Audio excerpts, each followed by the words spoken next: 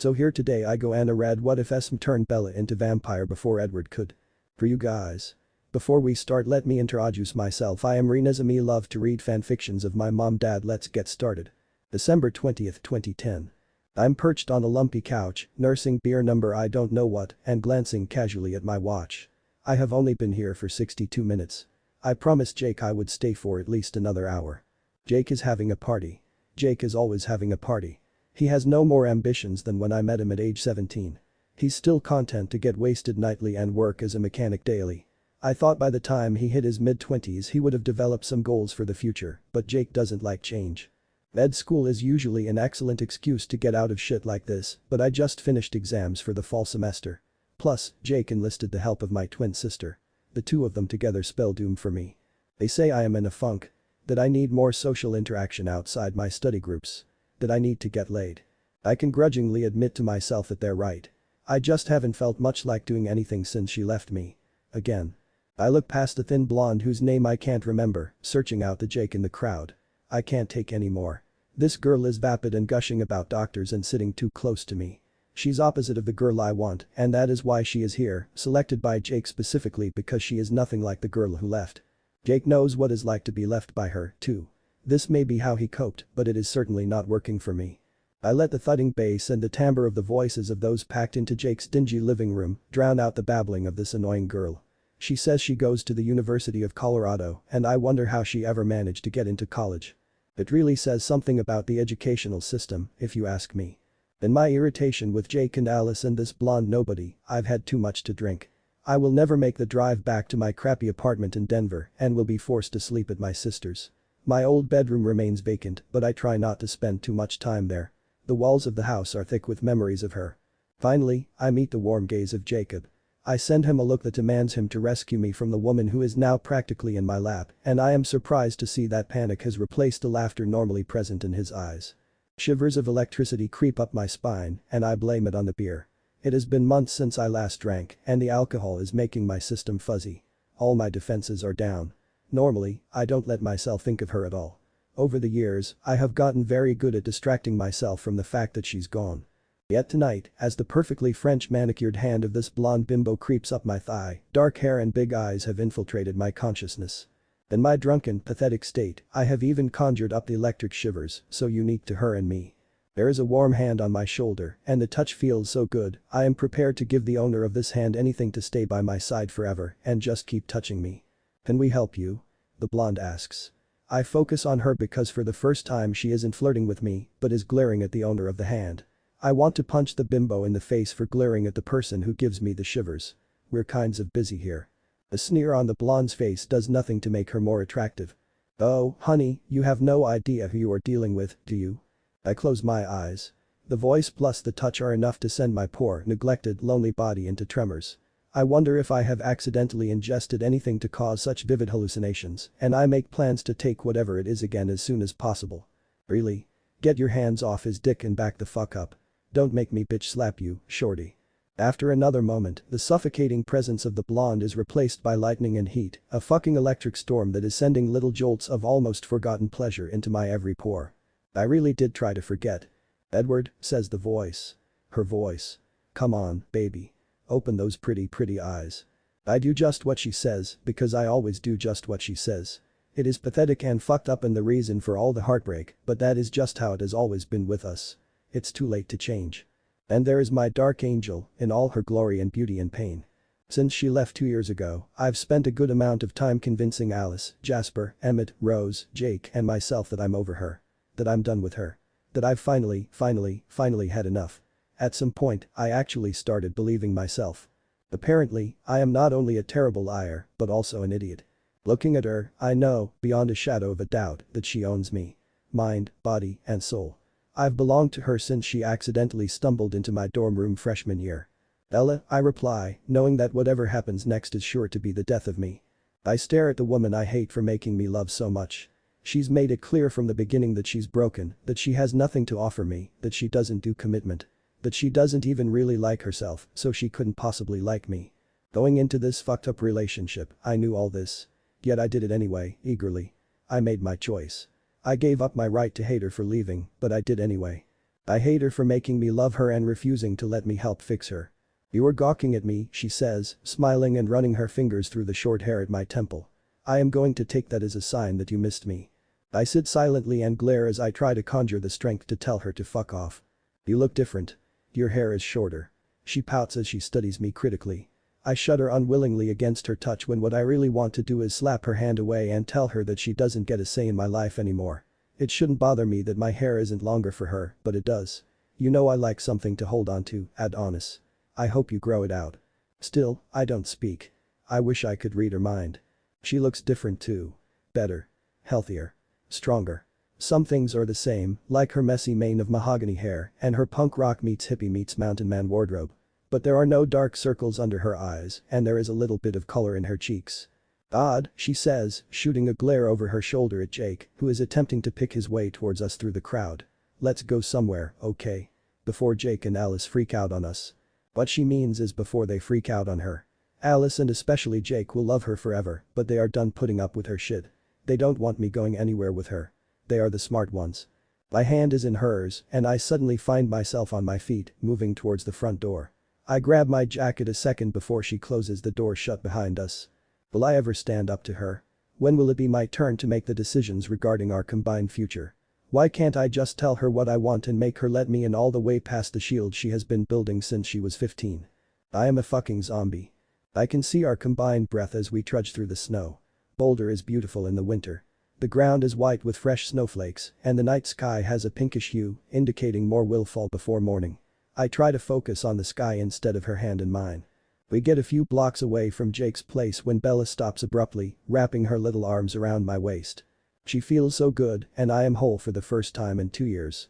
Even so, I somehow find the strength to not return her hug. Where have you been? I choke out, my throat scratchy from alcohol and shock and disuse. Everywhere, Edward. I have been everywhere and I miss you so much. Her voice is a whisper in the dark and I will myself to stay strong. I have spent the last 2 years building my defenses. A little booze and a sneak attack shouldn't change that. Did you fuck anyone else? I growl out. I am pleased that I sound as angry and violent as I feel. Don't be like that, Edward. I am here. We are together. Just hold me. Her breath is hot against my neck and my fingers twitch at my sides as I fight my compulsion to do as she asks. It is even harder because I want it just as bad. You left me, Bella. I reply, looking anywhere but at her. If we make eye contact, I will fail. No one has heard from you in months. I am allowed to be mad at you. Is this even real? Part of me thinks it is a dream, but I dismiss the idea because in my dreams, Bella comes back full of apologies, spouting words of love. I know, baby. Bella says, her hands moving to cup my face. I know. I should have let you guys know I was alright. But I am here now and I just want you to make me feel good. Resistance is futile and I get lost in her deep eyes. We see all the way down to each other's souls and it is still not enough for her. I really want to be strong enough to tell her to fuck off. Are you still living in Goss Grove? She asks without breaking eye contact. I shake my head and keep my mouth shut. Her face falls and I hate that I have somehow disappointed her, which is ridiculous, seeing as she disappoints me daily. Do Ellis and Jazz and Em and Rose still live there? Her fingers trace my jaw and I have to close my eyes to keep my breathing from getting too ragged. Yes. I spit the word out quickly before asking the questions I have been dying to ask since I first saw her tonight. What the hell are you doing here, Bella? What the fuck do you want for me? The words shoot out of me and for one terrible moment I think Bella is going to cry right there in the snowy street. I am here, Edward. She talks slowly as if addressing a second grader. Because Boulder is my home. And all I want is you. My legs buckle slightly as she says all the right things. I forget that I hate her and that she still hasn't apologized and that she will only end up leaving me again. My hands find her hips and my fingers dig into her soft skin in desperation. Please, Edward. I can never withstand her begging. Please really is the magic word. In my drunken state, I decide I see the apology she is unwilling to utter in her eyes. I kiss her, crashing my lips to hers as I let out 2 years of pent-up emotion, hurt feelings, confusion, and the ache of being without her. The kiss is needy and violent and desperate. She moans around my tongue and I lift her off the ground to get closer. We grope and kiss as we stumble blindly to a nearby bus stop. The hop pulls up seconds or minutes or hours later. I can't tell. I flash the burly female driver my bus pass that comes with my tuition.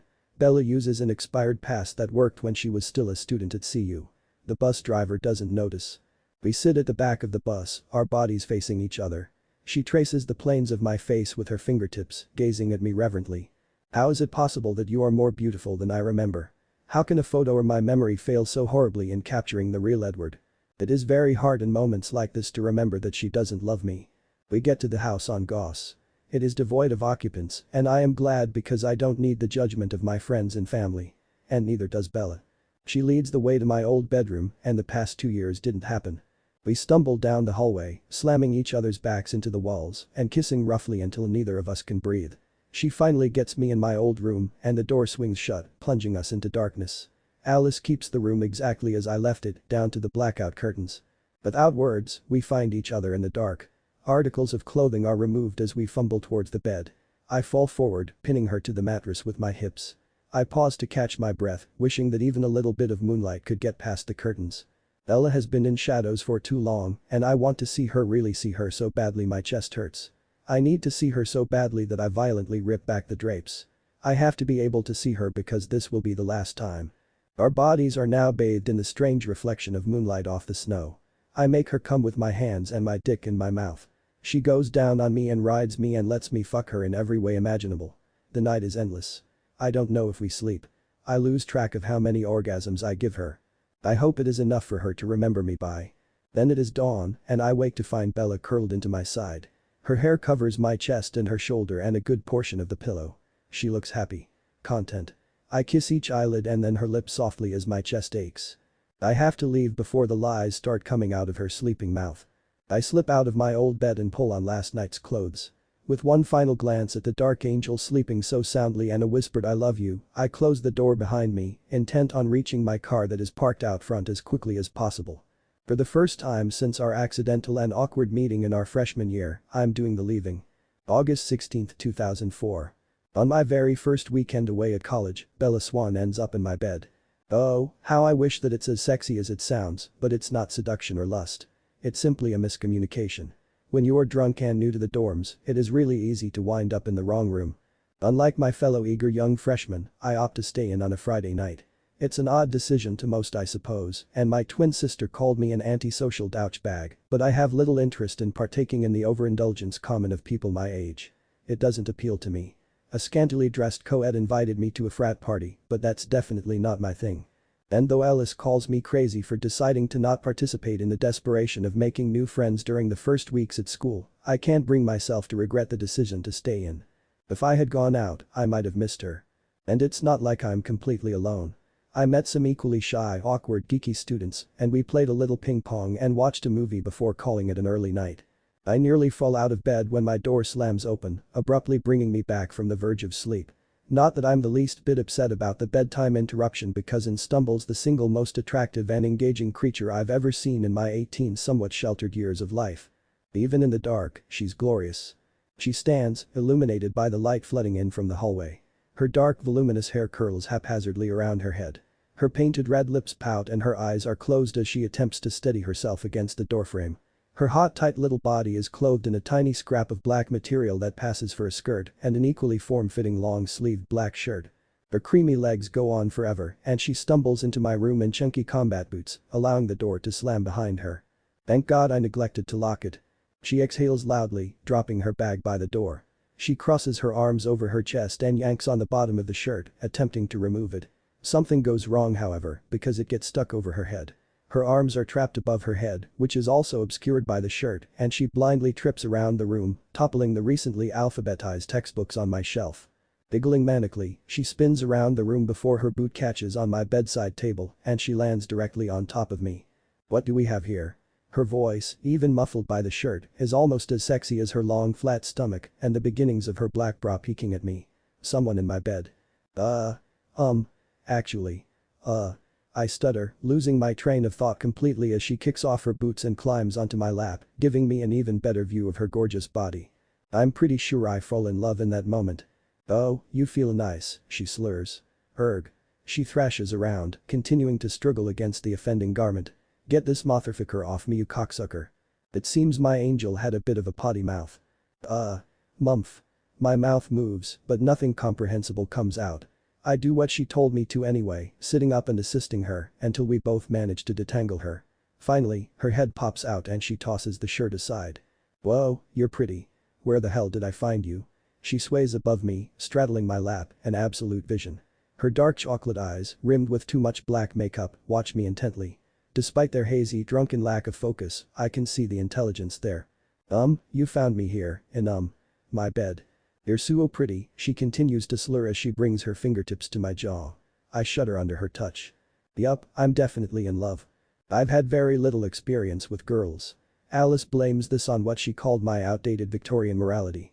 I don't think a respect for women and a desire to be in love was outdated. Alice also doesn't know that I broke up with my one and only girlfriend in high school after letting the overly aggressive Tanya get me drunk and steal my virginity. That whole horrible debacle put me off girls for a while. Until she barged into my room. I sure as hell don't feel Victorian in that moment. I Adonis, she giggles, rolling her hips and causing me to groan. Are you this chiseled everywhere? I whimper a little and try to focus on how obviously wasted she was. College isn't supposed to be like this for me. I want to learn, not get hammered and have random faceless, nameless sex. I have goals, hopes, dreams. Edward, not Adonis, I managed to choke out. Upon arriving at the University of Colorado, I became very aware of the fact that I'm good looking.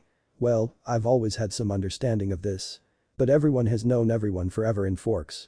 My pretty face had long ago been forgotten, and the only thing my peers see is my big, know-it-all brain. I lived in the shadow of my social butterfly twin sister and super jock big brother. I didn't think college would be any different, but already I've received a lot of attention for my green eyes, weird colored hair, and general pleasing appearance. Edward, she purrs as she continues to rock above me, further provoking my growing hard-on. Her gaze scorches me, and she slowly lowers her face to mine. Inch by inch, she closes in on me, while my brain screams at me that this was wrong. She's drunk. I don't even know her name. She's really drunk. I don't do stuff like this. Pretty Adonis, in my bed, she murmurs, so close now that I can feel her breath on my lips. I'm a moment away from not caring about anything but the feel of her against me, but then her eyes flutter closed and she collapses against my shoulder, cuddling into my neck. She falls asleep and I exhale in relief. What the hell just happened? If this is really what college is like, I honestly don't know if I can handle it. My older brother Emmett first showed interest in CU because of its party school reputation. He was sold when he met fellow applicant Rosalie on a campus tour. They've been together for a year.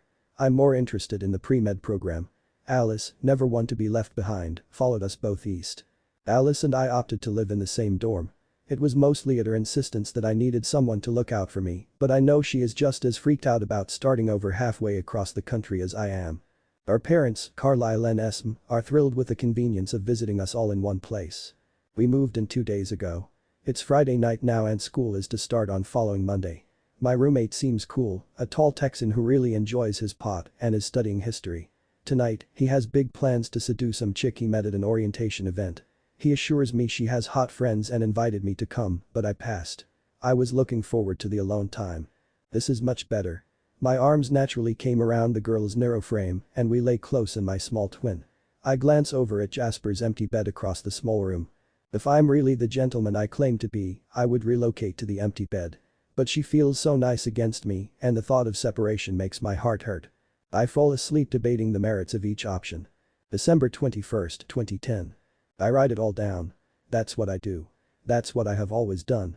Even after pulling a Renee and getting the fuck out of Boulder, Colorado, I care more than he will ever understand, and so I write it all down. I didn't mean for him to love me, and I certainly didn't mean to love him back. At least I made it until graduation. I finished my creative writing major and my English lit minor a semester early before I left my home. I'm more like my mother than I'm willing to admit. A long time ago, he wanted to marry me. He wanted me to move in with him. He wanted forever. He said he could feel me slipping away and he wanted to save me, love me, fix me. Silly boy. I told him when we were 18 that I'm beyond fixing. I will never be what he deserves. I will never be good enough to hold him. It would have only been a matter of time before he figured it out and left me too. Because everybody leaves eventually, myself included. It was part self-preservation. Commitment and forever freak me the fuck out. But I left for Edward too. I would ruin him and he's so kind and good and smart. He needs someone worthy of him. He was willing to put off med school for me. So I left. He hates me now, I'm sure. I certainly do not hate him. My time away has been half self-destruction, half healing. I hope that once I explain, once he knows everything, he will forgive me. While I was away, I learned that I'm not Renee. She constantly feels the urge to wander. The entire time I was gone, it felt like there were giant elastic bands around my heart, pulling me back home to Boulder. The closer I get to home, the more the pressure eases. I don't know exactly what I want or how to go about getting it, but I know that I'm done trying to live without Edward Cullen. I try his apartment in Lodo first. The neighborhood in downtown Denver is hip and not somewhere I thought Edward would live. Though I was fairly out of touch with everyone, I still had my contacts. It was Angela who gave me his address. He lives here with Ben now. I don't like that even this has changed, but Denver is only 30 miles from home, so it really isn't that big of a deal. Ben opens the door and gapes at me in shock. I smile at him and affectionately muss up his hair. "Sup, dude?" I say in greeting as I try to get a glimpse of my boy in the apartment.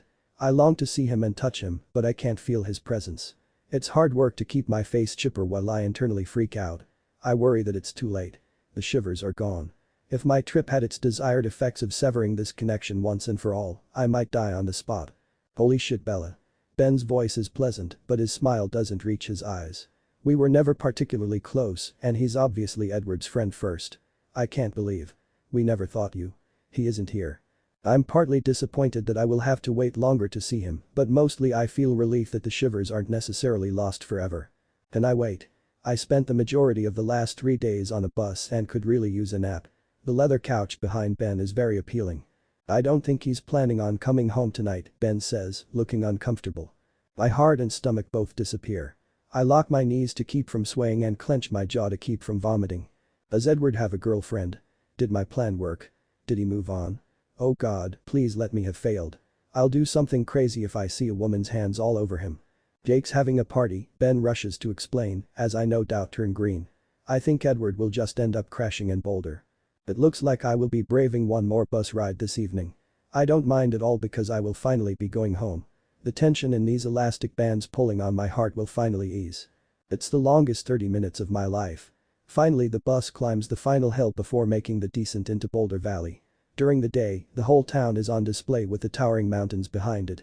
I close my eyes and picture it. I go to Billy's first. The man who basically saved my life is asleep, but I still have my key. I drop the duffel that contains all my worldly possessions on the couch and take in the familiar surroundings for a moment before I leave again. With a final fond glance at my ancient Chevy parked at the side of the house, I set off for Jake's. The house is throbbing and alive with activity. People are everywhere, drunk, wild, and celebrating the end of the semester and the beginning of the holiday season. I slip in unnoticed, glad that no one I know stops me. There's only one man I want, and I feel him before I see him. The elastic bands have not relaxed completely, even though I am home, and I let them pull me to the living room. Excitement explodes in my chest when I take in the bronze penny hair and outline of his back in a flannel shirt. I revel in my wholeness, silently observing him. I've yet to see his face, and already I'm complete. I'll never leave him again. I hope it's not too late. And then I notice the little whore fluttering all over my boy. I could leave again, disappearing without him being any the wiser. If he's happy now, without me, I can do it. But I can see by his rigid posture that he's not down with the attentions of the fake blonde at his side. I gave up all rights to him the moment I first stuck out my thumb on I-25 2 years ago, but that doesn't change the surge of irrational jealousy and possessiveness I feel. I should never have left him. The need to touch him is overwhelming, so I do. With a tentative hand on his shoulder, I glare at the slut next to him as he relaxes under my touch. He still doesn't look at me, and I can tell by the slight sway in his shoulders that he's drunk. But alcohol can only make this easier. I dispatch the blonde with ease before finally turning to face him. His green eyes are closed, but his face is serene. I melt inside and try not to cry. My heart hurts with how much I miss him. I can tell by the faces he makes as I talk that he desperately wants to remain unaffected by my reappearance. But he has never been able to pull off apathy. I pray he doesn't totally hate me as I grab his hand and pull him outside. I need to get him away from Jake, who doesn't look happy to see me at all. In the back of my mind, Jake's anger registers as fucking weird, but I am too focused on Edward's hand and mine to care about anything else really. The snow on the ground is lovely, and I don't even mind that the cold and wet has seeped into the toes of my sneakers. So far, he has only said my name quietly to himself. His lack of communication makes me nervous. I thought he would be angry. I thought he would yell and rant and rave, and I would calm him down with really great sex before telling him all about my travels. I have written out the script for our reunion 1,000 times in the last 2 years. In each, he always starts enraged. He is soothed by make-up sex and after he wraps me in the safety of his arms and tells me he loves me. His silence, combined with the fact that he has yet to touch me, makes me think I'm too late. He asks me if I have fucked anyone and I don't answer. Stupid questions don't deserve answers. I'm so relieved when he finally pulls me to him and kisses me. I've lived off the memory of his last kiss for too long and he breathes life into me again. I can kiss Edward for the rest of forever. For the first time, such thoughts and desires don't scare me out of my skin. Somehow, we're back to the house on Goss and we're in his bed and he's inside of me. It's like 2 years never happened. He makes me come over and over again and I know that everything will be alright. This man loves me and always will. I know that I have fucked up in the past. I know that I have made 1,000 mistakes regarding our relationship. But I'm done denying us. I'll find a way to make it up to him, but for now we just need to physically reaffirm our love. I drift off, thinking of everything I want to say to him in the light of day. There have been very few words between us, but he has to know how I feel. Never before have I let him make love to me like that. He has to know that I have changed. I wake up naked and alone in a big cold bed. Nothing of Edward or I remains in this room. Even the sheets and pillows are different. In the light of day, it looks like we never existed here at all. Edward is gone, and for the first time I understand the enormity of the choice I made to leave 2 years ago. I feel what Edward felt and I know that there will be no getting back to where we once were. I stare vacantly at the unnaturally blank walls of Edward's old room as my heart breaks. I retrieve the battered leather-bound notebook Edward gave me for my 20th birthday from my purse, writing desperately. There has to be a key to getting Edward back hidden somewhere in our past. So I keep writing it all down. I always write it all down. August 16, 2004. It is pretty much a total fucking miracle that I even fucking made it to college in the first place. I have the brains and the grades, just not the monetary means or the stable family life. But then my mom came back to Boulder, married to the endlessly rich Phil. I don't want to take his money and I don't want to forgive Renee for her many sins, but I've always dreamed about going to the college that resides on the hill above my neighborhood and there is no way that is going to happen without letting her back into my life. The college education is precious to me. Which is why I resolved to not fuck it up with what Jake calls my usual antics. That means less booze, less pot, no drugs, and no random fucks. I'm thrilled to see that all my declarations for self-improvement lasted all of one fucking day. One day after move-in and I'm waking up to a strange body. Light is flooding in from somewhere, burning my retinas even before I open my eyes. The last thing I remember from the night before is getting drunk at Sam's, fighting with Jake, and leaving mad with a flask full of tequila for the road. Shit, this boy feels nice. My head is pillowed on his shoulder, content in the circle of his arms. Normally I peace out right after the dirty stuff and when I do stay there is definitely not cuddling. Bella Swan is not a fucking cuddler. The absurdity of it all is enough motivation for me to open my eyes and shuffle away from the warm body next to me. I sit with my back against the wall and look down at the latest to get in my pants. Goddamn, he is absolutely gorgeous. I give drunk Bella a high five in my head. Usually that slutty bitch is not so discerning.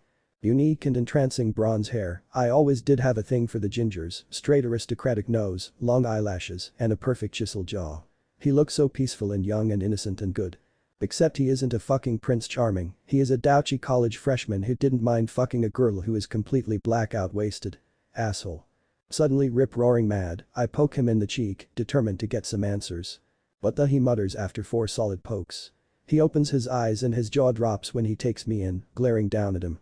This whole thing is such a departure from protocol for me, the spending the night, the cuddling, the waking him up.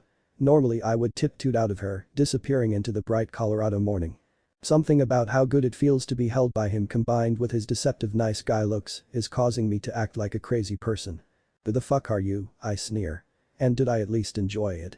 He just continues to gape at me, the shock apparent in his moss green eyes. Damn, they are pretty. Come on Adonis, I encourage, snapping my fingers. I gots places to be. It's Edward actually, he finally manages to sputter at me. Even with his nerves, his voice is like velvet and has my traitorous lady bits aflutter. And there was nothing to enjoy. I simply raise an eyebrow. What the fuck does that mean? We didn't, nothing happened. Then how did I end up half naked in your bed, Edward? The bed is really tiny and even from my sitting position, our legs overlap. I think you thought this was your room last night, he explains in one rushed breath. You stormed in, took off your shirt, and climbed into my bed. Huh. That is just fucking excellent. Nothing happened and then you fell asleep and I just didn't know what else to do. I didn't touch you, I swear. Aw, he is so nervous and adorable. Perhaps he truly is the gentleman I originally pegged him for. I can't help smiling at him for a moment and he smiles back. But we seem to be having some sort of moment and that simply will not do. Bella Swan doesn't do emotions or feelings or any of that relationship crap. Period. Well, this is embarrassing, I announce, crawling over him and hopping out of bed. I glance down at my body, glad that at least I'm wearing a nice bra. My itty bitty miniskirt is ridden up and is resting around my belly button. A whole lot of skin is exposed and I catch Edward staring before he awkwardly clears his throat, looking away. Sighing heavily, I yank the skirt roughly down my hips. I locate my shirt and spend far more time right-siding it than I would have liked. I can feel the intensity of Edward's stare and it's making me uncomfortable. This is so fucking embarrassing. My cheeks seem to be eternally glowing and I hope he doesn't notice. Listen, thanks for letting me crash here. Sorry about that. I'm sure I was a drunken mess last night if the pounding in my head is any indication. I'm pleased that I sound unaffected when in reality, I just want to fall over and die from the mortification of it all. Stupid, fucking, idiot drunk Bella. Edward sits up, swinging his legs off the side of his bed. He's wearing only a pair of drawstring pants and I take a moment to enjoy the view of his long, lean torso, sculpted abs, and delicious V-cut that is probably my favorite thing about the opposite sex. I am momentarily sad that drunk Bella didn't get any last night, but then I chastise myself for breaking my own fucking rules. No problem, he replies, looking uncomfortable as I finally pull my shirt on and move to locate my shoes and purse. And thank you for not. I pause, choosing my words carefully. He seems too nice and sweet, if not somewhat sheltered. Taking advantage. I really appreciate it. I'm glad I wandered into your room and not the room of someone less gentlemanly. His face blooms into an absolutely panty-dropping crooked smile and for a moment I wish I could stay. I am glad of that too, he replies quietly. We look at each other for a moment before I find myself getting all soft. I have to fucking get the fuck out of here. Already he makes me feel too much. I must still be a little drunk. Right, I say, stepping into my boots and shouldering my bag. Thanks again Edward. Have a good life. I turn to leave, but before I reach the door Edward is in front of me, blocking my escape route. I look around the room, noticing that it is the same layout as my own dorm room that I have yet to spend the night in. Yes Edward. Can I help you with something? I ask, my voice dripping with sarcasm and distant as I glare at him. What is your name? I sigh, trying to find a way around him. But he has a good foot in height on me and is much wider. I ain't leaving unless he lets me. I don't like this at all, but the guy has been really decent to me. Even if he didn't relocate to the empty bed in the corner. Plus, the University of Colorado is a huge school. What were the chances I will see him again? Bella, I reply shortly. Bella? He asks, wanting my last name. Bella Swan, now will you please get the fuck out of my way? I wouldn't want to impose on your hospitality any longer. Bella Swan, he says, smiling as he extends his hand to mine. I place my fingers in his and he raises my hand to his lips. What a little charmer. I am not used to shit like that and it has me blushing. Damn it. It's a pleasure to meet you. I'm Edward Cullen. Holy fucking shit, we are having another moment. I need to get my bitch on and make it clear that I will never be seeing him again. Right. Can you please fucking move now? Have breakfast with me. No. Please. No. Please. You owe me for providing shelter. I really shouldn't. Bella Swan, I just want the opportunity to get to know the woman who spent the night in my bed. Is that so crazy? Yes, it's fucking crazy. Boys, aside from the pack I've known since I moved to Boulder at age 11, never want to get to know me. Unless it's in the biblical sense, of course. This Edward fellow is dangerous. He has me balking. He has me wanting to talk to him. And though my brain is screaming at me to abort, I really wanted to stay with him, even if it's only for a while longer. And that alone is the very reason why I have to get the fuck out of here. Please. He is begging me with his eyes as well and has somehow managed to bring his face close to mine without my noticing. My eyes jump to his lips and I blush a fucking gain. I am just about to tell him to go fuck himself when suddenly the door behind him opens, smacking into Edward's back and sending him flying into me. We both go down like a ton of bricks, limbs intertwined, foreheads clunking together. His hips land in the cradle of my thighs and all of our goodies are perfectly lined up. We both inhale sharply and stare at each other, lust and electricity crackling between us. Damn son, says a tall, lanky boy in a southern accent. Sorry to interrupt. Way to go, didn't know you had it in ya. Edward scrambles off me before extending a hand and pulling me to my feet. We stand side by side, taking in the couple now standing before us. My eyes widen as I see the tiny girl standing next to the freaking cowboy. She is very familiar, even if I just met her yesterday. Edward? she asks, looking equally surprised as I am. Alice? Edward practically shouts, sounding downright pissed. An unfamiliar emotion I later identify as jealously courses through me. I have to know how they fucking know each other, and I feel irrationally possessive of Adonis. Edward? Asks the tall boy, looking perplexed. Jasper? Edward growls, looking shockingly dangerous and incredibly sexy as he glares at who I assume is the roommate. Jesus, Alice mutters, covering her face with her hands and shaking her head. Alice? Jasper asks, crouching over my roommate, looking concerned. Ella? Alice asks, noticing me for the first time, peeking through her fingers. Edward? She continues, looking between the two of us and grinning. Alice? Edward demands, still glaring at Jasper. Alice is the girl whose brains you were planning to fuck out of yesterday. Alice? Alice and Jasper both blush before Jasper collects himself. Yeah, what's it to you, asshole? She is my sister. My twin sister, you fucker. Twin. I feel so fucking stupid for my misplaced jealousy. Oh snap, I exclaim, enthralled with the soap opera-like drama unfolding before me. The yelling is escalating and I watch with avid attention. Edward, Alice says, stepping forward. Would you please calm down? Calm? You want me to fucking calm? He sputters incoherently for a moment. I'm calling Emmett. You will fucking not Edward Anthony, my roommate shouts. I don't really know Alice very well. I've pretty much avoided her since I moved in and she demanded we color coordinate, handed me some sort of get-to-know-you quiz and declared that we would be the best of friends. No thank you. I don't do girlfriends either. They are too much drama. Ever since the Rosalie Hale incident of 2002, I've avoided my own gender like the motherfucking plague. And though I don't know Alice, I never guessed that the fashionable little thing with the pixie cut and the supermodel wardrobe can make so much noise. I also don't expect her to launch herself at her tall twin brother and attempt to wrestle the phone from his grasp. I take advantage of their combined distraction and slip unnoticed out the door. I rest my head against it, close my eyes, and pray that my little night escapade has not brought a shit ton of drama into my new college life. My phone vibrating in my purse brings me back to reality. Yo Jakey. What is up, biznitch? I say after digging for a moment. Where the hell are you, Bells? I'm pounding away on your door and no one's answering, he replies, his voice gruff and annoyed. We're supposed to meet Quill and Embry for breakfast and we're fucking late. Yeah, didn't actually make it home, I say, confused as I do a quick survey of my surroundings. It sure as fuck looks like my hall, everything is exactly the fucking same. It's then I remember that my floor is made up with identical wings, one for the girls and one for the boys, joined in the center by a common room. This makes me feel slightly better. At least I'm not a complete fucking lunatic. It's an honest mistake. Also, I know exactly how to get back, so that's a plus. Where did you end up?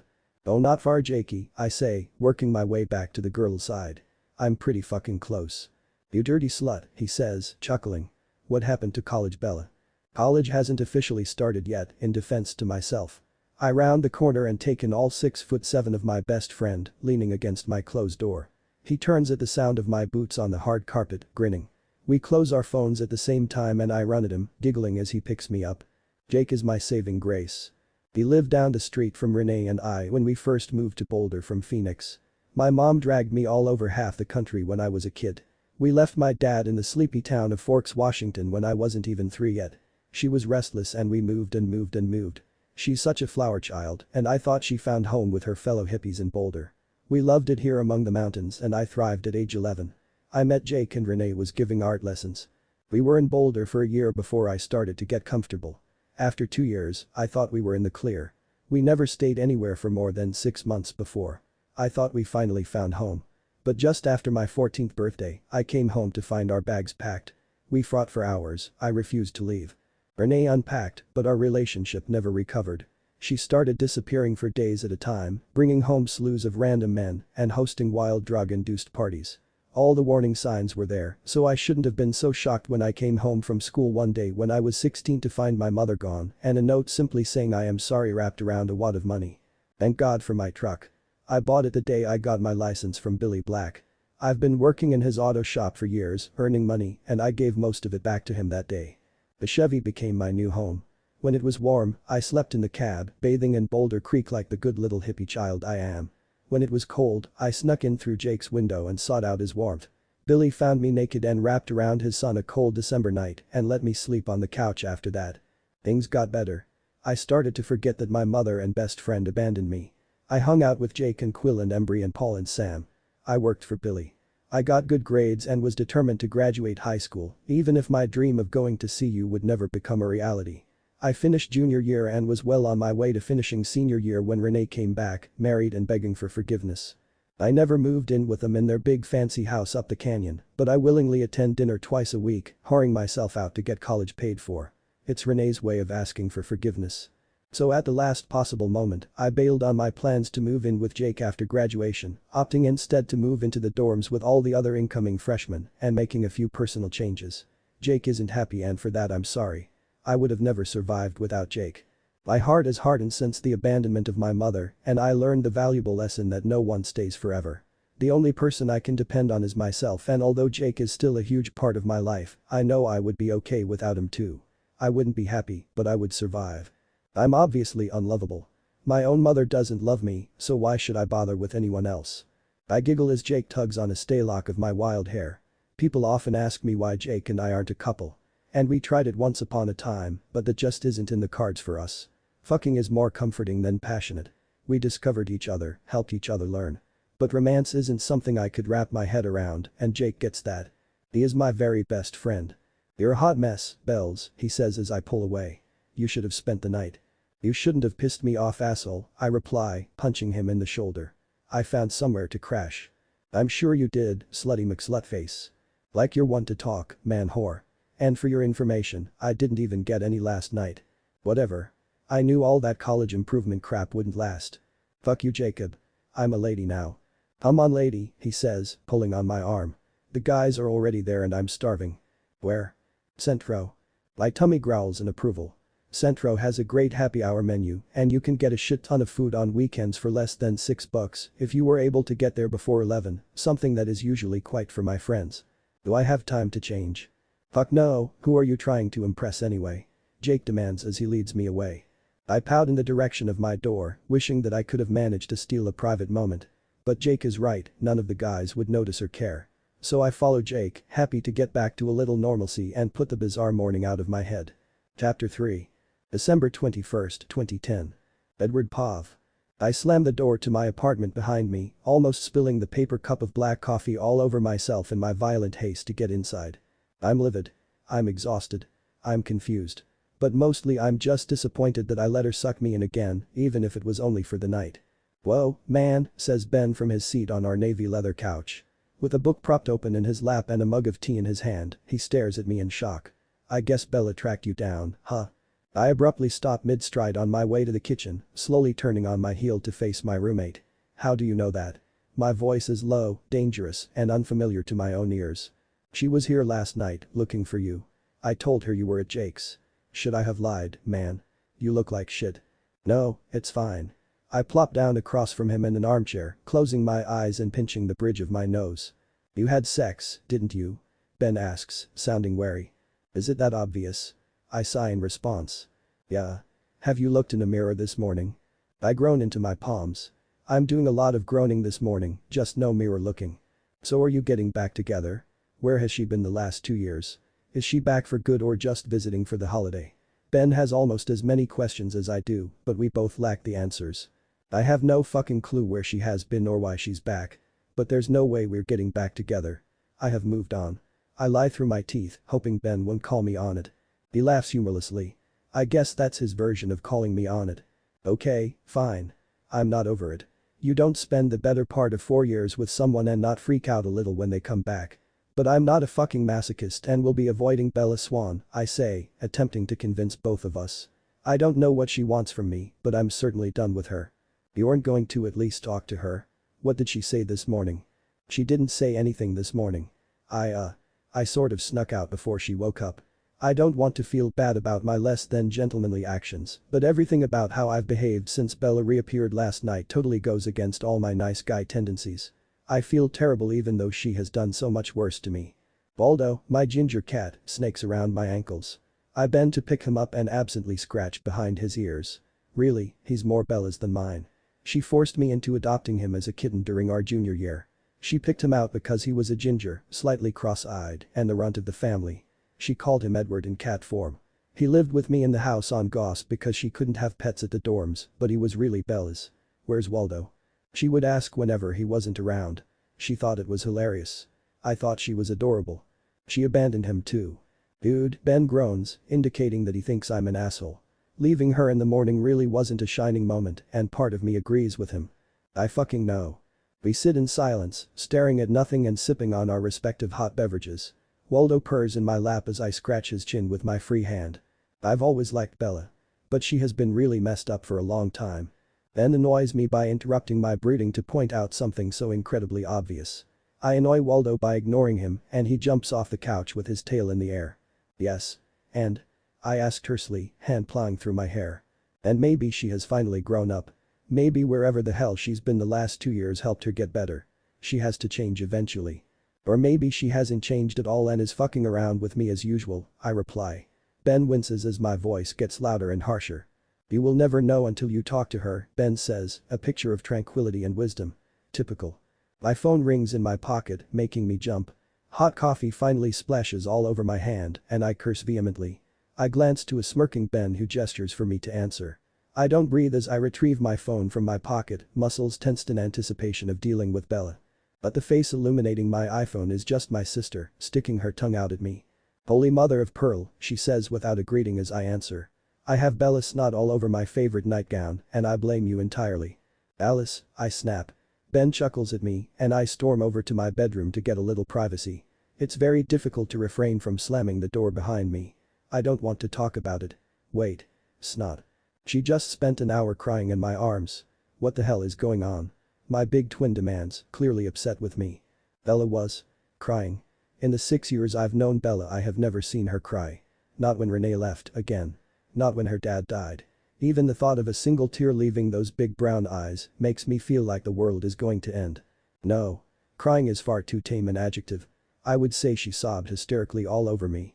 Alice sounds livid not about the snot but about the reason for all the tears. Why? I squeak out. My twin is really scary. I would not be surprised if she made the 30-mile drive to kick my ass. I don't know, my idiot brother. Do you want to hear what I do know? I know that last night a freaked out Jake finds me, saying that Bella is back and the two of you disappeared. I know when I got home, it's to the sounds of my brother and his long-lost lady love getting it on. I know that said noise lasted all fucking night, preventing me from getting any sleep. I know that when I walked by your open bedroom door this morning, I saw Bella, wrapped in a sheet, sitting in the middle of the bed, staring at nothing. She looked so sad and lost and… God. That's all I know. Shit. This is so fucked up. Did she tell you anything? Like where she has been or what she is doing back? I ask, desperation coloring my tone. Oh no. Oh no, no, no, no. I'm not going to be your middleman with Bella. If you want to talk to her, call her or come visit. Is it? I'm really a stunning conversationalist this morning. She's moving into your old room, if it is okay with you, Alice replies, sounding suddenly very tired. It's not my room anymore, I point out. The moronic part of me likes the idea of Bella staying in my old room. You can do whatever you want with it. I know. That's what I said. But Bella wanted me to check with you. So, she is staying. I whisper into my phone. Alice is silent for a long torturous moment. Yeah, little twin. She sighs. Bella's back. After a long, hot shower and a thorough shave, I feel more like myself. More human. My brain throbs with a million different thoughts and I'm thankful Bella chose to reappear after exams were finished or else I would have absolutely failed. I cannot wrap my head around the events that have taken place in the last 17 hours. She touched my shoulder. She was at Jake's. She missed me. She kissed me. And then there was the sex. It was the most intense night of my life. Never before had Bella let me in like that. We connected on a whole new level. I punch my wall in frustration, groaning before I flop face down on my bed. I'm romanticizing sex again. Sex is just sex to Bella. The whole experience with her last night had just been super emotional because I was shocked to see her, I missed her, and I was slightly intoxicated. The whole evening was so surreal. I have difficulty even thinking about it. Plus, it was hot as hell. My phone goes off again and I reach over to answer it without lifting my head from my pillows. Mumph. I tried to say hello, but it came out as an incomprehensible mutter. Bruo. The voice of Jacob Black rumbled around between my ears, reminding me of my momentarily forgotten hangover. Jake. Please. Stop booming at me, I snap at him, but I don't think he can really understand me because my voice is still muffled by the pillows. Sorry. How you holding up? Guess who I just had lunch with? Jake is like a damn puppy and I find his enthusiasm and yippy voice highly annoying. Once upon a time, I hated him and news of him having lunch with Bella would have sent me into a jealousy-induced tizzy. A lot has changed. Isabella Marie Swan. In the motherfucking flesh. You probably already knew that though. Where did you two disappear to last night? Don't answer that. I really don't want to know. But seriously man, are you okay? I told her to stay away from you, that she really fucked you up last time. He's worse than Alice and I'm surprised that he is even letting me speak. I'm fine. Are you as shocked as I am? Because I was so fucking shocked when I saw her all up on you last night. I thought you would just fall over dead. I hadn't talked to her since. I don't know. June. Yeah, June. She didn't seem like she planned on coming back, but here she is. Best Christmas present ever. Jake, please stop bellowing, I mumble. My request is ignored. What did she say at lunch? Oh, you know, the usual Bella stuff. We just caught up. She's back, you know, moving into your old room. Where exactly has she been? I desperately want to know, but I don't have the guts to just call her and ask. I forgot to ask her that. Oops. Jake is an idiot. You're an idiot. I think she just traveled around everywhere, doing stuff and meeting people. She said she had lots of adventures. I think you made her sad though, dude. Suddenly I'm furious. Alice thinks I'm an asshole. Jake thinks I'm an asshole. I think they are wrong. I'm the victim here, not Bella. Bella deserves a little sadness for what she did to me. I'm allowed to be pissed at her, goddammit. I don't really give a fuck if she is sad, Jake. Sad is such a weak fucking emotion compared to all the shit she put me through over years. So if she is a little sad, then good. Great. I'm elated that I made her fucking sad. Maybe now she will leave me the fuck alone. I'm breathing heavy by the end of my rant. I'm violently angry and my fist knots in my sheets as I try to get a hold on my emotions. Dude. That's harsh. You're such a pansy. Jake chuckles at me. He's unflappable to a fault, always happy, easygoing, and fucking annoying as fuck. Pull your head out of your vagina. You're harshing my mellow. Fuck you, Jake, I curse at him, but there is no heat behind my words. It's extremely difficult to stay angry at someone so fucking happy. Go smoke a tree. She's back, man. You're going to have to talk to her eventually. I both loathe and despise wise Jake. He is on the verge of going all hippie sage on me, so I distract him quickly. Why are you not more upset about this? I mean, she's your best friend. She left you, too. And you are just welcoming her back with open arms. Eddie boy. Jake chuckles. She's my best friend and that is exactly why I'm welcoming her back with open arms. But I get why you have reservations. She totally pulled a Renee on you and I can see why you're pissed. But come on, man, this is Bella. You can't ignore her forever. I can and I will, I mumble stubbornly. Dude, even if you decided you are totally done with her, which is motherfucking doubtful if you ask me, you still have to talk to her. Hash all this shit out. There is absolutely nothing to hash out. Jake snorts into the receiver and my hand finds its way into my hair. Whatever. I don't want to get in the middle of it. Jake's statement floors me. My mouth drops in shock and I jerk into a sitting position on my bed. Jake and Isabella have been best friends since they were 11 years old. They dated in high school, something that makes me irrationally, violently jealous whenever I think about it. Bella even lived with the Blacks for a couple years. He is fiercely protective of her and really hated me for years. The feeling was mutual. Miraculously, we've become pretty good friends. It's weird. The fact that Jake does not rush to defend his long-lost friend justifies my position that Bella is in the wrong. Jake will always be there for her, yet he does not take her side. If there even are sides to take. Infusion, thy name is Edward Anthony Cullen. Enough with the Edward pity party. It's the fucking holiday season. You're still coming to Boulder for Christmas, right? Alice's party is in a few days. Who will be there? I ask. What I really mean is will Bella be there? The usual suspects, I assume. I'm bringing Lee. So that is getting kind of serious, huh? Shit, man. Fuck if I know. She sucks a mean cock, though. Jake. I admonish. Bella will definitely be there too. She moved into your old room and all. That's kinda weird, huh? Do you think that's weird? I mean, really, what do you think about that? Jake's babbling is not endearing. Jake. I snap, recognizing that I sound just like Bella when she's annoyed with him. I really don't want to talk about Bella. Then what in the fuck are we going to talk about? What have we been talking about for the last 2 years? I don't know. Not Bella. Exactly. When was the last time you heard me speak her name? Today? Before she came back, you idiot. I wonder if Jake is being purposely dense just to irritate me. If so, he is doing a fabulous job and I just want this torturous conversation to be over. When she left. Right you are, Jake. Well done. Silence stretches between us and I am eager to get off the phone. This conversation has exhausted me further and now the silence is just awkward. Well, nice talking to you, man, he says in a rush. Yeah, take care, dude. See you soon. I hang up and flop back into my pillows. It's going to be the worst Christmas ever. August 16, 2004. Edward Pav. God damn it, Edward. It's ringing. I can't believe you're calling him. Alice huffs, her face contorts in rage when she realizes I'm serious about calling our brother. The Jasper screws my sister scenario is not something I have any idea how to deal with. Plus, standing up to Alice is difficult and I need Emmett in my corner. Shut up, Alice. Why are you being such an ass about this, Edward? Just because your moral compass will guarantees you won't lose your virginity until you are 60 doesn't mean the rest of us don't want to get laid. I try to ignore her, but then I realize Bella is missing. Alice seizes on my distraction and snatches my phone from my grasp. Or maybe you are just a giant hypocrite. What the hell were you doing last night with my roommate, She asks, smirking now. If you can fuck my roommate, why can't I fuck yours? What? The question explodes from my phone, which Alice waves about. Apparently, Emmett is answered, hearing my twin's little spiel, and he doesn't sound happy. Thank God. I really need some backup. Also, Bella is gone, and this makes me quite gloomy. Alice bails and slowly raises the phone to her ear. Good morning, brother dearest. No, I didn't call you. Hey. Don't yell at me. Edward is the reason you are awake right now. Yeah, you heard me right. No, it isn't like that. You know Edward. Come to breakfast with us. His name is Jasper, and no, you are not allowed to kick his ass. Emmett, you are going to be the best of friends, trust me. Okay, we will meet you there. Love you. And that is how I end up going to breakfast with my older brother and his bitchy girlfriend and my twin sister and my roommate who slept with said twin sister. We arrive at the village coffee shop before Em and Rose after a very tense bus ride.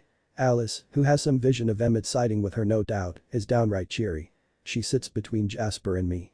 Neither of us is willing to speak and we both glare moodily out the bus windows. When we arrive at the restaurant, the waitress leads us to a large booth.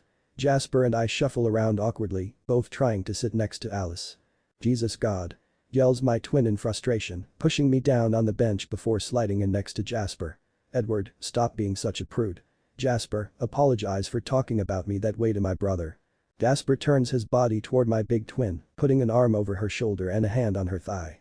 I clench my fists under the table and lock my jaw to stay silent. He doesn't look as if he is about to apologize to me. Alice. I apologize from the bottom of my heart for ever talking about you that way. It was inappropriate and disrespectful. The truth is that was just stupid guy talk. I was trying to impress your brother. And I know that we just met a few days ago, but I really like you and I hope you like me too. Wow, that's honest. Alice stares at Jasper with wide eyes and a big goofy grin on her face. Jasper has just succeeded in shocking both of us. And Alice is never shocked. Edward, he says, turning back to me, though Alice continues to stare at him adoringly. I apologize for my lewd language. I really do care about your sister and I plan on treating her real nice. I just nod, having no idea what else to do. The two of them go back to staring devotedly at each other for way too long. It is very uncomfortable for me and I glance repeatedly over my shoulder, hoping my oversized brother will appear. Eventually, Alice clears her throat daintily and looks in her lap for a moment before turning back to me. See Edward? Happy? She asks. I just brood in silence, thankful when I hear Emmett boom behind me, so my response is not required. There are the little freshmen, he yells. Already up to no good. So this is the motherfucker who has seen my little sister naked. Emmett scowls down at Jasper, who looks a little alarmed at our brother's size, but keeps it together decently. Name's Jasper Whitlock, says my roommate, rising and extending a hand. Pleasure to meet you. I like your sister very much. Emmett laughs, slides in next to me, and grabs the menu from my hand. You're a funny fucker. I like you. Did you hear the accent, Rose? A real gentleman this one. Emmett's scary girlfriend sits next to my brother and glowers at me. I have only met her a handful of times, but her dislike for me was instant. I roll my eyes as Alice smirks at me. Tinker Bell has succeeded in getting Emmett on her side. Growing up in a house with 3 kids meant there was always politics. In a dispute, you had to get someone else on your side or you were sure to lose. Typically it has been Alice and me against Emmett. I thought he was sure to be on my side today. Stupid Jasper. Introductions are made and I stay silent. There are a lot of big personalities at the table and I tend to get lost in the shuffle. People think I'm quite shy, especially if they know my siblings. I'm like that, really. I just don't speak unless I have something worthwhile to say. So what is this I hear about even Eddie getting laid last night? Emmett says, rounding on me. Don't call me Eddie, I reply. Yeah. Alice puts in, bouncing excitedly in her seat. Edward, what the hell were you doing with my roommate last night? Where did you even meet her? She has spent like no time in our room and doesn't really talk when she is there. Nothing happened. She stumbled into my room last night, drunk, thinking it was hers, I mumble into my coffee. It's not like I was going to kick her out. That's understandable actually. You're 233 East. We are 233 West, Alice says, looking thoughtful. So you didn't bone? Emmett asks, his blue eyes narrowing at me. No, Emmett. So you're still a virgin? He clarifies. I roll my eyes as everyone giggles at my discomfort. Rosalie's guffaws are particularly loud. She just is not a nice person. Plus, it is not like I'm about to correct them. The fewer people who know about my horrible night with Tanya the better. So, when are you going to see Isabella again? Alice asks. Isabella. She told me to call her Bella, I say quietly. Wait, Rosalie says loudly, putting her hands up and glaring back and forth between Alice and me. Isabella. Goes by Bella. What is her last name? Swan, Alice says warily. Bella fucking Swan is your roommate. Bella fucking Swan is the girl that spent the night in your room. Rosalie is screeching. Her eyes blaze and she's truly terrifying. Even Emmett unconsciously scoots away from her. Yes. I stutter awkwardly, not knowing if she really wants an answer. Then it's a wonder you didn't get laid, Eddie, she says, her voice dripping in disdain. Because that useless bitch is the biggest whore in Boulder. Don't call me Eddie, I say quietly, clenching my hands under the table. I never would consider myself a violent person, but I have an overwhelming urge to smack Rosalie for talking about Bella like that. I take it you know her then? Alice says coolly, tapping her dark red nails on the table. Yeah, I fucking know her. She used to be my best friend until she fucked my boyfriend junior year of high school. God, I can't even believe that slut got into CU. There is no way she's paying for tuition. Probably sleeping with someone on the board, that fucking bitch. I don't know Bella. At all, really. But that doesn't stop the crazy emotions coursing through me. I want to defend her honor and protect her from hurt. I want to scream at Rosalie and tell her to shut the fuck up. Wow, Rosie, that sounds a little harsh, Emmett says, playing peacemaker. Whatever, it's the fucking truth. God, I hate her.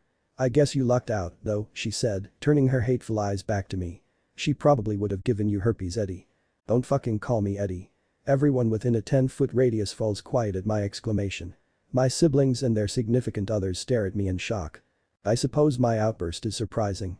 I am the quiet one. The calm one. The logical one. And for the most part, I am all those things. Except when it comes to Bella, apparently. I stay silent for the remainder of the meal, and the tension lingers. I see that Rosalie's words and plot a way to get Alice to tell me everything she knows about her mysterious roommate. December 21st, 2010. Bella Pov. Alice finds me naked in the center of Edward's old bed.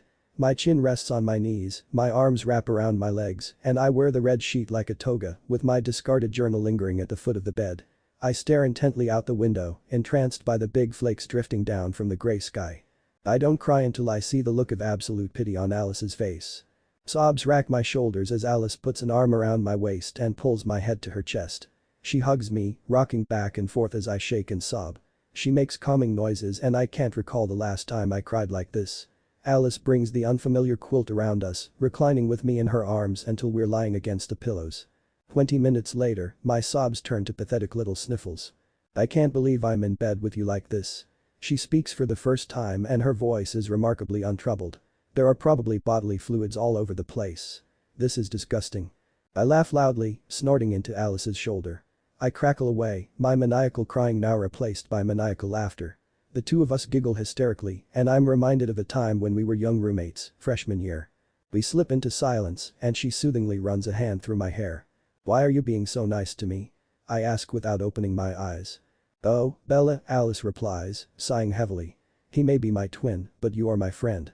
And it would be pointless for me to torture you when you have done such an excellent job of fucking things up on your own. I nod, appreciating her honesty. How is he? The words are spoken so quietly, I'm not sure at first if Alice can even hear me. Fine, Bella. He's fine. Good. That's good. I stutter and blush. It occurs to me that Alice probably heard everything last night and I'm far too conscious of my nudity. How are you, Bella? Alice asks seriously. I really don't know, Alice. Are you back? For good? Yes, I say, sitting up so I can smile at her. I mean, I need to get a job and find somewhere to live. But yes. I'm home for good. Good. And you are staying here of course, she states matter-of-factly. But. I can't. This is your brother's room. I'm back to stuttering, but really the idea is so appealing. I crave the familiar. I'm grasping at anything that will get me a little closer to where I was before I took off. Bella, he hasn't lived here in a year and a half. He doesn't even visit very often. I haven't had the heart to rent it out because I knew you would need somewhere to live. I have been saving it for you silly.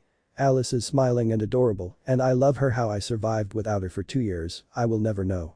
Thank you. I'm crying again. But you should really make sure it's okay with your twin. I've already hurt him enough. I don't want to force myself back into his life. I thought after last night. But I'm a fucking moron for thinking it would be that simple, huh? Alice sighs heavily. Edward's anything but simple. Everything will work out, Bella, you'll see. I make Alice breakfast and we spend the morning catching up. I learn that Rosalie is designing for an engineering firm and Emmett is doing HR for Whole Foods, of all places. Jasper is teaching history at my old high school, while Alice teaches drawing lessons for little kids and is showing her own work in several local studios. I want it to snow more so I'm forced to stay in the Goss house bubble with Alice all day, but I have people to see, sins to atone for. August 22, 2004. I managed to avoid Hallett Hall until the Sunday afternoon before school starts. Jake recently moved in with Embry and Quill in a shitey little house on the hill, so I crashed with the boys the night after my little escapade in room 233. But tomorrow is the first day of college and people have already started to congregate to party at Jake's. I crave the quiet and Jake's is always so fucking loud it's going to be real difficult balancing my old friends with my new status as college kid. It's weird already and I have to get out of that house. There's nowhere to go except back to my dorm. And my roommate, whose brother I accidentally slept with Friday night. The part that is really fucking freaking me out is the sleeping. We just slept. That's it. And I was wasted. And he wasn't. And then. I don't know. He flusters me and I hope never ever see him again. Except we live on the same floor. And his fucking twin sister is my roommate. I pause in front of room 233W, trying not to think of the occupant of room 233E, steeling myself for the awkwardness that is sure to follow. Alice has already annoyed the ever-loving piss out of me. She is bubbly and perky and loud. And she fucking hugged me when I arrived to move my shit in on Friday. Hugged me. Hugged me. She squeaked my name, bounded off her bed, wrapped her tiny little arms around me, and said that she just knew that we would be the best of friends. Jake and Embry, who helped me haul my few belongings into my new home, left real quick after that. Right. I don't really hang out with girls at all. I'm much more comfortable with my boys. They know me, don't judge me, and most importantly, they just let me be. They are easy. Taking a deep breath, I unlock the door and step apprehensively into the small room that I will be sharing with the perky midget for the next 9 months. I'm met with silence, which is weird because I get the feeling that Alice Cullen is rarely silent. The room is blessedly empty. I dump my bag on the desk chair and flop down on my elevated twin bed. I curl into the fetal position, feeling sorry for myself. I stare at Alice's flawlessly decorated half of the room. Her purple color scheme is girly and trendy. Her posters and pictures match. She has a bulletin board set up that includes swatches of fabric and pictures of Alice, surrounded by people who really seem to love her. Most of them contain her brother, a mammoth dark-haired boy that I take to be the legendary Emmett, and 2 beaming parents. She has so much stuff. I basically have no stuff, no loving family besides Billy and Jake. My mom is a heartless cunt and my dad lives on the other side of the country. I barely even know the man. Alice Cullen's life is colorful and love-filled. Her tastes are designer and I want to hate her for being a spoiled little rich girl. But mostly I'm just jealous. She seems to have it all and I can't help comparing our material possessions. She has books and posters of post-impressionist works of art and fashion magazines and technology all over the place and at least 80 pillows. I have a thin quilt a grandmother I never met sewed and a fleece blanket with sheep on it. I have my textbooks for school and a new Mac computer that I didn't want to accept from Renee. But I didn't really have a choice. I have a couple pictures Jake and me, plus a stack of old journals and my favorite works of fiction. I have a hard-ass attitude that usually keeps me from feeling too much, but even that has been off since I spent the night with Adonis. I have a closet full of flannel and black. I have motorcycle boots and Converse sneakers. Alice has cute dresses and high heels. She doesn't belong in Colorado, but she does belong in college. I am just the opposite. I really need to stop feeling sorry for myself. I have friends. I grew up less than a mile from the dorm. Jake is never more than a phone call away. I can do this. I deserve to be here just as much as they pansy ass, rich girl types. I don't give a fuck if the rest of the girls on my floor are just like Alice Cullen and therefore sure to hate me. Well, fuck them. I am Bella fucking Swan and I don't need anyone. Somewhere in the middle of my mental peptic, I fall asleep because the sun is low in the sky when the opening of the door woke me up. I blink, readjusting as the overhead light flicks on, and I brace myself for the coming onslaught of Little Miss Perky Pants. Hey, Alice says, smiling slightly. Sorry, I didn't see you. Did I wake you? No, it is fine. I guess I just dozed off, I reply, feeling awkward. Alice nods, moving to her crazy organized closet. She slips off her insanely high black heels that probably cost as much as my truck. She picks up the shoes, placing them on the rack in her closet, making sure all the pairs were exactly lined the fuck up. Wow, someone was a wee bit anal. At least she isn't chattering away at me or hugging me or trying to color coordinate shit today. I wonder if she's mad at me. I wonder what her brother told her. I wonder if she thinks I'm a slut. She really wouldn't be that wrong. And Alice still hasn't talked to me. Not that I fucking want her to. I don't like her. She is annoying, a bouncy rich girl with no substance or redeeming qualities. It's good that she finally figured out that we won't be friends. Still half asleep, I watch as Alice bustles about the room, tidying even though her half of the living space is spotless. With tiny fucking fists on her tiny fucking hips, she surveys the area, nodding once to herself, before pulling a sleek black portfolio out from under her bed. She sits cross-legged in the center of our room on the carpet, bringing a large sketch pad into her lap and tucking a charcoal pencil behind her ear. I suddenly becomes much more interested in my rich perky roommate. Alice, I say, feeling a little guilty for breaking her concentration as her head snaps up to gaze at me. What's your major? These are facts we probably should have already discussed, but I didn't really care before. Plus, I hate all these boring ass questions freshmen ask each other. The answer is never anything real. Right now? Studio art. But that might change, I mean it's not very practical, and my dad want me to go into business like my brother or medicine, like my other brother. Fuck that. Studio art is badass, I say, crawling out of bed and awkwardly approaching her. I wonder which brother is which before deciding Adonis must be the doctor. Guy has science nerd basically etched into his forehead. Can I look? Do you mind? Not at all. Come here. Alice grabs my hand and pulls me to the floor next to her. Fuck, she is stronger than she looks. Though not as strong as her brother. They really look nothing alike. For twins, I mean. He is double her height and width. His hair is bronze and her is inky black. Nothing alike. Well, I guess they had the same emerald eyes. These are only my drawing, charcoals, some color pencils. What I really like is oils. Or mixed media. But that's not something I can do in here. She chats as I flip through her sketchbook. Are these the flat irons? I ask, impressed that she had captured the rock mountain's flanking boulder so beautifully and uniquely. Yeah, I did that when Edward and I visited our brother Emmett last year. He's a sophomore now, she explains as I continue to study her work in silence. The main reason I came here is because it's so pretty. Everything where I'm from is green, green, green. I like the colors here and the textures. Plus, Edward and Emmett can't be trusted on their own. Alice, you're fucking good. Why haven't you hung up any of your work in here? I ask, trying to pretend that she didn't mention her brother, the Adonis. Really? You like them? She asks, beaming at me and clutching her heart dramatically. I nod and give her a small smile in return. Thanks, Isabella. That is really nice to hear. You don't think it would be weird, do you? Hanging up my art in here? It's not conceited or stuck up or something. Her brow furrows and she looks at me with concern in her Edward Y eyes. Nah, Bree, these are too fucking good not to display proudly. You're fucking talented, Alice. And call me Bella. What? Not Isabella. Just Bella. My roommate and I spend the next half an hour picking our favorites and planning where we will put them. Alice insists they need frames. It's nice. We chat. Well, Alice chats and I nod, putting in a sentence here or there. Oh my gosh, Bella. I can't believe that I didn't ask you earlier. What are you studying? She asks suddenly. Creative writing, I reply proudly. I might change to English lit though, who knows. That is so cool. You will have to let me read one of your stories sometime. Maybe. My writing is so personal, I have a hard time showing anyone. I know that it's something I need to get over, but I don't like the idea of sharing that much with someone I have to see every day. So you must like to read a lot, huh? I nod. Do you know who else is a crazy reader? My twin brother Edward. Oh good God. Things have been going really well for Alice and I thought we were bonding. Though I don't know if we will ever really be friends, we are at least getting along. After spending some time with the girl, I begrudgingly admit to myself that my original judgment is wrong. Alice is kinda awesome. Except for all the Adonis talk. Alice. I don't want to talk about your brother, I say through clenched teeth. Why not? I know it's a little awkward, but he really likes you. He asked me so many questions about you, not that I had the answers, but still. Alice. I know. It's kinda weird, but I think you could be really great together. Edward is. Special. Special? I ask, a little alarmed. Visions of me drunkenly assaulting the mentally impaired bombard my brain. Yeah. Smart and kind, good at everything he attempts. But he doesn't really like people.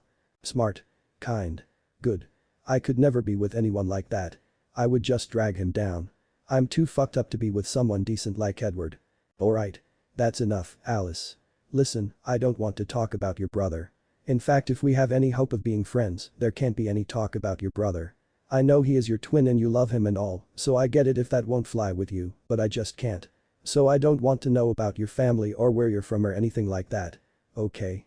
That is more than the total number of words I spoke to Alice ever. And then something very strange happens. Alice stops talking. Her eyes unfocused and glazed over. She looks like she is about a million miles away for a moment. But then she snaps out of her trance, beams at me, and agrees. Fine. No Edward talk. Now tell me, where do the locals shop? I haven't been inside a good store in days. Somehow this sprightly little rich girl has wormed her way into my cold, emotionally closed-off heart to the point that not only do I point her in the right direction, but she manages to get me to partake in said shopping extravaganza. She says the outing cements our bond. Shockingly, I like Alice. She's funny and weird, but I still need more convincing. I continue to be wary of anything with the last name Cullen. I am not a morning person. There is nothing harder for me than just getting out of bed. Once upon a time, I slept in well past noon on weekends, but since the departure of Renee, sleep eludes me. I am always up by 7, even if my body longs to sleep later. This day is no different. Despite the first day of college trepidation and excitement, dragging my sorry ass out of bed is as difficult as usual. Without ever really opening my eyes, I shuck the oversized t-shirt I stole from Jake and wrap a towel around my body. I grab the small plastic crate that contains my toiletries and walk down the hall to the communal bathrooms. Sharing showers with 20 other girls really fucking freaks me out, so I wear an old pair of flip-flops. Bursting into the bathroom, I am met with the sight of Alice's butt wagging in the air as she bends over, blow-drying her hair. Grinning up at me from in between her legs, she yells a greeting over the sound of the dryer. I give her a little wave before locking myself in a stall, hoping the hot water will wake me up. It doesn't. After my shower, I blink sleepily at myself in the mirror, brushing my teeth as I listen to Alice talk about how excited she is for her art history class this morning. It doesn't start until 11, but apparently her beauty regime takes hours to complete. And she is getting breakfast with Jasper. You don't talk much, she says, her eyes never leaving her reflection where she is styling her short hair. Sometimes I just don't have anything to say, I reply, shrugging my shoulders as I apply my eyeliner. I'm not quite with the people that really know me. Alice giggles. What? I demand, irritated that she is laughing at me. Well. She stares at me for a long moment, deciding what to say. I know you don't want to talk about Edward, but he's the same way. And now my day is ruined because once I start thinking about him, I don't seem capable of stopping. It's fucking annoying as fuck. Right. Whatever. I'm going to class, see you later, Alice, I say, making my way towards the door. Hey, Bella, she calls, stopping my forward progress. Do you want get dinner tonight? I'm out of classes 5. It surprises me that I want to, and I smile at my roommate that is growing on me so quickly, it should be alarming. Sure, Alice. As long as none of your siblings are there too. Alice gives me a scout's honor, and I chuckle as I make my way back to the room to get dressed. I stare blankly into my closet for at least 5 minutes before settling on a rust-colored tank top, jean shorts, and my Birkenstocks. I think about wearing a hemp necklace and feather earrings, but I already look too much like a hippie, so I just grabbed my bag and got to going. I can't help feeling a little superior as I work my way towards the exit. I know this campus. The red sandstone buildings with their clay tile roofs might look too similar to many freshmen, but I like the cohesive look they give campus. These buildings are familiar to me. This is my town. I'm not a pathetic little freshman with lost puppy dog eyes. I am going to rock this bitch. And then, rounding the corner right before the door, I run smack into one of said puppy dogs. God damn it, he is so fucking pretty. Why does the universe hate me? Bella. He exclaims, grabbing my elbows to steady me. He is beaming down at me as if I totally make his day, which is funny because he is absolutely ruining mine. Hey. How are you? Fine, I reply, pulling my arms away and stepping into the bright Colorado morning. I pull my sunglasses out of my messenger bag and hope that he isn't following me. But his long fucking legs catch up with my shorter stride easily. "We match," he says in my ear as I march across campus. I glance over my shoulder, trying not to return his grin when I see that we did indeed have the same Ray-Ban sunglasses. Edward does not look nearly as nerdy as his sister made her out to be. His green polo does crazy things to his eyes, and damn, that boy can wear a pair of jeans. I hate him. Why won't he just leave me alone instead of taunting me with his general sexiness? If Edward weren't a guaranteed stage 5 clinger, then I would have to just fuck him out of my system. But that will not do. He is already all up in my business and we just slept together. Just sleeping. This boy is infuriating. I light up a cigarette to busy myself while I try to ignore him, sighing with relief when that first rush of nicotine hits my system. "Those are really bad for you, you know," Edward says brightly. I blow smoke in his face in response because I'm nice like that. "Are you sure you are even going this way?" I ask after we walk along for a few minutes in silence. Well, mostly silent. I inhale and exhale, he whistles. Edward fumbles with a map and a class list, his brow furrowing. Sighing loudly, I take pity on him, snatching the list from his grasp. Our fingers touch for a split second and it's akin to getting fucking electrocuted. I ignore the shivers. "No way. You have bio at 9. In Chem 140.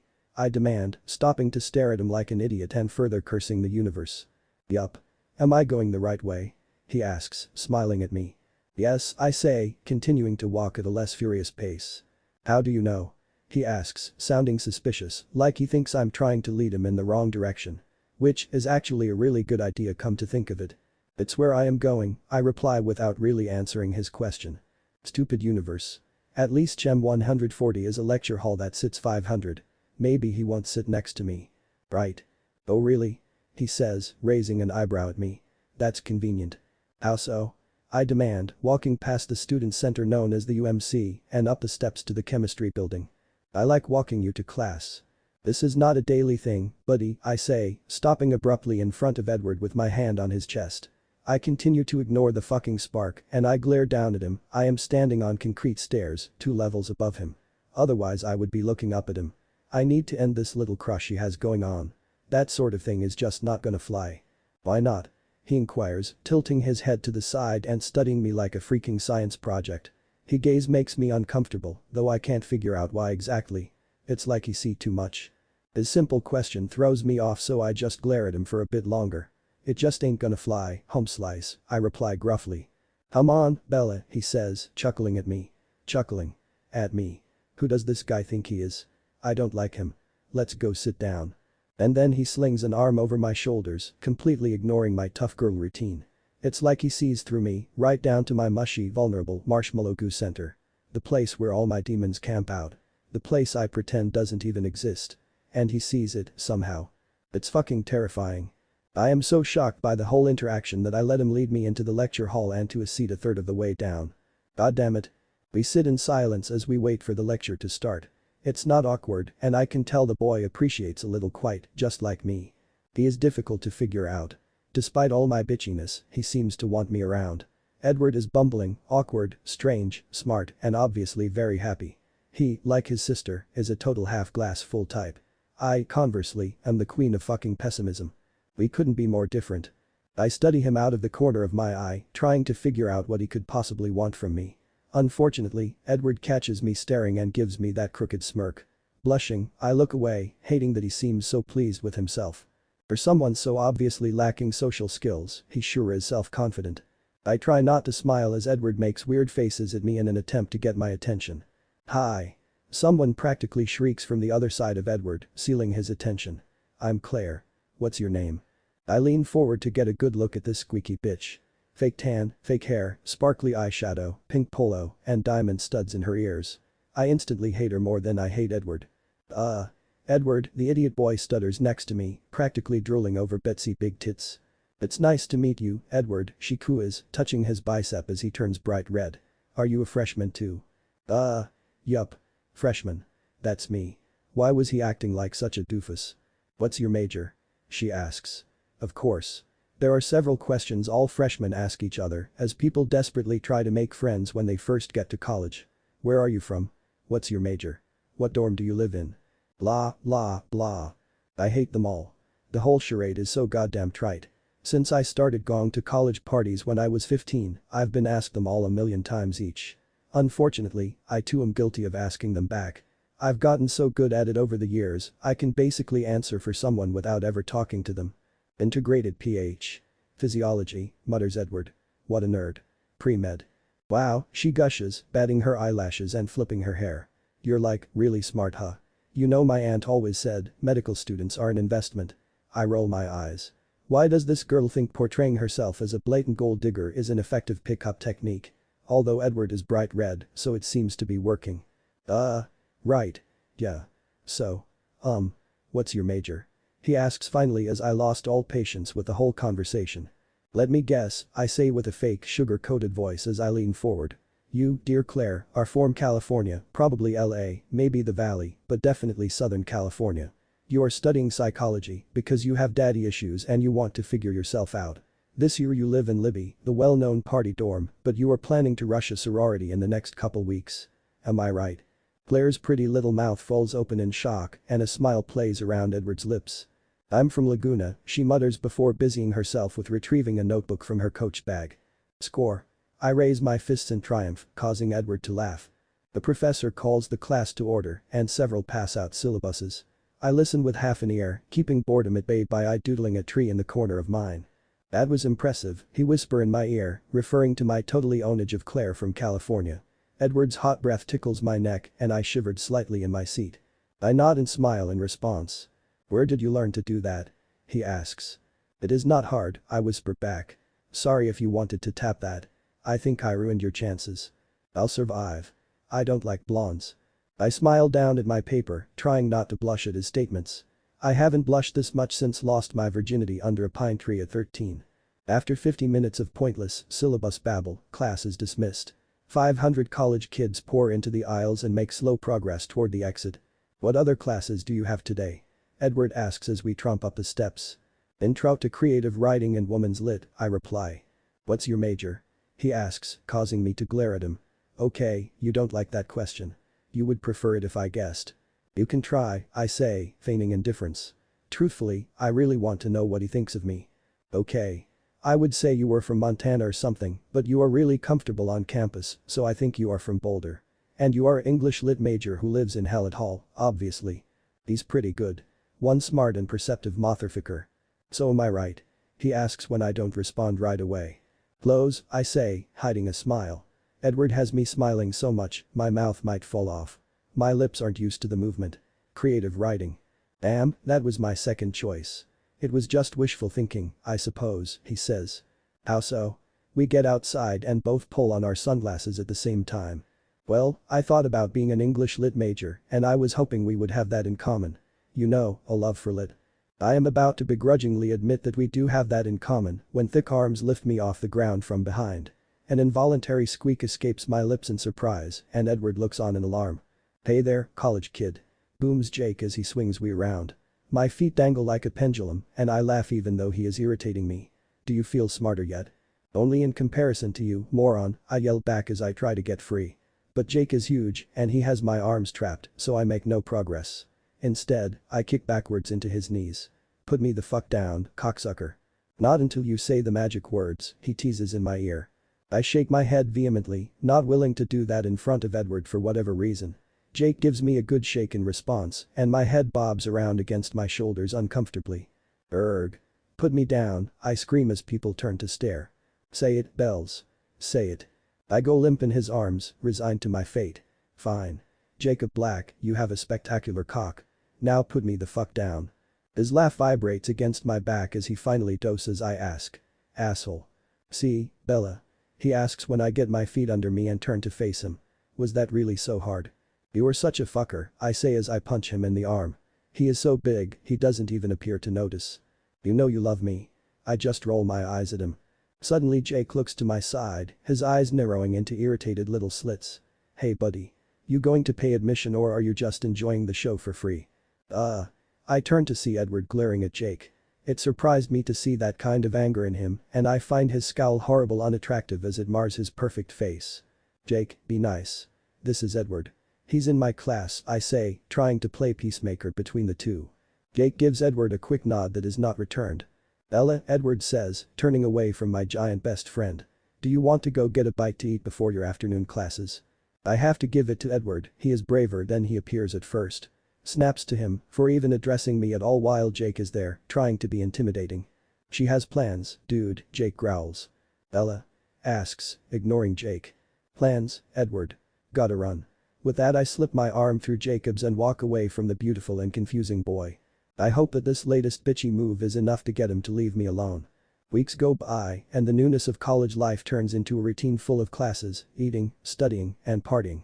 Through Alice, I meet several girls on my floor who I don't mind being around. I genuinely like the quiet girl who lives in the single next to us. Angela is shy but insightful. When provoked, she has a sharp tongue and processes a dry sense of humor. Lauren and Kate I could do without, but Alice and Angela like them so I don't complain. It is nice to have girlfriends again, even if our relationship is casual. Most of our time together is spent studying or eating in the dining halls. On weekends, they go out to their frat parties without my company. I prefer to hang with Jake. Since starting college, I've seen him significantly less, and I know he isn't pleased with me, so weekends are typically devoted to him. Edward is the one complication in my new life. He walks me to biology daily, and I occasionally let him convince me to get breakfast with him after class. He is genuine, smart, and too funny for his own good. And then there are his looks. Oh, baby, his looks. Despite his slightly nerdy wardrobe of khakis and polos, he's hot as fuck. The hair, the jaw, the body, the eyes.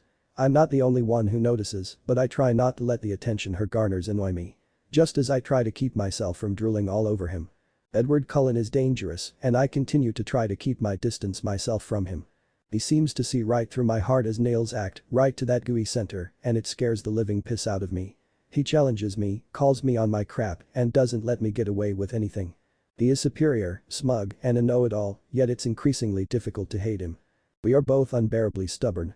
He continues his relentless pursuit. I continue to shoot him down at every turn, but it is getting progressively more difficult to deny him. I struggle to keep our relationship purely academic, but some nights in the common room, we do more chatting than studying. We talk books, and Edward tries to get me to open up. He is a big fat failure, but it is getting more difficult to convince myself that he means nothing to me. December 21, 2010. Edward Pov. Even after attempting to calm down with a vigorous gym excursion, I'm still jittery. Bella and I are in the same state. 30 minutes in my Volvo and I could see her if I so chose. Which I do not. But for the first time in 2 years, I know where she is. I know she's safe. It's both comforting and concerning. It's almost Christmas and Ben flew home with Angela this afternoon. They won't return until after the new year and I'm lonely. I don't have many friends in Denver because grad school demands all of my time. Now that I'm on break, I don't have anything to do. Normally, I would go to Boulder, but I can't handle that yet now that Bella is back on the scene. I make myself a pot of tea and grab a book from the shelf. I realize that I'm doing things that remind me of Bella, but I decide to ignore this fact. Just as I settle down on the couch with Holden Caulfield and a cup of Earl Grey, the doorbell rings. I expect Alice, finally coming to kick my ass. Or Emmett who's very good at showing up with a six-pack when I need it. I open the door to Bella instead. "Sup," she says, slipping off her snowy boots at the door, tossing her leather jacket and long mustard scarf over the back of a chair and sauntering into my living room like it's no big deal. "This is a nice place, Cullen. I like it, can really see myself spending a lot of time here in the future. Where's Waldo?" The traitor cat appears, jogging over to Bella in delight to see his mommy. She squeals with joy, scooping him into her arms and kissing his furry head. Aren't cats supposed to be all superior and aloof? The pathetic son of a bitch is already purring, all Bella's crimes forgotten. Still cuddling with Waldo, she moves through my apartment. I'm slack-jawed and silent as I numbly follow her to the kitchen. She opens my fridge, re-emerging with a can of beer. "Old Chub," she yells, beaming at the can fondly. "God, I haven't had this in for fucking ever. About 2 goddamn years. I guess," finally rediscovering my voice. "Yeah, that is about right," she replies, unfazed by my open hostility. Bella sits at my kitchen table, pops the top, and props her feet on the surface, continuing to pet Waldo with one hand. Her socks are yellow and have monkeys all over them. She takes a large sip and sighs in contentment. "Ah. It's good to be home." I wrestle with my contradicting urges to throttle her, hug her, slap her, and beg her never to leave me again. "What are you doing here, Bella?" I demand. She pushes the chair next to her towards me with her foot, commanding me to sit down. I jerk the chair away from her and sit with a huff because I don't feel like my legs will support me much longer. "I thought I made it pretty clear this morning that I don't want to see you." I'm such a dick, but I can't seem to stop myself. I need her to feel even a fraction of the hurt she bestowed upon me. Yeah, thanks for that, dick breath, she says, glaring at me as she slams her beer down on the table. It's too cold and too early for beer, but her alcohol consumption is no longer my problem. I should kick your ass for pulling that shit, but I suppose I deserved it. Damn right, I agree, crossing my arms over my chest and scowling at her intently. I would think after all the mind-blowing sex of last night you would be less cranky, Bella says in a sing-song voice, just to irritate me no doubt. Isabella, I reply after taking a deep breath. My voice is low and serious. What the hell are you doing here? Figured we should talk. About last night, about the last 2 years. There's really nothing to say, I state coolly. Bella has this cocky little smirk on her mouth and I decide that Alice has lied to me about her tears. Tears imply giving a shit, which Bella obviously doesn't. Bullshit. Her face, which fell for a moment at my tone, is compassed once again into an unaffected mask. We made love all night long. That's definitely something to talk about. My heart stutters. Never before has she called it that. Bella's very cavalier about sex. This conversation is a total role reversal for us. As a rule, I'm over-emotional. Typically, I want to talk. I'm the one that searches for meaning in every little thing Bella does, but today it's the opposite. That was a mistake, partly caused by alcohol and partly caused by shock. It won't be happening again, I shout. My temper has been steadily building all day and there is no one more deserving of my freakout than the girl biting her lip in front of me. You don't mean that, she whispers. How the fuck would you know? I have done a lot of changing in the last 2 years, you don't know me anymore. Bella has the gall to roll her eyes at me. Now you are just being a drama queen. She correctly dismisses my babbling with a wave of her hand. Bella knows me better than anyone. Unfortunately. I know that you can't make a decent cup of coffee and that your razor has to be lined up with the sink just so. I know that you have too much pride to ask Alice to do your laundry, even though you always end up turning something pink. I know that you forget to eat when you study, that you run for miles when you're stressed, that you probably spent all morning brooding about my return. But mostly I know that this thing between us is not over. This is the second time today someone has listed the things they know to make me feel like an idiot, so I stay silent and glare. Plus, you aren't the only one who has done some changing since graduation, she continues. Desperately, I want to believe her. I want her to be different now, but I know that she's incapable of loving me and no worldly travels could change that. Her presence is torture at this point, a reminder of what I'll never have. Don't you want to know where I was? Bella asks, reaching out her hand to rest it on mine. I jerk away, unable to withstand the shivers at this point. I want her to leave so I can drink the rest of the beer in the fridge and pass out. I crave the blissful unawareness of sleep. No. It doesn't make a difference where you were. That won't change that you left me, with no words of explanation, on New Year's. With, well, you know with who. You always said I wasn't your boyfriend, and you certainly proved it. I guess I didn't even deserve a goddamn note, huh? Instead I have to find out from fucking Jacob. Your ex. Bella looks hurt, but I have spent so much time seeing what I want to see in Bella, I can't trust myself to make sense of her anymore. Her departure forced me to stop pretending that she isn't a self-absorbed bitch, incapable of really caring for anyone else. Edward. Her voice is soothing, and I close my eyes as it unwillingly calms me. I don't want her to have this comforting effect on me, but I can't help but relax. Suddenly, her weight is on my lap, and I stifle a groan as her arms come around my shoulders. I know I did some shitty things in the past, but you were most definitely my boyfriend, despite my denials. Back then, I was scared shitless of what you made me feel, and heartbroken about my parents, and unable to believe that someone as good as you could want me. With my eyes still shut, I feel her rest her forehead on mine as she cradles my face in her palms. Though I enjoy it in the moment, I know it will only hurt that much more when I kick her out. Which I will do. Because I have to. But unwillingly, her words sow the seeds of hope in my head. I desperately need to cling to the belief that I'm done with her, because if I let her in again, I know I won't survive the fallout. Her words have their desired effect. For so long, since the beginning of this bizarre relationship, I have been the only one willing to vocalize my feelings. She was so unsure and unwilling to let me in. Putting my own insecurities aside, I focused solely on appeasing hers. I thought I made progress.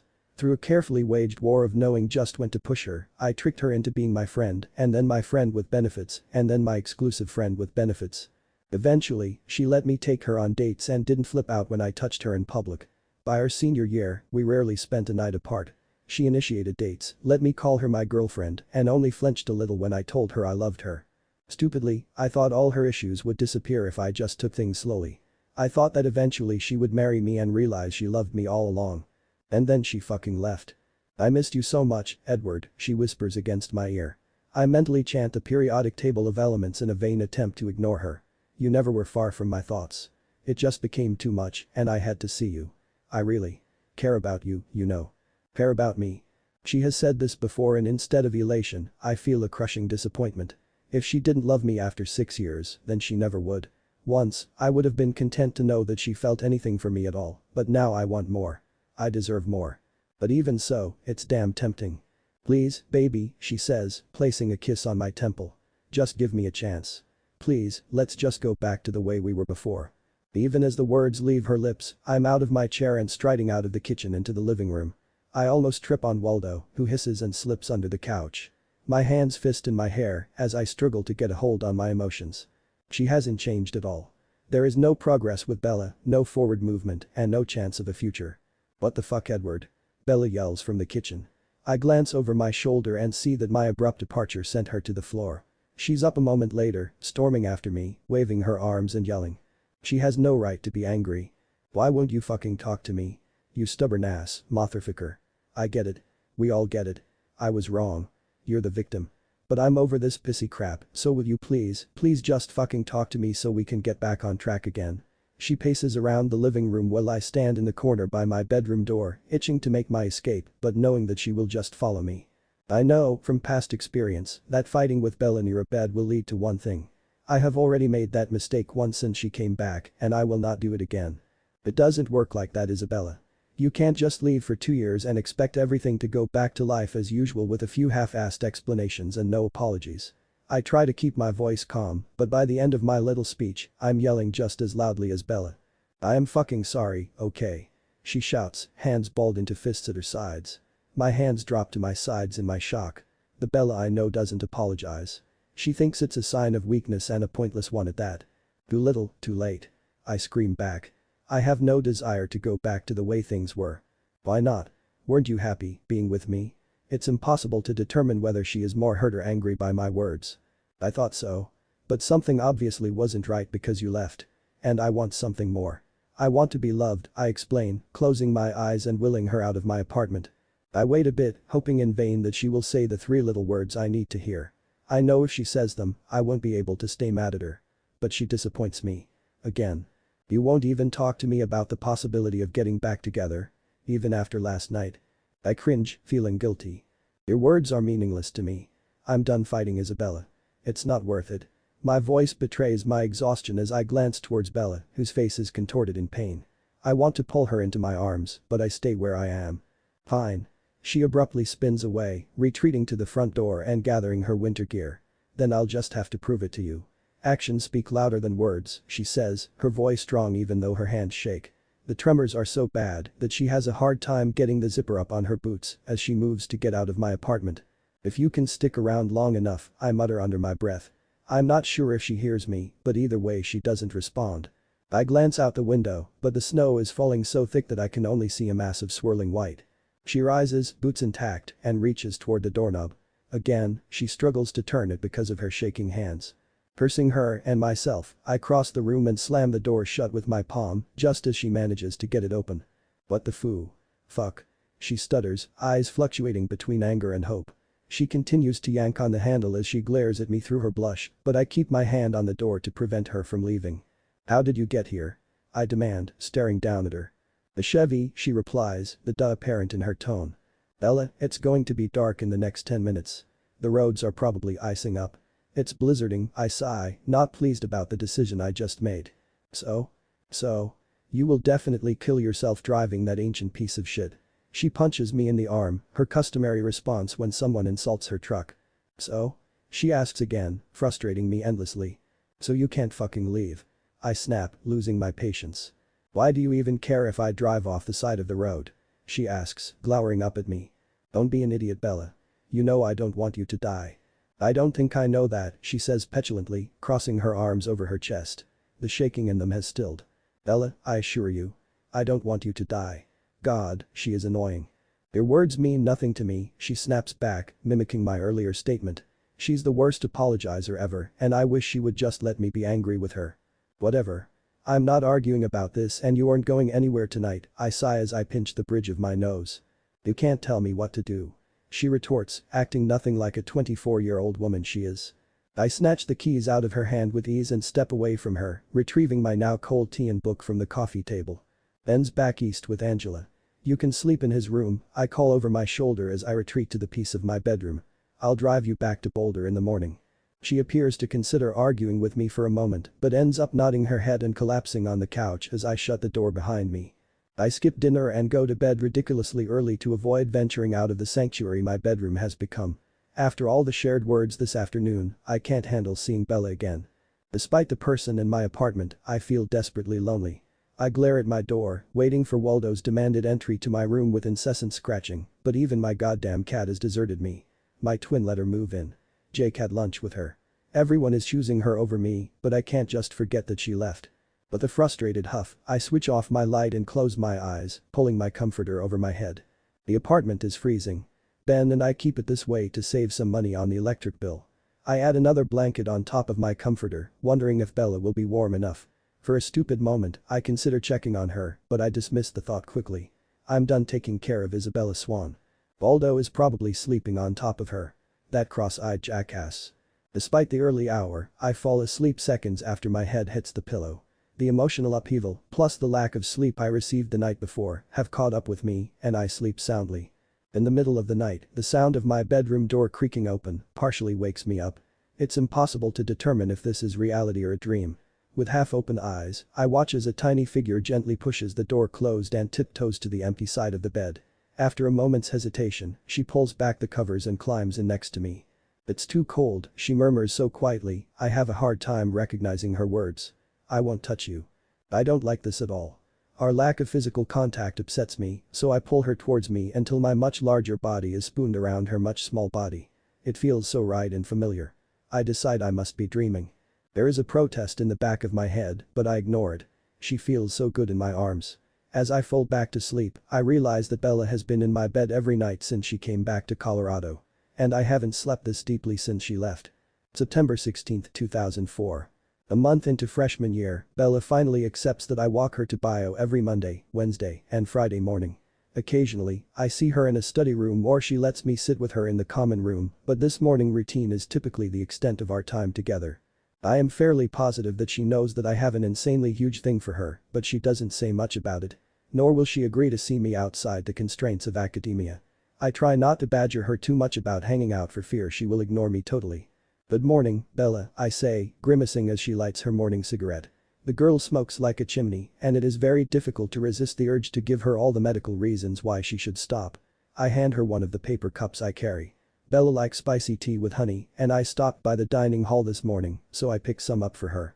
Hello, Adonis, she says, exhaling a lungful of smoke and smiling as she takes the cup. You're looking particularly nerdy this morning. I like the glasses. I push the thick black frames up my nose self-consciously. My contact prescription ran out and I ordered new ones too late. At home Esme, my mother, takes care of these things and I feel like a ridiculous mama's boy for forgetting.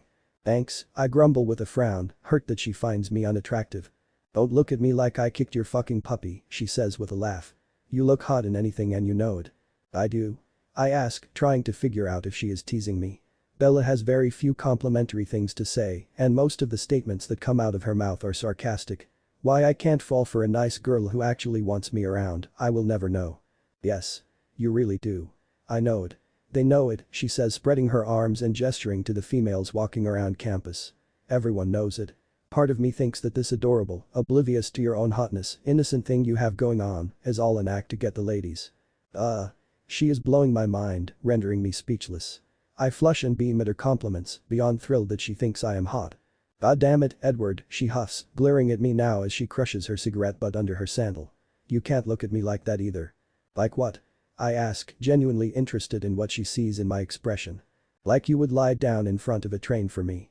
Like you want to buy me roses and compose me sonnets. Like you motherfucking love me, that's what, she says, gesturing wildly with her tea in one hand and cigarette in the other. But what if I do?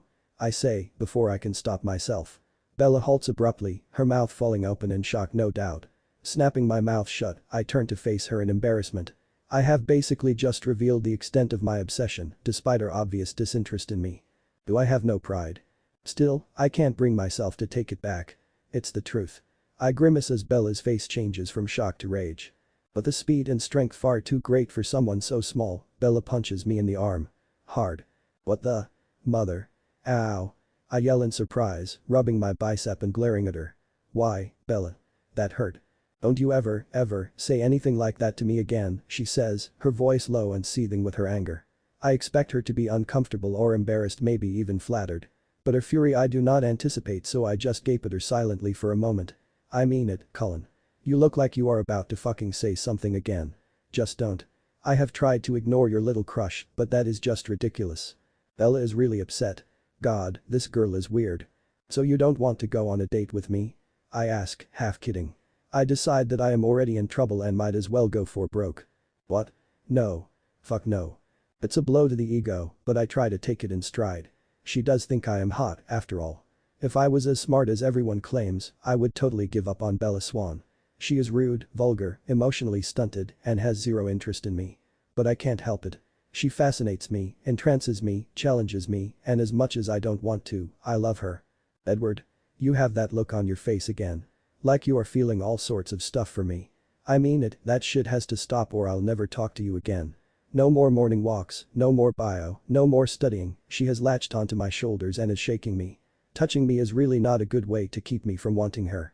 You would be failing biology without me, I say with a smile, trying to play the whole disturbing conversation off as a joke. She sighs and smiles as her hands drop from my arms. Fuck. You're right. I guess I'll have to keep you around. She laces her arm through mine, leading me to biology and confusing me further. Again, the touching doesn't help change my feelings for her. Thank you for the tea. October 14, 2004. I love Boulder. Since I moved into Hallett Hall 2 months ago, there have only been 3 cloudy days. It's like the anti-forks, and I don't think I can ever go back to that sunless corner of the world for an extended period of time. Upon arriving in Boulder, I realized what a sheltered, small life I had lived in Forks. Though we did live in Chicago until I was 8, most of my growing up was done in Forks, where people hunt for fun and everything closes by 10 nightly. Social options are limited to the shitty movie theater and half-vacant mall an hour away in Port Angeles or getting wasted in someone's basement. There are just so many options in Boulder. There are hiking trails to explore, ethnic food to sample, art galleries and museums and bookstores and coffee shops to visit. There is always an interesting lecture or club meeting on campus, and for the first time in my life, I'm busy. With Jasper, who I begrudgingly started to like when I saw how happy he made Alice, I trek around the mountains, hiking more in the last month than I have in my entire life. With Emmett, I discovered an obsession with Ethiopian food. With Alice, I attend poetry readings and poke around art shows. With my new friend Ben, I joined the pre-med academic fraternity in the chemistry club. Bella, with her unique outlook on the world and experience as a local, could be an excellent way to get to know Boulder, but if I ask, she would just punch me again. For the first time, I have a life and people in it who seem to enjoy my company. I even like living in the dorms. There are always people coming and going. There are always activities and study groups taking place. I feel like I belong, and I'm never lonely. And though I love my new life as a college student in Boulder, I need my alone time as well. The Norland Library quickly became one of my favorite places on campus. I have never seen so many books in the same place. There are so many different areas and rooms to visit or study. Most students opt for the modern renovated areas that have comfortable chairs and lots of computers available, known as the Norland Commons. But I prefer to do my studying on the 5th floor of the stacks.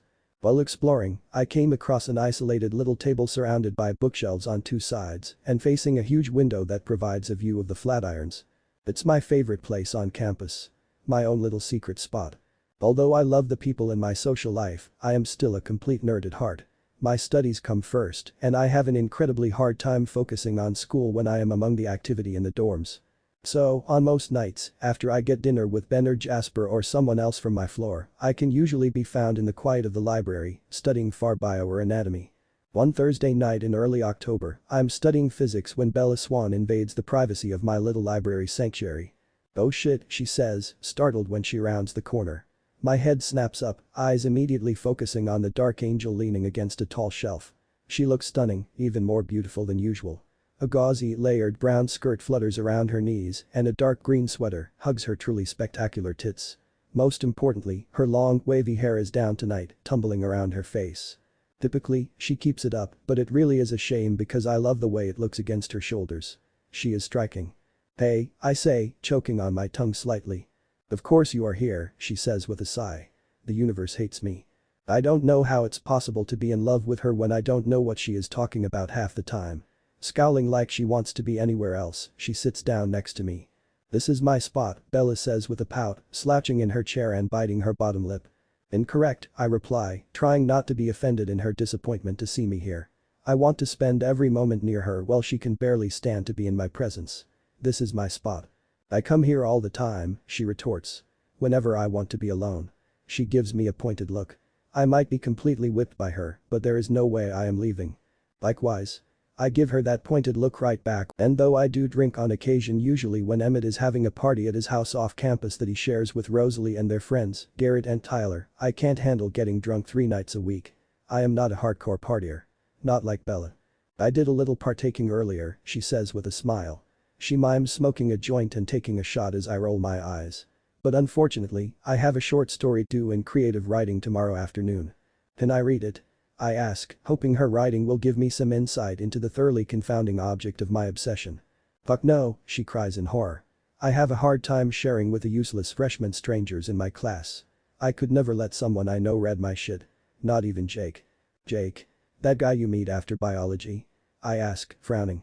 Jake and writing are the only things that Bella seems to care about at all. That, and getting high. Yup. Is he your boyfriend? It is embarrassing that I don't know this. I like to think Bella and I are friends, but her personal life rarely comes up. I thought about asking this question 1,000 times, but I figure I am better off not knowing.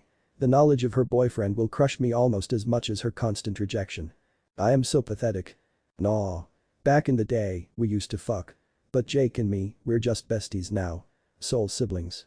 Bella shuffles through her bag, emerging with her computer as she speaks. I stare at her, shocked to hear her discuss her sex life so casually. The thought of her with another man makes me want to jump out the window across from me. Right? Yes. Of course, I stutter, turning back to my own work. How am I even supposed to respond to that? I don't do boyfriends, Bella goes on. Boyfriends are for needy pathetic bitches who can't take care of themselves. I don't need a boy to survive, and I don't want the drama of putting up with one. A couple of hours between the sheets is all the boy time I can handle.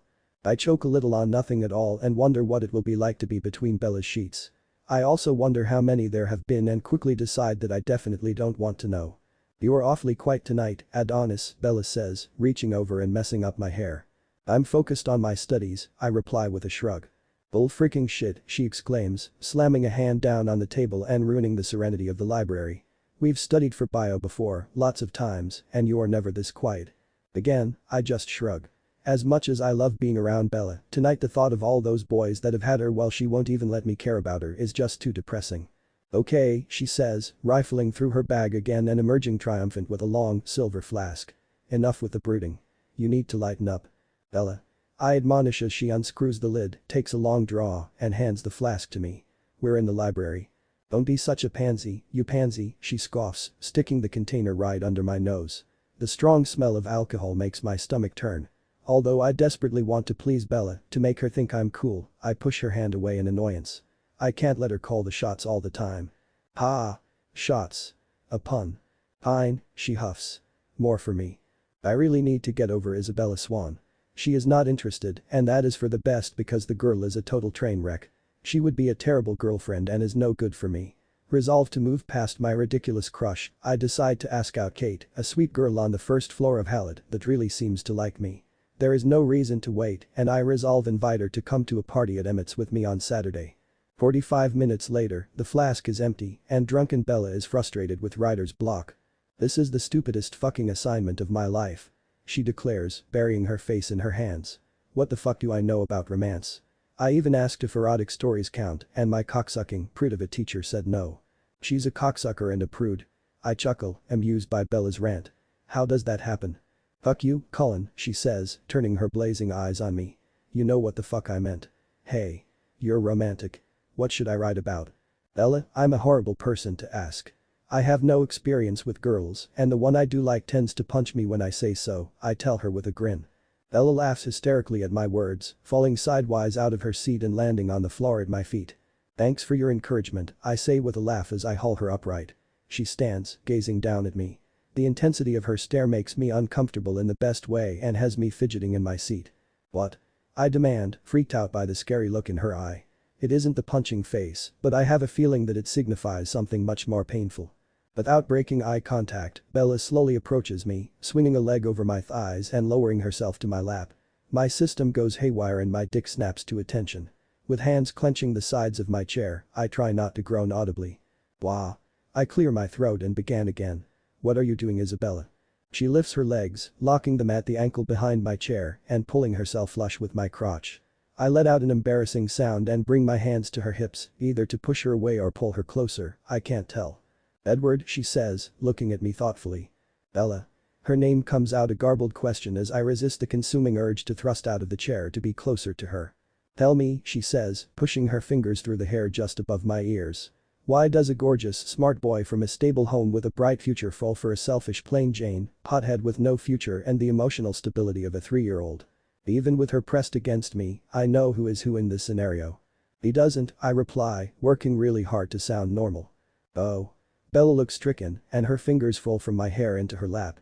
A geeky, socially awkward boy with a good yet somewhat overbearing family falls for a beautiful, hilarious girl with a rough past because she is fascinating, unlike anyone he has ever met, I reply, hoping my words make sense. Her eyes are so big and vulnerable, all I want to do is make her smile again. Ah, she says with a nod. I get it now. He's delusional, sees what he wants to see. I let out a humorless chuckle, my eyes focus on her mouth. Somehow, it seems as though her lips are zeroing in on mine. In my terror and elation at the thought of kissing Bella, I am frozen. Or maybe he sees what she is so desperate to keep hidden, I whisper, because in that moment, it's obvious that Bella cares a whole lot more than she lets on. Like I said, she murmurs, mere millimeters from my lips. Delusional. Just when I am positive that Bella is actually going to kiss me, my phone starts to vibrate in my pocket. I fully intend to ignore the sucker, but Bella feels it too, ringing under her thigh. Sighing heavily, she readjusts on my lap, snaking her hand into my pocket and retrieving the offending piece of technology. Wow. Her hand in my pocket. Ignore it, I shudder, hoping to get the moment back, but she just shakes her head. When I make no move to take the phone from her, she flips it open and holds it to my ear. Hello. I say angrily as Belle rises from my lap. I grab her wrist as she retreats, but she shakes me off and goes back to her flask, tipping it to her mouth and shaking vigorously in an attempt to get at the last drop of whiskey. You don't want to do what you are about to do, says my twin, talking super fast. I curse under my breath and fist a hand in my hair. Trust me, little twin. Alice was born 12 minutes before me, and still I am considered the little brother. You are so very, very wrong, I say through clenched teeth. Whatever, she isn't going to kiss you now anyway. I have ruined the moment. Why the heck would you do that? I'm not at liberty to say. Alice, that is some bull right there. Fine. You have to be patient. If you guys made out now, she wouldn't talk to you for the rest of the semester. She doesn't trust you yet. Sometimes, I really hate Alice's little gift. She has an uncanny knack for predicting the future, and though it's weird as hell, it is something I've gotten used to. Just because I am used to shit like this, doesn't mean I like it. I am just thankful she doesn't see everything, and big stuff has been known to escape her sight. Yet. You said yet. Yet is good. Tell me about yet. Let it go, Edward. Someday you will thank me. I don't think that's true. You're right. Anyway, I'm locked out. Come let me in. Please. Alice pleads with me while I watch Bella type furiously at her laptop. Apparently, our little interlude has provided her with the necessary inspiration. No. I'm otherwise occupied. Call Jasper, I suggest, studying Bella as her fingers fly. He's out at the bars with his stupid Civil War-obsessed buddies from the history club. Please, little twin. It's cold out here for a pimp. I snort at the mental image of Alice in a purple suit, complete with huge hat, animal print and cane. Fine. I'll be there in 5. You're lucky I love you. Likewise. See you soon. I hang up with Alice and turn back to Bella, not wanting to interrupt her flow, but needing to come to grips with what just happened. Bella, I start, having no idea what to say. Nope, she replies without looking at me. But. Nope, she says again, interrupting me. Edward. She pries her eyes away from her computer to yell at me. I am thankful to be out of punching distance. I'm too drunk to remember. No, you're not. I'm not going to talk about it. Actually, there is nothing to even talk about because nothing happened. Something almost happened, I say petulantly. Nothing happened. And I'm too drunk to remember anything, so if, in the light of day, you open your fucking big mouth about it, not only will I punch you in the teeth, but I will also deny knowing what the fuck you are babbling about. Got it. Bella goes back to her furious typing, and there is really nothing else for me to do. Keeping my fucking big mouth shut, I begin packing up. Roughly and loudly I slam my books shut, tossing them in my backpack. What are you doing? Bella asks, clearly irritated with me. It's fitting, because I am sure irritated with her. Still her eyes don't leave her computer, and I admire her ability to multitask. Leaving, I reply curtly. Why? She asks with a sigh, as if dealing with me is exhausting her.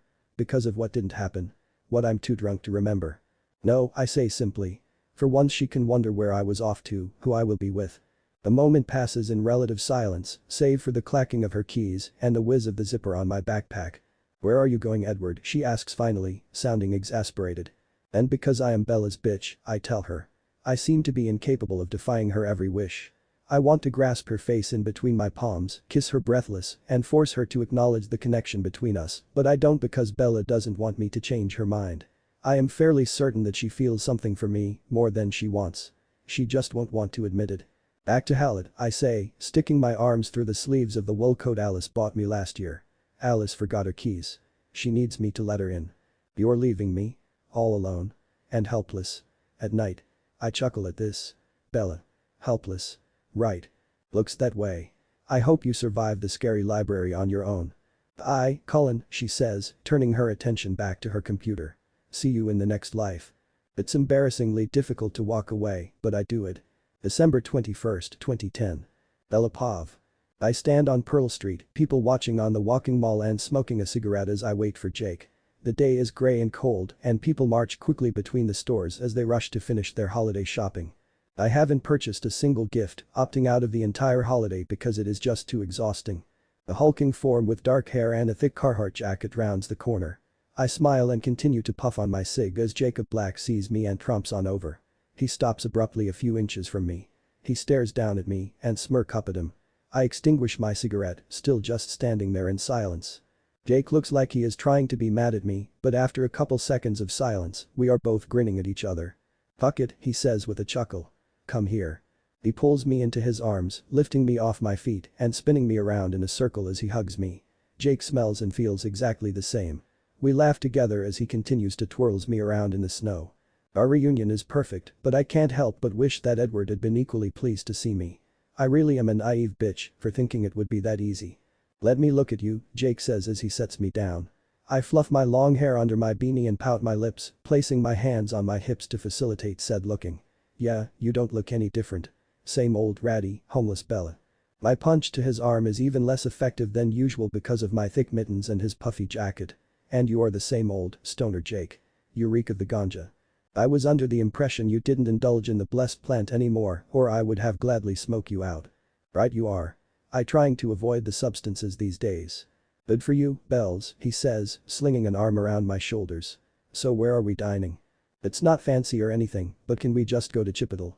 I haven't had a good burrito in forever, I say, leading us west towards my favorite fast food place.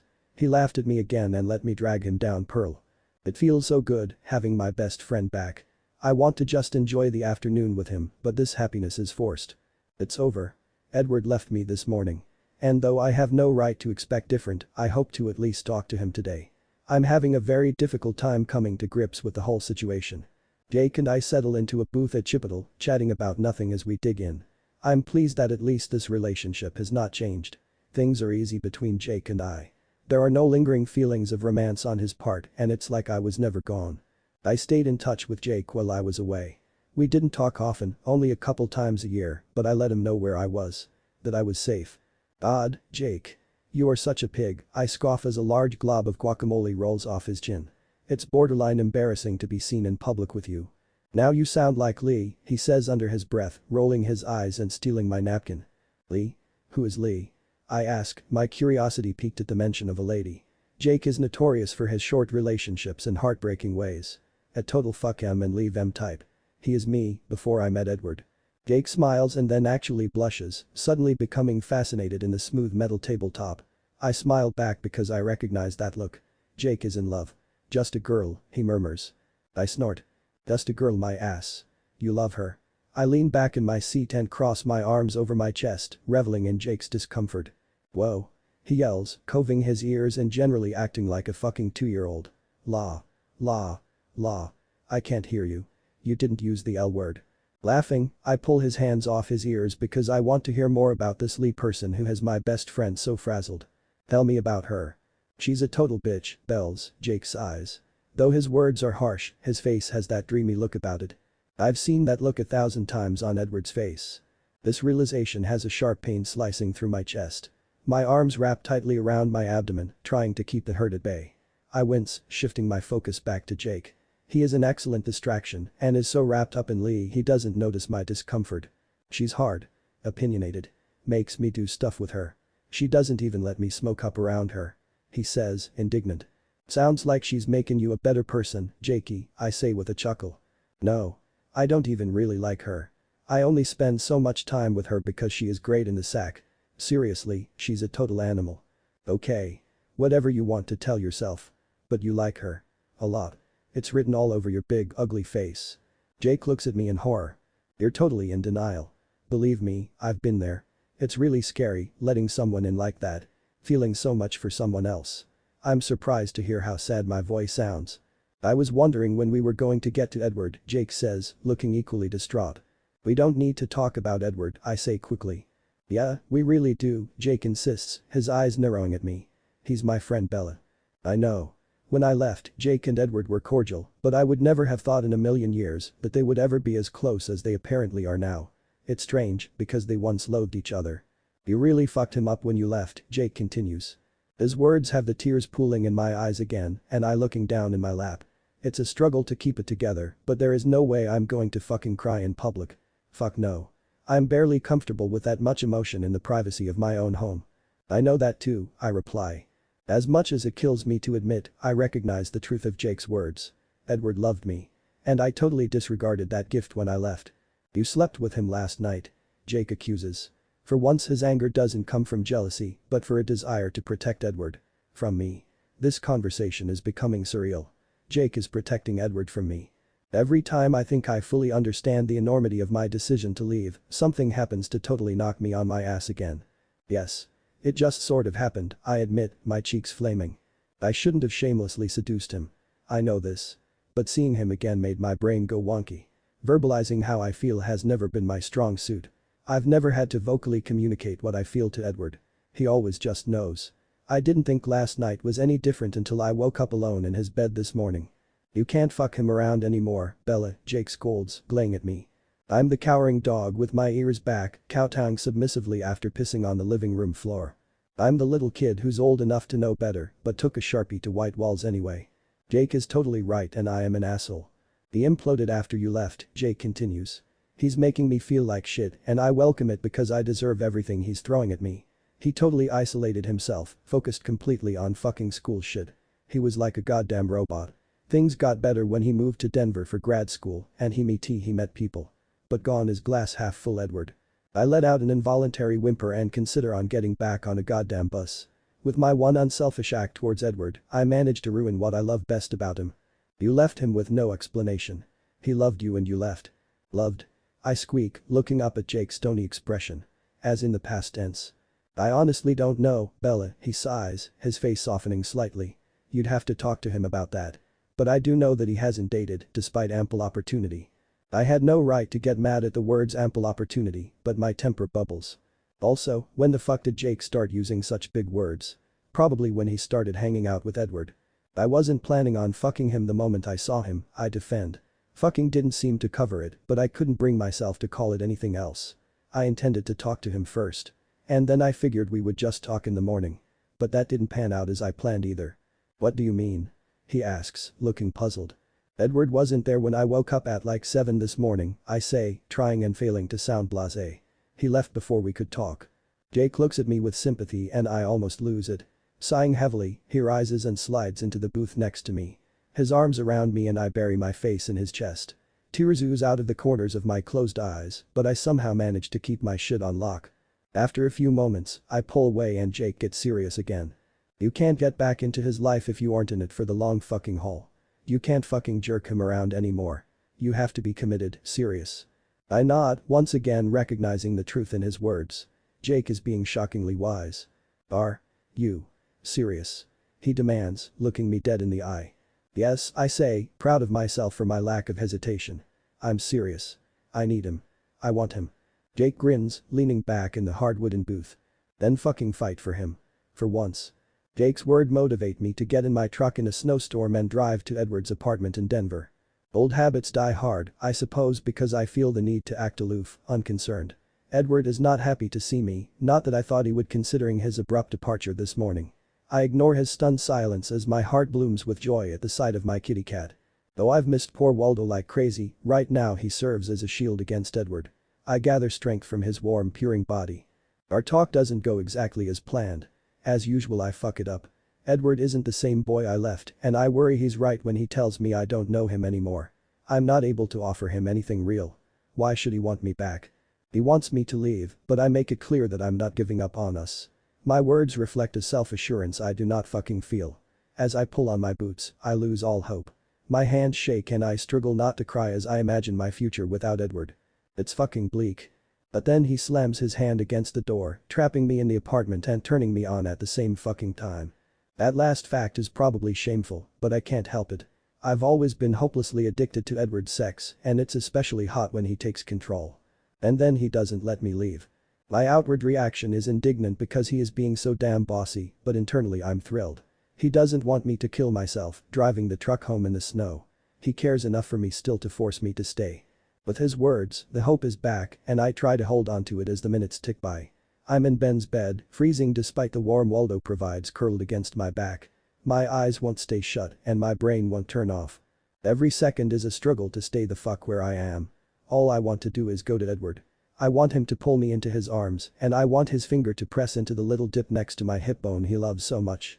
I don't want him to regret letting me stay here. He left this morning and obviously doesn't want to be around me, so I will stay put.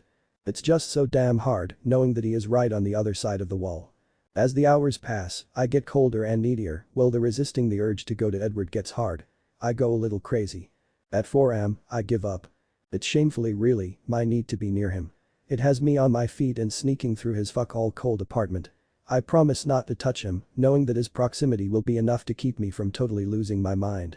But it's even better than I imagined because he pulls me into his arms and his long fingers find my hip.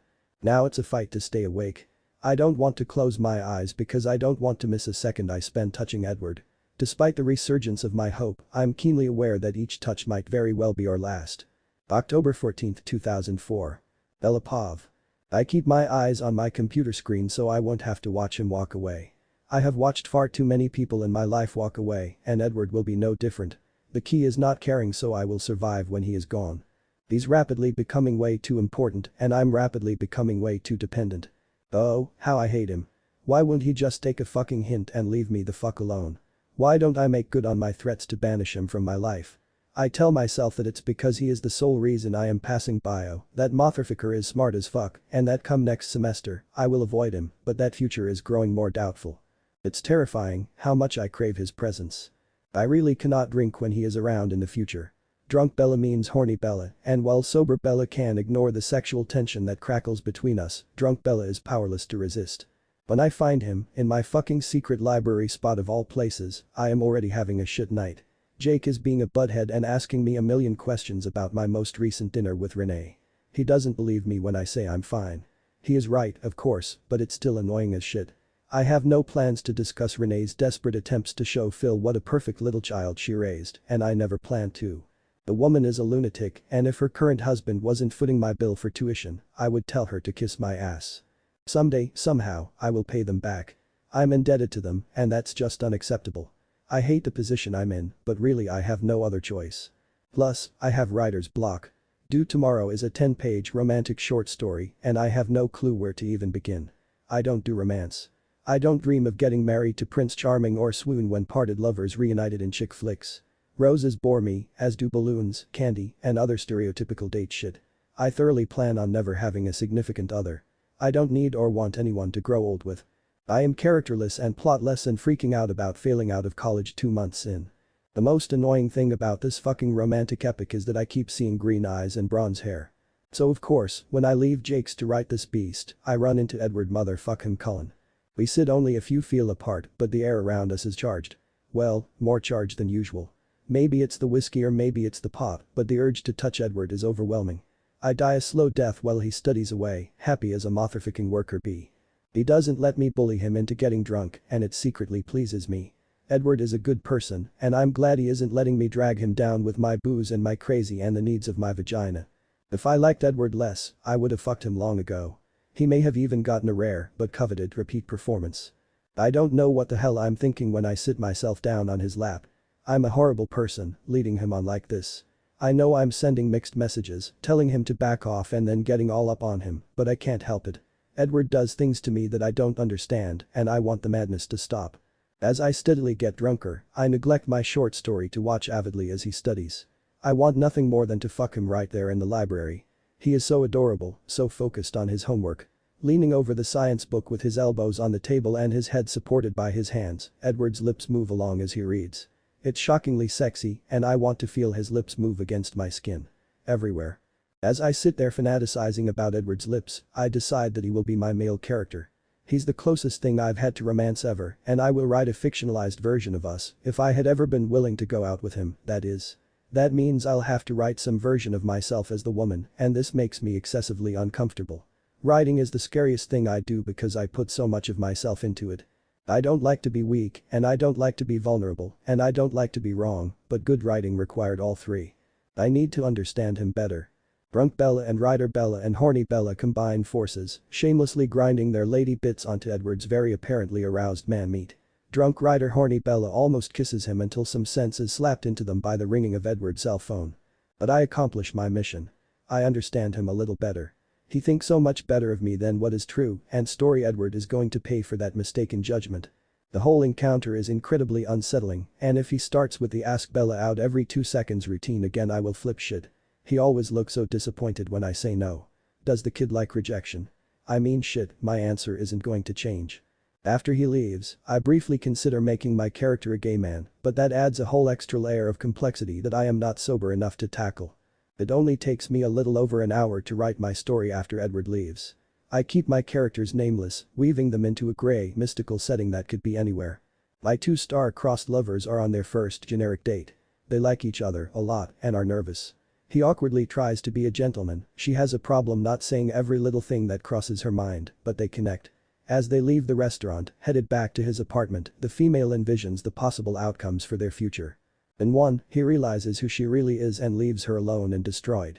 In another, she does the leaving, unable to handle his commitment and positive view of her character. Only briefly does the woman consider happily ever after, but the hope is there, and that is dangerous.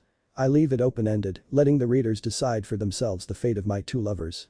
After I close my laptop, I am horribly depressed and pissed off. I want Edward. I want to watch his lips silently read along as he absorbed the words in a book. I want to simply be in the same room as him. I want to fuck him silly, and I want to not what him. I truly hate him for fucking with my emotional stability. I truly hated me for letting him. I truly hate Renee. For good measure. Angry at the world in general, I tromp off to Jake's. Thankful for once that he is throwing a ragger. Jake is always hosting crazy parties these days, so I see less of him. I can't get thrashed nightly like I could once upon a time. I have classes to attend and studying to do, and it all actually matters. Bella. Achira goes up from the living room when I enter. It's packed with people, but I am pleased that many of the guys are here. Embry, Quill, and Jake all rush me, bouncing me around in between their bodies like a motherfucking pinball, as I grumble in protest. What are you doing here, Bells? Jake asks, giving me a big Jake bear hug. I close my eyes and try to relax, but it isn't working. Finished my story earlier than expect and I need to get drunk. Well, drunker, I say, grinning like an idiot when Jake magics a bottle of tequila out from behind his back. I snatch it from his grasp before plunking down on the couch, stealing Jake's spot. Is this cashed? I inquire, gesturing towards the large bong on the coffee table after taking a long swig of tequila. Nope, Jake says, handing me his liter as he evicts the stranger next to me. I hit it twice before passing it back to Jake. He always has the best weed. A perk of being a small-time drug dealer, I suppose. I close my eyes and let the pot and alcohol hit my system. Though I feel good, it does nothing to calm me down. I really need to get laid. It's the only way to relax after Edward has me all wound up. I lazily scan the room for prospects, my eyes lingering on Sam Yulee.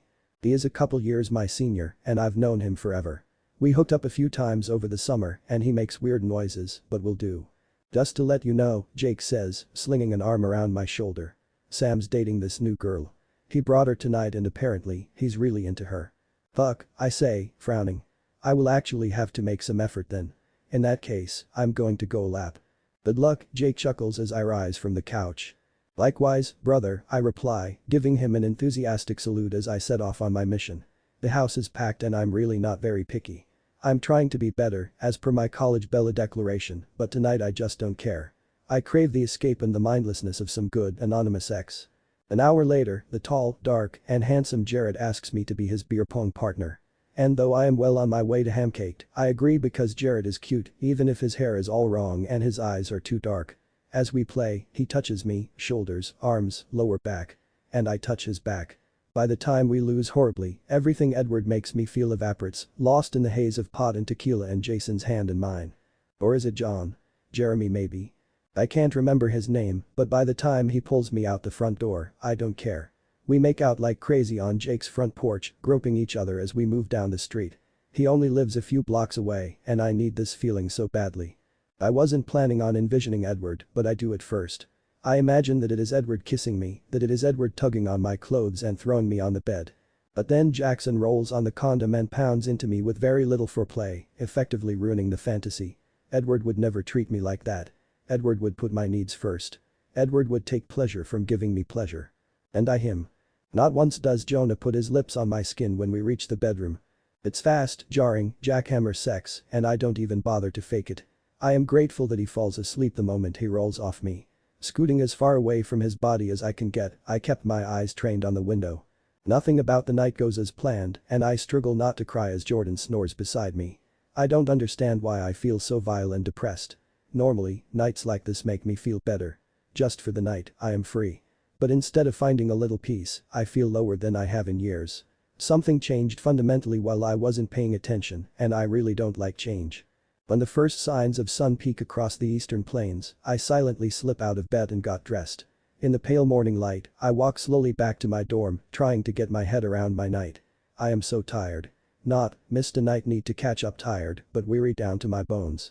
I don't know how long I can go on like this, but don't see any other options. Around 6, I collapse into my bed and sleep for a solid 3 hours. When I open my door to go to biology the next morning, Edward is waiting with a hot tea in one hand and 3 Advil in the other. I want to hug him and thank him and cry all over him, but instead I punch him in the arm and call him a pretty boy. December 22nd, 2010. Edward Pov. Goddamn, fucking, cat, I mutter without even opening my eyes. Baldo's sandpaper tongue on my ear wakes me in the morning. I try to swat him away, but he's persistent. He's truly the weirdest cat. Of course Bella would pick out such an oddball. Bella. Instantly my eyelids shoot open and I become aware of her in my arms with her back to me. The covers are pulled up above her chin and from my angle I can see her open eyes. Bella's always the early riser and I'm surprised she is still in bed. Her breathing is even and I can feel her move against my chest. When I realize that my hand found her tit in my sleep and my morning wood pokes her butt, I jump away from her body. Baldo, who was curled up behind my neck, doesn't like this at all and scratches my exposed skin. Motherfucker. I yell, pushing him off the bed as I clutch my damaged throat. He's hungry. That's why he's so cranky. He's always hungry in the morning, Bella murmurs. At the commotion, she rolled and is staring up at me from the pillows. She looks too beautiful, my breathing stops and I fight the urge to kiss her temple, just as I used to do every morning. I'm aware, I grumble, swinging my legs out of bed and wincing when the cold air hits my toes. I've been dealing with him alone for the last 2 years.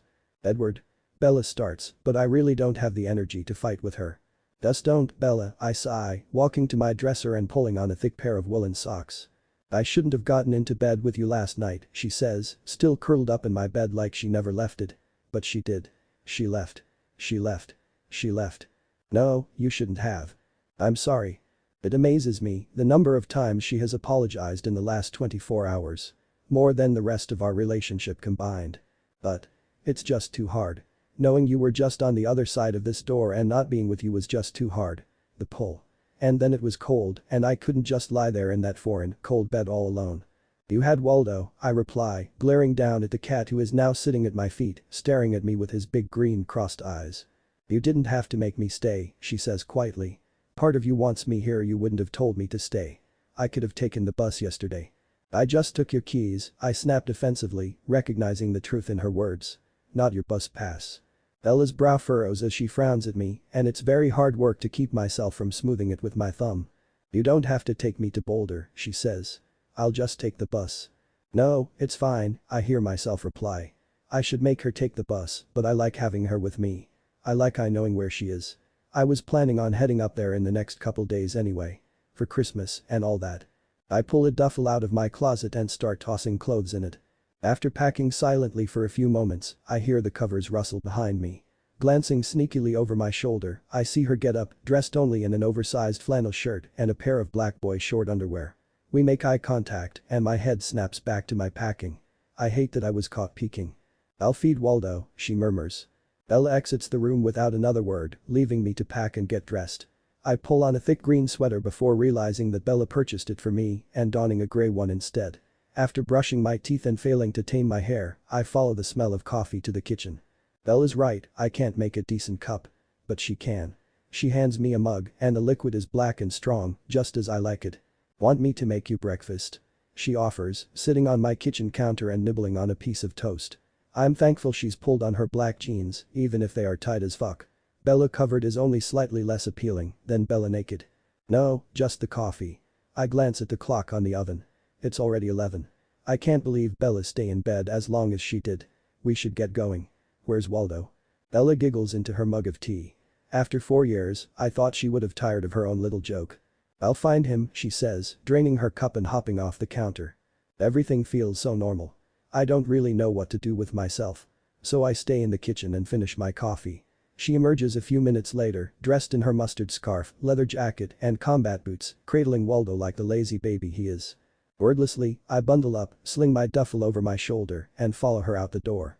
This is your car? She asks, following me to my semi-buried Volvo. I nod as I open the passenger door and gesture for her to enter. It's perfect, she says with a smile, handing me the ice scraper. Begrudgingly, I take it and stare at the 2 feet of snow on the windshield. There is nothing I despise quite like clearing the snow and ice off my car. It's cold and wet, the main reason I don't like winter. But Bella and I have places to be, so I begin the arduous task. Bella's truck is a couple spaces away and equally covered. I'm glad she didn't insist on driving it back. The Volvo has snow tires and I happen to be an excellent driver, whereas the truck barely starts and Bella gets easily distracted. Eventually, we will address the issue of her truck in Denver, but for now we leave it where it is.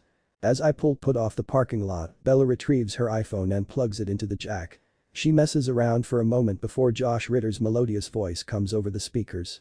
I smile, even though this choice hurts. No reggae today? I ask as we pull onto Highway 36 that will take us directly to Boulder. The tension in the car is too thick and prompts me to speak. I don't like reggae when it's cold. It's summertime music, she replies, looking out the window. I nod, even though I already know her opinions on music and seasons. The car slips back into silence. Josh Ritter continues to sing and Waldo purrs away, happier than he has been in 2 years since Bella left. Unfortunately, I know just how he is feeling. I'm trying so hard to remain unaffected by Bella, but there is no denying how happy her presence makes me. It would be so easy to slip back into a familiar pattern with her. I could forgive her. We would turn back into the couple, if you could call us that, we were 2 years ago. She would insist things between us were casual, while I would ignore her because they so obviously aren't. I would convince myself that Bella really did love me, even if she couldn't say the words. We would settle, and I would be happy again, but I cannot live with the fear of her disappearing again. I deserve someone to love me as hard as I love them. I don't see this happening in the near future.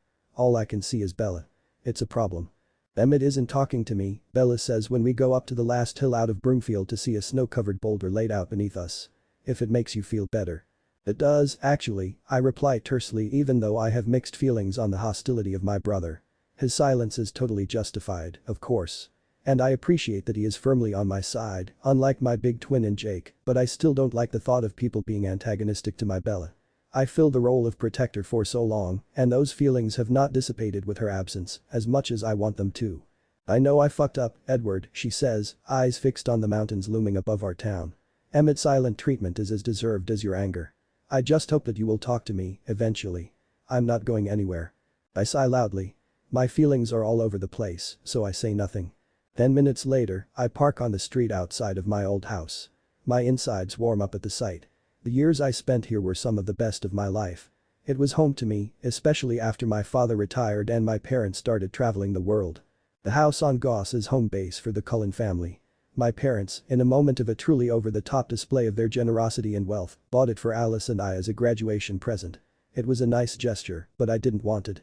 There were too many memories of Bella there, so Alice had been working on buying up my share.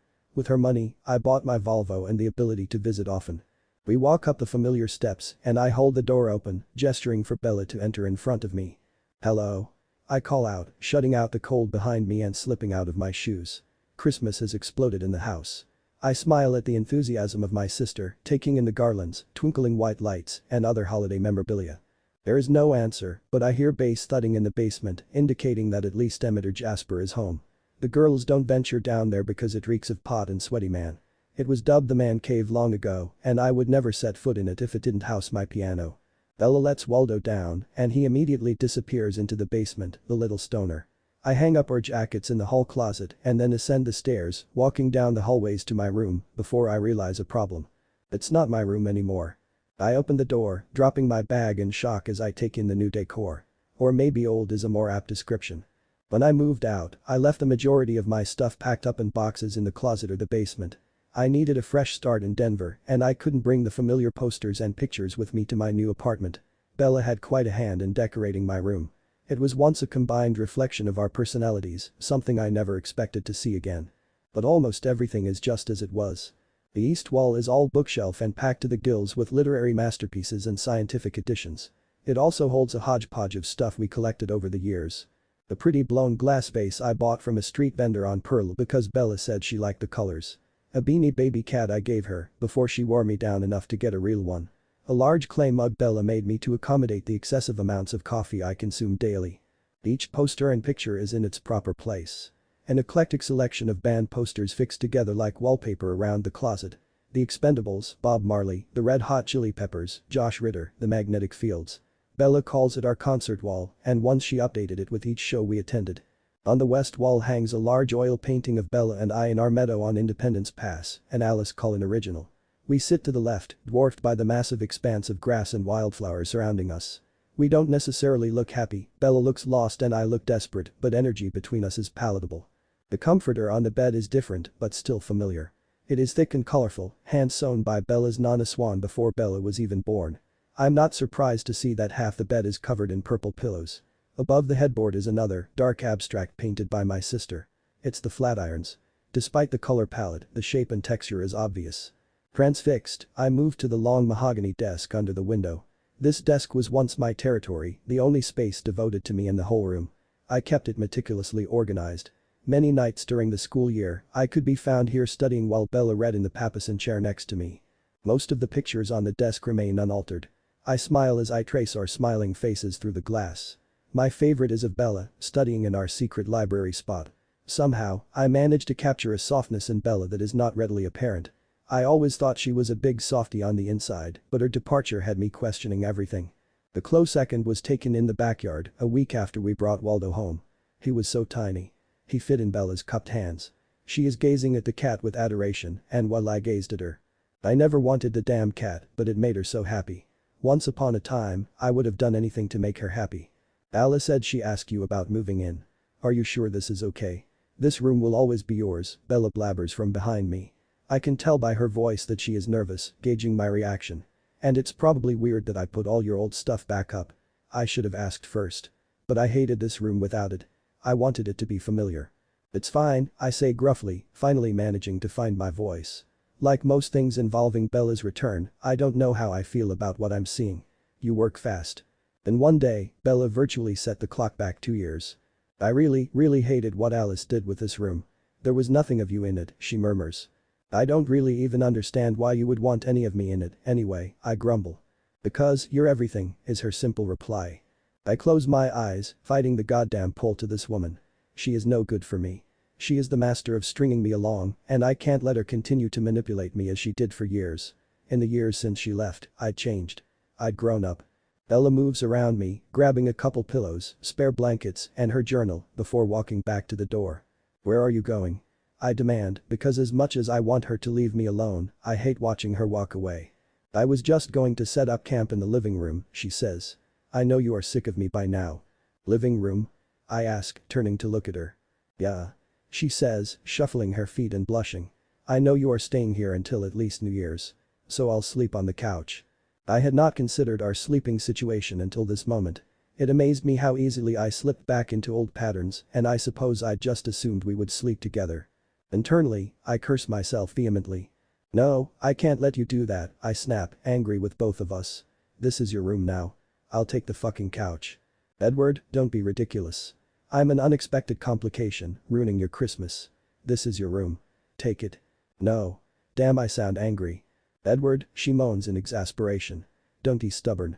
I have some serious repenting to do, so please. Just let me sleep on the couch. We stare at each other intently for a long time before I finally nod and she disappears out the door.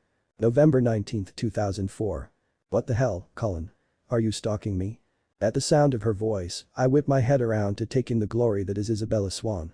Waiting in Dia for a flight back home to Seattle for Thanksgiving break is not somewhere I expect to see her, but I'm sure not complaining. I grin up from my seat at her, even though it is apparent from the tone of her voice that she is not kidding about the stalking. Bella crosses her arms over her chest and glares at me as I survey her.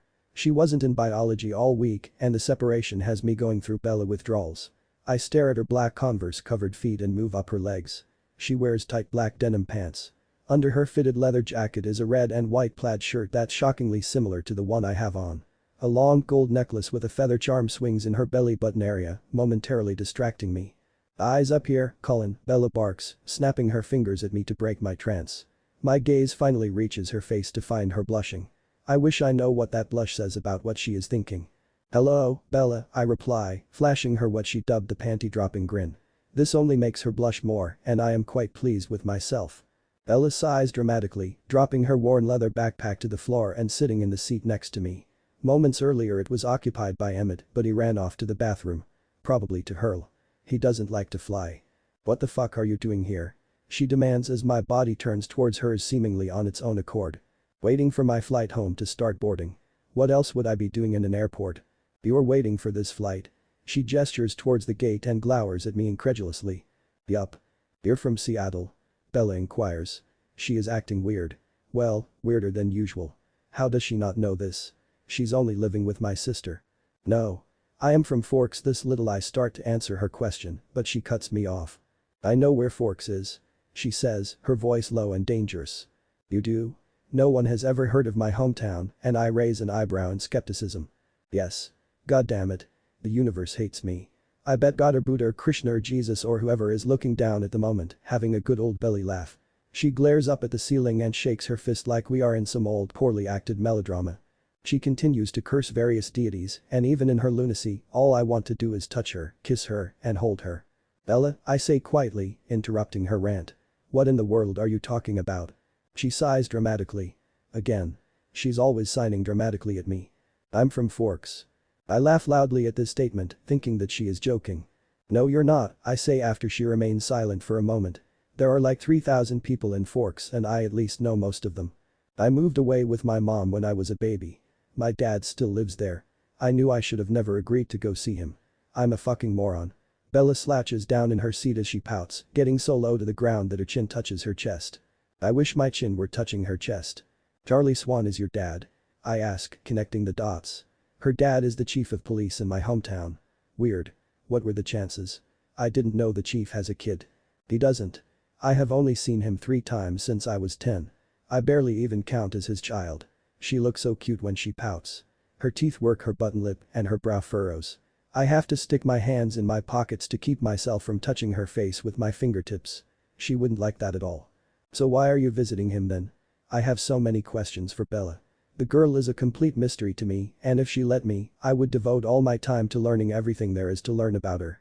I want to know her favorite movie, book, snack, and etc. Her likes, dislikes. I want to know her history, her hopes and dreams. Emmett often and accurately calls me a pansy. Better than the alternative, I guess, she says, shrugging her shoulders and closing her eyes. Which is? I press. Drop it, Adonis, she responds tersely. Fine. You know this is like fate or something, right? I ask her, changing the subject as instructed. What the hell are you talking about? She sits up in her seat so she can glare at me properly, right in the eye. She spends a lot of time glaring at me, yet she doesn't tell me to leave her alone at all anymore. Ah, progress. Bella. You should just give up now and admit that you are into me. Fate obviously wants us to be together. It's destiny, I say good-naturedly. Bella turns bright red as she narrows her eyes at me. She appears to be seconds away from punching me. She has her Edward punching face on. Shut up, will you? She growls through her clenched jaw. I see you aren't denying it. What are the chances that we would both be going to the same tiny town for Thanksgiving? That you would be born in the same town I grew up in? That you would get Alice as a roommate? Those are not random occurrences, it is fate. I lean back in my seat and rest with my palms on the back of my head, grinning as Bella turns purple and her eye twitches. I love messing with her. She freaks out so easily. Only a small part of me believes the words coming out of my mouth. She is so hot when she is irate. Are you high? Babbling psycho, hippie, crap at me. There is no destiny, no fate. Life is a random series of bullshit events and all you can is survive. The only person you can depend on is yourself, so you have to just suck it up and deal. As Bella's voice grows in volume and hysteria, the smirk falls from my face. I like to tease Bella, to annoy her and coax a reaction, but never would I intentionally say anything to genuinely upset her. Bella's eyes are wide and her breathing labored. Her hands shake in her panic and suddenly she leaps up, moving away from me. I grab her wrist, trying to fix whatever I messed up but fully anticipating Bella to pull away from me. Surprisingly, my touch seems to soothe her and she looks at me pleadingly. Her big brown eyes are so dangerous. One look and I will do anything for her. I realize that Bella is scared. Strong, fiercely independent, don't need nobody, show no weakness. Isabella Swan is scared and I need to make it better for her. A gentle tug on her arm is all it takes for her to plop back down in her seat, her eyes never leaving my face. I rest our still joined hands on the top of her thigh. Hey, I say, trying to keep my voice low and non-threatening. I was just screwing around. She nods, but the panic did not dissipate. You haven't seen your dad in a long time, huh? I say conversationally, running my thumb over her knuckles. The intimacy of the connection makes my heart soar. Normally, she would shy away from such a touch. Again, she nods. Her big earnest eyes distract me momentarily and I forget where I'm going with my comforting. She is just so beautiful. Not since I was 13, she whispers. That's a long time, I murmur. Badafedisnotlakim? She says, super quickly. This is a side of Bella I have never seen and it's ludicrously appealing. It confirms that she has a soft and gooey center, just as I expected. Bella, I reply, smiling softly at this amazing girl. She is such a bundle of contradictions and I find her fascinating. Though the gesture runs the risk of completely freaking her out and ruining the moment, I can't help but stroke her cheek. Slowly and cautiously, I move my fingers over her pale, smooth skin. Her eyelashes flutter and I inhale sharply, enjoying the sensation of electricity tingling our skin. He's your dad, he loves you. You're a college kid now. I'm sure he is one proud papa. Her lips twitch into a slight smile, so I kept going. Look at you, who could not love you? Irreverence in my tone is probably a little embarrassing and Bella's eyes narrow slightly, but she doesn't pull away. Would it be wrong to kiss her under such circumstances? Edward, I got juice. Do you want apple or cranberry? I don't think Emmett is going to want anyth though. Alice, with her typically flair for perfect timing, chooses that moment to come back from the snack bar, arms full of granola bars and fashion magazines. The moment we hear my twin's voice, the spell is broken and Bella jerks away from my touch, pulling her hands from mine. Bella. What are you doing here? When Alice sees that I am glaring at her intensely, she deposits all her goodies in my lap, slapping the back of my head as she takes the seat next to me. Waiting for my flight, short stack, Bella says with a lazy smile. She slips back into her usual, laid-back demeanor so seamlessly. It's a little dizzying. Why are you going to Seattle? Alice chirps, popping an M&M in her mouth and crossing her legs while I sulk about my ruined moment with Bella. You're her roommate, I grumble. How did you not know? She told me that she was spending the holiday with some friends, little twin, Alice sneers. Change of plans, Bella responds, interrupting our sibling bickering. She's from Forks.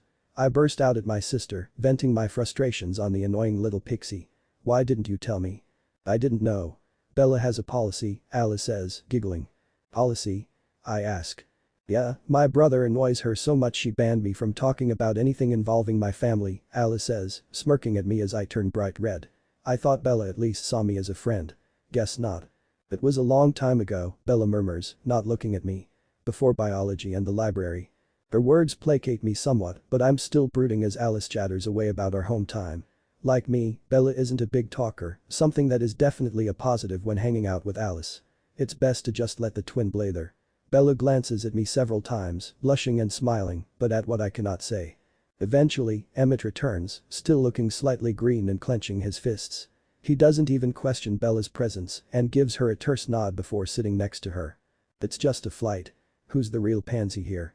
Bella boards first, waving to us as she shoulders her backpack. I am disappointed that our time together is ending. It's how I feel at the end of biology every Monday, Wednesday, and Friday. If I had my way, I would spend all of my time just being with Bella. A few minutes later, our section is called and we trudge down the aisle. Bella is sitting in a middle seat, large headphones over her ears. She is biting her lip and staring out the window with unfocused eyes. As we approach, a man is taking the seat next to Bella. Hey, do you mind trading me seats? I ask without really thinking. Why? He replies, looking confused. She's my friend, I say, shrugging my shoulders and gesturing to the lost-looking girl in the middle seat. She has her headphones on and has yet to notice me. Oh right. I get it, buddy. What kind of seat you got? The window. 4 rows back. Okay. He trades spots with me as Alice chuckles and moves past me. I stuff my duffel into the overhead and sit next to Bella. Glancing at me, she does a double take and squeaks a little when she sees me. Shit, Colin, where in the fuck did you come from? Tough girl Bella is back and I find I don't mind it at all. Scared and vulnerable or hard and crass, I like all aspects of Bella. Just down that aisle, I say, making a big show of pointing toward the door by the cabin. Cute, Bella replies, fighting against her own grin. Aw thanks, babe. I think you're cute too. My voice is song-singy so she knows I'm just teasing. She rolls her eyes and punches me in the shoulder. So you have an anti-Edward policy, huh? I say, trying to sound casual, but unfortunately, I just come off as hurt and whiny. Bella grimaces and looks out the window.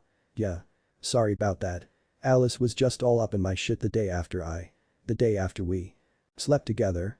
I offer, waggling my eyebrow suggestively. Yes. Right. That. I was embarrassed, all right. You flustered me, she mutters, still not looking at me. Flustered. Pasted tense. I push. Edward. Do me a favor and just shut the fuck up about it, okay? I'm letting you sit here, aren't I? Wow. Bella, I'm honored. You must really like me, letting me sit next to you and all, I reply, my voice dripping with sarcasm. You know I don't not like you, you cocky bastard, she says, with a customary smack to my arm. I'm going to bruise. It says a lot about my sick obsession with her that I'm looking forward to her marking me. Does this mean you will finally go out with me? I asked, trying to dazzle her with my smile. Since the beginning of the year, I ask her out at least once every 2 weeks. She thinks I'm joking, and I don't hold any real hope that she'll say yes. No. Please. No. Yes. No. Elia. Edward. Why not? I'm charming. You're not, you nerdy little mama's boy, she says with a laugh. Plus, I don't want to. I sit back with a huff and Bella smirks, bringing her headphones back over her ears. I want to keep talking to her, but this constant foisting myself on my unwilling ladylove is exhausting, depressing, and humiliating. She has a freaking anti-Edward policy, for goodness sake. 5 minutes later, Bella is forced to cram her iPod in the seat back pocket in front of her. She turns to look at me expectantly, as if I have something more to say. We are used to sitting together in easy silence, but Bella can't tell that I'm not pleased. Usually when I'm not pleased, I bug her until I feel better about whatever the hell is going on between us. How you doing over there, dude? Bella says, leaning forward in her seat after takeoff, trying to make eye contact with me. I am too busy brooding to indulge her. I just grunt in response, keeping my arms crossed over my chest and my eyes fixed on the mini TV embedded in the seat in front of me. The catfight flashing on the reality show in front of me proves to be a lacking form of distraction. Are you cranky because I say I didn't not like you? Again, I grunt. She lays her head on my shoulder and looks up at me with her big brown eyes. I work really hard to focus on the screen, to keep the smile off my face, and to ignore how good even the slightest touch from her feels. Are you cranky about my former policy? She pushes her nose into my jaw and blinks at me with her fucking eyes. It is not fair. Bella's very good at determining when she's pushed me too far and then reeling me back in. She really is evil, and even though I know she is manipulating me, I give in. Former. Glancing down at her, I squeeze my arms across my chest to keep myself from touching her. Yeah. Former. Thank you, by the way. What for? I ask, disappointed as she pulled away from me to sit up straight in her seat. "For not saying anything about my minor freak out before," she mutters, studying her nails. "It was just a bizarre moment. An aberration.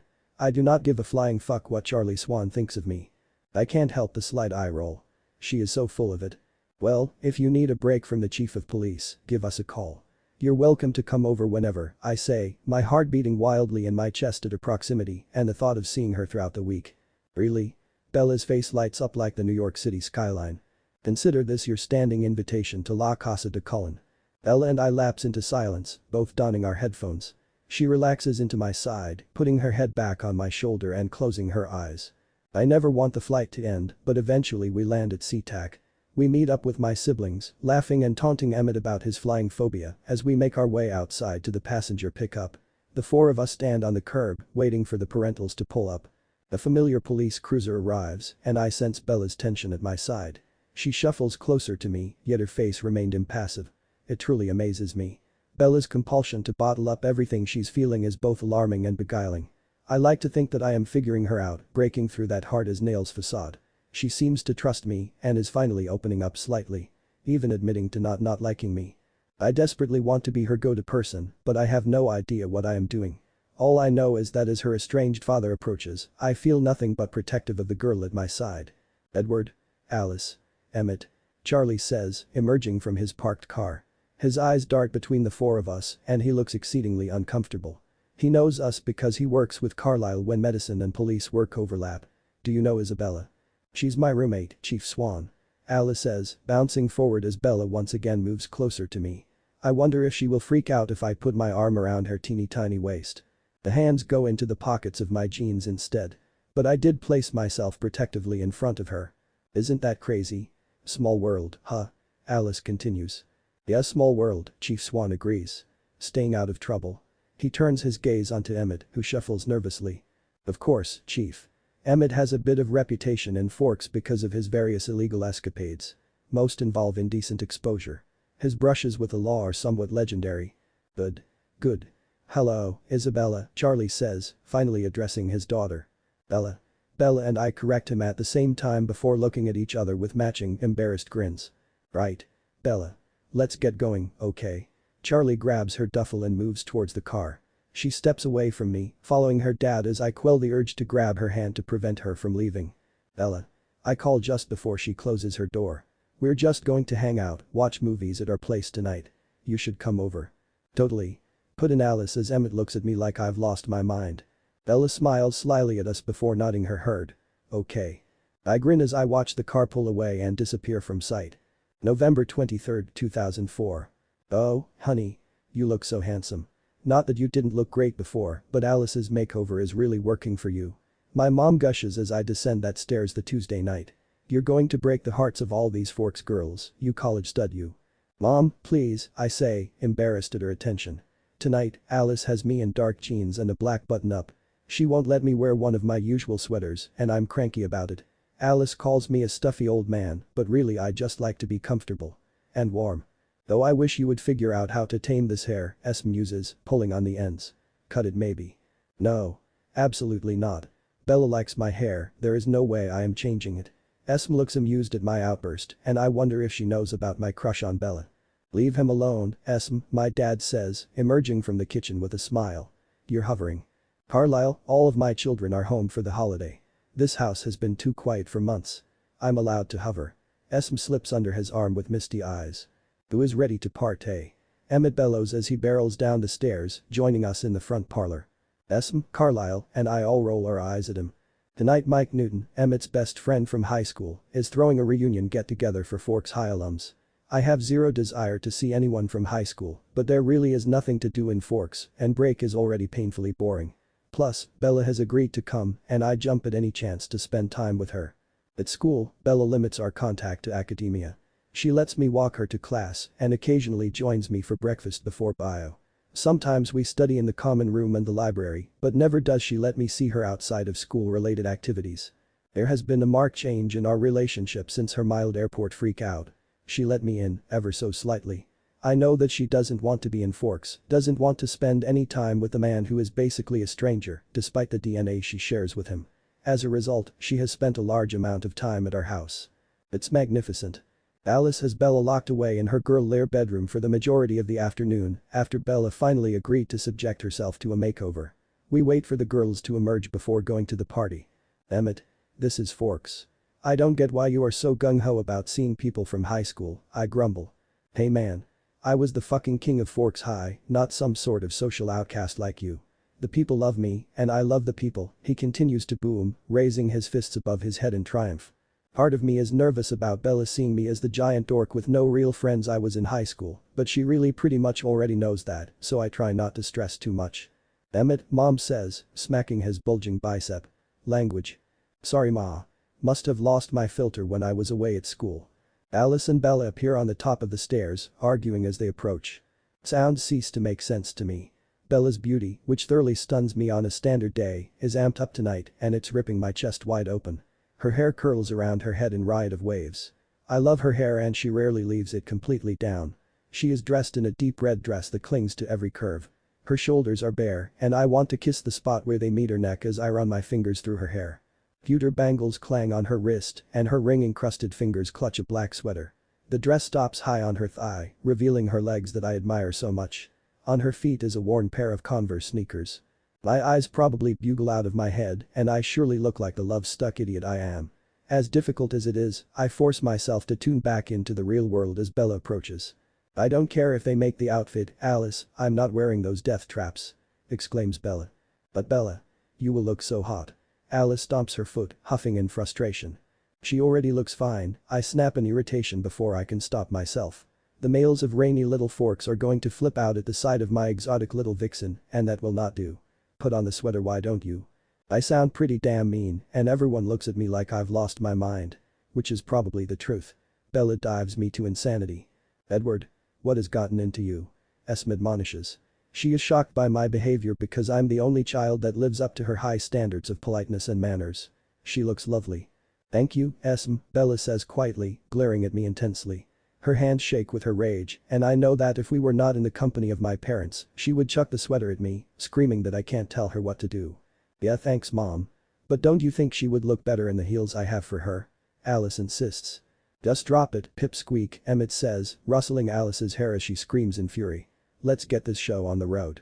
Okay, everyone calm down, Carlisle says, snagging Alice's elbow to keep her from launching her little fists at Emmett. Ground rules. No drinking and driving, don't be too loud when you come home, don't do anything stupid, and call if you need us. But that we are out the door, getting into Alice's little yellow Porsche. She is the DD for the evening, claiming that she is too depressed to drink with Jasper so far away. I spend the short car ride trying to make eye contact with Bella to apologize, but she just glares out her window, tapping her foot in irritation. She violently shoves her arms into her long black cardigan when the outside cold hits her as we arrive at Mike's. I'm sure she would love to ditch the thing to spite me, but ultimately she hates the cold more than she hates me at the moment. We all tromp up the porch to the sounds of heavy bass pulsating through the Newton house. Suddenly, I am crazy anxious. Though it is true that I was a bit of a social outcast, I wasn't tormented in high school, mostly just ignored. Which is the way I liked it. High school wasn't horrible for me, but that didn't mean that I'm in a rush to see the people I went to school with. I briefly dated the extremely popular Tanya towards the end of senior year, causing quite the stir on the social scene. It was awful and made me thankful that I was such a loner. Thanks to Alice's Edward needs a new look for college makeover campaign, I don't look like I looked in high school. My hair is shorter, I wear contacts instead of glasses, and my clothes are apparently stylish.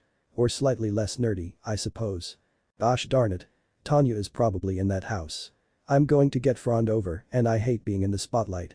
The moment we step through the threshold, Mike and a bunch of other meatheads accost Emmett. Alice squeaks as she sees a familiar face, taking off in the opposite direction of the dumb jocks, leaving Bella and I alone, loitering near the door. So, this is how they throw down in Forks, huh? Bella says, crossing her arms over her chest and surveying the crowd. There is probably about 30 people standing around in the kitchen and living room, chatting in groups and clutching red cups. It seems like a pretty standard party to me, though everyone is staring at us avidly. Bella is a stranger, something incredibly rare in Forks, and I am all spiffed out now, so the pair of us is causing quite the stir. I don't like all the melees ogling Bella, so I move closer to her, carefully draping an arm around her slender shoulders. What the fuck do you think you are doing, Cullen? Bella says, jerking away and shoving me backwards roughly. Shamefully, the feel of her hands on my chest excites me endlessly. You don't get to touch these cardigan-covered shoulders, cocksucker. Bella. Don't you fucking bella me, she scolds, shaking a finger in my face. Someone in this lame-ass house better have some weed, she mumbles to herself as she stomps away, leaving me all alone to endure the stares of my former classmates. Sighing, I squeeze my eyes shut, pinch the bridge of my nose, and try to not freak out. Edward, hey man. How's it going? I glance up, pleased to see Eric Yorkie, one of the few people from Forks I actually consider to be a friend. Eric. It is good to see you, I reply, firmly shaking his hand and actually meaning it. Ditto. You look like you need a drink, he chuckles. Eric, you read my mind. 3 beers, 2 shots of tequila, and a glass of something called jungle juice containing an undetermined amount of alcohol later, and I am staring at Bella across the kitchen, flirting away with Mike Newton. This is a side of Bella I have never seen before. She is giggling, touching his arm, and flipping her hair. It's the fakest bullshit I have even seen, and for the first time since meeting Bella, I am actually really pissed at her. I know she has some messed up past. I know that she has a hard time trusting people. I know that she is closed off, smokes too much pot, and has slept with too many boys. But never before have I seen Bella lose herself like this. She prides herself on being real, being Bella no matter what anyone thinks. And this girly, flirty, all over Mike fucking Newton shit she is pulling has me downright incensed. I lean back on the kitchen counter as people chat around me. Ignoring them, I stare intently at Bella as I suck down whatever Alice's friend Jessica pours in my cup. She is fawning over me, but I just ignore her like as I do everyone else. Slowly and sensuously, Bella peels off that motherfucking cardigan. She glances up at me from underneath her eyelashes and I realize exactly what she is doing. For one harmless comment, Bella is purposely torturing me. Mike pours another round of shots, and Bella downs 2 in quick succession as the males around her cheer. You'd think they'd never see a female drink whiskey before. Idiots. I finish my drink in response, handing it to Jessica for a refill. Wow, Edward. Look at you, drinking with the common folk. Who knew you were this cool? She says, putting a hand on my shoulder. College has changed you. I don't even feel the contact. I do notice that Bella notices said contact. Eyes narrowing at me, she presses up against Newton, whispering something in his ear. He nods enthusiastically, grabbing her hand and pulling her out the sliding door to the back porch. At least she puts her sweater on as she went. But God. You two are so ridiculous, Alice says from my side, shaking her head at me. Are you going to go out there after them or what? Needing no more encouragement than that, I begin the arduous process of picking my way through the crowded kitchen. People attempt to stop me to talk, but I continue to ignore them, focused solely on the door. Visions of the horrible things happening on the other side of that door bombarded my brain. Sliding it open is rather anticlimactic, thank God, because when I step outside Bella is sitting on the railing, a joint in her hand, glaring down at Mike Newton. Listen, fart muncher, I don't know what possibly gave you the impression that you're allowed to touch my legs, but you need to step the fuck off, she says in her dangerous, I am going to punch you voice. I am not that drunk. God, I hope she punches him. Mike doesn't reply, he simply thrusts his cup at Bella. She shrugs, guzzles the liquid in one gulp, tosses the empty container over her shoulder, and takes another long drag of the joint as she closes her eyes. Drunk enough now? Mike asks, sounding hopeful. Bella laughs like a lunatic, Mike approaches her, and I can't stay impassive any longer. With a rough shove to his shoulder, I insert myself between the two. There's not enough alcohol in the world, Newton, I say, seething. What the fuck, Colin? Who even invited you, nerd breath? Get the fuck out of my house, he replies, smirking and yelling at me simultaneously. I try not to be intimidated and channel new college Edward, not old quiet high school Edward. Fuck you, Newton, leave her alone, I say, puffing up my chest and glaring at him. I'm taller and I really enjoy looking down at him. He opens his mouth to say something, but Bella interrupts our little pissing contest. Whoa there, partner, Bella says with a ridiculous cowboy accent. She wraps an arm around my shoulders, pulling me towards her spot on the rail, while kicking Mike back with her foot. Nerd breath. Really? That insult is an insult to insults. Run along now, sperm breath, she amends, your services are no longer required. Mike's face contorts in rage before he storms away. Thanks for the shitey dank, you cheap ass son of a bitch, Bella yells as he slams the door. I am suddenly very aware that Bella's arms are wrapped around my neck and her chest is pressed up against my back. Her legs dangle at either side of my waist, and I have not been this close to her since our first meeting. What the hell do you think you are doing? I slur through my teeth. My lips are having a hard time forming words.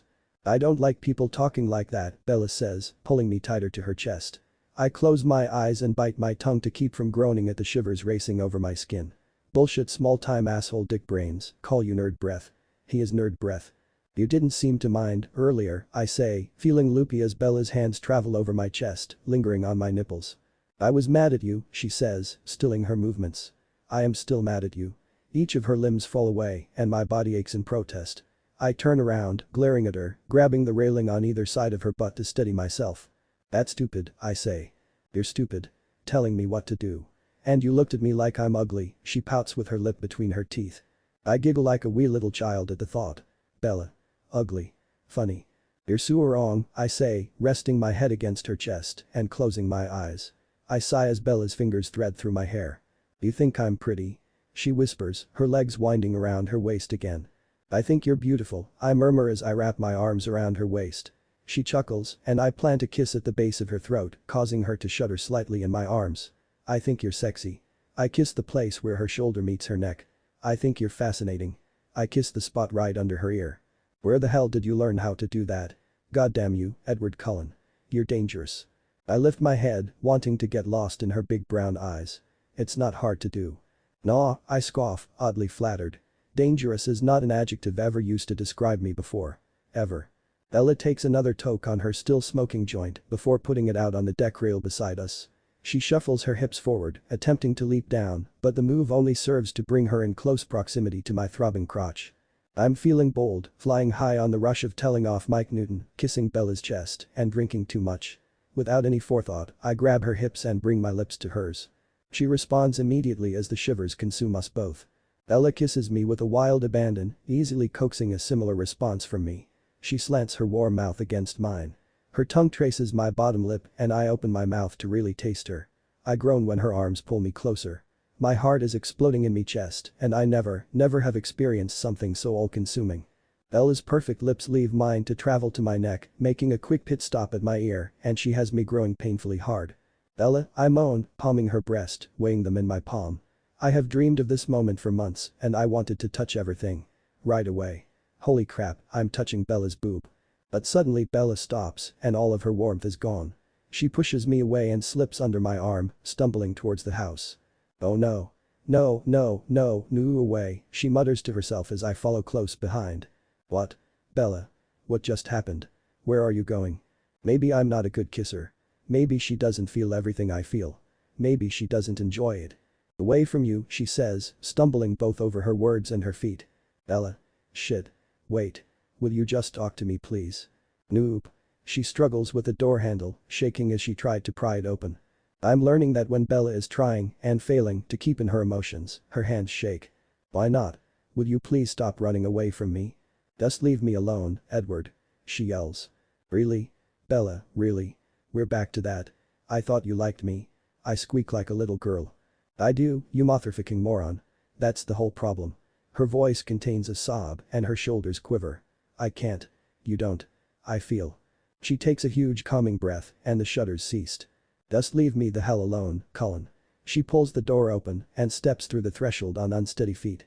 I follow her in a daze, struggling to comprehend what just happened. I go from the elation of kissing Bella to the nausea of seeing her walk away. It's unsettling. There's no time for me to recover because the second I slide the door closed behind me, I'm ambushed by a blur of strawberry blonde hair. Sharp nails latch onto my arm. There's my Eddie boy. Where have you been, sugar? She coos, laying her head against my shoulder. My eyes snap to Bella who has her punching face on again. Come on, let's get you a drink and we can catch up. I want to hear everything about that cowpoke town you live in now. Tanya links her arm with mine and leads me to the kitchen, forcing me to turn away from Bella. 20 minutes and at least 2 more drinks later, I sit on the couch next to Tanya, listening to my former girlfriend hold court among the fortunes still left at the party. She is always the queen bee. I was so shocked by her portrayal of me in high school that I turned a blind eye to her many negative qualities. How could Edward Cullen say no to Tanya Denali? She used to call me her diamond in the rough, her dorky little treasure. I was arm candy for her and she never bothered to get to know me. What a bitch. So, Edward, she says, turning to me. Tanya puts an arm around my shoulder and places a hand on my chest.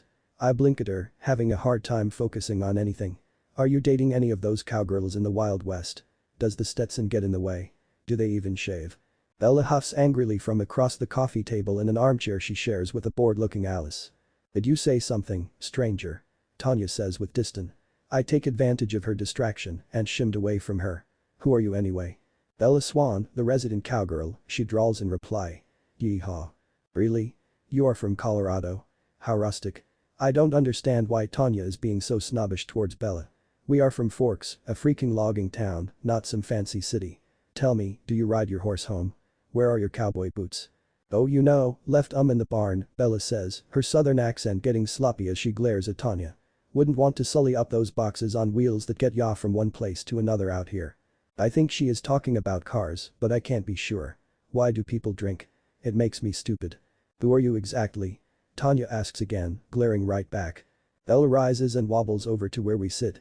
She towers above us and places a hand on my shoulder.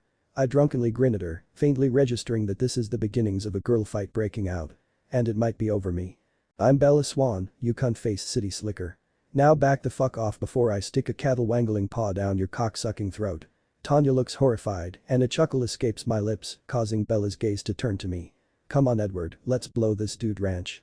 I trip in my haste to follow her, not even noticing that Bella doesn't stop until we reach the damp street. With quaking hands, Bella fumbles to light a cigarette. But she's shaking too badly and it's too windy, so she eventually throws it down unsmoked. Who in the motherfuck is that Edward, she demands, shoving me roughly when I got too close. Mex, I respond, really wanting to touch her. You have an ex? I thought you were like, dating retarded or something. This statement should offend me, but I'm too drunk to really care. Not totally. Hey, you're jealous. I giggle in my excitement when I figure out why she is so pissed. Maybe she really does like me. Ha. That's a real interesting theory, Cullen. She tries to stomp off, but I grab her elbow, almost toppling us both. You like me? No, I don't. You fucking annoy the fuck out of me. False. I bet you would freak out if I went back in there to Tanya. You would totally freak out. You're so irritating. You're so irritating. I'm not totally sure how we end up in the very small back seat of Alice's Porsche after that. The memories are hazy.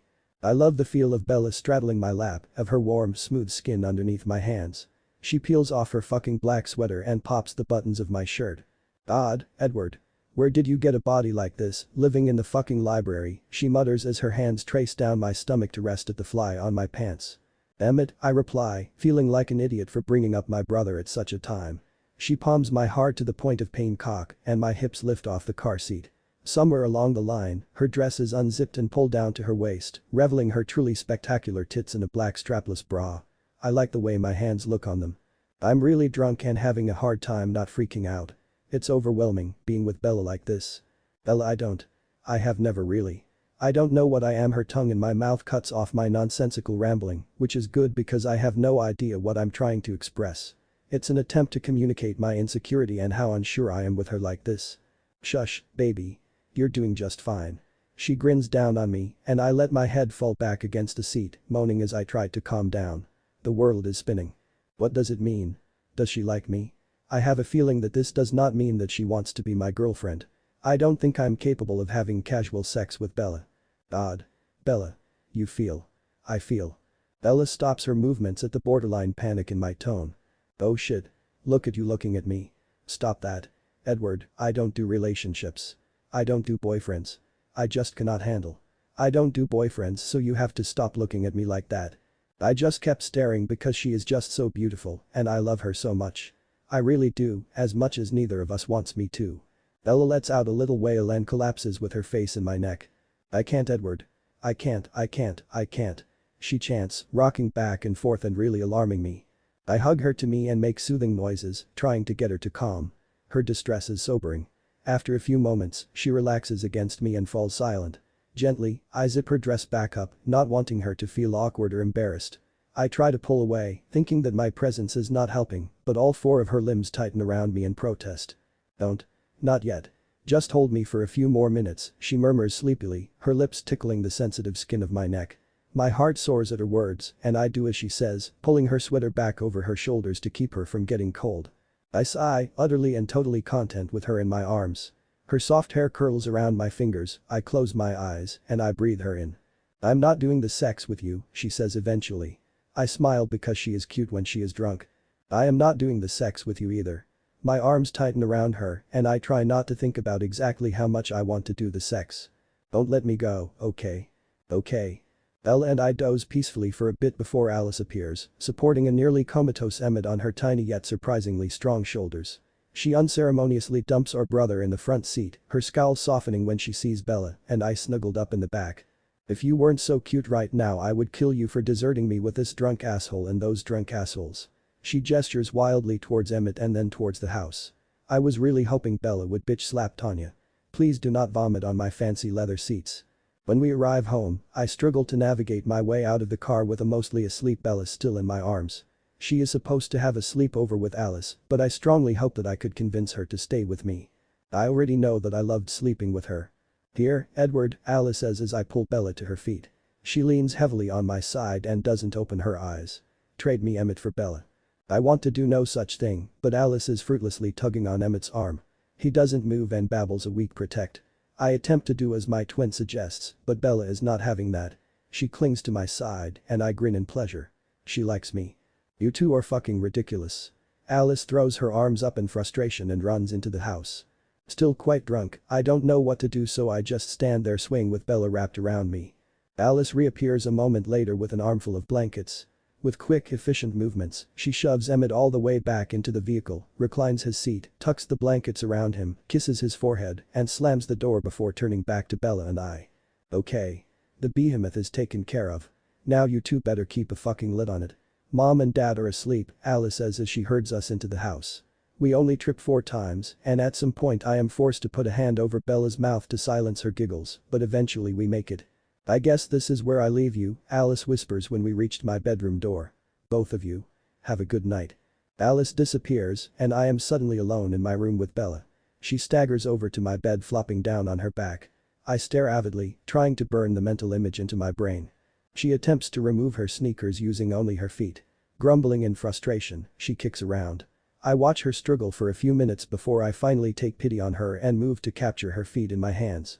My fingers linger on her ankles as I toss her shoes to the floor. I forgot to turn on the light when we entered, a mistake because I can't see her as clearly as I would like. "Zipper now, Cullen," Bella says, flipping onto her stomach and gesturing to the back of her dress. Eyes bulging out of my skull, I quickly do as she instructs. I watch in enthrallment as Bella somehow manages to flop around until the dress is gone. It's reminiscent of a fish, but still obscenely endearing. No sexing. Just sleeping. She crawls up my bed on all fours before snatching back the covers and flopping down on the pillows. Though she appears instantly asleep, her little hand sneaks out from underneath the covers, patting the bed next to her. I strip to my boxers in about 4 seconds and wonder how the hell I am going to fall asleep when I am this turned on, but I don't hesitate in joining Bella. I pull her into my arms, her head on my shoulder and a hand on my chest. I close my eyes and breathe her in. I'm asleep in a matter of moments. I wake up alone. Despite all the alcohol I ingested the previous night, I remember everything. Bella all over Mike Newton. Bella and our very first kiss. Bella scowling down at Tanya in jealousy. Bella upset because she likes me. Bella falling asleep in my arms. I should have expected her to ditch me at the first sign of daylight. Sitting up in my bed, I vigorously rub my hands over my eyes in an attempt to clear my sleep-fogged brain. I groan as I open them, glaring at the offending sunshine streaming through the window. Of course the one day it's sunny in Forks is the one day my hangover demands cloud cover. Just because I'm not surprised to find her gone doesn't mean that I am any less hurt. Her departure leaves me feeling used and unworthy at the same time. But then my bathroom door opens and out walks a fully dressed Isabella Swan. Her face is scrubbed free of makeup and her hair is pulled up into a messy bun. She smiles slightly when she sees me up and walks across the room to sit at the end of my bed. "Hey," she says quietly.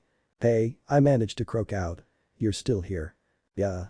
I woke up a while ago and was going to leave. But then I just couldn't," she replies, playing with the hem of her dress. "Why not?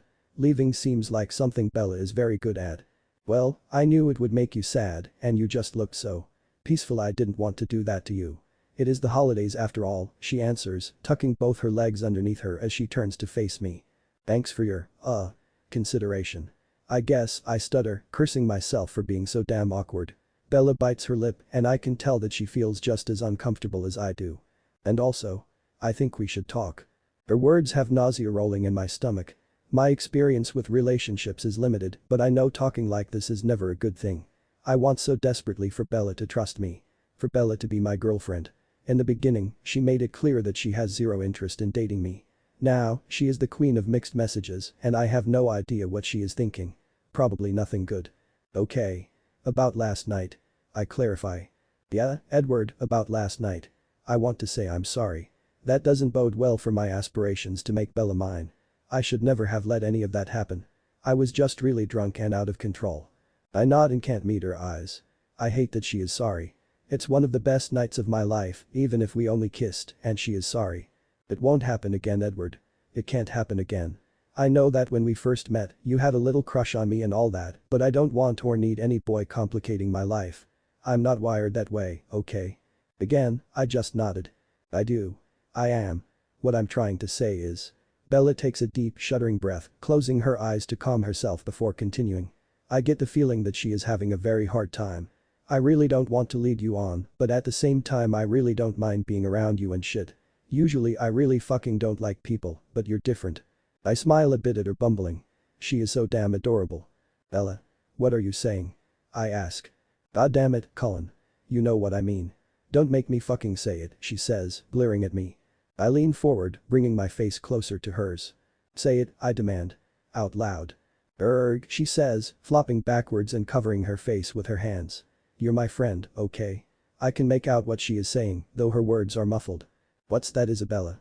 I can't really hear you, I tease. She kicks her feet out, throwing a little tantrum and groaning into her hands as I laugh. You're my friend, you big fat ass face. She yells with a final kick to my shin. Suddenly she sits up, looking at me with her eyebrows furrowed in distress. That is, if you still, want to be my friend.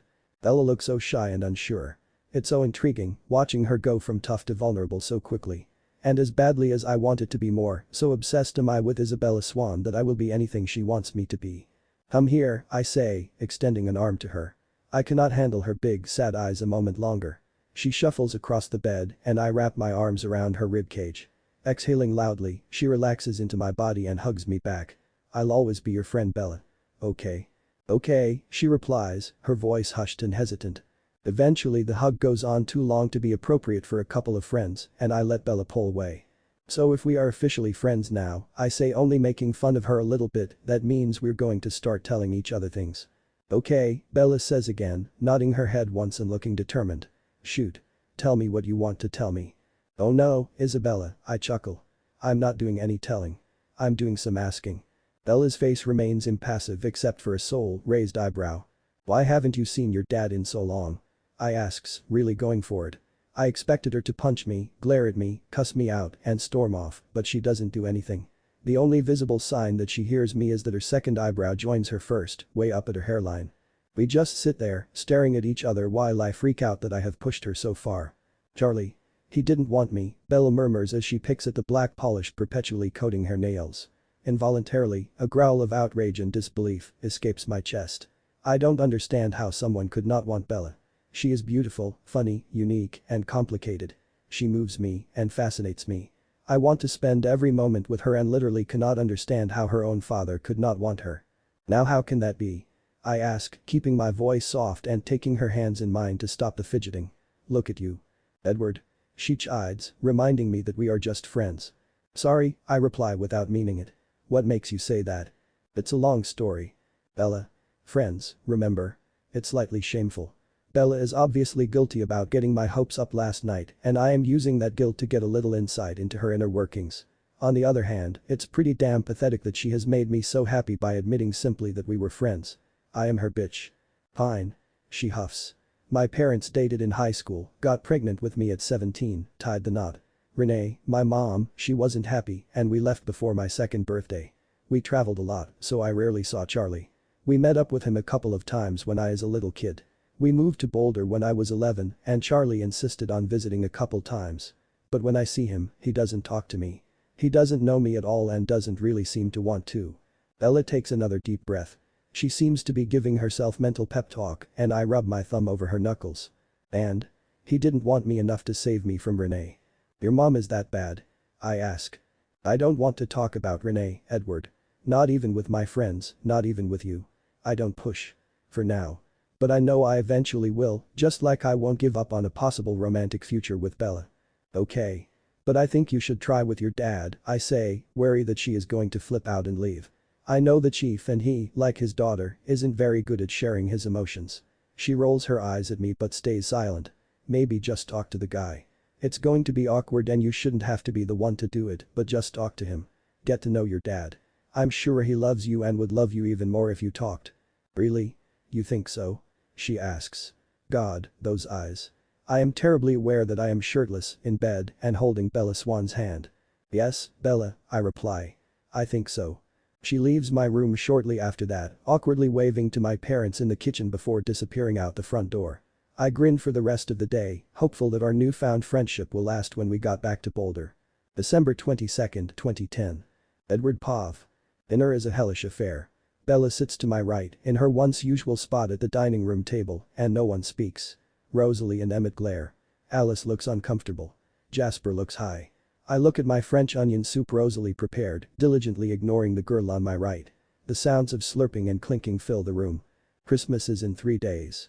I hope we alleviate some of the tension before the holiday. So, Alice asks with trumped-up enthusiasm. How was everyone's day? Rosalie. What did you do? Oh, you know, the usual. Sometimes it just gets so dull I just want to take off for 2 years and fuck around. But somehow I refrain. Rosalie's words are harsh and her tone cruel. I hate it when Rose gets like this, and I wish she would just straight up say what exactly pissed her off so. Not that it's hard to guess. I can't help but glance at Bella. Her face is a composed, emotionless mask, but she sets her spoon next to her bowl and puts her shaking hands into her lap. Please, Rose, Alice reprimands. Emmett, what about you? It was good, pixie dust, says my brother through a spoonful of soup. I dealt with this old employee who wanted their job back. It was the damnedest thing. The dude quits, then comes crawling back with his tail in between his legs, thinking that everything can just go back to the way it was before. Crazy, right? Alice tries to stop the conversation, but it interrupted by the overpowering voice of Rosalie. That motherfucker must be insane if they think their departure could just go unnoticed like that, says Rosalie, continuing to shoot laser beams of hate at Bella. What a cocksucking little bitch. Where do you think this employee has been all this time? Emmett muses. I'm surprised that Emmett is playing along with his girlfriend. He's usually so good-natured, not vindictive at all. But for once, he is acting just as spiteful as Rosalie. I find I don't like hate directed towards Bella. Oh no. Best case jail. Worst case, fucking strangers for money and snorting blow.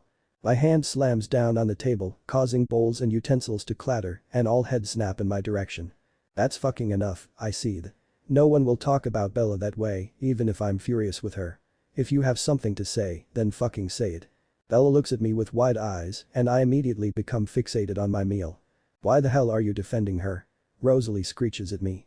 I wish I have an answer for her very good question, but I got nothing. She fucking crushed you. Or did you forget about that the moment you got your dick inside her again? I blush like crazy, and now Bella is the one slapping her hand down on the table. Don't fucking talk to him like that, Rosalie Lillian, Bella says. Edward and I still have a lot to talk about, and it is none of your fucking business what we do or do not do. You don't have to forgive me or consider me a friend again, but I'm not going anywhere, so deal with it. Bella practically sprints out of the dining room. I fight every natural instinct to rush after her. I can't believe you let her move back in, Alice, Rosalie says, still enraged. It's pretty fucked up, sis, Emmett agrees. Poor Edward. She's living in his old room. How is he supposed to feel about that? I ask his permission, thank you very much, Em. Alice huffs in self-defense. If he doesn't have a problem with it, then why do you two? Because we're the only ones who have any common sense. Bellows Rosalie. Bella's a fuck-up. A selfish fuck-up. Eventually she's going to take off again without a word, and where will we be then? Huh. Bella is my friend. My very best friend. And I know she isn't perfect, but I love her forever. She doesn't need my forgiveness, and I'll always be there for her, Alice yells right back. Things are quickly getting out of control, and I don't know how I feel about the words being thrown back and forth across the table. That's bullshit, Alice. It's like you are condoning her behavior. Like how I stupidly let her back into my life again when you two started college, even though I knew she was a terrible friend. I should have never talked to her again after she fucked my boyfriend. Rosalie, Alice says in exasperation. Let that go. You know that Bella didn't sleep with Jake when he was with you, so just shut up about it. Whatever, Rosalie scoffs. The point is, she deserves to be punished after what she did to Edward. I think losing Edward is punishment enough, says Alice quietly. I stare at my twin, desperately attempting to read her thoughts, but I can't tell what exactly she means by this statement. It would be one thing if you were upset with Bella leaving you, but Edward is a big boy, he can handle himself. He doesn't need you to defend him. I'm right here, you know, I say in irritation. I may be quiet, but I still don't like them talking about me like I'm not here. That's why I'm mad, Emmett puts in. She was like my little sister and she just took off. That's not cool. Plus, she hurt my little brother and that's really not cool. Listen, guys, I say, trying to calm everyone down. Just keep out of my business with Bella. You have every right to be angry with her, but she is back now. She lives here. You need to be polite. Or at least not openly adversarial. Emmett pouts, Rose growls. Seriously, back off, I say with authority as I rise from the table. I know what I'm doing with Bella. Really? Rose asks, looking amused. I ignore her, trying to convince myself of the validity of my own words. January 19, 2005. Edward Pav. What are you doing this weekend? I demand the moment Bella sets her bag down on our typical table in the stacks. Well, hello to you too, Ginger, Bella chuckles as I scowl at her. I hate my latest nickname. Shortly after Christmas break, Bella and I got into a huge argument over my hair color. She claims I'm a ginger, I deny her accusation, adamantly pointing out that the odd shade is more brown than anything. Bella thinks my discomfort is amusing and a new name was born. I miss Adonis. It's far more complimentary. Don't call me Ginger, I insist. Ginger, Ginger, Ginger, Ginger, she sings, sticking her hands in my hair and moving it in time with her stupid song. I try to be indignant, but I like the way she is touching me too much to mind. Seriously, Bella, I say when she removes her hands from my hair and takes her seat next to mine. What are you doing this weekend? It has been almost 4 months since Bella's mouth was on mine and she announced that we were friends. I struggle daily to respect her wishes and keep our friendship platonic, but it was damn difficult. She touches me too often and with too much familiarity. When she laughs, she touches my arm or places a hand on my leg. When we study late, she lays her head on my shoulder. Our time together is still limited to class, the library, or the occasional meal. I desperately want to see her outside of school. Plus, I've been spending more time with Alice's friend Kate. She is pretty, blonde, and smart. She's a biology major from Alaska. But I need to know there is nothing between Bella and I for sure before I ask out another girl. Oh no. If I had to guess, I would probably say that I'm going to go to a party at Jake's, she says, flipping through the latest novel she was assigned to read for her latest lit class. Do you ever get bored of doing the same old thing? I ask. Occasionally, I will go to a party if Alice, Jasper, and Emmett force me. I don't really like them much. Too many strangers make me uncomfortable and girls tend to throw themselves at me. Luckily, my friend Ben has the same view of the party scene and I am able to have a social life without going out every weekend. Every night is different, silly, Bella says with an eye roll. There are always new adventures to be had. What about an adventure at a different party? I ask. You going to a party, Edward, she asks, feigning surprise. But who will look after the library while you're away? Cute, I reply, shoving her playfully as she laughs at me. I consider pointing out that she comes here almost as often as I do, but I let it slide. My brother is having a party tomorrow night at his house. Emmett? Yup, my one and only annoying big brother. So, the brother that lives with and is dating Rosalie Hale? Bella demands, looking at me like I'm an idiot. Which I am. I totally forgot about Bella's history with Emmett's bitchy blonde girlfriend. Although I don't know the whole story, it's clear that the two were once best friends before they got in some sort of fight over Jacob Black. I really hate Jacob Black. That's the one, I reply, upset because I know there is no way I will get her there now. Bella hates the drama. You're aware that my life will probably end if I go to this shindig with you, right? For someone who hates dramatics, Bella is sure into hyperbole. Rosalie Hale will probably slaughter me the moment I step foot into her house. That bitch hates me and can hold one hell of a grudge, Bella says, shaking her head. So what did you do? What makes you think I did something? Bella asks, apparently aghast at my assumption. I give her a pointed look. She laughs before continuing. Okay, stop looking at me. You're right, I did do something. But mostly it was just a big misunderstanding. How so?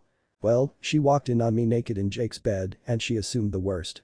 I know Bella has been with a boy or two, but hearing her discuss her sexual past so blatantly makes me a bit ill. Holy fuck, Edward. Look at that look you are giving me. You assume the worst too. Bella yells, slapping a palm down on the table. Assuming makes an ass out of you and me, I say in the worst defense ever. But Bella laughs and punches me lightly in the shoulder. You're the biggest dork I know. For your information, there was a perfectly good reason I was naked. I had just gotten out of the shower and my clothes were in the dryer because Jake had pushed me into Boulder Creek, so I was waiting for them to dry. Rosalie's assumption doesn't seem that outrageous. Jake and I hadn't fucked since before he started dating Rose, Bella continues. I snap the pencil I'm holding underneath the table at her words, but thankfully Bella doesn't seem to notice. He wasn't even in the room when she walked in. And yes, it looked bad. But come on. I was her best friend. She knew I was half living with Jake, half living out of my truck at the time. She should have believed me when I explained. But no. She just believes what she wants to believe, dumps Jake, and stops speaking to me. Though, I did start sleeping with him again after that. But there was zero cheating. There is so much about Bella's rant I have a problem with, I don't even know where to begin. Wait. Why were you living with Jake? I ask, confused. All the color drains form Bella's cheeks, and her eyes go wide. No reason, she says, trying to sound casual and failing miserably. Hey, have you done the bio homework yet? I fucking hate meiosis or mitosis or whatever the fuck we're studying. Isabella, I say sternly. Why were you living at Jake's in high school? I had nowhere else to go, she replies, shrugging. Where was your mom? No, Eddie, she said, angry with me all of a sudden. Dropping acid at some hippy-dippy commune and forgetting my existence. Fucking the president of the United States. Saving little AIDS babies in Africa. Who the fuck knows?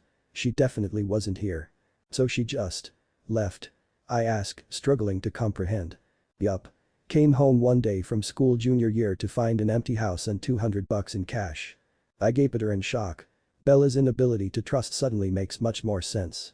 This beautiful, intelligent, strong girl has mommy issues and daddy issues. She drinks too much and smokes too often. She is creative, funny, and has never before really been loved. I should run for the high heavens, but if anything these revelations only draw me in further. Not knowing what to say, I grab Bella's hand and tug on it until she finally rises. I pull her into my lap. Wrapping my arms around her waist, I give her one hell of a hug. For a drawn-out moment, she is tense under my hands. But when I don't let go, she gradually relaxes against me. Your mom is a big, fat, stupid bitch, I whisper in her ear as I cradle her to my chest. Bella lets out a half sob, half snort. You're so good at that, she says, hugging me tighter for a moment before pulling away so she can look at my face. There's a smile in her big brown eyes that wasn't present before my awesome hug. Good at what? Hugs. I venture. Yes, she says with a laugh. But also knowing just what to say to make me feel better. I don't talk about my mom much. Jake and his dad are really the only ones who know the details. Know that I'm unlovable. My face falls at her words, and I glare at her. Kidding. Shit, lighten up, Bella says, shoving me in the shoulder as she unfortunately removes herself from my lap. Her voice is light, but I fear that is just how she sees herself. I have to bite the side of my mouth to keep from confessing my own love for her. So are you coming with me tomorrow night? I ask. To Rosalie's party. Are you fucking serious? She shrieks, eyes bulging out of her skull. Live dangerously. Where does your brother live? Ben asks me Friday night as we drink pre-party rum and cokes in my dorm room. On the hill, I say, referring to the neighborhood just west of campus where many college kids live. The area is loud, the party neighborhood, and home to all the frat and sorority houses. Needless to say, it's not my favorite part of Boulder. Oh good, says Angela, talking a long drink. We can walk. Hey, man, Jasper drawls, reaching an arm around my sister who is perched on his lap. Pass the bottle. I do as he asks, eyes darting towards the door every 3 seconds as I wait impatiently for Bella to appear. She is 45 minutes late and I fear that she's going to bail on me. Flipping open my phone, I send her a text. Where you at, girl? Her reply is instant. Outside K's Gog. Get me. Excuse me, I say, waving off the happy couples hanging out in my room. I half run down a flight of stairs to get to Bella quickly. Though she is obviously already wasted, I understand what she means in her texts. I push open the door, looking around frantically for a sign of her. Yoo-hoo. My head snaps down to see Bella sitting with her back against the side of the building. Down here, pretty boy. I laugh, offering her a hand. She giggles, falling forward into me as she stood. You found me. With a hand on either side of my face, she pulls my face close to hers. Her pupils are as wide as her smile. If I hadn't already had several drinks, I would probably be concerned. Oh, I'm glad it's you. Wonderful, wonderful Edward. Why are you so wonderful to me? She is talking super fast and I have a hard time following. Because I like you, Isabella. Very much, I reply, steadying her with my hands on her hips. No. You. Do. Not, she declares, smacking her forehead into my chest to punctuate each word. Renee. The woman. Who pushed me out of her vagina. Does. Not. Even. Like. Me. I thought we established that she was a big fat stupid bitch. Her opinion's invalid. "Hey, where have you been?" "Dinner," she replies, playing with the buttons on my coat. "With who?" I ask, immediately jealous of anyone who gets to spend time with her other than myself. "The big, fat, stupid bitch." "She is back?" I ask, surprised. I didn't know she came back. I do not want to talk about it. She glares at me with a punching face, so I cover her fists with my much larger hands. The door behind us flies open and our friends come bursting out, laughing and hanging all over each other. "Let's get to going, Jasper declares, arm raised as he leads the charge to Emmett House. I keep an arm around Bella's shoulders as we follow the rest of the group. "Bella. Are you cold?" "You're shivering," I say, laughing down at her as she shakes in my arms. "Not cold.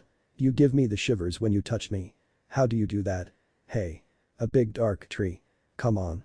Bella drags me over to said big dark tree and we sit on a root. She starts rifling the bag at her hip, periodically handing me shit as she disregards it. By the time she finds the small silver box she searched for, I am holding a hairbrush, a beer, her cell phone, and a pair of fake vampire teeth. I pop them in my mouth and nibble on her neck as she giggles. "Focus, Adonis." She opens the narrow case and thrusts it under my nose. "Get a whiff of these warlocks." I inhale, instantly recognizing pungent odor of weed. It's a scent I have come to equate with Boulder. This town is like the pot capital of America. Though I recognize the smell, that is the extension of my marijuana knowledge. I am a nerd. A straight-laced kid who had their first sip of alcohol the summer before I came to college. And even then, that was mostly because Esme gently encouraged me to attend a party in Forks with my siblings. She said that she was sure I would get alcohol poisoning and die if I got drunk for the first time in college. Little did she know, I accidentally lost my virginity to my scary girlfriend I didn't even like that night. "Northern Lights," she say, looking at the joint fondly. "An indica sativa hybrid. High quality shit right here. Purchased special for Jake's birthday. So divine." I watch in fascination as she puts the joint between her lips, flicks open her Zippo. The flame illuminates her face and she inhales deeply. The end glows red and she extinguished the lighter, blowing out a big breath of smoke in my general direction. "Ah." She sighs, leaning back against the tree. She holds out her hand and we both watch as the tremors gradually subsided. "There. Easy rollin'." She absently hands me the joint and I hesitate before taking it between my thumb and pointer finger. I stare at it for a moment, not knowing what I want to do. "Edward? You okay, buddy? Have you never smoked pot before? That is so adorable. You are just too cute with your reading and your glasses and your studiousness. You're the hottest nerd I know." She is still talking super fast. Her behavior is a little alarming. "I'm not a nerd," I defend. "Yes, you are. Don't worry. I like you that way. Edward Cullen is pure. No drugs, no sex. It's refreshing. I don't know anyone like you. Aren't you glad I stumbled into your dorm room all those months ago?" "I am. Hey, the first time I smoked pot I was 13 and it was with Jake. Come to think of it, the first time I had sex I was also 13 and it was also with Jake. He's mad at me that I didn't invite him tonight and he really doesn't like you at all. But I do. And that's what matters. Hey. If you're not gonna puff it, pass it." I blink at Bella in shock, concerned. Never before have I heard her speak so much. Though I want to know everything about Bella, most of what she just said is downright disturbing. Apparently, I hesitate too long because Bella huffs in frustration and plucks the joint from my hand. "Watch me," she whispers, staring at me intently. She takes a large hit, looks toward the starry sky, and puffs out 3 large smoke rings before deteriorating into a laughing fit. "Impressive. Where did you learn that?" The movement of her neck as she smokes is entrancing. "Practice." She puts out the half-gone joint, placing it back in the case, and stands abruptly. "Come on, Ginger, we have a party to attend." I stagger to my feet and we make our way to Emmett's.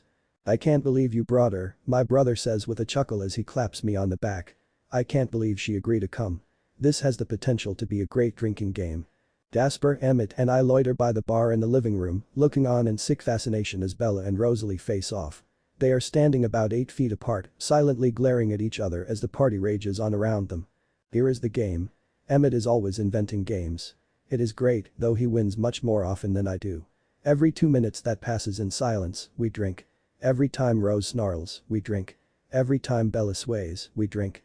Every time Rose says bitch, we drink. Every time Bella says cocksucker, we drink. If it gets physical, we drink twice.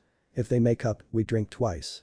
20 minutes and 6 shots later, Bella and Rosalie agree to part amicably and avoid each other for the rest of the evening. Things get hazy and I lose track of Bella when Emmett enlists me to be his beer pong partner. Surprisingly, we win 3 times before Rosalie and Alice end our winning streak. It is probably shameful to lose to our sister and his girlfriend, but Rosalie is very provocative. It was distracting. Equally distracting is Emmett covering my eyes every time Rosalie moves. Though I typically enjoy parties at my brother's, tonight is particularly good because I don't wondering what Bella is doing and who she is with. These people genuinely like me. They think I'm cool, even if I don't drink very often, don't smoke, and like the peace of the library. I like the college version of myself, and other people like it too. Even Bella. She says so herself. As a dance party heats up in the living room, I am inspired to locate Bella when a scantily clad redhead grinds her chest into my side. I look in the 3 upstairs bedrooms, the 2 bathrooms, and circle the house outside before I get concerned. I trudge down the steps to the basement, dread and trepidation coiling in my stomach. Turning the corner at the bottom of the stairs, I almost puke up all the alcohol in my system at the sight before me. Bella is slumped against the back of an old couch, head lolling to one side, with her eyes half closed. Her arms lay motionless at her sides, and she is missing a shoe. Next to her is some guy in a leather jacket, his blonde head attached to Bella's neck and a beefy hand roughly paws at her chest. Bella, with the muscle strength of a 2-month-old, lifts her head for a moment, looking at me. "Edward," she moans, with a goofy smile before her head flops to the side again. Blinded by an alcohol-induced rage, I cross the room in less than a second and haul the fucking rapist off my girl. "What the fuck?" he screams, whipping around to face me after he regains his balance. "Don't be a cock blocker, you little bitch. Get the fuck out of here. She's passed out, asshole. Leave her the fuck alone." I roar back. Shy, nerdy, easygoing Edward has disappeared the moment I saw his hands all over her. "Yeah, on my coke. She owes me. Now get the fuck out of here. I don't give a fuck if the little whore is passed out or not. It's all the same to me." Without thinking, I pull my fist back and hit him square in the nose. We both howl in pain. Never before have I punched someone, and it hurts like a bitch. I cradle my wounded hand, my reflexes slowed down by the booze, and watch in horror as he straightens in front of me. His right hook seems to come at me in slow motion and connects with my cheek. I'm down like a sack of potatoes. I shudder to think how much it will hurt in the morning when the blessed, alcohol-induced numbness wears off. The smug fucker looms over me, and a few drops of blood from his nose splatters on my forehead. I'm sure he's about to kick my face in when he's suddenly ripped from my line of sight. "You fucking hit my little brother in my house, motherfucker," Emmett bellows, easily restraining the much smaller blonde by the neck. "I ought to fucking kill you." I sit up and scoot to Bella, who has fallen into a horizontal position on the couch. I faintly register Emmett's continued bellows and Jasper's soothing tone, but mostly I just focus on Bella. Her glazed eyes follow my movement as I get even closer. I place a palm over her cheek. She copies my gesture, her fingers weakly tracing my throbbing cheekbone. "See, Adonis," she says as her hand once again falling limply to the couch. Unlovable. I close my eyes and rest my forehead against hers. "Not true," I implore, knowing that she is already asleep. "I love you, Isabella Swan." I don't know how long I sit like that, but eventually Rosalie interrupts my brooding. "Edward," my brother's girlfriend says in a shockingly compassionate tone. "She can stay here tonight. Our roommate, Garrett, is never around. I'll take her up to his room."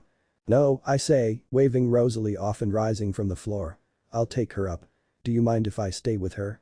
"Not at all." A few minutes later, Bella and I are settled in a 4-in bed. Leaning heavily on me, Bella has managed to walk up 2 flights of stairs before flopping down on the bed.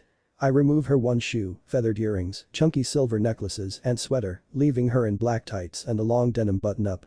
By her head on the floor, I place an empty plastic trash can and fill a glass of water that I set on the nightstand. She seems to sleep peacefully, but I become obsessed with her breathing. I don't know anything about cocaine, and I worry that if I fall asleep, her heart will just stop. I lay my head on her shoulder and place a hand over her chest, relieved that her heartbeat is steady, but not flying.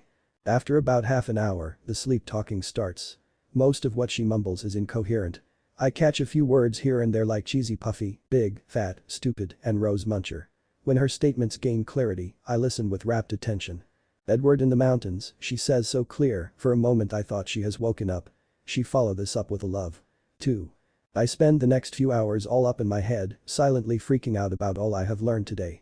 Bella's mom is back. She lost her virginity at age 13 to Jake. She is a pot connoisseur, except I pretty much already knew that. Cocaine is something she doesn't mind doing, apparently. Punching someone hurts. Getting punched by someone hurts. Bella may have heard me tell her I love her, and she may love me back. I have no fucking clue what I'm doing. The sun stretches across the plains in the east when I finally relax enough to succumb to sleep. "Where the fuck is she, Rosalie?" An angry voice booms from below, shocking me out of sleep. I open my eyes to see Bella sleepily staring back at me, and it takes me a minute to remember how I got there and why my face hurt so much. "Jake, calm the fuck down. She's asleep upstairs." Ominous, heavy thudding sounds below us as someone big ascends the stairs. Bella reaches out and tentatively traces her fingers over my cheek. I only wince a little, and anger flashes in her eyes. "Shit," Bella mutters as the memories flooded back, I assume. I don't know what to say to her, and I really want to go back to bed, but all options are abruptly taken away from me when the bedroom door slams open. "You?" yells the massive Jacob Black. He pointed at me menacingly. "What the fuck did you let happen to her?" I sit up and stare at him in confusion. "Jake, please calm down," Bella pleads next to me. Instead, Jacob goes a different route, letting out an enraged wail and punching me in the bad eye, basically the same spot the coke fiend hit. I see stars, fall backward back into bed, and immediately pass out. The sun is high in the sky, and I'm looking at lions doing it on the TV when I open my eyes. "Sorry, man," says my brother from his position on the floor by my head. He has a huge bowl of cereal in his hands and shoves it into his mouth rapidly, his eyes never leaving his show. "Garrett came home and freaked about you bleeding all over his sheets, had to relocate you." "Emmett," I say, my voice surprisingly calm given the circumstances. "What the fuck? Now what exactly are you what the fucking about?" he asks, still fixated on the large screen across the room. "That crazy girlfriend of yours. The cocaine use in my house. You punching a coke fiend. Getting punched by two different dudes in the same eye in less than 6 hours." "No. Actually, I was referring to the big cats having sex on TV." "Oh," Emmett says with a chuckle. "It's Animal Planet. Best channel ever." We watch in silence, and I learn that when a female lion is in heat, they mate constantly for 2 weeks. I expect Emmett to make some jokes about giving the pussycats a run for their money, but he remains unusually quiet. Occasionally, Emmett blindly sticks his spoon behind him, shoving cereal into my mouth. Alice enters the living room to see Emmett feeding me. It's a difficult process because Emmett is flying blind. I have my tongue out, trying to direct the spoon to my mouth and mumbling directions to him incomprehensibly. The emergence of my twin shocks us, and frosted flakes end up on the couch. "This," Alice says as she gestures between Emmett and myself, "is why I had to follow you two to Colorado. You're incapable of doing anything. Idiots." "Calm down, Tink," Emmett says as Alice disappears into the kitchen. "I took great care of him while you were away. I fed him. I was gone 15 minutes and he has cereal all over him," Alice rants as she returns. "Can we not talk about me like I'm an invalid?" I plead, but no one pays any attention to me. She sits on the couch, carefully placing my head in her lap. She puts an ice pack wrapped in a dishcloth cautiously on my cheek. The coke fiend did some damage, and Jacob opened a cut. Once she gets me settled, she forces 3 pills in my mouth, followed by a long straw inserted in a water bottle. "There you go, little twin. You should be good as new in no time." I close my eyes as Alice rubs soothing circles on my shoulder. Thank God for my twin and her mothering. Poor Edward. If I were paying more attention, I would have figured out how to stop that.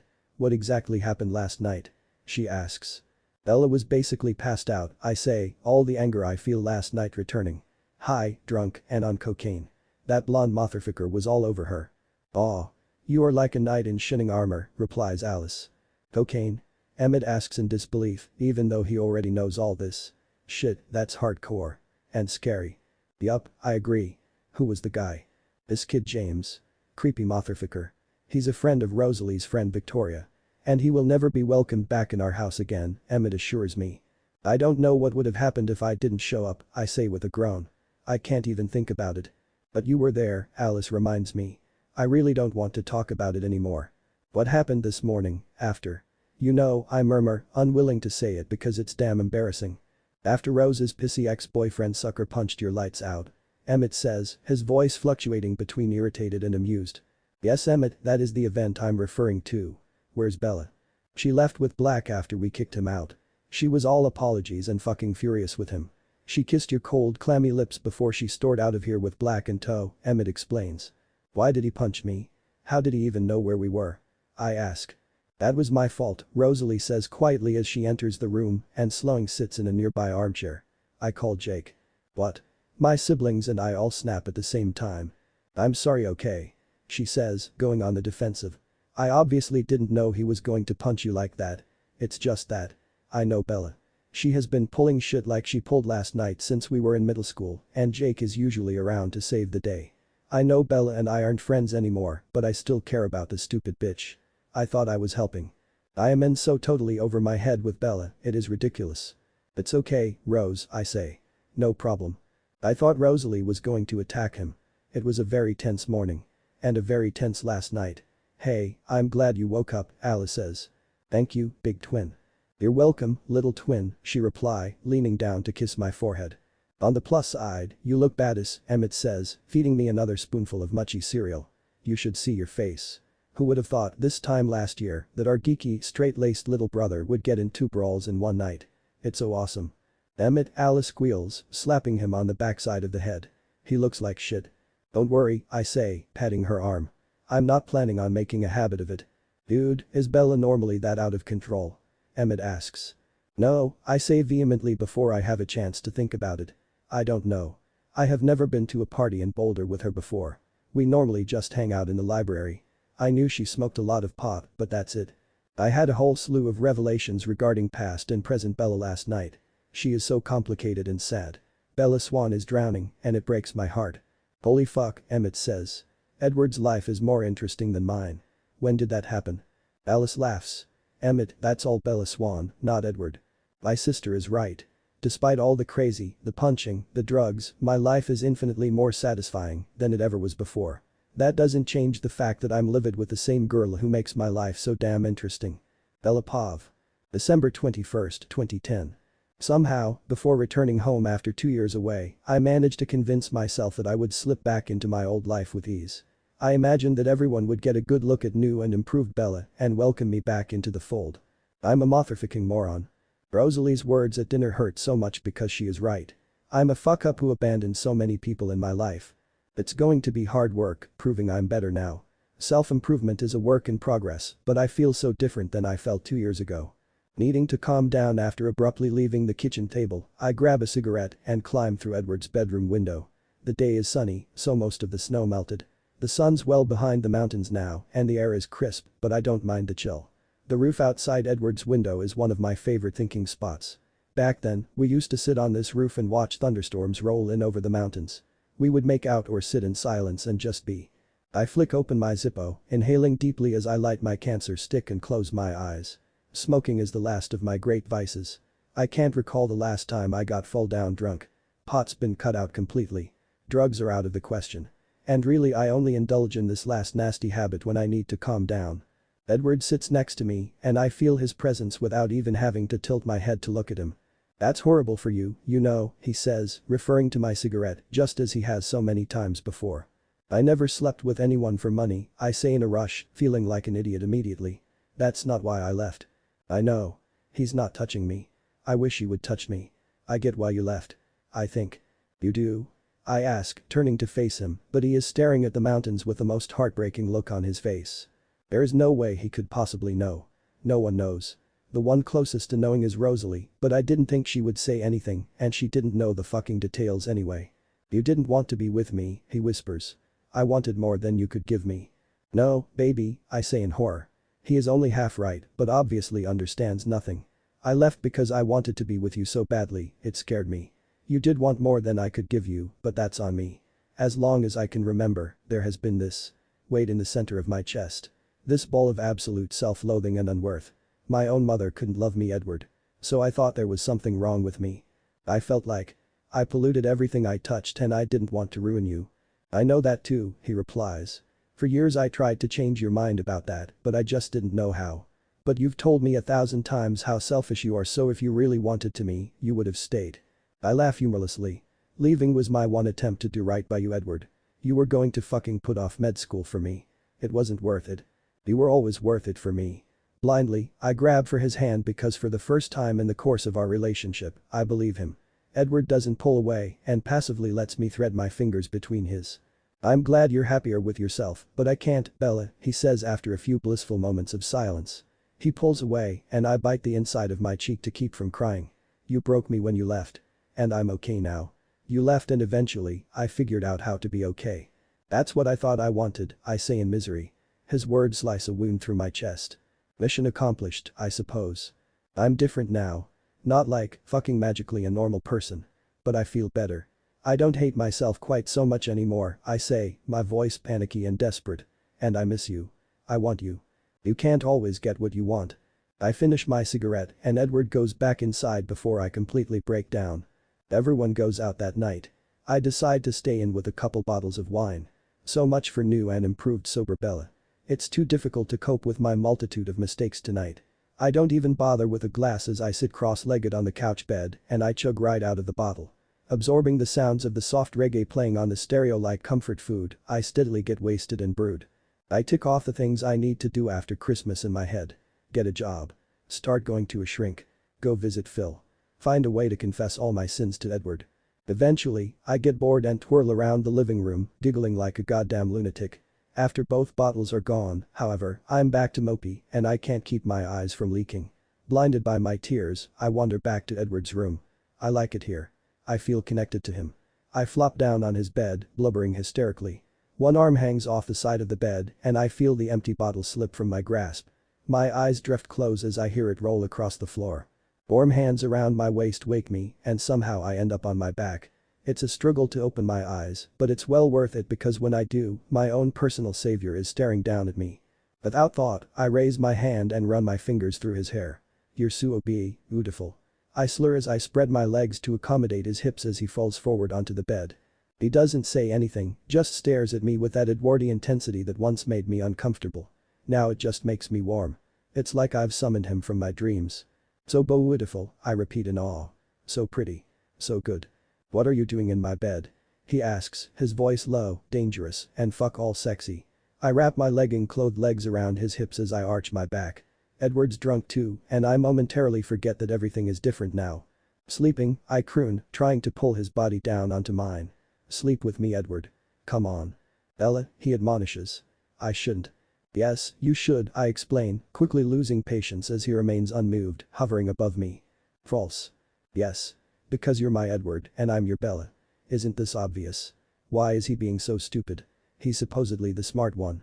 Edward groans loudly and collapses into the crook of my neck. "You can't say stuff like that to me. It's not fair. I can't. Think right when you lie like that. It's the same thing when you sleep talk." "Not lying." I succeed in getting him to collapse on top of me. His arms wrap around my head and my arms wrap around his back.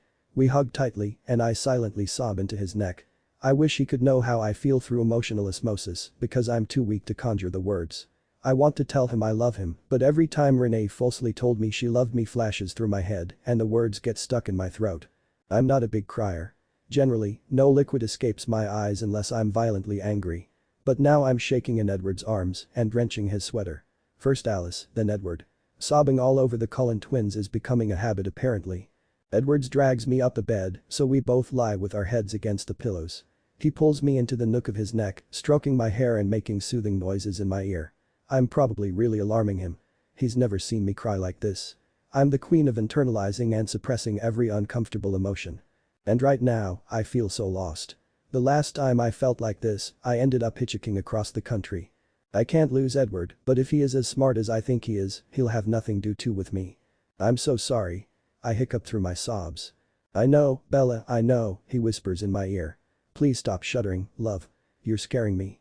His use of the familiar nickname immediately calms me. I was afraid I would never hear him call me that again. It doesn't escape my attention that he still doesn't forgive me, but that's alright. I meant it when I told him I'm willing to work for his forgiveness. I want him to kiss me so badly. Every day was so hard, I mummer, still sniffing slightly, but at least my words make sense. "Being away from you." "I know," he says again, his thumb stroking my cheek. "It's the same for me. I can't even really believe you're here," I basically whimper into his chest. No more words are spoken, and moments later we fall asleep. I wonder if Edward is as confused by the events of the last 2 days as I am. January 26, 2005. I avoid Edward for grand total of 5 days after the punching incident. Mortification and guilt keep me far away. It's wrong. I fucked up and I shouldn't be avoiding him, but he doesn't seem to want to see me either. This whole situation is really Renee's fault. Everything is always Renee's fault somehow. She seems to be the only person in my life who has the ability to affect my emotions so drastically. Phil appears to be a decent guy. He is nice, kind to me and generous enough to pay for my college, even though I barely speak to him. It is clear that he loves Renee, the poor fool. I know it's only a matter of time before Renee gets bored playing house and disappears, leaving her doting husband and her fuck up of a daughter behind. Phil is a family man, and he needs to believe that Renee has learned from her past mistakes and is ready to settle down for real.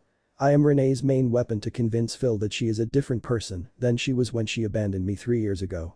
I would never put up with her little game if I weren't so desperate for the money. I feel like a whore.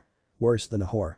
I would rather sleep with faceless men, incapable of getting it without paying, than let Renee use me that way. In theory. I go to dinner at their new house before attending the party with Edward at Emmett's, and Renee announces that we need to spend more time together. Isabella, we just don't see enough of you. She says in a falsely sweet voice. Everything about this woman is different than the mother I once knew and loved. When I was a little kid, she was my best friend. In retrospect, this was because she never really knew how to be a mother, but when I was young I loved my life and my mom. Somewhere along the line, she started to see me as burden and stopped loving me. The woman before me is dressed in khakis and a navy sweater set. Her light brown hair is teased and styled. Nothing remains of the hippie chick with her flowing shirts and love beads. I'm the only evidence of her former life, and now she is trying to change me too. I'm busy, I sat, keeping any emotion out of my voice. The only way to get through these dinners is to become a zombie. School is really tough this semester. I know, darling, she says, giving me a smile and patting my hand. It's hard work not to cringe under her touch. Tuition, tuition, tuition. I chant in my head to keep my shit together. And that is exactly why we have decided it would be for the best if you lived at home next year. I stare at her blankly, having no fucking clue what she is blathering about. You mean with Billy? I ask, confused. The Black House is the closest thing I have to home outside of Hallett.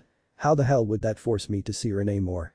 Renee lets out a semi-hysterical laugh, glancing nervously at a confused-looking Phil. Ella, you just have the most unique sense of humor, Renee titters.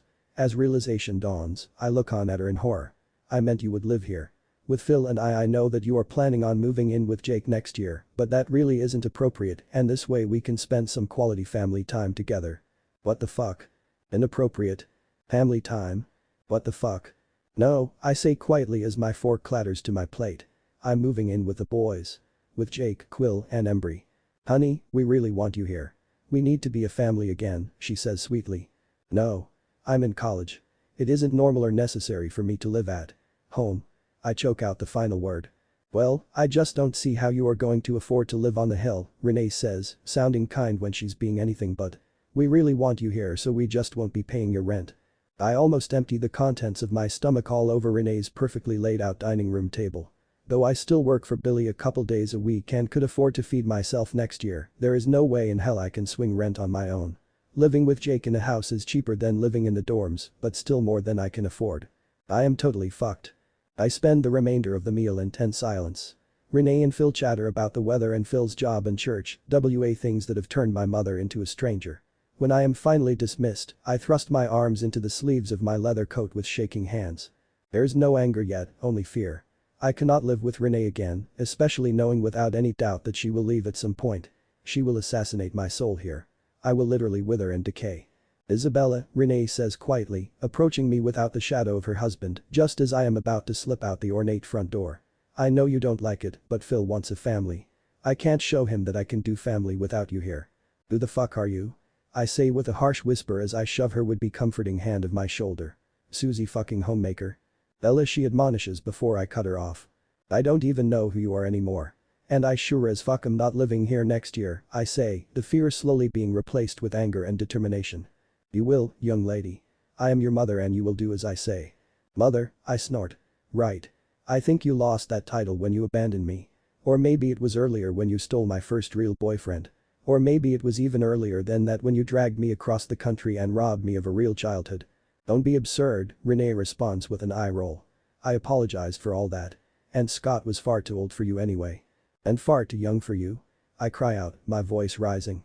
I take a big breath to calm myself, not wanting to draw Phil into our argument.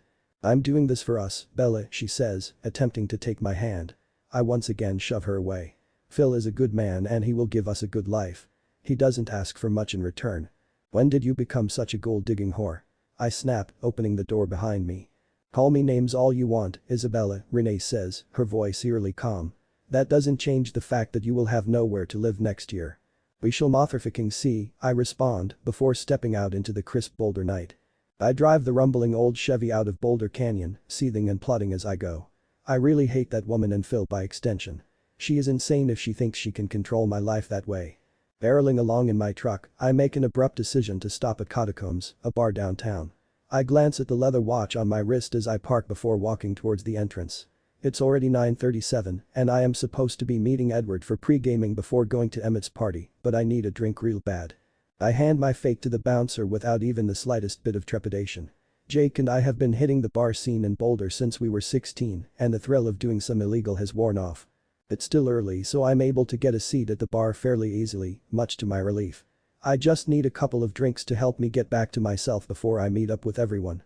It won't do to let any of them see the sniveling pile of weakness Renee turns me into, especially Edward. That boy already sees way too much. Whiskey sour, I tell the bartender as I sit on the stool and light up a cigarette. I sigh deeply, relaxing for the first time in hours. Do you want to open a tab?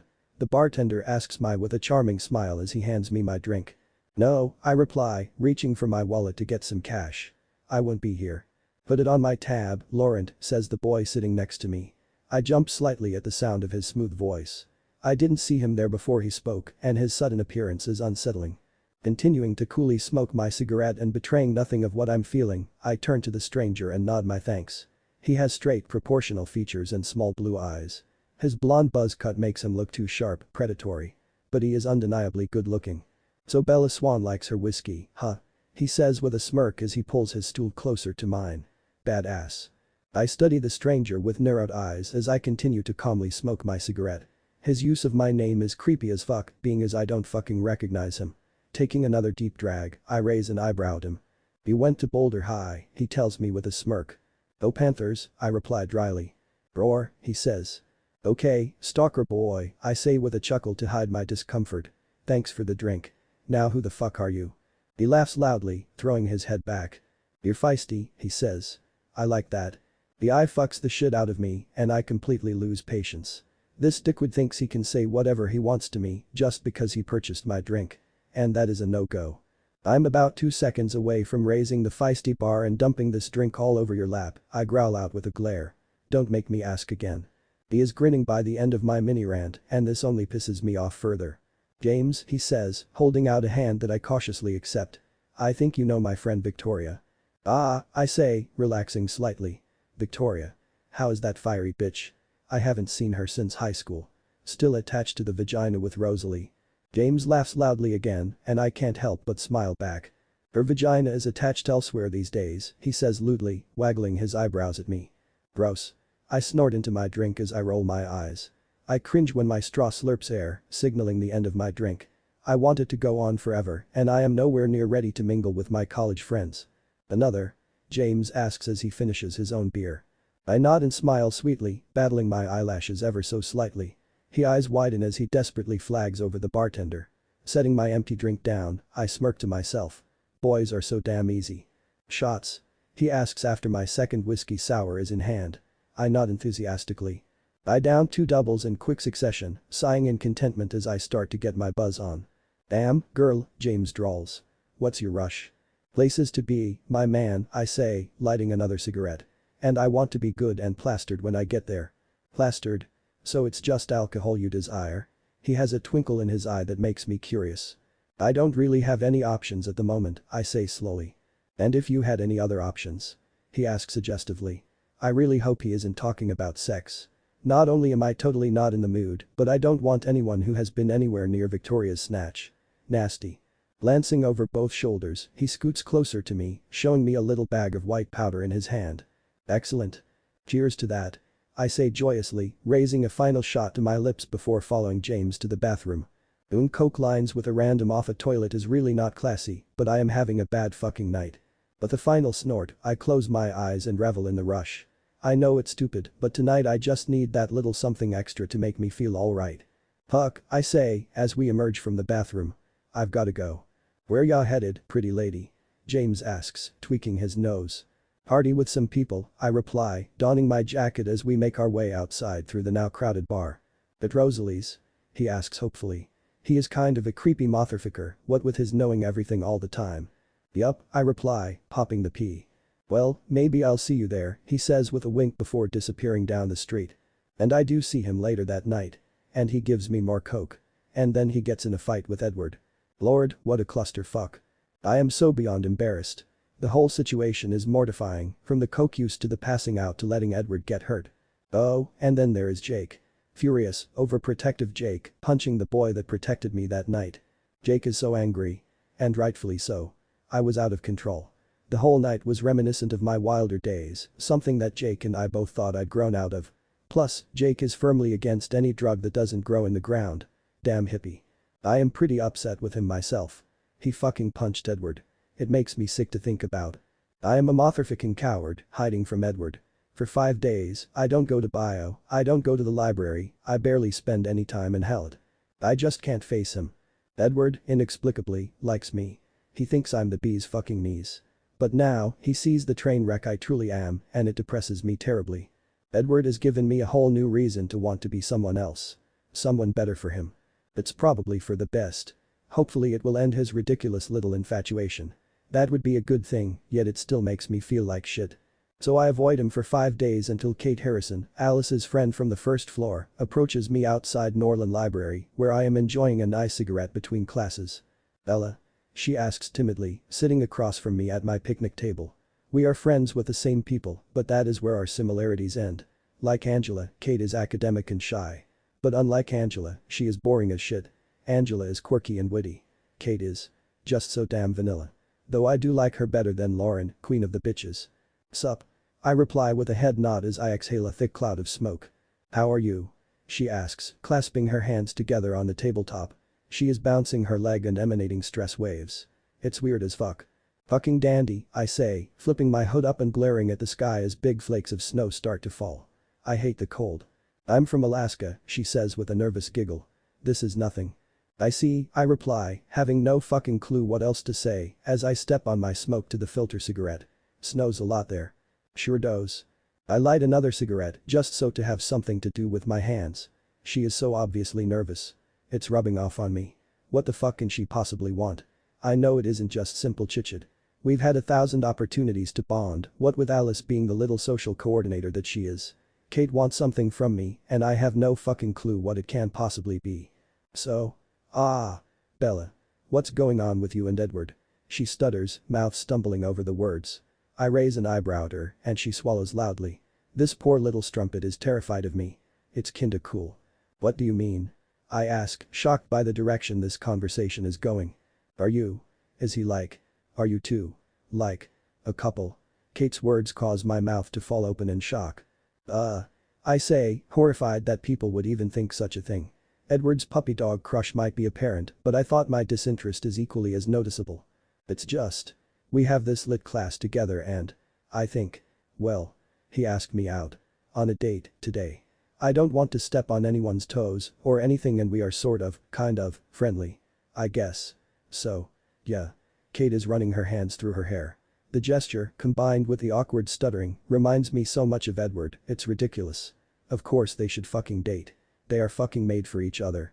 Nah, Bree, I say as I wave my hand dismissively. We just buddies. Consider this my blessing. Go forth and sin no more. Kate laughs and smiles, tucking a strand of so pale it might actually be white hair behind her ear. Thanks Bella. She really is pretty, with her delicate features and bright blue eyes. That's what I figured. I just wanted to check. Kate and I chat pleasantly for a couple more minutes before I have to leave for class. The girl really isn't that bad and perhaps under different circumstances we could have been friends. But the moment I round the corner of the library, the pleasant smile slips off my face. Angrily, I light a third cigarette, puffing on the stick frantically. I should be thrilled that Edward has a love interest. He really is an excellent guy. A regular knight in shining armor. He is a motherfucking genius with a sense of humor to boot. Edward Anthony Mason Cullen is a goddamn catch. And that is just the personality pros. His chiseled from stone good looks and perpetual sex hair make him the most eligible bachelor in all of Halid, if not the motherfucking planet. Kate is nice. Boring as fuck, but nice. Alice likes her. She seems perfectly nice. I should be happy for my friend. But I am sure as fuck anything but happy. I'm fucking pissed the fuck off. I have not seen Edward in days and already he is asking girls out on dates. Logically, I know I have no ownership. Logically, I know that Kate can give him all the things I can certainly not. Logically, I should be happy that he is moving on from his silly little crush on me. I never have been a particularly logical creature. Selfishness, that is more my thing. So instead of leaving him alone, like a good person would do, I am overcome with the urge to see Edward. After my last class of the day, I storm up the stairs in the library, thrilled to see him seated at our table, crouching over a book. "Where the hell have you been?"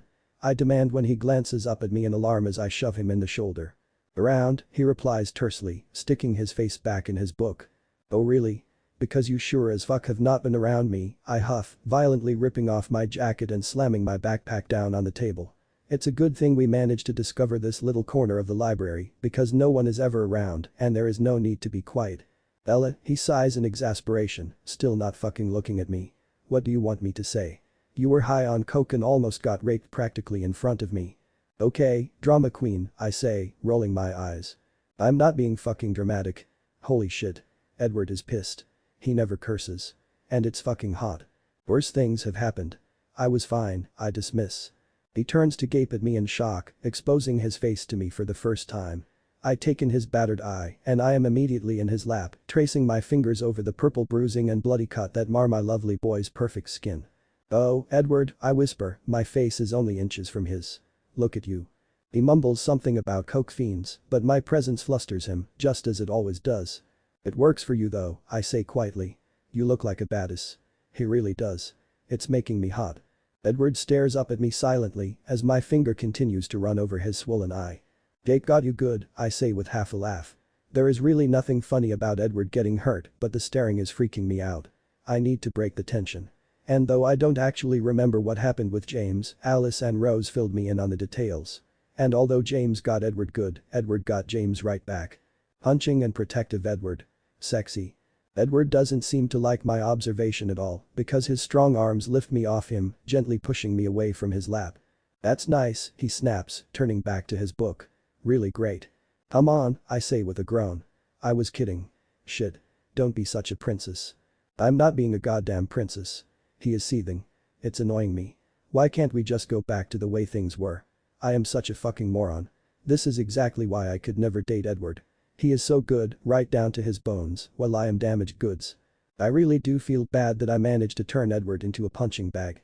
Can't we just put the whole evening behind us? I say, grabbing his hand as I pleaded with him. I gave him the eyes. He is such a sucker for the eyes. Please. He is trying desperately to stay mad, but the corner of his mouth twitches. "Ah, progress. Is that something you do often?" he asks, referring to the cocaine consumption, I assume. "No," I say, trying to sound cheery. "Not anymore. I was just having a bad night." "Any reason in particular?" he asks, the stress apparent in his voice.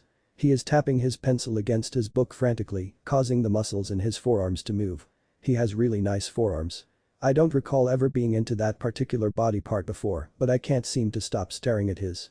"I don't want to talk about it," I retort, getting cranky when I think about my living arrangement next year. "But we are friends," he says. "Oh no, don't you go pulling that friend card shit on me. I gave you my friendship and I can take it away like that." I snap my fingers, well aware that I am acting like a total bitch. Something about my conversation with Kate, the knight in shining armor routine, his black eye, and those damn forearms are making me lose my shit. "Don't be a bitch," he says with a resigned sigh. "Don't call me a bitch," I counter as I watch, fascinated, as his jaw clenches.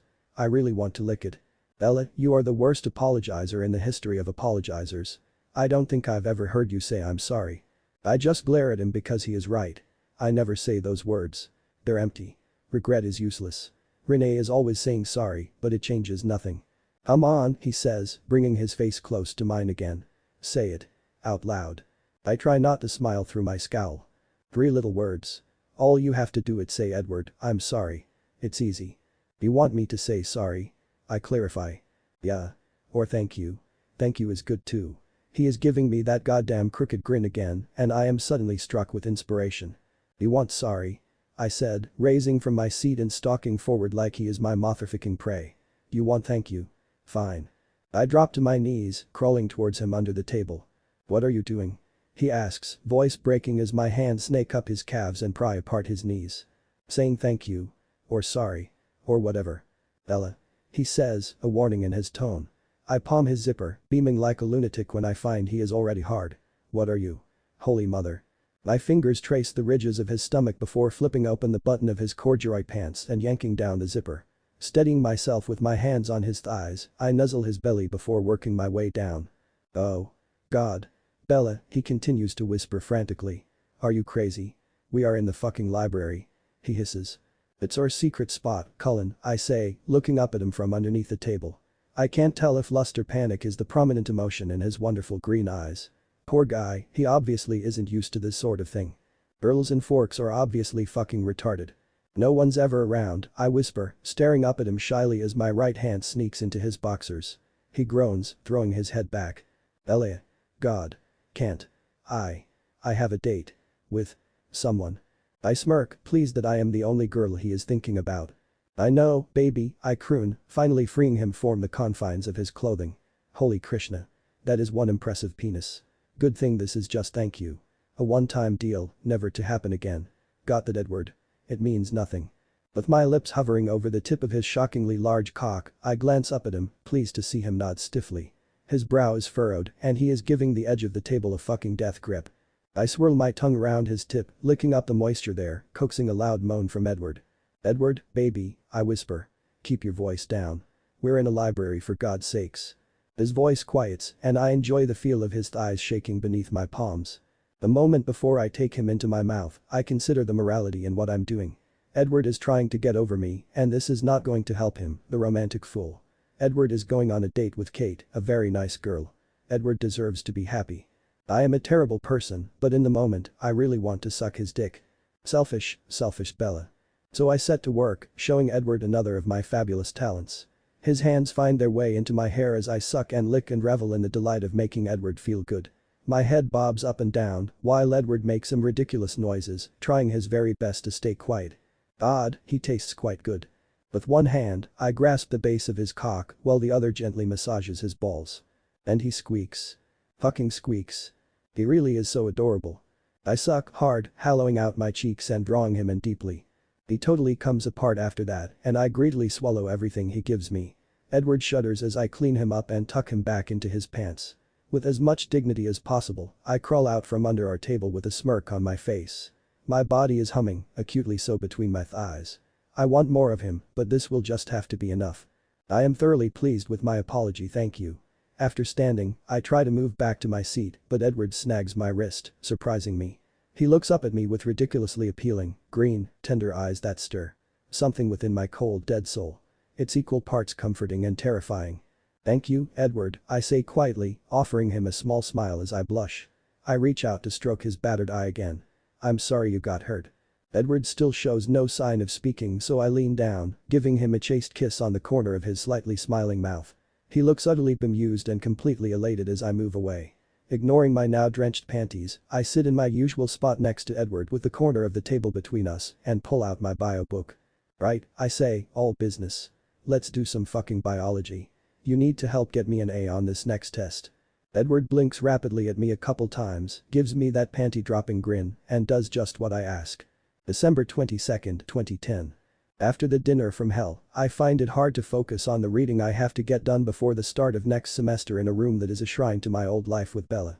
I find myself drifting in memories both good and bad. She has me tied in knots, and I read the same paragraph 3 times before I sort of understand the meaning. Grad school is fucking hard, and there are at least 9 words in this paragraph alone I don't recognize. I wonder where Bella disappeared to after I left her alone on the roof. I whack my head rhythmically against my desk, both as an attempt to dispel thoughts of Bella from my brain and to punish myself for my inability to do so. Emmett finds me like this. Holy shit, he bellows from the doorway, causing me to falter in my head wackery. Don't damage that big brain of yours. Chicks dig nerds. What the hell do you want? I ask, trying to sound angry but coming off as whiny instead.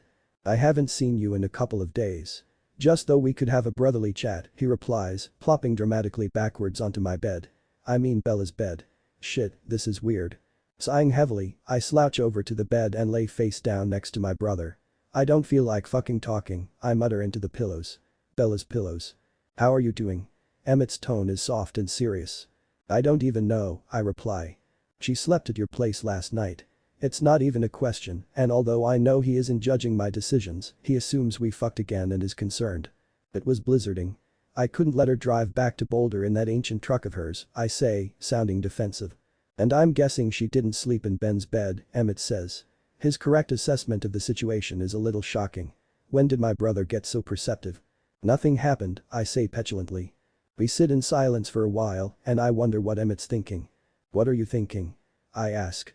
Just don't want you to get hurt, bro. I'm not going to get hurt because I'm done with her. I've heard that before. I mean it this time. Like you meant it when she got you punched out and did all that coke. Like when you tried to date someone else. Like when she screamed at you in the hospital sophomore year. Like when she left you that one summer. I mean it this time, I repeat lamely. I'll believe you when I motherfucking see it, huffs Emmett, clearly irritated with me. I thought you liked Bella. I do. Do. Whatever. She's a funny motherfucker, but unstable. She's fucked with your head for years and this time she's gone too far. You can't be a dick to her, I say seriously, remembering my conversation with Bella in the car. Ignore her, whatever, just don't be cruel to her. She's hurting too. Fine. I can't control Rose, though. I'm not asking you to. Bella can handle Rosalie. What are you going to do? I don't know. Can we not talk about this anymore? Fuck. You're right. The mood in here is morbid as fuck. We need to go out. Emmett. I groan, knowing that my brother is as stubborn as Alice or I when he gets an idea in his head. I really don't think I can handle whatever he has in store for the evening. No arguments. Rose and Alice have tickets for some girly opera play or some shit in Denver. Tonight is the perfect boys' night. He declares, whipping out his phone. Are you up for all the fellas? You mean like Garrett and Jake and Sam? Hell no. I reply in horror. All I want to do is sit and have a personal pity party. Okay. Keep your lab coat on. Just jazz then. As he finishes talking to me, he pushes a button on his cell and lifts it to his ear. Across the hall I hear an electronic version of the Yellow Rose of Texas. What up? I can hear Jasper answer in his bedroom and roll my eyes when I realize exactly who Emmett called. Dude. What are you doing? Emmett asks. Chillaxin'. I am hearing this conversation twice, in real time and through Emmett's phone. How can this pair of morons be my best friends? Same. You should come on over to Edward's room shit. I mean the stranger's room and we can plan our night. Stranger. He's calling Bella a stranger. Dude, I'm comfortable. Let's just continue this conversation where we are, suggests Jasper. Emmett and Jasper plan our evening via the phone while sitting less than 20 feet from each other. I roll my eyes and silently judge their obscene laziness. I have no hope of saying no to both of them. We end up bar hopping on Pearl Street, as is the norm for them. They pour alcohol down my throat and don't let me talk about Bella. They try to keep me from thinking about her too, but they aren't very successful in this goal. I've lost track of how many bars we've visited and where we are now when I give in and finally talk to a girl, mostly because Emmett makes me. Tell me, kitty, Emmett says loudly as he leans on the bar and slings an arm around my shoulder. My little brother here is well on his way to being a doctor. What do you think about that? I think I like a guy with a brain, kitty titters, touching my shoulder and batting her eyelashes at me. She has light hair and blue eyes. She's too tall and her boobs are too big. She wears tight, shiny clothing. Her hair is slick and she wears too much makeup. I don't particularly like the heavy scent of her perfume. But she is like the 16th girl Emmett has foisted upon me and I'm tired of fighting. I give her a forced smile that feels like more of a grimace and go back to staring into my beer. I've had at least 8 tonight and several rounds of shots, so I can't even really see this girl's face. Emmett has paraded a plethora of girls in front of me tonight, hoping one of them will catch my eye. He is failing, and I'm brooding. Your hair, she says, running her fingers over my scalp, is such an unusual color. It's awesome. I really want her to stop touching me, but I've lost the motor skills to wrap my tongue around the proper words. She continues to touch me inappropriately while I stare at Emmett and Jasper across the bar. Jasper shakes his head, looking both amused and chagrined. Emmett glares at me and makes lewd hand gestures, indicating that he wants me to both get with the girl and that he'll beat me if I don't. So I let the foreign woman's tongue invade my mouth and return her kiss with lackluster enthusiasm. It's too sloppy, moist. I'm more focused on the sound of Emmett's applause and Jasper's whoop than poor unappealing Kitty. Who's named Kitty these days, anyway? Her hands run over my chest, down my waist, and I feel a bit like I'm going to puke. It just feels wrong. Once upon a time, I tried to get over Bella this way. Right after she left, I let Emmett take me out on the town. I went as far as taking the girl home, but I really only felt worse in the morning. I didn't talk to anyone for a full week after that whole fiasco. I would not be repeating that mistake. So I pull away from Kitty. What's the matter, baby? She coos, batting her eyelashes at me. I put a hand on her shoulder to keep her from leaning back towards my lips. "Excuse me," I mutter, attempting to be polite. Without looking at my roommates, I rise from my stool and make my way to the exit. I only get a block before they catch up with me. "Dude," Emmett says, slapping a hand on my back. "What the fuck?" She was hot. With 2 T's. I just shake my head and attempt to walk in a straight line. I feel myself wobble, but I'm pleased that I'm making such quick progress towards home. Towards Bella. "Leave him alone, Em," Jasper says in his low, calm Texas voice. "He's had a rough couple of days." "Thank you, Jasper," I say, surprised that my voice comes out so loud. "You need to get laid," Emmett continues as we walk at a furious pace. I could very easily get laid.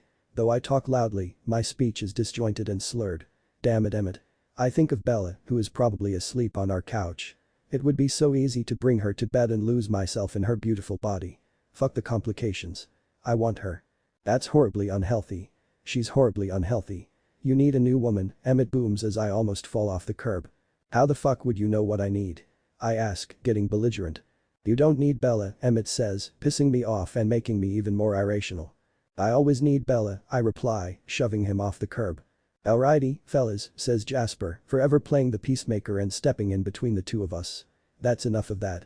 Edward, neither of us thinks going to Bella is a good idea, but we know you're a grown-ass man more than capable of making your own decisions. Thank you, I mumble. What the fuck ever, Jazz. Unsurprisingly to everyone, I set off to find Bella the moment I get home. She isn't on her couch, though I do find an empty bottle of wine. Jasper and Emmett look at me with pity as I basically drag myself up the stairs using the banister.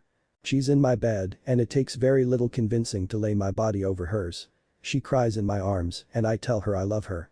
I fall asleep feeling like every move I make is a mistake. January 29, 2005. Edward Pav. So do you know what field you want to go into? In med school. Kate asks me as she absently stirs the hot chocolate in front of her. Our date has been going fine, I suppose. I don't really have a lot to compare it to, but fine seems like an accurate description. We ate dinner at a Mexican place on Pearl Street, the walking mall in downtown Boulder. After dinner, we browsed a bookshop, but Kate doesn't have much interest in books, so we ended up at the Laughing Goat, a coffee shop a few blocks away.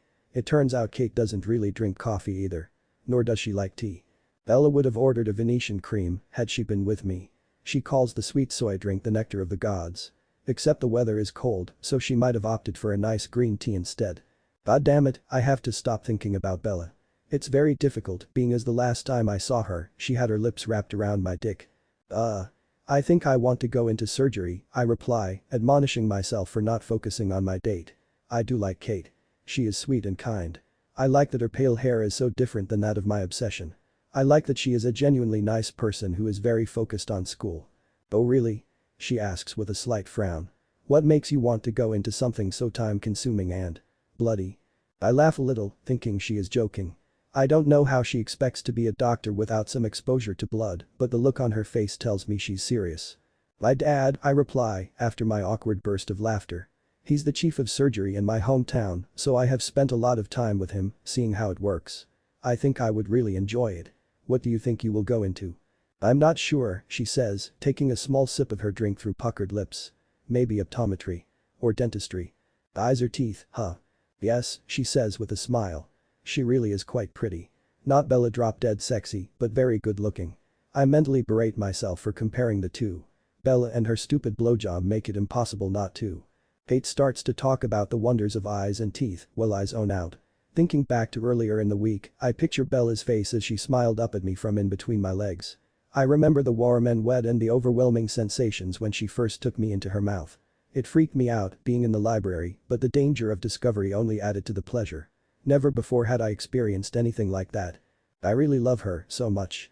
God damn it. And now, just thinking about it has inspired an uncomfortable situation growing in my pants, so I clear my throat and focus on what Kate is saying. Though there are many awkwardly silent moments, overall I have a good time. Kate and I really do have a lot in common. We are both total science nerds and are from tiny towns no one has ever heard of. So, what are your plans for tonight? I ask as we wait for the skip bus that will take us back to campus. Oh. Nothing, she says, looking embarrassed. I didn't make any plans. Right. Well, my brother is having some people over to his house tonight. For like a party type thing. That sounds fun. I'm sure you'll have fun, she says brightly, shuffling her feet. I am trying to invite her to come with me, but am obviously failing. This is unbearably awkward. Yeah, probably. Did you want to come with me? I ask, messing my hair. Yes. She says enthusiastically, causing us both to blush and grin. I mean, sure. If you want me to. I do, I say with a smile. 45 minutes later, we walk through Emmett's front door to the sounds of music playing and laughter. Bella appears to be entertaining everyone with a story, but words don't make sense to me when she looks that beautiful. She sits on the couch next to Alice, smiling and gesturing with her red cup. Her hair flows freely around her shoulders, and on her delicate neck are several silver chains. Her black jeans hug her curves as she crosses her legs, and her low-cut gray shirt makes my mouth water. I shake my head to clear it of the Bella-induced fog and focus on Kate as we loiter awkwardly on the periphery of the living room. Edward? Bella says, smiling. She is the first to spot me, and immediately she is on her feet, staggering over to me and throwing her arms around my neck. Yeah. You're here. I hug her back and chuckle, forgetting once again about my date. Her hug lasts longer than is appropriate, and I clear my throat as I release her. Hello, Bella, I say, glancing nervously at an unhappy-looking Kate. Hi, Kate says, taking a step closer to me and greeting Bella. In a very tense moment, Bella's eyes harden as she slowly turns her head to look at my poor date. I pray that Bella behaves herself. There is really no reason for her to be jealous. She doesn't want me, but she doesn't seem to want me to want anyone else either. It happened last Thanksgiving, and I hope it isn't about to happen again. It's really not fair to me. Or Kate. Hi there, Katie, Bella says, her voice shocking friendly. Almost terrifyingly so. You're looking lovely tonight. It looks like you need a drink. And with that Bella grabs Kate's hand, dragging her to the kitchen. Blinking in surprise, I turn my attention to the rest of the people in the living room. It really is a small get-together tonight, and I prefer it that way. I don't like huge parties with a lot of people I don't know. They make me uncomfortable. Tonight, it's just the regulars.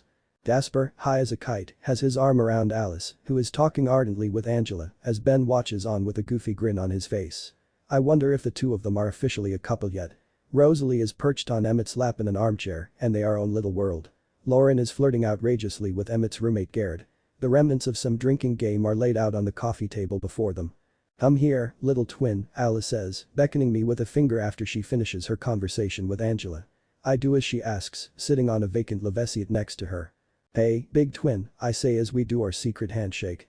It was developed when we were kids and is our secret signal that we have something to discuss in private. Alice initiates it tonight, so I lean forward, letting her whisper in my ear. How was your date? She asks as I roll my eyes. This is hardly secret handshake worthy. Fine. Kate is really nice, I reply in hushed tones as the rest of the room laughs around us at who knows what. Are you going to go out again? I don't know. I think about Bella and how badly I need to get over her. Probably. Do you have any chemistry? Chemistry? Yeah, you know. Spark. Electricity. Attraction. You know, chemistry. I remain quiet, thinking about Bella and the shivers. Oh, baby, what did Bella do to you? What do you mean? I ask, guilty and blushing. She did something. Recently. Since the last time I saw you. I have no idea what you are talking about, Alice, I say, sitting up straight, indicating the end of our little discussion. I am saved from further torment when Bella and Kate reappear, both smiling, much to my relief. Kate makes a beeline for the spot next to me.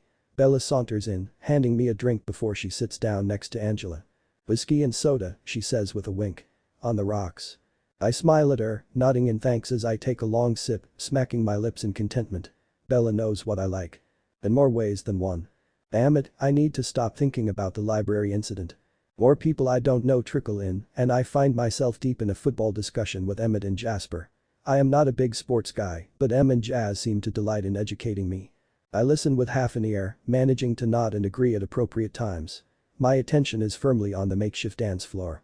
Bella has put on some ridiculous oldies from the 50s and is dancing sock hop style with Angela and Alice. She twirls around the room with her eyes closed, singing along at the top of her lungs. Bella really isn't that graceful, but she is still gorgeous as she stumbles around. Great Balls of Fire comes on, and I somehow find myself on the dance floor, laughing as Bella shakes her hair in my face and does that jazz hands thing. She manages to get me to move like I am grease lightning. People really get into the old school music and everyone dances exuberantly. I try to help Bella out a bit, pulling her into my arms and attempting to swing dance with her. But she is so damn bad, and I'm laughing so hard that we fail miserably. God, you suck at this, I yell in Bella's ear so she can hear me over the music. Fuck you, Ginger, she laughs back, tossing her hair around and snapping her hips from side to side. Miraculously, she is staying on her feet without my assistance for more than 2 minutes. I look hot and you know it. She does a disco move and promptly trips over her own feet, falling forward into me. Both flushed from the pack of bodies and movement, I feel so warm and happy. The alcohol makes me forget I'm not supposed to be touching Bella and I lose track of Kate. Eventually Bella pulls me out the back door and we let the winter air cool our heated skin. Peeps really like their oldies, Bella says, lighting a cigarette. Everyone is so into it. It's true. Usually, when Emma tries to throw a dance party, he ends up the sole person on the dance floor, looking like an idiot. Tonight, people are really letting loose. That's all you, Isabella, I say with a laugh as I close my eyes and the world spins. You were having so much fun, people gravitate toward you. People like you. Right. Unfortunately. Unfortunately, she agrees with a solemn nod. Hey, how was your date? I blink at her for a moment, not having any idea what she is talking about. Then, I remember Kate and I feel so guilty for neglecting her. Good. It was good. A little awkward, but good. We have some stuff in common. You don't sound overly enthusiastic there, Ginger, she says, elbowing my side and almost making me tip over. No. I mean yes. I don't know. She's just so. I can't think of the right word to describe Kate. Vanilla. Bella suggests. I laugh and nod because as usual, Bella is right. Well, I think you should go for it, she says, breaking my heart a little. Part of me wants her to get jealous and throw a fit, but she is acting perfectly supportive, just as a friend should. Really? Why? You're both dorks, that's why. Really, flippin' hot dorks. But dorks, nonetheless. Dorkism as the foundation of a relationship, I murmur thoughtfully. Nice. It makes more sense than the shivers, she replies, puffing on her cigarette with renewed vigor. Though I don't condone her bad habit, she sure looks sexy with a narrow stick in her small hands. She brings it back to her luscious lips, reminding me of something else she recently did with her lips, and I have to look away. I'm no good, Edward. Date Kate. I follow Bella inside when she finishes her smoke, feeling quite sad. The moment I step through the threshold, I make eye contact with Kate, who looks so unsure and worried. I make a point to spend the rest of the evening close to Kate. We don't talk much, but at least I am there. February 25, 2005. Dude, Ben laughs as I swipe my key card that lets us into Hallett Hall. I have never seen someone fall down so much playing tennis. It's a gift, I agree as we tromp up the stairs. Can sucking be a gift? It really seems more like a curse. I've never played before. We don't have country clubs in Forks. I am normally pretty athletic, but something was just not working as I ran around the court. Lately, I've just been feeling off. It might have something to do with Kate and our breakup. We dated casually for a couple of months. As hard as I tried, I really wasn't that into it and she sensed my disconnect.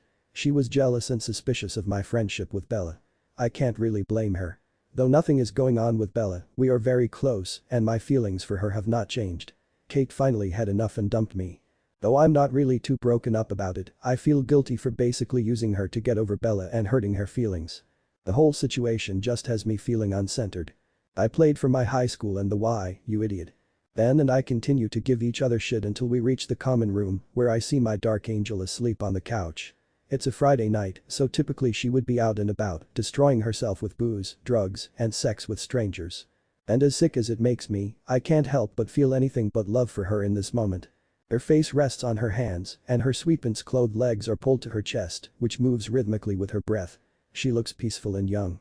I remember how much I enjoy watching her sleep. Damn, Ben says, shaking his head at me. You've got it bad. I don't bother denying the truth. It is painfully obvious to everyone, Bella included, that I remain crazy in love with her. I probably should be embarrassed because it is so damn pathetic, but I'm not. I'll see you later, man, I say, waving to Ben as he turns left to walk down the hall to the boys' side. When I hear the door shut behind him, I crouch down next to Bella, running my fingers through her hair and tucking it behind her ear. Hi, she says, blinking the sleep from her eyes rapidly. Feeling guilty for waking her, I pull my hand away, but Bella reaches up, grabbing it with her own and keeping it pressed against the side of her face.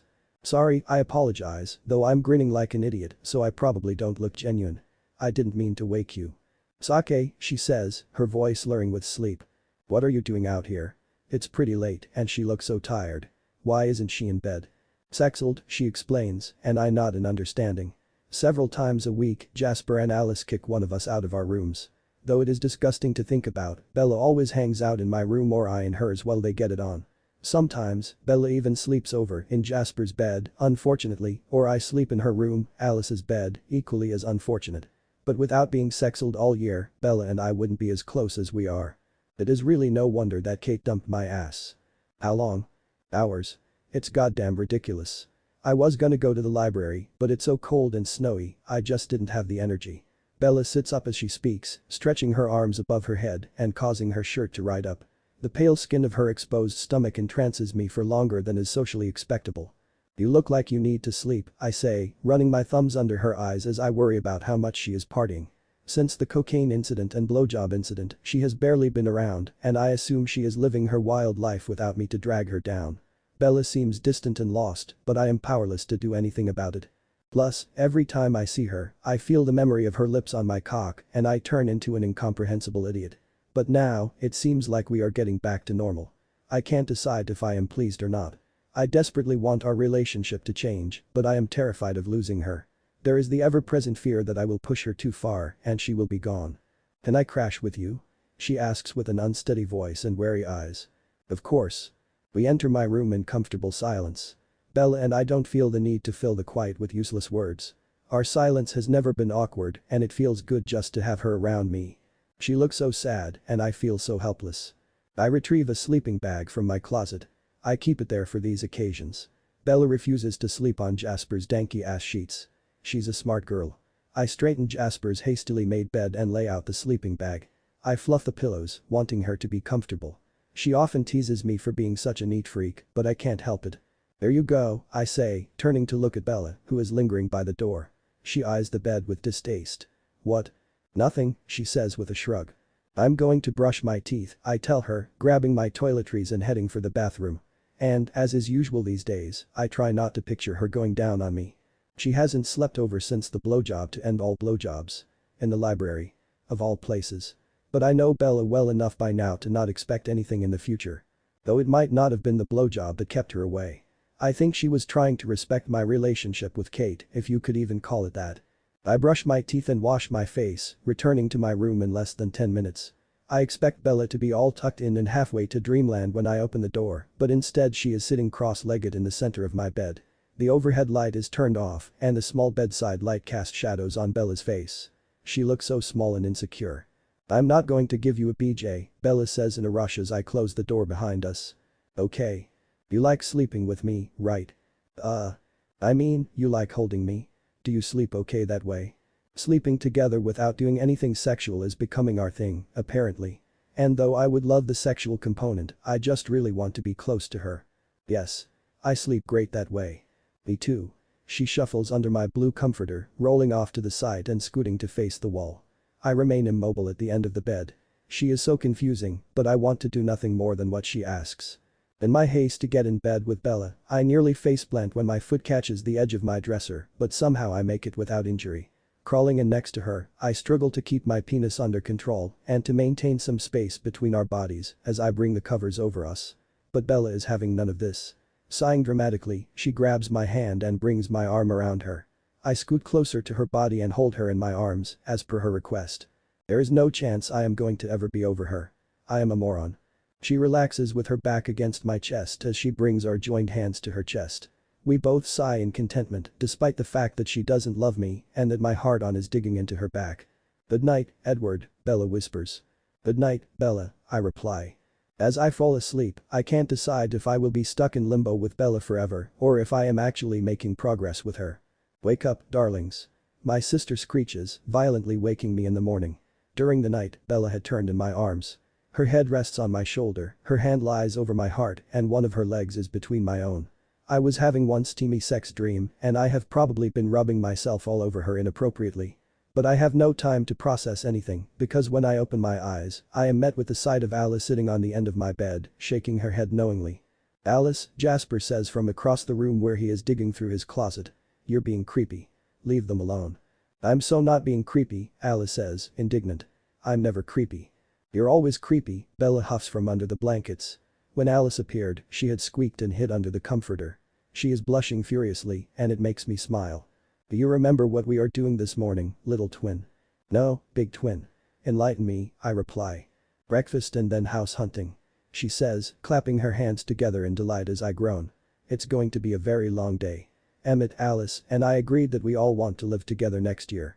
Joining us, of course, will be their significant others. Though it will be a little weird for me, living in a house with a bunch of couples, I don't think it will be that bad. Jazz and Emmett are definitely my closest friends. Alice and I practically share the same brain. And Rosalie? Well, she is fine, I suppose, as long as I don't have to be alone with her for prolonged amounts of time. Alice starts babbling about all the places we are seeing today, and I glance down fondly at Bella at my side. She is so beautiful, especially when she blushes. What are you doing today? I ask quietly as Alice continues to flit around the room and chatter. Nothing, she says with a smile. Want me to save you from the wackos you'll be living with next year? Yes, please. Fine. You've convinced me. I'll come. We meet the rest of the gang at Lucille's for breakfast. It's a couple blocks from Pearl Street and in the general neighborhood where we are looking to live next year. Bella convinces me to split an order of beignets with her, even though I don't normally like anything sweet in the mornings. I owe her for agreeing to come, though, so I don't mind. Please tell me that she's not living with us next year, says Rosalie when she and Emmett arrive. Edward the first can handle, but she is a no-go. Nice to see you, Rosalie, Lillian Hale. You're looking particularly hag-like this morning, Bella drawls with a fake smile. Seriously, Rosalie says, filling a cup with coffee as she sits down. What is she doing here? I thought we are only looking at 3-bedroom houses. What are she and Edward going to share a bed? That is going to kill the poor guy when she brings home her random dudes. Bella rolls her eyes and I clench my fists under the table. Oh please, Bella snaps back. You have had way more random fucks than me, so you can take your superior I have a serious boyfriend now so my past slutting doesn't count attitude and shove it where the sun don't shine. That's enough, you two, Jasper interjects with his freaky ability to calm people down. I thought y'all were getting along much better now. She started it, Bella says petulantly as I chuckle. Relax, Rosie, Emmett says, kissing her cheek and keeping her from snapping back at Bella. It's just the 5 of us. Where are you living next year, Bella? Emmett asks after we all order. In Hallett, Bella replies. You're living in the dorms as a sophomore? Rose says with an evil laugh. You. Actually, I'm Rang, Bella replies smugly to the general shock of the table. Bella has already informed me that she is going to be a residence assistant next year, and I am not surprised she got the lucrative gig. RAs are paid in room and board, so Bella will be able to live in the dorms next year without Renee footing the bill. Plus, Phil is quite proud of the responsibility Bella is taking on, so everyone is happy. You're going to be an RA? Rosalie asks skeptically. You're going to bust little freshmen for smoking pot. Who the hell gave you that job? I can be very charming, Rose. You know this, Bella sighs. I'm glad Bella will be an RA next year. It means that she has more responsibility and therefore less time to party. Although, I do worry that I will see less of Bella next semester. We have no classes together and will be living farther apart, but I try not to dwell on it. So if you aren't living with us, Rose continues with narrowed eyes. Why are you here? Well, Lucille's is my favorite breakfast place, and I was invited, Bella replies, reaching up to mess up my hair, causing me to grin. What does Edward's girlfriend think about this? Asks Rose. I never had a girlfriend. Kate was never really my girlfriend. Just a girl I was seeing as a distraction from the one I really want. If I was smart, I would eradicate Bella from my life completely, with the hope that it would help me move on, but she is basically my best friend. I can't imagine my life without her. Fine, Rose huffs. What does Kate think about this? I have no idea, I reply with a shrug. I haven't talked to Kate in a couple weeks. Bella blushes, and I try not to stare at the pretty color in her cheeks. Why didn't you tell me, Emmett? Rose yells. Now I look like an idiot. The pair continues to argue as Bella and I silently communicate how ridiculous they are until our food arrives. After breakfast, we tromp all over downtown Boulder. It snowed the day before, but in typical Colorado fashion, the sun is out in force this morning and all the snow melted away by 11. If we were in Forks, the snow would linger indefinitely. This is much better. Even so, Bella uses the wet ground as an excuse to hold on to me. She links our arms, her mitten-clad hand resting on my forearm. We walk along in our own little world. Bella makes me laugh with snide little comments about my future roommates. I make her smile when I tell her how beautiful she looks with her cold-induced rosy cheeks. It feels like we are as much of a couple as Em and Rose or Jasper and Alice. But, we're not, and I have to just live with it.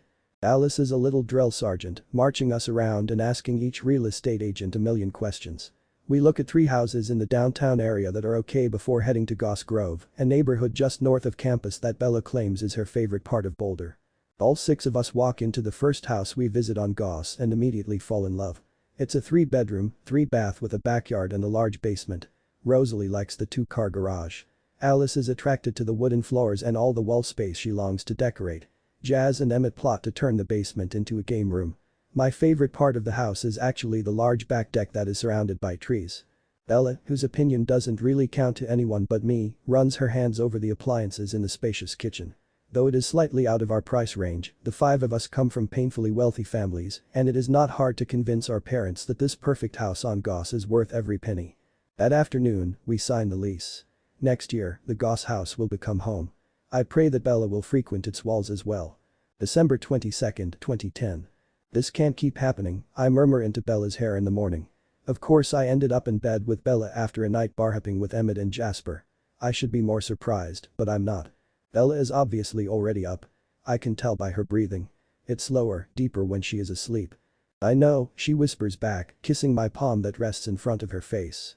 Once again, we wake up spooning. I don't know what to do, I confess, making no move to relinquish my hold on her. I'm tried. Bone weary of fighting with her, for her, against the pull she has on me. I'm at a total loss. Me neither. It's like we're stuck in limbo. She traces patterns on my forearms and I close my eyes, enjoying the sensation. Unable to go back, uncertain how to move forward. I so desperately want to move forward with you, Edward. I almost tell her I want to move forward with her as well, but I hold my tongue. Emotional Edward wants it so badly, to forgive all her sins and to take her back. But at the moment, logical Edward is winning. Logical Edward remembers the pain she caused, remembers how much of a struggle it is for years to love someone who didn't even love themselves. So I remain silent. I truly have nothing to say. I'm not even used to her being back yet and I'm terrified that she'll disappear the moment I get acclimated to her presence. You said you love me. Bella's voice is so quiet, I only realize she actually speaks because I feel her lips move on my skin. I wish I could see her face, but there will be no clues there as to what she's thinking. Bella has always been a complete mystery to me. Also, I wish I hadn't fucking told her that last night. Had I no dignity? My love has never been in question, I reply. So you still love me then? After all this time? Her voice is so hopeful I feel terrible about pulling away, but I do it because talking about love with Bella is just too painful. She whimpers pathetically as I sit away from her against the headboard, viciously pinching the bridge of my nose and squeezing my eyes shut. Does it even matter? I reply tersely without even opening my eyes. I hear Bella furiously shuffling around in the bed. It's all that fucking matters. She exclaims, startling my eyes open. Her face is beet red, her eyes shine, and her jaw is clenched in her rage. She has turned to face me and sits cross-legged across from me. A sheet is wrapped around her naked torso and our knees touch.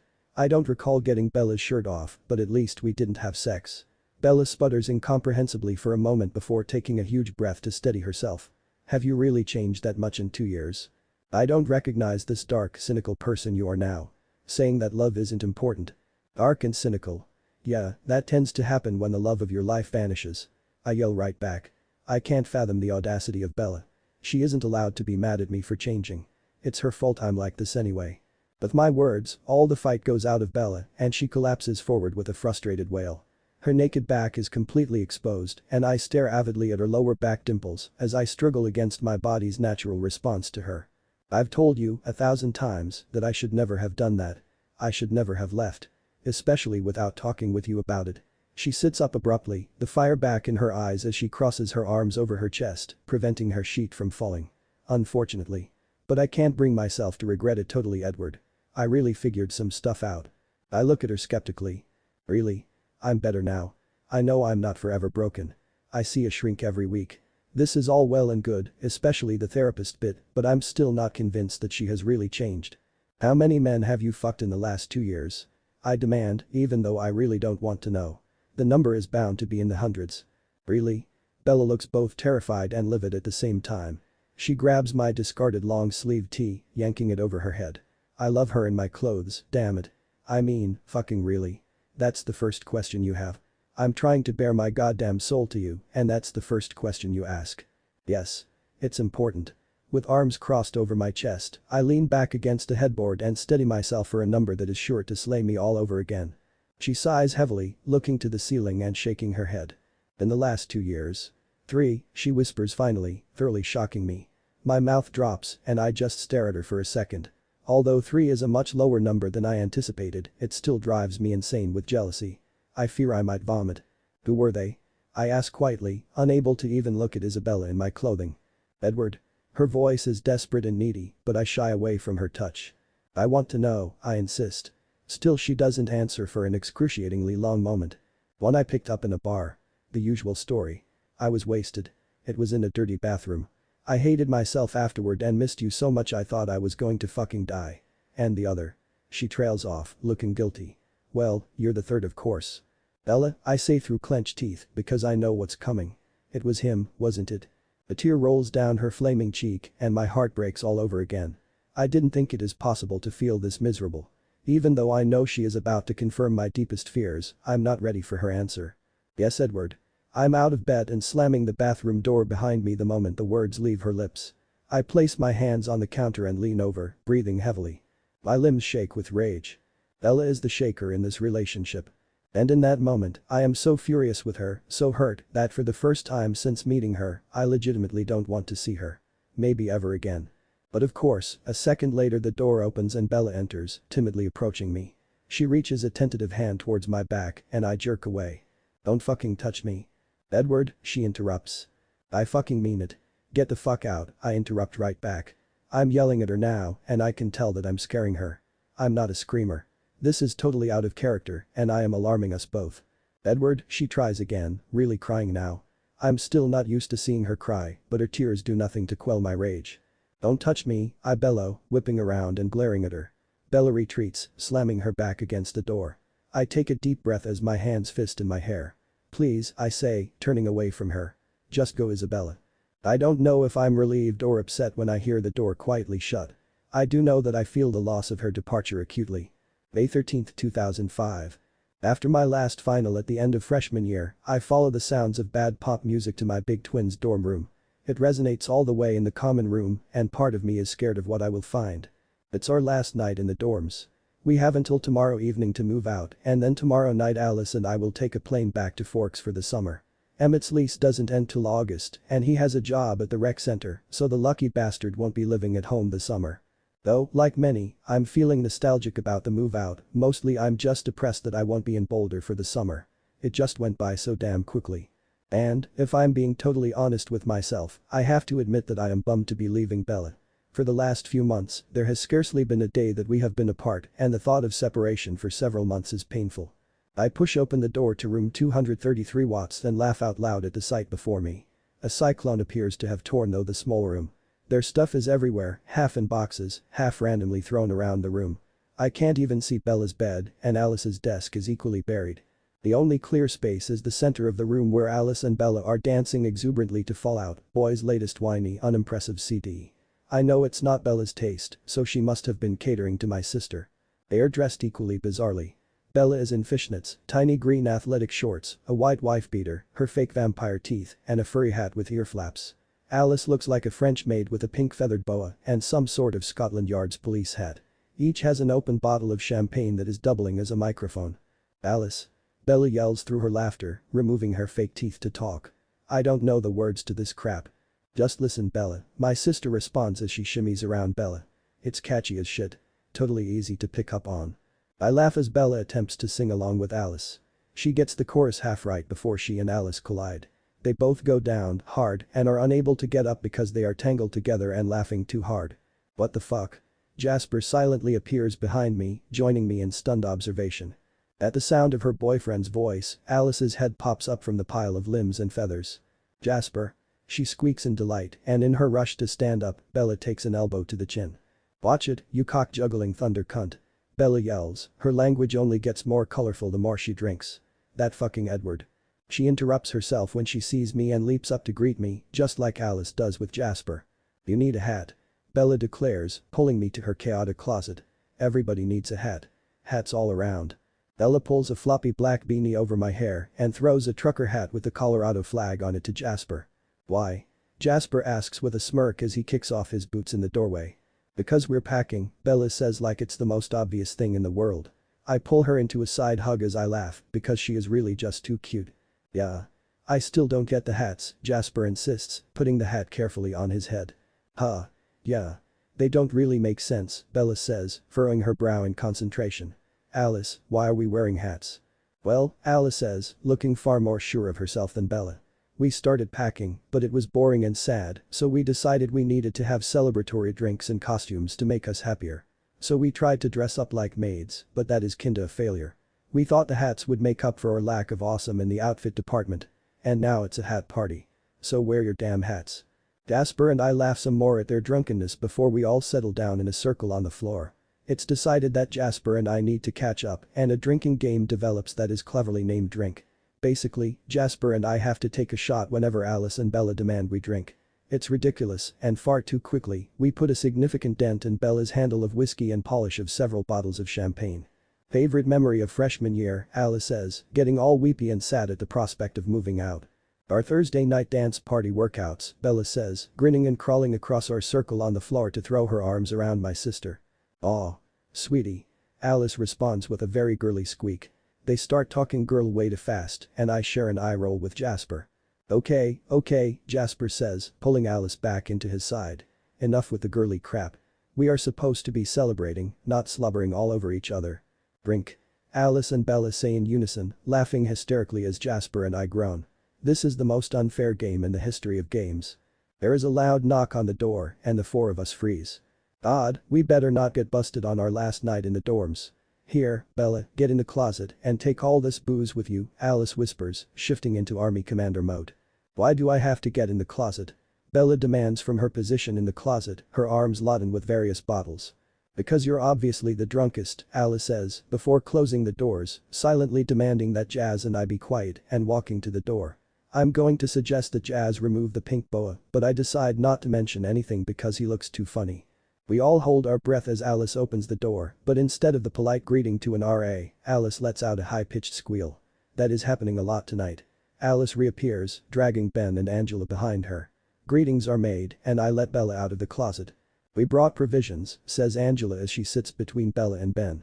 She sets a tray of colorful cupcakes in the center of the circle, and we all greedily snatch them up. And lubrications, says Ben, placing a bottle of tequila next to the cupcakes. You need hats, says Bella, giving Angela a fedora and Ben a floppy cowboy hat. Why didn't I get the cowboy hat? Whines Jasper. Too predictable, Alice dismisses, cuddling into his side. Everyone has to say their favorite memory. Honey, Jasper replies, nuzzling into Alice's neck and only making me slightly nauseous. Every moment with you is my favorite memory. Drink, says Bella. That shit was corny. What's yours, Edward? My twin asks as I take my shot. I really think the game should be over now that Jazz and I are sufficiently hammered, but the lady folk do not agree. Oh, you know, I say, smiling lazily at the beautiful girl beside me. Hanging out in the library. I waggle my eyebrows so she knows just what I am talking about. Bella giggles and blushes, hiding her face in my chest as our friends look on in amusement. That's up there for me too, Bella whispers, her lips tickling my earlobe. You guys are weird, says Ben with a smirk. Oh, what about Edward getting his face bashed in? Twice. That's one of your best memories? I ask as I laugh. Yeah, because it was you. Of all people to get in a fight. The rest of the group murmurs their agreement, but Bella shakes her head violently. That is totally not funny, you cocksuckers, she says, looking upset. Edward getting hurt is not funny. Aw. You guys are so cute, says Alice, clasping her hands together and getting all swoony. I grin, and Bella blushes. She doesn't want you to get hurt, Angela says, joining in Alice's girly moment. She likes me, I say with a shrug, wishing it were true. I know Bella enjoys spending time with me and considers me to be one of her best friends, but I still want something more. Realistically, though, I don't have a lot of hope of that actually happening. Bella laughs and punches me in the shoulder. I laugh and rest my head against her neck. Yeah, what's the deal? Asks Jasper, reclining back on his elbows. Have you two fucked yet or what? Now I'm blushing, and Bella grins, shaking her head. You're an idiot, Jasper Whitlock. Mind your own fucking business, she replies good-naturedly. I'm just saying. The sexual tension dripping off the pair of y'all is exhausting to the rest of us, he slurs. Getting kicked out of your room every 10 seconds so you two can bone is exhausting, counters Bella, causing me to groan. You two fuck like fucking bunnies. Bella. Please. My sister. I plead with Bella to stop as I pinch my eyes shut and try to imagine anything else. Aw. Bella, Alice says, tears filling her eyes. Never again will I kick you out of our room. Because we won't be roommates anymore. They hug again as Alice cries, and Bella talks in that high frequency that makes my inner ears tickle. Who's going to tuck me in when I accidentally pass out in the closet? Bella asks. Who's going to remind me to eat while I'm working on my art? Alice asks. Who's going to stay up till 2 in the morning talking about everything and nothing with me?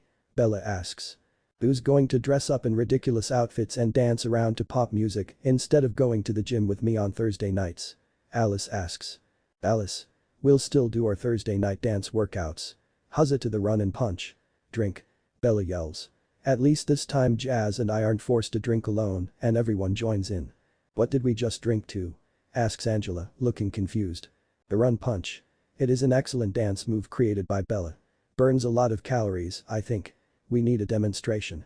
Up, up, up, Bella, Alice answers. Alice turns the music up, switching it to Britney Spears' latest musical gem. Alice and Bella run around us in time to the beat, punching forward as they do so and giggling like lunatics. In a matter of moments, the rest of us get bored with the watching and we all rise to join them. The run punch is quickly abandoned and everyone couples off, dancing together. Somehow, Bella becomes pressed up against me, gyrating her hips with the music. I close my eyes, reveling in the sensations as Bella lights my skin ablaze. My hands travel down her sides, coming to rest at her hips as hers come around my neck to grab the hair at the back of my head. Fuck, she murmurs. Do you have any idea what you do to me, Edward Cullen? Yeah, I reply. If it's anything at all like what you do to me. She continues to grind into me as my hands slip under the fabric of her tank top at her lower back. My fingers trace those fuck all sexy dimples right above her ass and my pants become uncomfortably tight. I open my eyes to look at her, only to notice that we are alone with Alice and Jasper, who are practically having sex up against the wall in front of us. Shuddering at the sight, I pull Bella out of the room, flicking Jasper in the ear on our way. Motherfucker doesn't even notice. The moment we are in the hall, I push Bella up against a wall more violently than I would have under sober circumstances and hold her there with my hips. Bella, I groan into her neck. I really want to kiss you.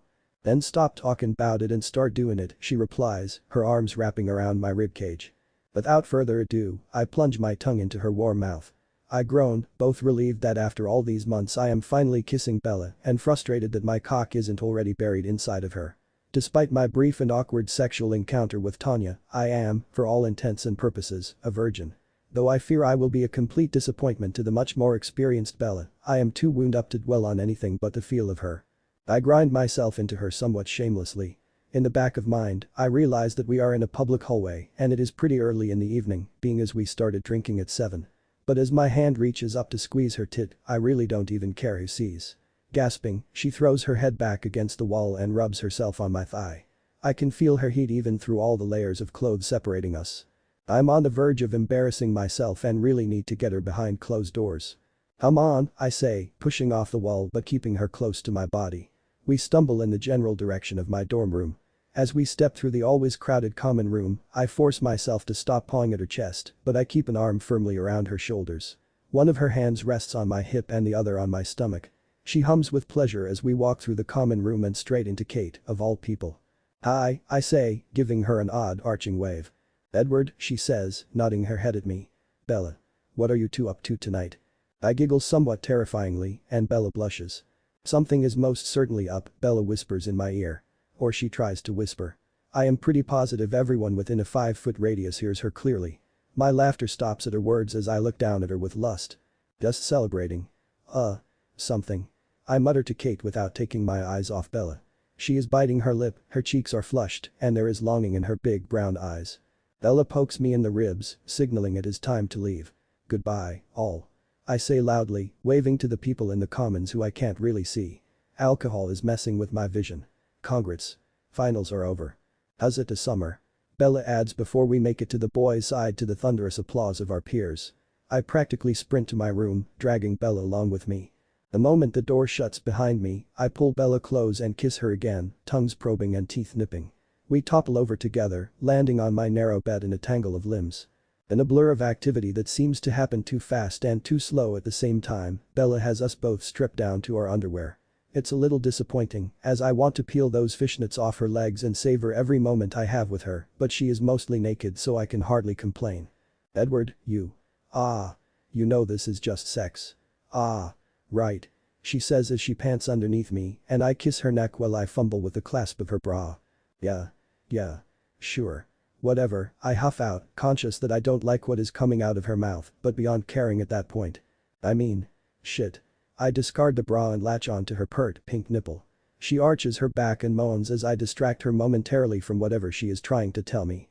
"If you're not still my friend after this, I'll fucking kick your ass," she hisses as I continue my hand and tongue movements on her chest.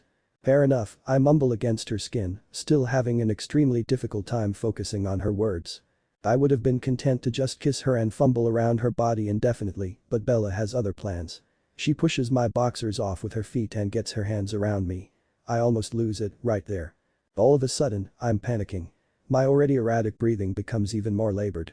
I'm convinced that I'm going to be a complete disappointment to Bella. I have no idea what I am doing. She isn't going to enjoy it at all. "Hey," she says quietly as her hands cradle my jaw. "Stay with me, Edward." "I am. I don't," I stutter through uneven breaths. "Shush," she says, looking at me right in the eye and soothingly stroking my face. "I want you, Edward. Do you want me, too?" I nod, my eyes never leaving hers. "Good," she says. "Panties now, Edward." I do as she says, pulling her panties down her legs. I'm glad it's dark and I can't see much, because it's already very hard work not to blow my load on the spot. The sight of Bella completely naked beneath me is surely more than I could handle. Supporting my weight on my elbows resting on either side of Bella's head, I struggle to calm down. But then her hands are wrapped around my cock and she rubs me against her wet entrance. All reasonable thought vanishes from my brain as I finally give in to the all-consuming urge thrust into her. Holy fucking shit. So divine. Bella's breath hitches and I have to pause for a moment as I fight for control. But then she grabs my hips and rolls her pelvis, demanding that I move. So I do. I pump in and out of her somewhat erratically, fisting the sheets beneath me. Bella is moaning and I take it as a good sign, but try to hold off as long as possible. "Oh. Edward," she cries out. The sound of my name coming out of her pretty little mouth quickly drives me over the edge and I come violently with a strangled gasp. I collapse on top of her and she holds me as my whole body shudders. "I'm sorry," I pant out into her neck when I regain functionality in my voice box. "What for?" she asks, her voice low and raspy. "You didn't." "I couldn't." I'm awkwardly babbling, but I can't bring myself to say that I failed to make her feel good. "That's okay," she assures me, seeming to understand just what I'm trying to articulate despite the incomprehensible sounds coming out of my mouth. "It was your first time. I wasn't expecting you to last long." "But it wasn't my first time." "Not really," I pout. "I really want to make Bella feel good." "What?" Bella demands, sitting up and forcing me to once again support my weight on my hands. The shift also brings our bodies closer together and I try to look at her face, but her naked chest is distracting. "You fucked Kate." "What?" "No. I accidentally had sex with Tanya once, but I was really drunk and I don't really remember much," I admit, blushing. This is really not what I want to be talking about in that moment. "Oh," Bella says in a small voice. "I wanted to be your first." I have no idea what to make of that statement. "Why? Maybe if I had a little more experience I could have fucking made you come," I growl, letting my frustration and my lack of sexual prowess color my tone. I'm not sure who is more surprised by my words. Bella groans out, wiggling her hips beneath me. "Fuck. Edward, say it again." "Say what?" I ask, confused. "Fuck," she moans. "Fuck. Fuck. It makes me so fucking hot when you talk like that," she pants, causing my dick to stir. "Fuck," I continue cautiously, lowering my lips to tickle the shell of Bella's ear. "Shit. Motherfucker, cocksucker." I can't tell if she is laughing or moaning, but I continue on, despite how uncomfortable I am. "I love your cunt," I whisper, the alcohol lingering in my system making me bold. It feels so good wrapped around my dick. I've dreamed about it since I first met you. And that day in the library. Fuck. Your hot mouth on my dick was the most divine thing I ever felt until I got inside you. Bella, your pussy is heaven. I want to feel you come on my cock so bad." I feel ridiculous with my attempt at dirty talk, but Bella sure seems to be enjoying it. She is moaning and writhing around. "Holy fuck. Bella. Are you?" Though it is dark and I can't tell for sure, I'm pretty certain Bella is touching herself. "Oh. God." She breathes out. The confirmation goes straight to my cock and just like that, I'm ready for round 2. "Bella. I would really like the opportunity to make you feel how you make me feel," I blather, annoyed that I can't find the right words to tell her I want to make love to her again. She shocks the shit out of me, rolling me over, straddling my waist, and grinding down onto me in less than a second. Buried inside her in this very new position, I see stars. "Okay, Edward," she says as she starts to move over me. "We're going to practice." "Ah. Keep this up all damn night until you get it just right." It doesn't take long for me to accomplish my mission. Several times, in fact. In the morning I am not surprised to wake alone. Horribly disappointed but not surprised. I don't let myself dwell on what it all meant. Nothing will change between Bella and I, instead I focus on how completely relaxed my body feels. Rubbing my hands over my eyes, I sit up in bed, faintly aware of my nudity. About time. I've been bored as shit and your coffee's getting cold. Bella scares the hell out of me and I almost tumble out of bed in my surprise. She is still in my room, dressed in my t-shirt and a pair of little red panties and sitting in a chair by my window, holding my copy of Catcher in the Rye in one hand, a paper cup of coffee in the other.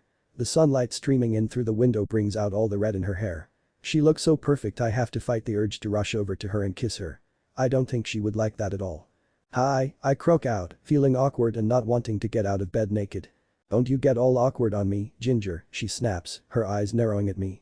You promised you would still be my friend. Don't think I don't remember. I wasn't that drunk. I smile at Bella because her babbling is indicative of her nerves. Plus, she brings me coffee. I slip out of bed, clutching the sheet around my waist before padding over to Bella. Smirking up at me, she hands me my coffee as she takes a sip of her own cup. I lean against a windowsill and try to think of something to say. It's just coffee, she mumbles into her drink, looking out the window. Thank you, I reply. And last night was just sex. I nod, having nothing to say that hadn't already been said. Really, really good just sex. Bella blushes and looks down at her lap, embarrassed at her words. Best I've ever had, I reply, tucking a stray lock of hair behind her ear. It sure as fuck better be. Bella smiles momentarily, but then goes back to staring blankly out the window. I have no idea what she is thinking, but I hope she doesn't regret anything. Tugging insistently on her hand, I haul her up and then sit in the chair before pulling her back into my lap. Edward. She says, wary.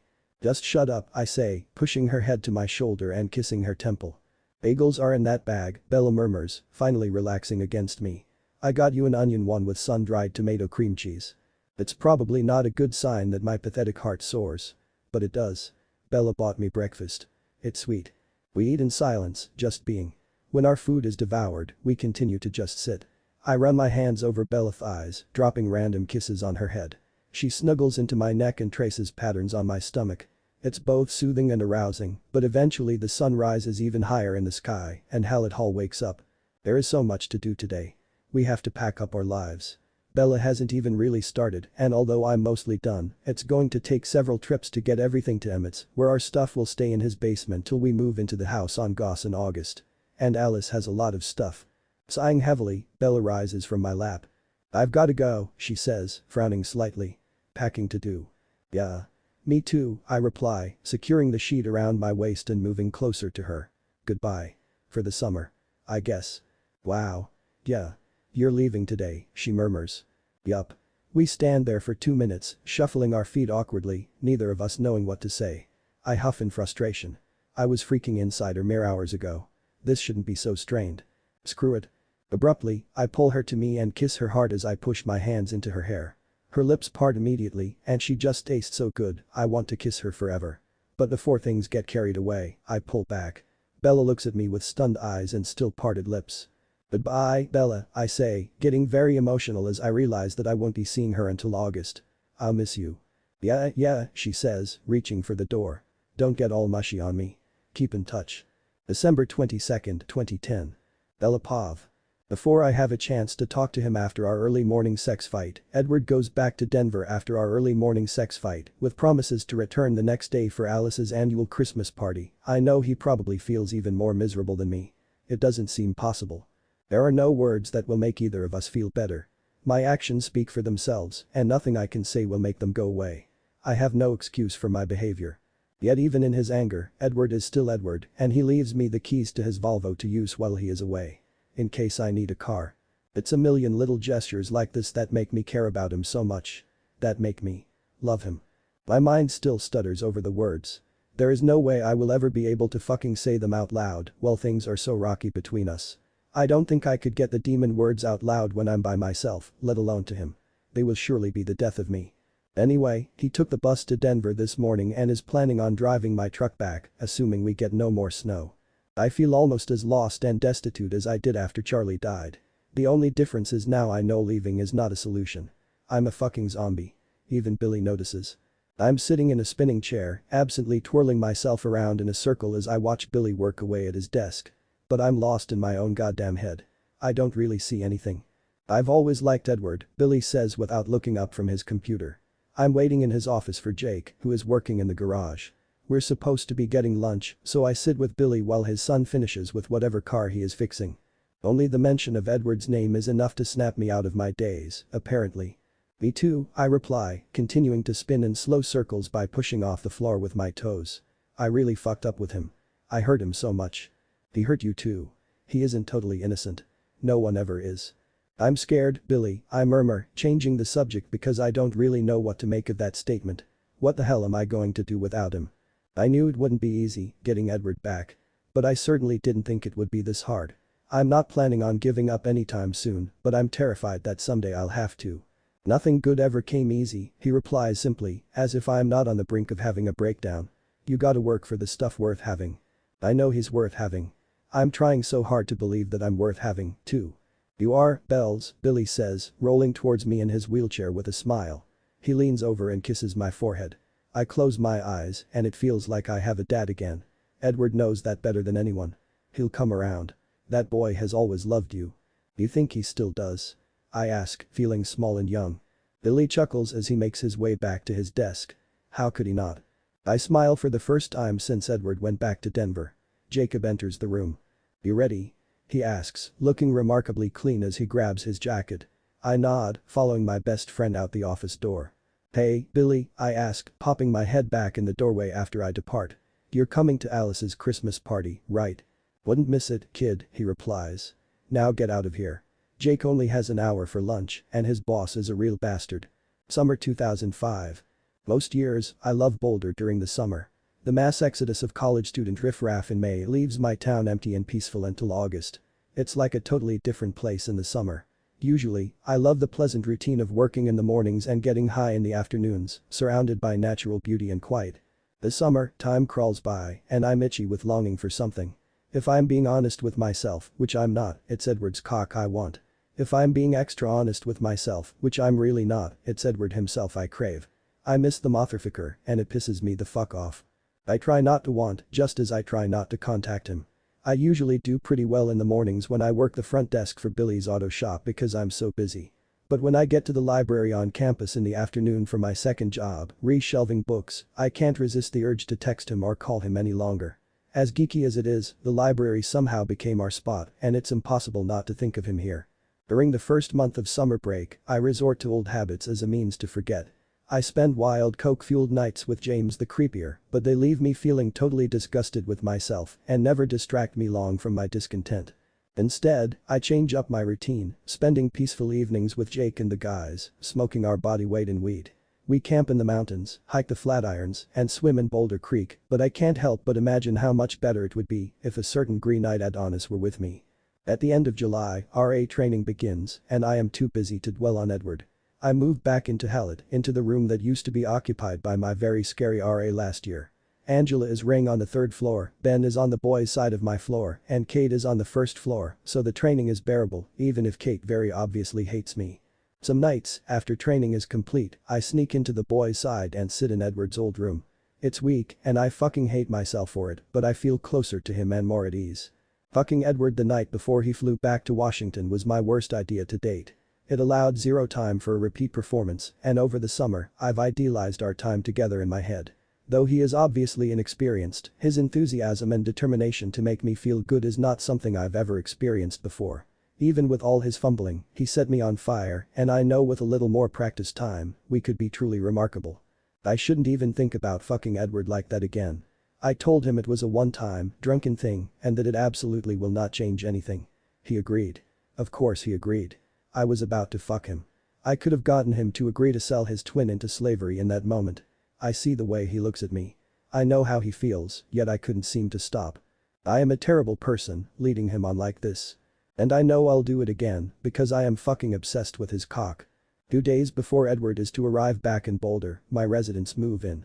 It's surreal to think that last year I was one of those wide-eyed freshmen. Their excitement and nerves are palatable as I check in the 18 girls that are my responsibility. Instead of it annoying me, I find them to be oddly endearing. I'm actually enjoying my job. I didn't expect to. Rain means I have to be a grown-up. Rarely will I be able to party. I can't smoke pot every day. It's shocking, but I don't think I'm going to mind. Even easing the fears of many parents is okay. The afternoon after my hall fills up, I take my residents to Farron Field in the middle of campus for mandatory get-to-know-you activities. The grassy field is another one of my favorite places on campus. It rests in the center of the brick residence hall and has a great view of the Flatirons. Edward and I used to stop here on our way back from the library at night and lay on our backs, looking at the stars and talking. Fucking Edward. Fucking stupid fond memories. So you're like really cool, aren't you? A tall girl with curly, dull brown hair and pale skin approaches me as I lead the group through campus. What? I ask with a laugh, thinking I misheard her. I take in her conservative khaki pants and pale blue button-up. If I had to guess, I would say she is from the Midwest and majoring in something practical like accounting, but she really wants to study literature or history. It's just. You look so confident and you know. Cool. Your clothes, your hair, your nose ring, your black nail polish. You seem sure of yourself and how you fit in here. I look down at my jean shorts and ridiculous blue tourist tank top Edward sent me from Chicago. It has haphazard cartony buildings across the front, flames across the back, and says F you, Mrs. O'Leary along the waist. I find it funny, though definitely not cool. This girl is weird, yet strangely compelling. And she is right, she sure as fuck doesn't look like she belongs in Boulder, but I don't hold it against her. Well. I do fit in here. I have lived here the majority of my life, I reply, attempting diplomacy. So you were never a scared little freshman? She asks with terrified eyes. Nah, I say with a laugh. But I'm weird. I knew plenty of scared little freshmen. They all figured out the swing of college life real quick, and so will you. I guess, she mutters. What's your name again? I ask. Learning all their names is going to be tricky as shit. Rebecca. I'm going to remember that, I assure her. And the great thing about Boulder, Bex, is that it's full of all sorts of folks. But even back home, everyone thought I was weird. The poor girl looks like she is on the verge of tears. Boulder is the mecca for weirdos. I say because it's true. We have weirdos out the wazoo. All kinds, too. Artsy weirdos, nerdy weirdos. Hippie weirdos who believe in the healing power of crystals and like to pretend they're wizards. The thing they don't tell you in Podink wherever you are from is that we are all fucking weird. She giggles, and I'm relieved because I thought I might have gone too far with the insulting of her hometown. What kind of weird are you? Rebecca asks. The kind that puts peanut butter on everything, even my eggs, and scribbles down thoughts on anything within reach, I reply. What about you? I don't know. I like to write stuff down too. Where are you from, Bex? I ask as she flushes at the nickname. Do you mind if I call you Bex? Not at all. I've never had a nickname before. And I'm from Iowa. Waterloo. Nothing ever happens there. Score. I am truly awesome. So why did you choose CU? I ask, genuinely interested. My stepdad went here and loved it. He wanted me to go here and I didn't really care where I went as long as I got away from home. That makes sense. I nod as we enter the field and I stop the group at the edge under a tree. Well, Bex, I can guarantee that you will find people who are weird like you, who appreciate your weirdness. She smiles at me and it makes me happy. I feel like I did a good thing. I sit in a circle in the grass with all 18 of my residents. They are all staring at me and it makes me uncomfortable. All right, my little weirdos, I say loudly with a wink towards Rebecca, demanding everyone's silence. As most of you know, I'm Bella and I'll be the boss of you for the next 9 months. They look at me in horror and I laugh. Geez, I was just fucking with you. Lighten up. College is fun, not scary. A few of them crack a smile, but mostly they continue to look petrified. Right. So, I'm Bella. I'm from Boulder. I literally grew up less than a mile from here, so I know B-Town pretty damn well and don't mind imparting my knowledge on you, so if you have questions, ask. I'm a sophomore and a creative writing major, but I'm thinking about doubling in lit because I love me a good book. What else? My favorite color is green. I lived in 12 states between the ages of 2 and 10 when I moved to Boulder. I like reggae and classical music. If I could travel anywhere it would be to Africa, and if I could meet anyone, alive or dead, it would probably be Abe Lincoln cause I dig the beard. Any questions? This introduction is mandatory and I feel odd babbling on about myself. The blonde girl in the front with a face full of perfect makeup and designer sunglasses raises her hand. I nod at her to ask away. Do you have a boyfriend? She inquires as several of the girls around her snigger. Hell no. I say, aghast at this girl ask that question of all things. Is that all she cares about? Pathetic. Why not? She went on. Because I don't want one, I say, losing my patience. My mind immediately goes to Edward, and that only irritates me further. Oh, good. Because I live in the room right next to yours and I need at least 9 hours of sleep and those walls are thin. I'm glad you won't be keeping me up with your sex noises. 34 eyes stare at her for a moment, mine included, before a devious smile spreads on my face. Remind me of your name? I ask. Jane, she says with a flip of her hair. Well, Jane. I simply said I didn't have a boyfriend. That's not a guarantee that I won't keep you up. It's an inappropriate answer and I could get in trouble, but fuck it. She was inappropriate first. Jane looks astonished and I smirk. Any more questions? I ask, reclining on my elbows in the soft grass. Great. We are going to go around in a circle and get to know each other a little bit. Say your name, major, where you are from, and a couple fun facts about yourself. Oh, and also point out your roommate so we can piece together who lives where. Jane. Why don't you start? Just as I guessed, Jane is from Southern California and is studying business. Apparently, her daddy is good friends with Brad Pitt and Robert Pattinson attended her 18th birthday party. Jane identifies poor Bex as her roommate and I shudder for my little weirdo. It takes about half an hour for everyone to speak. Some girls are funny, some shy, some snobbish. Most are from Colorado, which makes me happy. By the end, I have my favorite Bex and my least favorite Jane, with the rest falling somewhere in between. Ranking them, even in my head, is probably wrong, but I can't help it. So now that we all know each other, I say, all eyes on me once again, we need to move on to the official crap. Drinking and smoking just don't do it in the dorms. If you're being a drunken idiot or I smell the marijuana, I won't hesitate to write you up. I feel ridiculously hypocritical saying that, but I press on. That being said, if you or someone you know is in trouble, their health on the line, find me. Let me help. I know what I'm doing. My door will always be open if I'm on duty, so you can just come on in. If it's closed, knock and I will help out if I'm there. Otherwise, you can talk to Ben, the blonde dude who is the RA on the boys' side. Angela is the head RA and she lives on the 3rd floor. Posted on her door is the master schedule and it will tell you who is on duty when. You can find my class and duty schedule on my door too. On Wednesday nights, Ben and I will coordinate some sort of activity in the commons.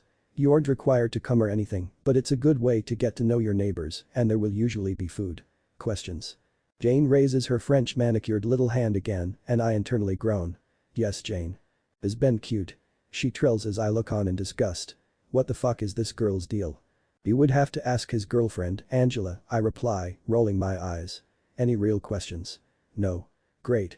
Now, everyone needs to find their roommate to fill out this housing contract. You and your roommate need to set some rules to follow to make living together easier. I'm handing out the contracts now and it has issues to address. Fill them out and sign them when you are both satisfied. If your differences are too great, come and see me and we'll talk it out. Everyone disperses and I walk between the groups, listening and answering the occasional question. My phone buzzes in my pocket and I beam like crazy. D-24 hours till my plane lands in colorful Colorado. Be excited. Hopefully he has no idea how truly excited I really am. Oh, you're coming back. I must have forgotten. His reply is immediate and has me blushing. You nasty little liar. I know you didn't forget just how excited I make you. You are totally blushing and biting her lip, aren't you? God damn it. When did he get to know me so well? Whatever. The library is lonely without you. I push send before I realize the implications of my text. He will think I miss him. Which I do. I just can't have him knowing that. How are the freshies? I sigh with relief at his reply.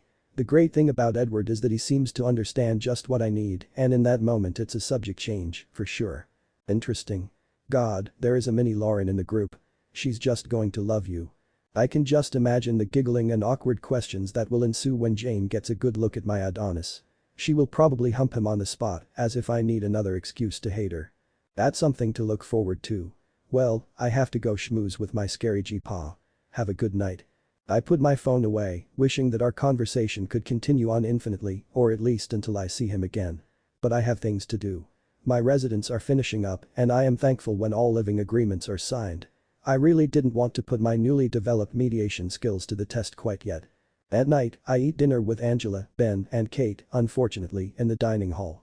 We talk about our residents and compare horror stories before declaring that Jane is obviously the worst. She asked if Ben was hot. Angela asks in disbelief. What's wrong with this girl? I know, right? I agree, stabbing a crouton with more force than necessary. So what did you say? Ben asks, looking a little too pleased with himself. I told her she would have to ask his girlfriend, I reply, and we all laugh. Well, minus Kate. The girl seriously lacks a sense of humor. She must really hate you, Kate says, contributing to the conversation for the first time. Good, I say, narrowing my eyes at Kate. I want her to be fucking terrified of me.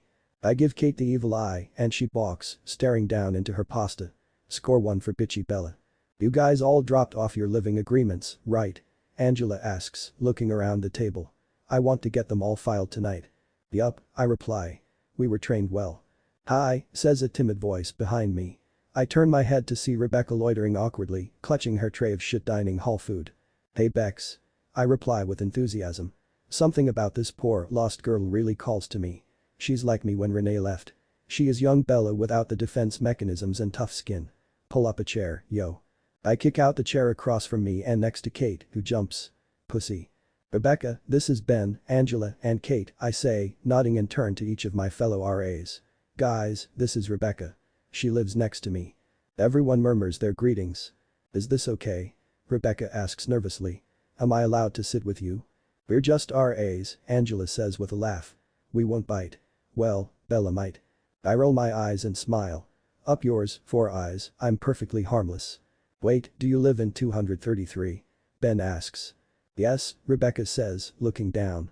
That's Bella's old room. How weird is that? Ben continues. It is?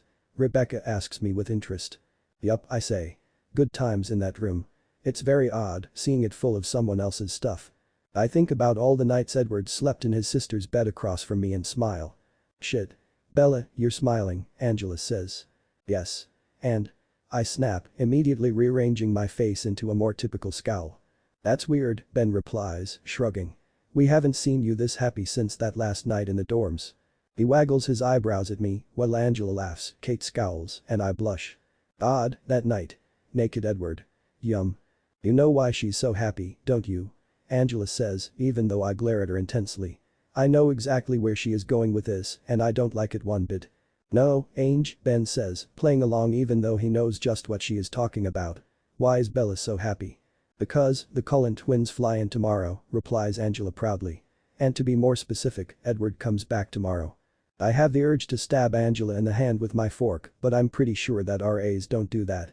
Shut it, Weber, I reply through clenched teeth. Is Edward?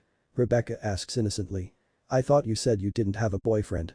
I don't and he isn't, I reply. So Bex, what classes are you taking? Wait. But do you want him to be? Rebecca asks as Ben and Angela laugh. It's quite the opposite actually, puts in Kate, helpful as usual. I try to have a little pity for the girl. Edward doesn't want her and that probably sucks. But I can't manage anything but distaste for Edward's former fling. I don't look too deeply into the why, though. Bella Swan doesn't do boyfriends, Angela says in a voice that is supposed to be me. Even boyfriends as gorgeous as Edward Cullen. Gorgeous? Ben huffs. Gorgeous. You think he's gorgeous? Shit, Angela. Now I'm gonna have to beat him up. Can we talk about something else please? I ask, sounding only slightly desperate.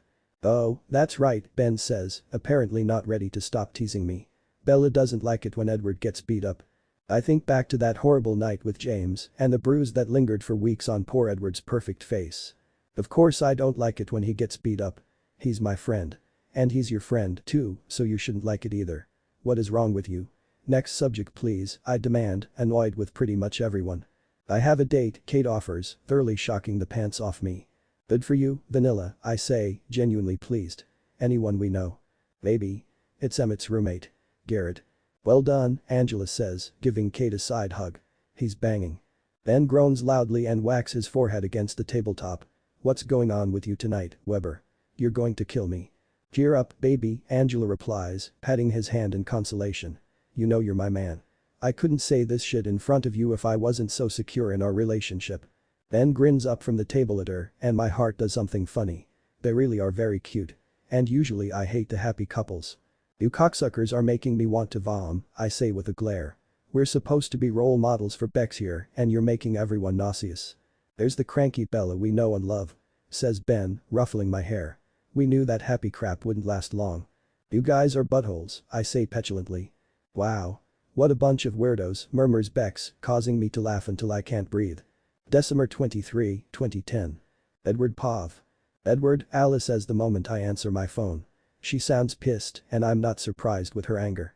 My big twin does not like my handling of what she calls the Bella situation, and she's taken to cornering me to voice her opinion repetitively.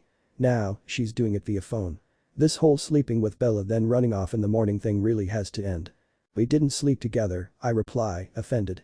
Well, we did in the literal sense, but we didn't do anything. Except make out a bit and grope each other, but my sister does not need to know that. It doesn't matter. She snaps. You're acting like a big fat coward. You need to deal with this. Talk to her. I sigh heavily, pinching the bridge of my nose. There is not enough room in my brain to deal with Alice's meddling. Please, just stop. I know what I'm doing with Bella. No, you don't.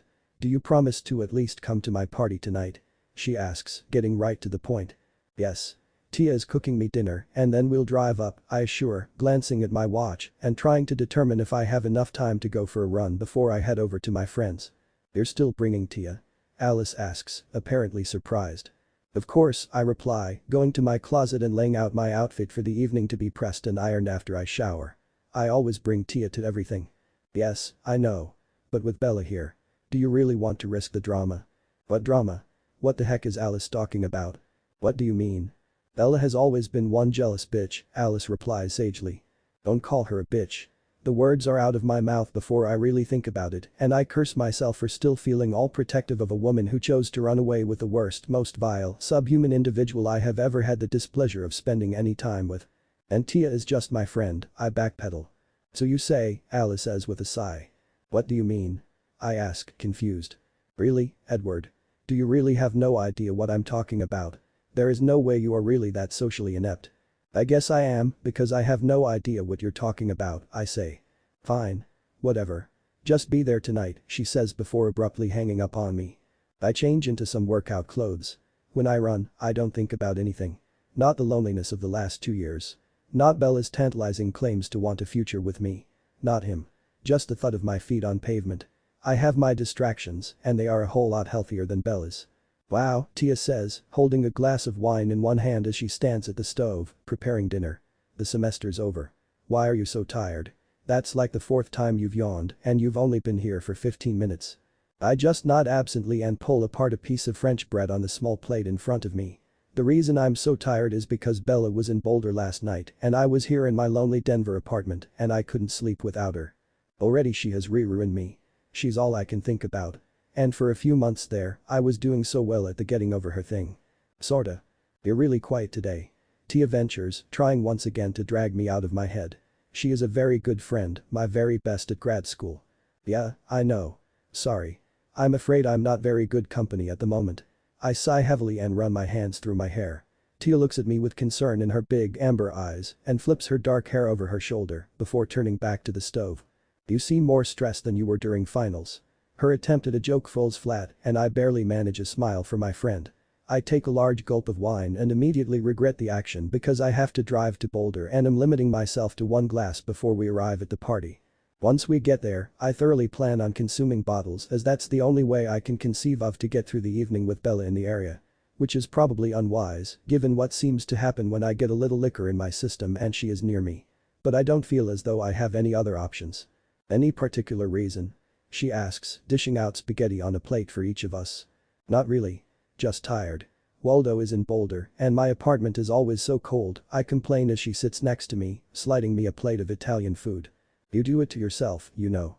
She pats my hand sympathetically. Tia rubs a thumb over my knuckles and I clear my throat in discomfort. I pull away my hand and casually reach for my fork. This looks great, I say with phony enthusiasm. It works because Tia beams as I dig in. Once upon a time, Tia wanted me. She still might, for all I know, but I've done my best over the last couple of years to make it clear that I only see her as a friend.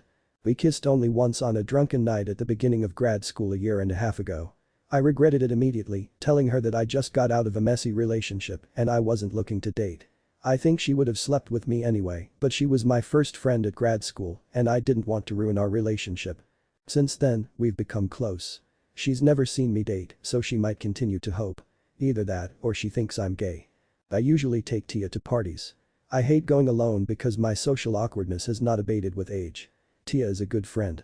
She is undeniably beautiful, with her appealing curves and caramel skin. But she has no idea and is very shy and awkward. We have a lot in common. Tia has no idea Bella even exists. We chat throughout dinner, and I do a good job pretending that everything is okay. Tia doesn't seem to notice that my whole world has changed since the last time I saw her at the end of the semester. She seems happy, excited for the evening, and oddly nervous as we walk down the stairs after dinner and towards the parking lot outside her apartment complex. I lead her to Bella's truck and open the door of the Chevy as Tia looks on with distaste. "Where's your Volvo?" she asks as I slide into the driver's seat, turn the key in the ignition, causing the vehicle to roar to life. "In Boulder," I reply, navigating towards the highway. Tia doesn't have a car, so she plans on crashing on our couch after the party and taking the bus back to Denver in the morning. "Why?" she asks, still mystified. Like me, she is probably praying that we make it to Boulder. "It's a long story," I reply. "Good thing we have half an hour before we get to your sister's house." Tia had never known me when I lived on Goss. Tia never knew me with Bella. "A friend came to visit me from Boulder the other night," I explain in a rush, hoping Tia wouldn't have further questions. By the time she was ready to go back home, it had snowed too much, so she ended up staying the night. I drove us both to Boulder the next morning in the Volvo. This beast is terrible in the snow. "She, huh?" Tia asks, elbowing me playfully. "Anyone I know?" I shake my head. "No, just an old friend. She recently moved back to Boulder." Even I am unconvinced with my explanation, but Tia simply raises a dark eyebrow before turning back to the window. "This is my favorite thing about her, she never pushes." "I love Alice's Christmas parties," Tia says, linking her arm with mine to avoid falling on the icy walk in her heels when we arrive at the Goss house. The house is so festive and it really feels like the holidays. "Me too," I reply, only half listening because I know that, in a moment, I'll see Bella. We enter the house, which is already filling up with people. I don't see anyone from the old college days in the front room, and I don't look beyond that because I'm not ready to see Bella yet. I really do feel badly for sharing a bed with her and then freaking out on her. Again. But my emotions regarding her are volatile. I don't know what I'm doing, and that is very rare for me.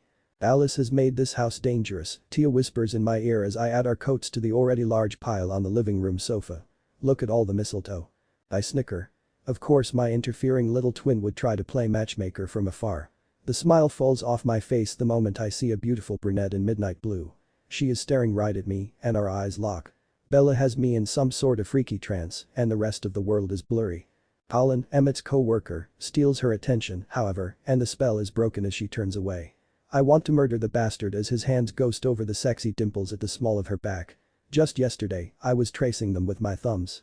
"Whoa," says Tia as Bella and Colin disappear into the kitchen. "Who is that? She's gorgeous." "Isabella Marie Swan," I mutter, running my hands through my hair compulsively. "I take it you know her?" Tia asks with a frown. "Yeah," I say, shaking my head in a futile attempt to clear it.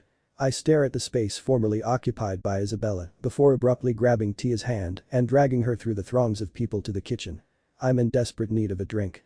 August 19, 2005. "Edward." My sister squeaks, tugging on my shirt sleeve with her forehead firmly pressed against the tiny airplane window. "Mountains. I see mountains."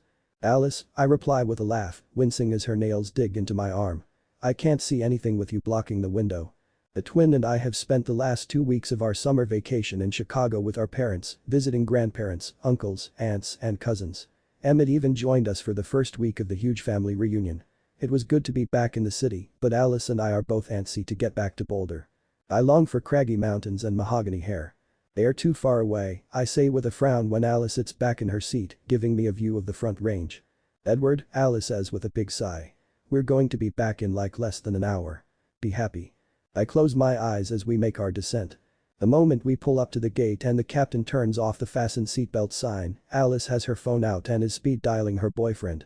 Jasper came to visit in June for a week around our 20th birthday. Esme loves him, but he had a hard time bonding with Papa Carlisle, a fact that makes me oddly happy considering the rough start to our friendship. That had been over 2 months ago, and Alice is tweaking out. "Jazz," she shouts, smiling widely. It makes me happy that she is so happy. "Yes. We just landed. Yeah, the people in front of us are starting to move. Okay, so we will meet you at the baggage claim. See you in like 5 minutes, you sexy Texan." Several heads turn to stare after Alice's little outburst, but her joy is contagious and she has passengers smiling with her. As we exit the plane, I'm surprised to hear my own phone ring in my pocket. I grin when I see the name illuminating the screen. "Isabella." "Edward Cullen." "As I live and breathe," she says into the phone in what I recognize to be her Southern Belle accent. "God, how I've missed her." "How did you do that?" I ask as Alice eyes me with suspicion. The what? No, like the exact moment to call. I just got off the plane. I magic, Cullen. Didn't you know? Yeah, I had some inkling. I think back to my last night in Boulder and I feel a stirring down in my belly. Best fucking night of my life. Literally. Though I drunkenly insisted to Bella that the sex wouldn't change anything, our night together only served to further wrap me up in her. I was scared she would pull away, but she surprised me by staying in touch over the summer. We communicate almost daily, by text, email, or phone call. She still continues to assert that we are just friends, but I've missed her terribly over the summer. What are you doing tonight? She asks. I don't know. Nothing, I guess. Sleeping on Emmett's couch before we move into the new house, I reply. No. That's fucking lame. Come over. You need to see my new room. I beam at her enthusiasm. Glad I'm not the only one desperate for our reunion. Okay. I'll just drop my shit off at Emmett's and come over. We are moving into the house on Goss in a few days, but until then we are bunking at my brother's. Not good enough. Just come straight here. I'm tired of waiting, she huffs into the phone, obviously frustrated. Geez, someone is desperate to see me, I say with a smug chuckle. It feels fucking good, Bella's desire to see me. Don't get cocky, Cullen. Huge ego is horribly unattractive, she replies tersely. Bella, come on. I think we both know that you actually find me horribly attractive. Shut it, acid. In fact, don't even bother coming over. I have big plans I previously forgot about. Isabella. I'm coming over. I should be there in 45, okay? I guess. Bella. Yes. I missed you. Okay, Cullen. Don't get all sappy on me. I'll see you soon. I hang up as Alice and I step onto a moving walkway. She is smirking at me, giving me the evil eye that tells me I'm about to brave an inquisition. So? She asks finally, when I remain silent and ignore her. So what? So you were going to see Bella? Yup. What's going on with you two? Nothing. We're just friends. Friends who have sex. I have neither confirmed nor denied Alice's suspicions about what went on the last night of last term, and it's driving the big twin crazy. We're really good friends. I flush slightly and smile. She's booty calling you already? Your feet haven't even hit Colorado soil yet. That's impressive, little twin, Alice continues, trying to bait me into answering her questions. I have no expectations for my visit with Bella. Though of course I want to have sex with her, I live in a state of perpetually wanting sex with Bella. She made it very clear that it was a one-time thing, never to happen again. She was drunk and feeling nostalgic about the end of freshman year. I get that. I really don't believe Bella wants sex from me. I also really have no idea what I am doing in that department. It's not a booty call. She just wants to show me her new room. Alice simply sends me a withering look. You know what I mean.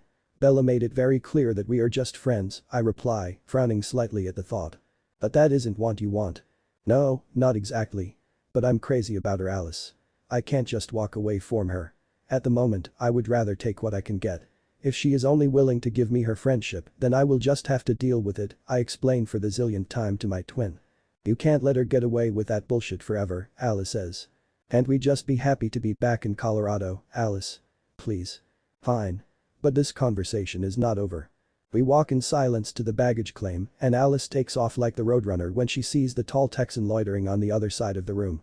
I join them at a much slower pace, choosing to ignore the makeout session taking place, focusing instead on the grinning face of my big brother.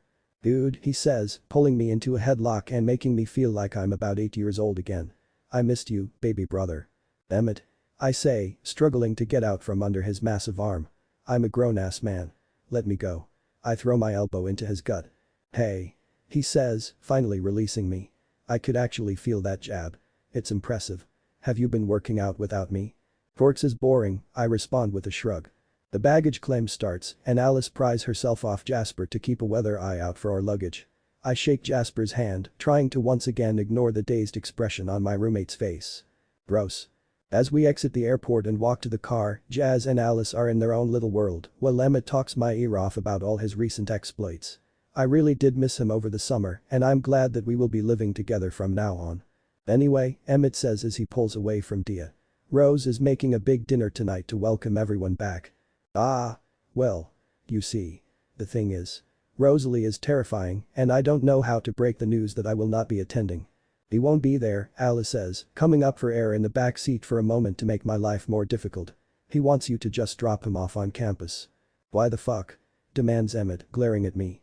I wish he would keep his eyes on the road when he drives this fast. Well, I have plans with Bella tonight, I say casually. Plans to do what, exactly? He asks, that mischievous Emmett look in his eye. You know.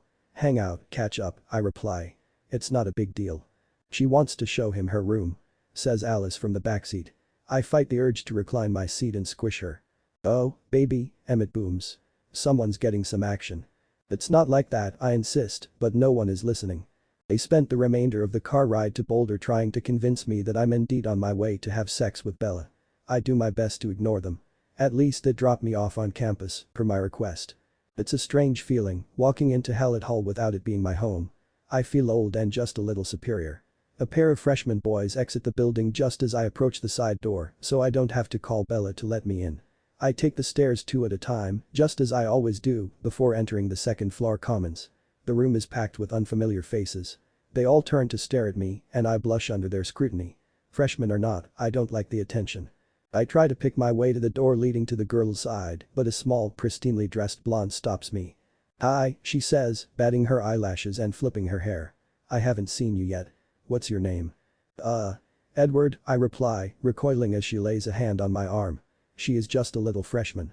I should easily be able to escape, but I am as awkward in social situations as usual. Edward. I'm Jane, she says with a big smile.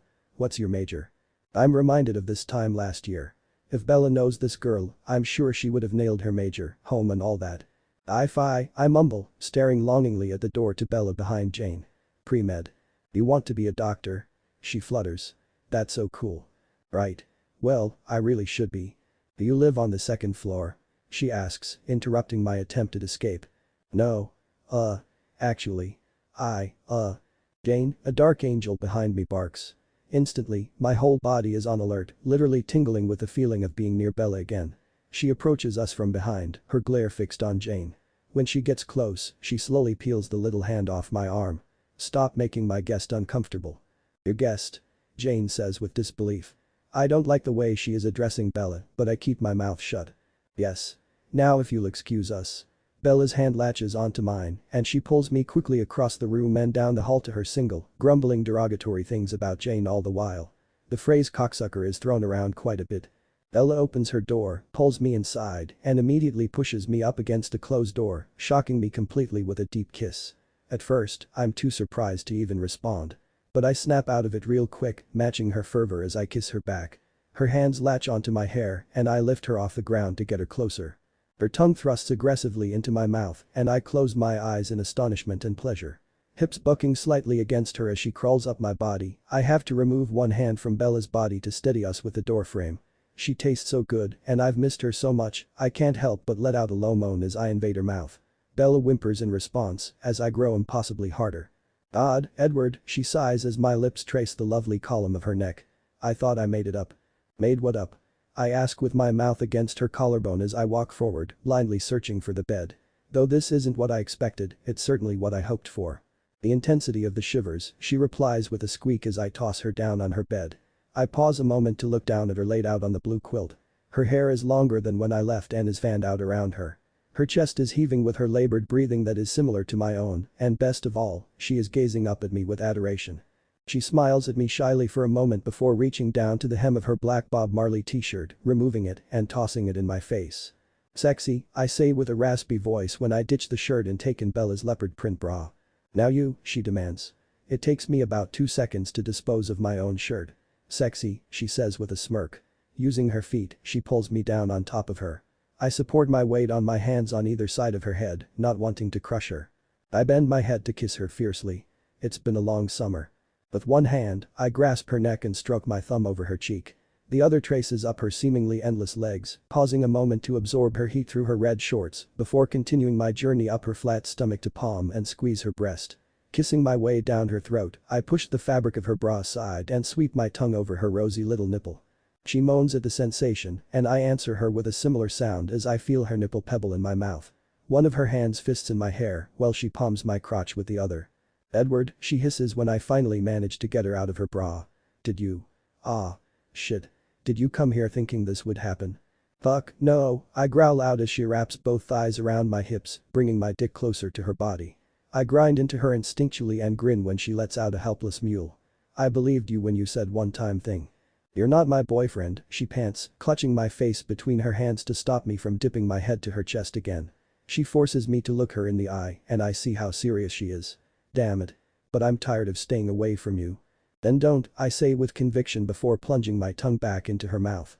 I love kissing Bella and would be perfectly happy if this was my sole daily activity. She answers with enthusiasm, working the buckle of my belt as her lips move against mine. My newfound sexual confidence must come from the orgasms I gave Bella at the beginning of summer. With her again, I'm both comfortable and nervous at the same time. I believe I know how to make her feel good and am turned on by this thought as well as every little move Bella makes. Tracing my hands down the creamy flesh of her naked ribcage, I kiss her as I make my way to the button clasp of her shorts. With minimal fumbling, I relieve her of the garment and slip a finger inside of her as my thumb circles her clit. "Oh, fuck," she exclaims, arching of the bed to get closer. Her spine curves in a graceful serpentine shape as she searches for more. Just like that, baby. Please don't stop." It's a little mind-boggling that Bella seems to want me as desperately as I want her, but I don't question it. I'm done questioning the inexplicable draw I feel towards this dark angel. Losing patience with my steady ministrations, she aggressively yanks my shorts and boxers down my thighs. I remove my mouth from the smooth skin at the base of her neck only long enough to send the rest of our clothes to the floor.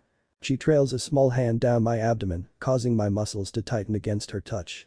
I wrap my arms around her ribcage as I groan, pulling one hard nipple into my mouth. "God, Bella," I grunt out as she firmly grasps me while biting her lip. "You're perfect." For a moment she looks like she is going to argue, but then my fingers are pumping into her again in time with the strokes of her hand and she seems to forget everything but what I'm making her feel. I can relate to the sensation of being completely at the mercy of someone else. It's a miracle, and I pray this isn't a dream. As I make firmer circles on her clit, she arches off the bed again and removes her hands from my body, only to wrap them around the metal bars that make up her headboard. I'm glad she's not touching me because I'm a moment away from losing it and would much rather come inside her. I rub myself against her slick opening and it proves a terrible way to get control of my body. Once again, I'm on the brink of completely disappointing her when she speaks. "Condom," she says with a pant, arching off the bed and causing our hip bones to crash together. Even a little pain feels good when Bella is around. "Where?" I ask, suddenly frantic that she doesn't have any and that this isn't going to happen. "Nightstand drawer," she says, her words more air than sounds. Keeping my body as close to Bella's as possible, I stick a hand in the drawer and sigh in relief when my fingers lock on something square and foil. Bella snatches the protective measure from my hand as I go to wrap my equipment and I stare at her, confused. "Let me," she whispers, her eyes never leaving my face. I hand the condom over and whimper pathetically when she opens it with her teeth before slowly rolling the latex down my length. In a matter of moments, I'm once again inside the woman I love. Fighting the urge to thrust frantically, I pause to calm down and get a good look at Bella. Her cheeks are flushed, her lips are parted, and her chest heaves.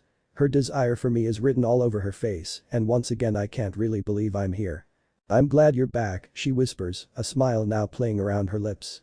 "But I'm going to murder you if you don't fucking move." The cross between a chuckle and a grunt escapes my chest as I do as she requests. The slow and steady pace of our joining quickly spirals out of control. Every muscle in my body screams for release, but I manage to hold out until Bella's eyes roll back in her head and she screams out my name. "Bella," I say with trepidation some time later. Dealing with emotions and relationships is not Bella's strong suit. One wrong word and she might completely freak out. "Yes, sweetheart." I flush with pleasure at the endearment and have to hide my face from Bella in a pillow. It's not hard because she has already left me naked in her narrow dorm bed, choosing instead to rummage around for the shorts she somehow managed to lose at the beginning of our little interlude. "So? This isn't. I stutter embarrassingly as Bella finds her shorts and yanks them on. She is now fully clothed. "Spit it out, Cullen," she says, losing patience with me as she moves to look at herself in the mirror. "Good grief. Look at what you've done to my hair." "Worth it," I reply. "Totally," she says, flashing me a stunning smile over her shoulder that makes it difficult for me to breathe for a moment. "What were you trying to say with all your mumbling?" Turning to face me, Bella plants her hands on her hips and raises an eyebrow. She obviously thinks I'm insane. Slowly she approaches me, biting her lip and driving me a little crazy. "Well." I sit up in Bella's bed, making sure to keep my waist covered. I talk super fast and use my hands more than necessary. Just that this obviously isn't a one-time thing anymore. I guess. Because it's happened twice. Well, more than twice, really. Much more than twice. What I meant was two separate occasions, not just two. Bella places a palm over my mouth, thankfully cutting off my ridiculous rambling. Believe it or not, she says, sitting next to me on the bed. One of her hands rests on my hip while the other cradles my jaw. I'm well aware of exactly how many times we've done it. They're quite memorable for me. How about you? I nod vigorously because her words leave me somewhat speechless. I make her feel good. I am memorable. She pulls my face close to hers and I get lost in her eyes, as is typical. I'm not quite done with you yet, Edward, she murmurs against my lips. She so rarely says my real name. It's thrilling. Are you done with me? Hell no, I exclaim, aghast at the idea of ever being done with her. Good. So we keep on fucking and nothing else changes. Is that okay with you? She asks, looking serious. I kiss her softly, pleased that she returns the gesture and hums in pleasure. That's okay with me, Isabella. Great. She says, leaping off the bed and tossing my shirt in my face. Get up, lover. I'm starving with a meal plan burning a hole in my pocket. Let me feed you. Who could argue with that? August 25, 2005. Goddamn, it smells good up in here, Emmett booms from the general vicinity of the front door. I glance up at Bella at the stove. She smiles and shakes her head at my brother's enthusiasm, but continues to chop lettuce and dance around the kitchen to the reggae she has playing softly from the stereo. She's cooking dinner at my house, in my kitchen. She is preparing a Mexican feast, cooking for all my roommates because she knows that they will eat all our dinner anyway. I plan on plying her with margaritas to convince her to sleep over. I've been back in Boulder less than a week and already Bella and I have done it 11 times. 11. 11 beautiful times, and I hope it is the norm. She makes it very clear that we are just fucking. That we are still just friends, that nothing has changed. Except everything has changed. If there was any doubt about my love for her before, that has all been erased. I'm completely crazy about her. Even more so now that we've made love. Bella would hate me for calling it that. It's a fucking fiesta up in this bitch. Emmett declares when he enters the kitchen with Jasper in tow. They are sweaty from an afternoon spent on the basketball court. I was invited, but I opted instead to study. And to watch Bella cook. Damn right, Bella replies as Emmett gives her a bear hug. She giggles, and I smile at the sound. I'm happy when she's happy, and especially because I know that she rarely lets herself be happy. There looks like there is enough for me. Is there enough for me?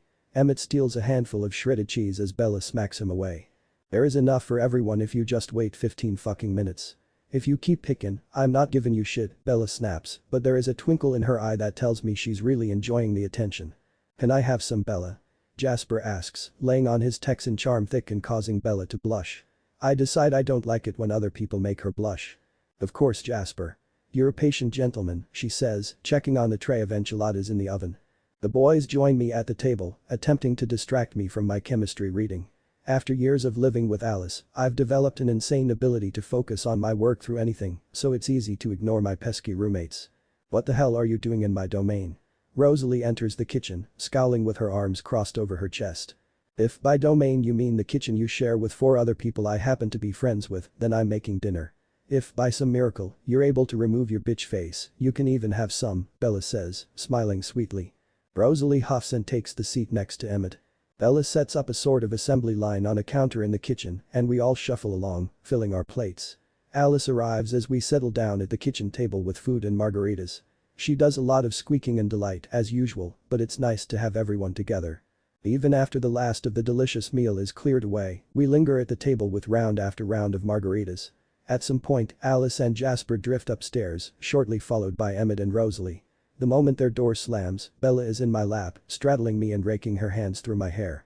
She kisses me hard and I thrust up out of the chair, striving to get closer. Fuck me, she groans out against my lips. That was torture. I quite enjoyed it, I joke. You're an excellent cook. She kisses me again, nibbling on my bottom lip and teasing me with her tongue. It's been forever since I last touched you, she says, her voice low and breathy with lust. Less than 6 hours. I don't know why I'm arguing with her. The hours spent not in contact with her have been unbearable for me as well. We continuing our rigorous make-out session until Bella's shirt is unbuttoned and her hands are down my pants. I decide we need to move the party upstairs and I carry her to my bed as she kisses my neck and strokes my hair. It feels tender and I try reminding myself that we are just friends. The words don't take root in my brain and probably never will. Late that night, I lie sated with Bella in my arms. Her head is pillowed on my chest and her leg is slung over my waist. I play with her hair while she traces patterns on my chest absently. It's been quite the first week back, Bella murmurs.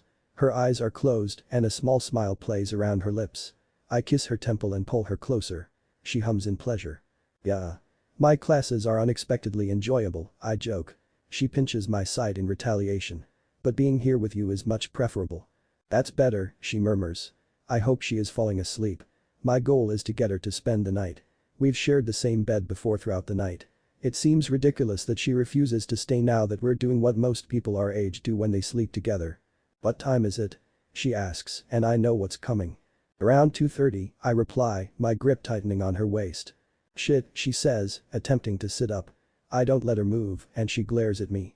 The buses stop running at 3 a.m. I have to haul ass if I don't want to walk back to Hallett. Bella, don't be ridiculous. Just stay here. I don't know. There is doubt in her voice, so I know I can change her mind. She just needs to be convinced. I roll on top of her, and she gasps. Please, I whisper against her neck. Please stay. I kiss the base of her throat. I really? Ah, that feels good. You don't play fair. I can't help but smirk against her skin as I continue to kiss and feel my way across her body. Stay, Bella, I plead, moving down her stomach to the promised land. I'm still not very good at this, but Bella sure seems to enjoy it. Almost as much as I do. I kiss the inside of each thigh. Stay. Okay. Grinning like an idiot, I set about the business of making her feel good, pleased that I can be just as persuasive as her. Ah, progress. This RA thing isn't going to be half bad after all. December 23, 2010. I find a box of forgotten possessions in the back of my walk-in closet. It's not very big and is stuffed with a few things I left behind when I took off. I've never been able to afford much in the way of the material things, but I left so suddenly I didn't have time to grab everything. When I ran into Jacob with my duffel slung over my shoulder, I instructed him to tell Alice to give the rest to Goodwill. She didn't listen, apparently. This little trip down memory lane is really not wanted at the moment. I spent the night with Edward. Again. Edward ran away. Again. Why is it that I seem incapable of progress? I just keep making the same stupid mistakes. I know I have to tell him everything, but it's incredibly difficult when he won't even fucking talk to me. In the box of Bella past, I find mostly clothes. A sweater, a hoodie, and a pair of jeans, none of which were my favorites anyway. There's a shit ton of books, novels, and the occasional textbook. I smile as I run my fingers lovingly over the spines of my favorites. The greats reside in this box: Shakespeare and Austen, Hurston and Cervantes, Dickens and Winterson, Twain and Woolf. Edward has read every one that I asked him to. We would stay up late, sipping on tea and discussing and fucking. I miss him. Stupid, fucking Alice. Keeping all this crap and making me feel. Her Christmas party is tonight. I'm really not in the mood to be social, to pretend that everything is okay. That I'm a happy, normal person that likes happy, normal people. I fucking hate the people. Not Edward, though. Damn it. The pictures make me feel even worse than the books. The visual proof of my once ignored happiness is staring at me. I look peaceful with Edward in the photos. How did I not see it at the time? The box does not make me feel better, I doubt anything can. But at least I find a fuck hot dress to wear tonight. After 2 years away, I feel totally fucking different, so I shouldn't be surprised that Alice's annual Christmas extravaganza has changed, too. The decorations and formal dress code are the same, but the people are different. In the past, the party has been about getting shit-faced and letting loose. The crowd was all college kids, and they did college kid things. 2 years ago, I would have considered everyone in attendance a friend. This year, all I see is a bunch of grown-ups. Though there are a few familiar faces, these adults are mostly strangers. I get dressed in Edward's room. I still think of it this way, even though technically it's mine now. I'm anxious to see him, so I dress extra carefully. The vintage midnight blue dress is a sweetheart cut with wide straps and a cinched waist. Alice gave it to me for my 20th, and I can't remember ever wearing it. It ends above my knee, and my legs are killer in my tall pewter heels. I keep my hair down and my makeup natural, because I know what Edward likes. It feels a little strange. Dressing for a boy is not something I've consciously done before. But I've thrown out all the old rules now. Edward is worth it. I descend the stairs just as the party starts, feeling immediately out of place, because I don't know any of these people. They're all work friends. Emmett and Rose are talking jovially with 3 men in suits and 2 flashy women. Alice and Jasper are nowhere to be seen, and I don't know how the others will introduce me to their friends, so I loiter awkwardly by the base of the stairs until the blonde man notices me. "Hello there," he says, beckoning to me from across the room. "I don't recognize your face." It's an odd thing to say, but I feel so isolated and insecure, I jump on his invitation to join the group. Rosalie looks mildly annoyed, while Emmett doesn't look at me at all. They continue their conversation as if I don't exist. I'm Colin, he says, shaking my hand. He stands a little too close and his gaze lingers on my tits a little too long. Ella, I reply, removing my hand from his. Ella, he repeats with a smile. How fitting. That means beautiful in Italian. Rosalie snorts as I try not to roll my eyes. Already, this guy is laying it on pretty thick. Yeah, so I've been told. Are you new to this crowd? He asks, eyes still roaming a little too freely over my figure. I glance at the door, willing Edward to arrive. There is no way I would have forgotten that face. No, not new at all, I reply. My tone is borderline rude and I remind myself to be polite. This is a nice, mature, grown-up party and I must be civilized. Actually, we go way back. I nod towards Em and Rose, who are still talking with the rest of the group. Really? How do you know the hosts? Alice and I were roommates our freshman year of college, I explain, looking at his glass of wine with envy. More people start to trickle in, but none of them are my Adonis. Rose and I have known each other since middle school. Bella. Right, Bella. I think I've heard about you. The resident wild child, huh? I suppose, I mutter through my blush. Whatever this man has heard about me, I know it's not complimentary. Emmett has 1,000 Isabella stories. Usually they involve injury or punching. I begrudgingly laugh at that. We had a real good time in college, I reply. So how do you know our hosts? I work with Emmett at Whole Foods. I'm in customer service. And what is it you do?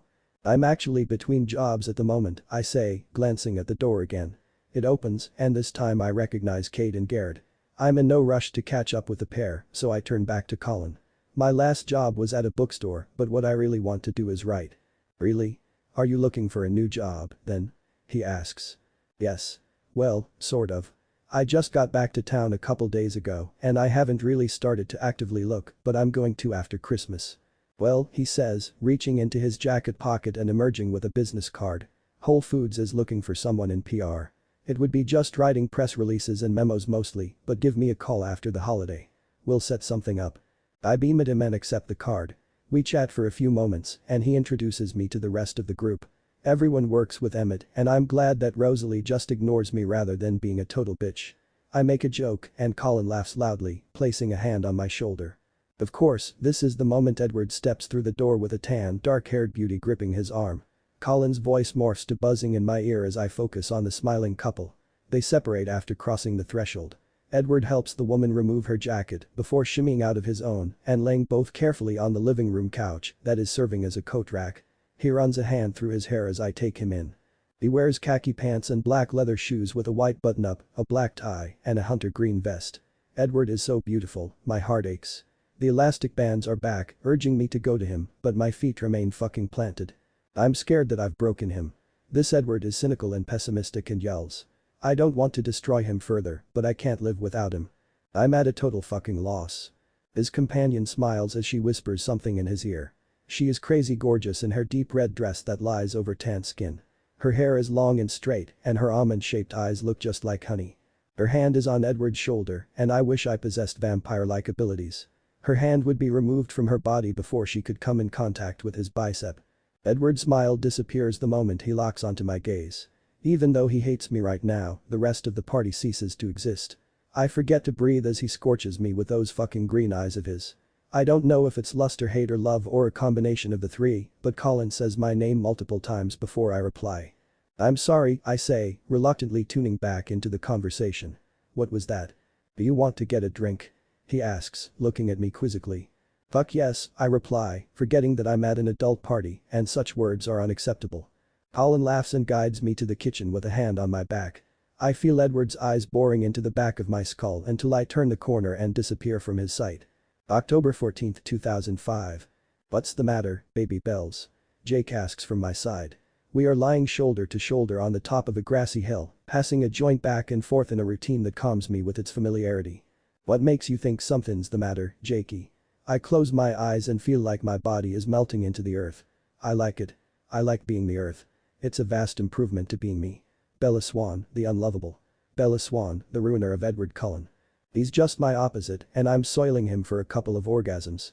Okay, a lot of really mind-bogglingly triumphant orgasms. God. You're real quiet this afternoon.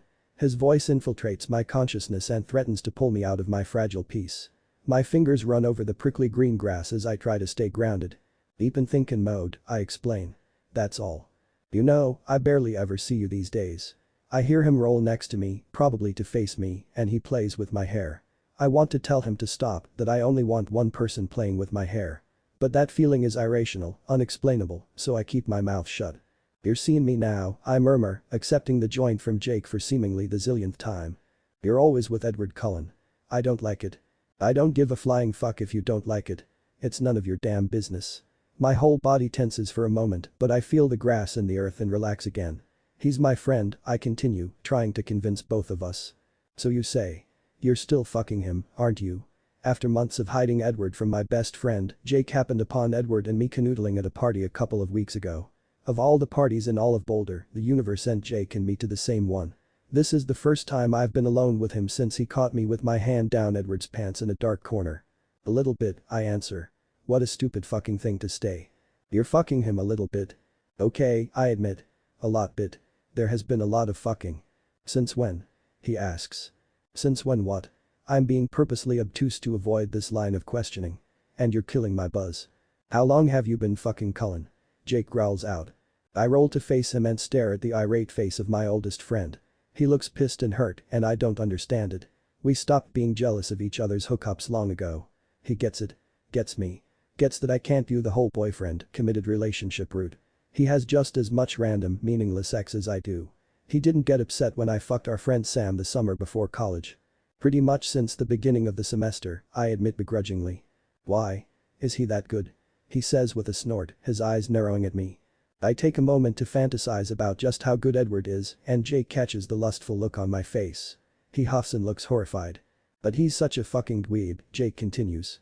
What the fuck do you even talk about? We don't do a lot of talking, Jakey.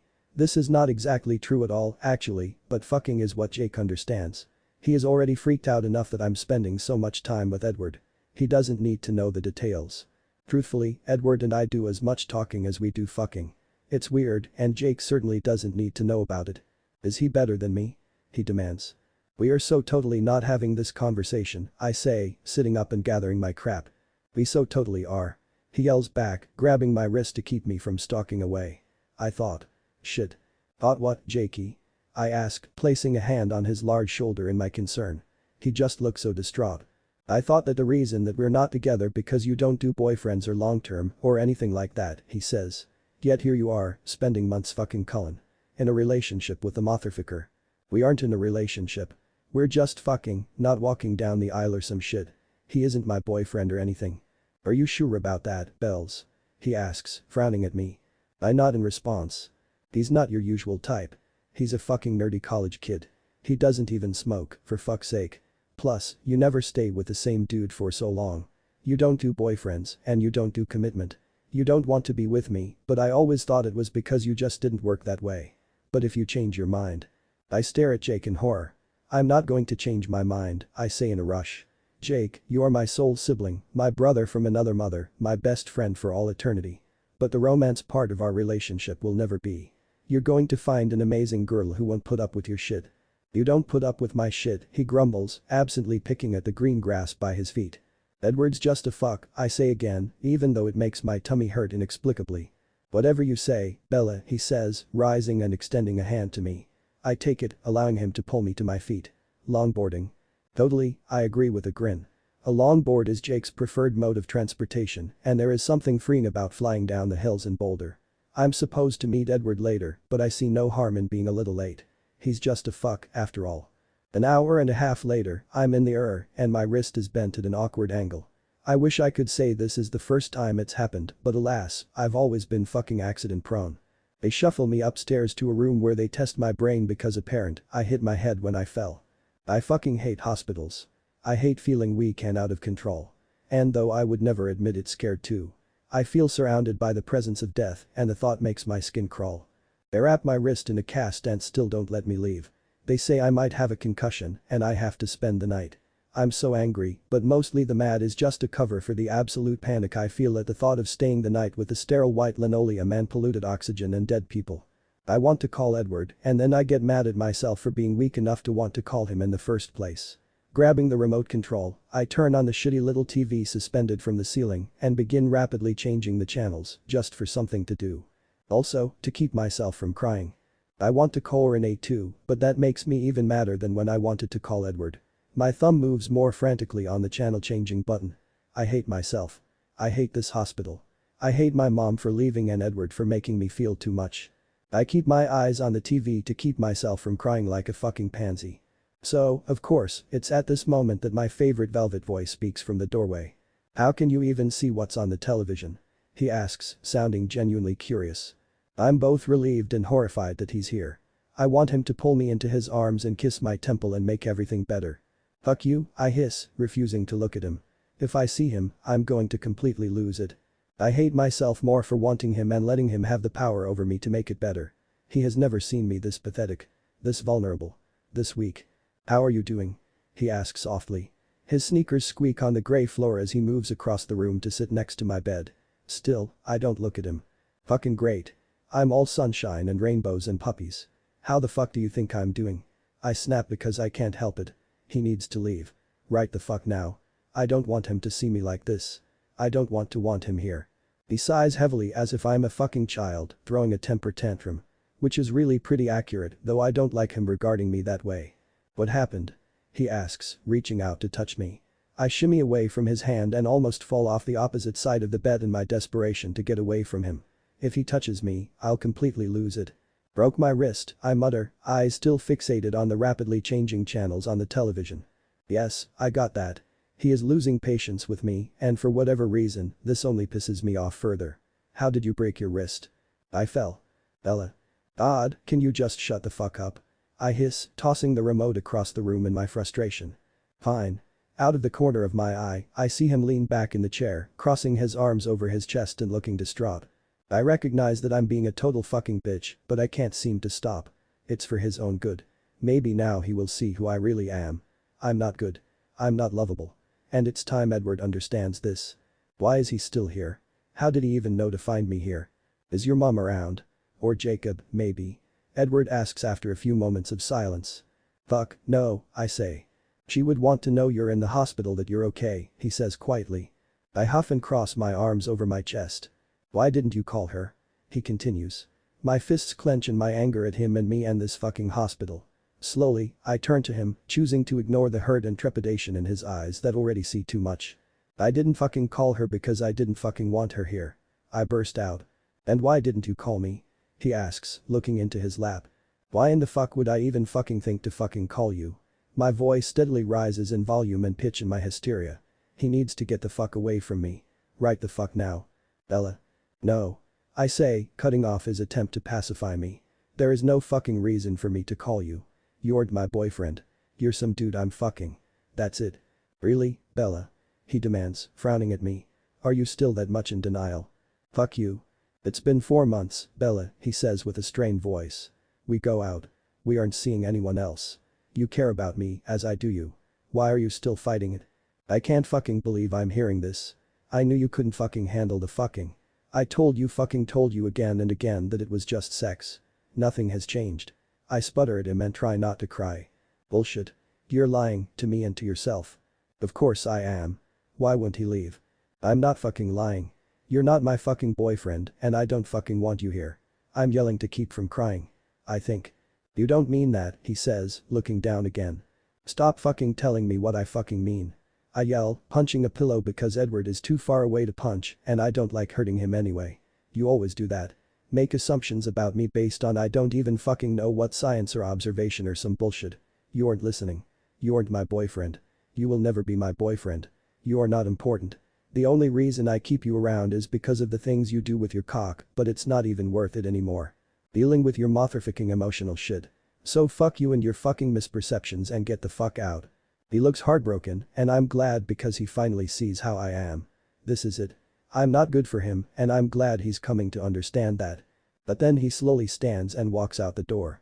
Just like I asked. He leaves. The moment I lose sight of him, I really do lose it. I cry harder than I have since Renee left and somehow this seems much worse. Even if it had to be done. 2 weeks out of the hospital and Jake forces me to go out.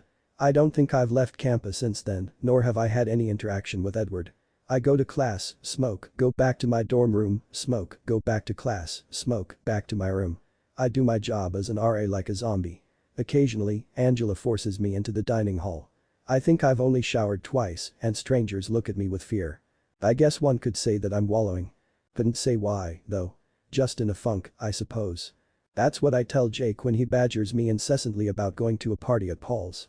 I tell him I'm not up for dealing with the old high school crowd, but he scoffs at me and says he doesn't even recognize me. Also, I haven't really been sleeping. I can't fill up the bed on my own and somehow this keeps me from sleeping. I obviously need a change. So I snap out of it and agree. I need to get back to old Bella. Back to the old distractions. I can't depend on anyone for happiness, least of all myself, so I decide to go back to the way things used to be. The biggest problem, far as I can tell, is forcing myself to be interested in all those not Edward distractions. There are sure to be plenty at the party tonight. I obviously can't handle being a one-man kinda gal. I really fucking failed at that, but there is no use wallowing. After a shower during which I wash my hair at least 3 times to make up for the last 2 weeks, I dress carefully in a tight, strapless gray dress with a wide yellow belt. I attempt to comb my hair, but my work has the opposite effect and my locks are more wild than usual. The look is completed with smoky eyes, red lips, and chucks. Jake and I smoke up as we walk to Paul's place on the hill. "Drink up, baby bells," Jake says, handing me a red solo cup full of some sort of Sunny D concoction when we arrive. It looks and smells repulsive, but I chug the whole thing in one disgusting gulp and stick it towards Jake for a refill. "Shit. I didn't expect you to take my advice quite so literally," he says with a chuckle. I shrug and scan the crowd for tonight's distraction.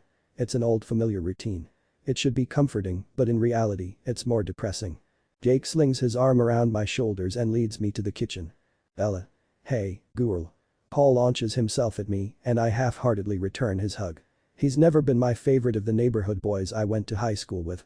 He smells like rum and vomit. "Long time no see. Where you been?" "Around," I reply, eyeing the bottles and shot glasses lined up on the kitchen counter. "Not anywhere I've been, am I right, Jake?" Paul says, elbowing my best friend. Jake shakes his head but still looks amused at my obvious distaste for Paul. "When was the last time you were at a party?" "Couple weeks," I reply, giving in and pouring myself a double of whiskey. "Hey Bella." I turn my head after I take my shot to see Jake's older sister, Rachel, approach. She's been dating Paul for the last 3 years, much to the displeasure of Jake. I don't really get the pairing. Rachel is chill and cool, and Paul is a giant dick. "Hello, Rach," I reply, giving her a brief one-armed hug. "How's the new job?" "Lame, corporate bullshit," she scoffs, ignoring her drunk-ass boyfriend who's handing all over her. "But I'm really enjoying the paycheck. Being a grown-up is weird." "Wouldn't know," I reply with a chuckle. "Of course you wouldn't. You have the emotional range of a 4-year-old. The voice coming from behind me has my eye twitching in loathing. I know that nasally drawl. "Fuck you very much, Victoria," I say brightly as the red-headed witch slides up next to me. Her huge curly hair is combed into a fro and her ice blue eyes are narrowed at me in dislike. I take in her truly whorish wardrobe and see that she really hasn't changed. She wears ripped fishnets, sliver stilettos, and a shiny purple mini dress with strategic cutouts. Slut. I glance around for someone to save me, but they've all abandoned me, not wanting to deal with our old rivalry. Paul's right. We haven't seen much of you since the summer. Not that you've been missed in the slightest. She scowls down at me and I wish for 6 inches in height. I hate that she's taller than me. And that sure as fuck isn't all I hate about Victoria. We've been frenemies since middle school. Actually, just straight up enemies is more accurate. Rosalie was the one thing forcing us to be civil towards each other. Usually, I go out of my way to avoid her. The fact that I hung out with her boyfriend several times last summer probably hasn't helped improve our relationship. So where have you been, Bella? Stealing people's boyfriends? Victoria and I have a long, bloody history of fighting over the same boys, though she always got a lot more emotional about the whole thing. Give it a rest, Victoria, I say quietly, finishing the rest of my drink. Can't we all just get along? Get along? Is that what you call it now? I would call it fucking everything that moves, she says, smiling sweetly and batting her fake eyelashes. Fuck you, I respond with venom. And she's one to fucking talk. The girl fucked the majority of our class back in the day. Oh, that's right. I've heard you're a one-man woman these days, she says with a smirk as I refrain from kicking her in the shins. My stomach bubbles at the allusion to Edward and my skin goes cold at the look in her eye.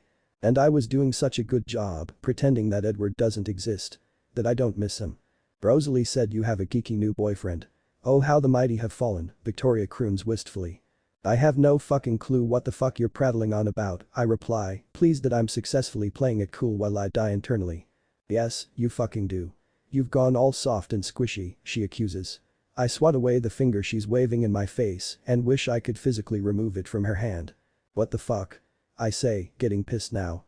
"I'm just as badass as I've always been. Nothing soft or fucking squishy about me." "I met him once," Victoria continues. "Ran into him and his brother on Pearl Street. I must say, he's banging. If you're saying he's single now, I'll have to look him up." She pops the motherfucking pea and my hands ball into fists at my side for a moment before I pour myself another shot. And another. I'd love to get my hands in that perma-sex hair. Does he have a big cock? I bet he has a big cock. And that is more than I can handle. I'm on the verge of a girl fight and fucking Victoria knows it if the smirk on her face is any indication. "Go work a corner, you cock-sucking lunatic," I tell her before I excuse myself to pour another drink. It's a miracle I get out of the situation with no violence.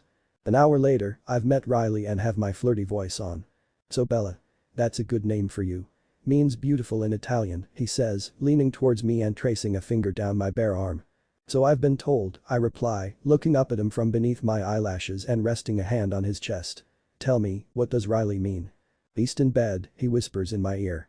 I roll my eyes but force a giggle anyway. "Excellent," I say with a low exhale. He leans in to kiss me and my gaze flicks up across the room. I almost tip over when I'm met with angry emerald eyes. Edward's leaning against the opposite wall, surrounded by people I know from high school. He stands next to an anxious-looking Alice. But most alarming, Victoria is all up on him. Her head is pillowed on his shoulder and her talon rests on his muscled stomach. In my drunken state, the contrast of her red hair on his black t-shirt makes me feel like I'm the brink of vomiting all over this generic frat boy. With reaction time slowed down by booze and weed, I let him kiss me. My mouth moves against his on its own volition. They're on autopilot, but my eyes never leave Edward's. His face falls, and he looks crushed. A moment later he pulls away from Victoria. Riley grinds against me, groaning slightly, as my eyes follow Edward's departure. I lose sight of him and jerk away. Suddenly, I find myself desperately maneuvering through the party towards the bathroom door behind which Edward disappeared. I need him. Must have him right the fuck now. Taking a deep, steadying breath, I slowly push open the door. It's not locked and I take this as a sign that he wants me to follow, as irrational as that may be. His posture is defeated and I hate myself a little more for hurting someone so good. With hands grasped on counter, he bows his head. His shoulders are slumped in misery and I have to fix it. I am going to fucking die if I can't fix it. I lock the door. The last thing I need is Victoria happening upon us and ruining everything. With slow, silent steps, I warily approach him and rest a tentative hand on his back. Edward's whole body shudders at my touch and I can't tell if he's relieved or angry that I followed him here. "Who the fuck was that guy?" he demands in a low voice without turning around or really moving at all. I'm sure he can tell it's me by the electricity that flows between us whenever we're in the same room. "No one important," I reply, mimicking his hushed tones as I take a step further and press myself into his back. Laying my head down, I curve my body around his bent form and breathe him in. There is no smell like Edward and the lack of it in my life was driving me insane. Kinda like how I'm not important. He's trying to come off as pissed, but really he just sounds hurt. And that's all me. I did that to him. I should just walk away now, before I inevitably hurt him more, but I can't. "I shouldn't have said that," I reply in a rush. "I didn't mean it. You're very important to me. Too important." His exhales loudly and leans closer to the countertop. "Then why did you say it?" he slurs as I nuzzle into his back to get courage from his comforting Edward smell. "'Cause I was scared. I didn't want you to see me like that. It's not something I would ever admit sober, but I seem to be without a filter tonight. The lack of Edward in my life for the last 2 weeks has really sent me into a tailspin." He doesn't say anything, though I can feel his frantic heartbeat against my chest. It matches my own. Overcome with a desire to see him, I slip around him and sit on the counter between his hands which are still clenched on the tile. I pull his head to my chest, hugging him tightly. I don't breath until his arms come around me. I always feel so safe in his arms. He's at least double my size, so I feel so secure, protected. But maybe that's just Edward. After several minutes, Edward pulls back. I keep my hands on his shoulders. He'll disappear if I stop touching him, I fear. "I can't fucking do this anymore, Bella," he says, almost causing me to pass out from the painful idea of him no longer being in my life. "You need to give me something." "I can't be your girlfriend, Edward," I whimper somewhat pathetically. "I just can't." "I know. I understand." I don't totally believe him. How could he possibly understand if I don't even fucking understand? "But you have to give me something." I quickly wrap my legs around his waist and bring our hips together.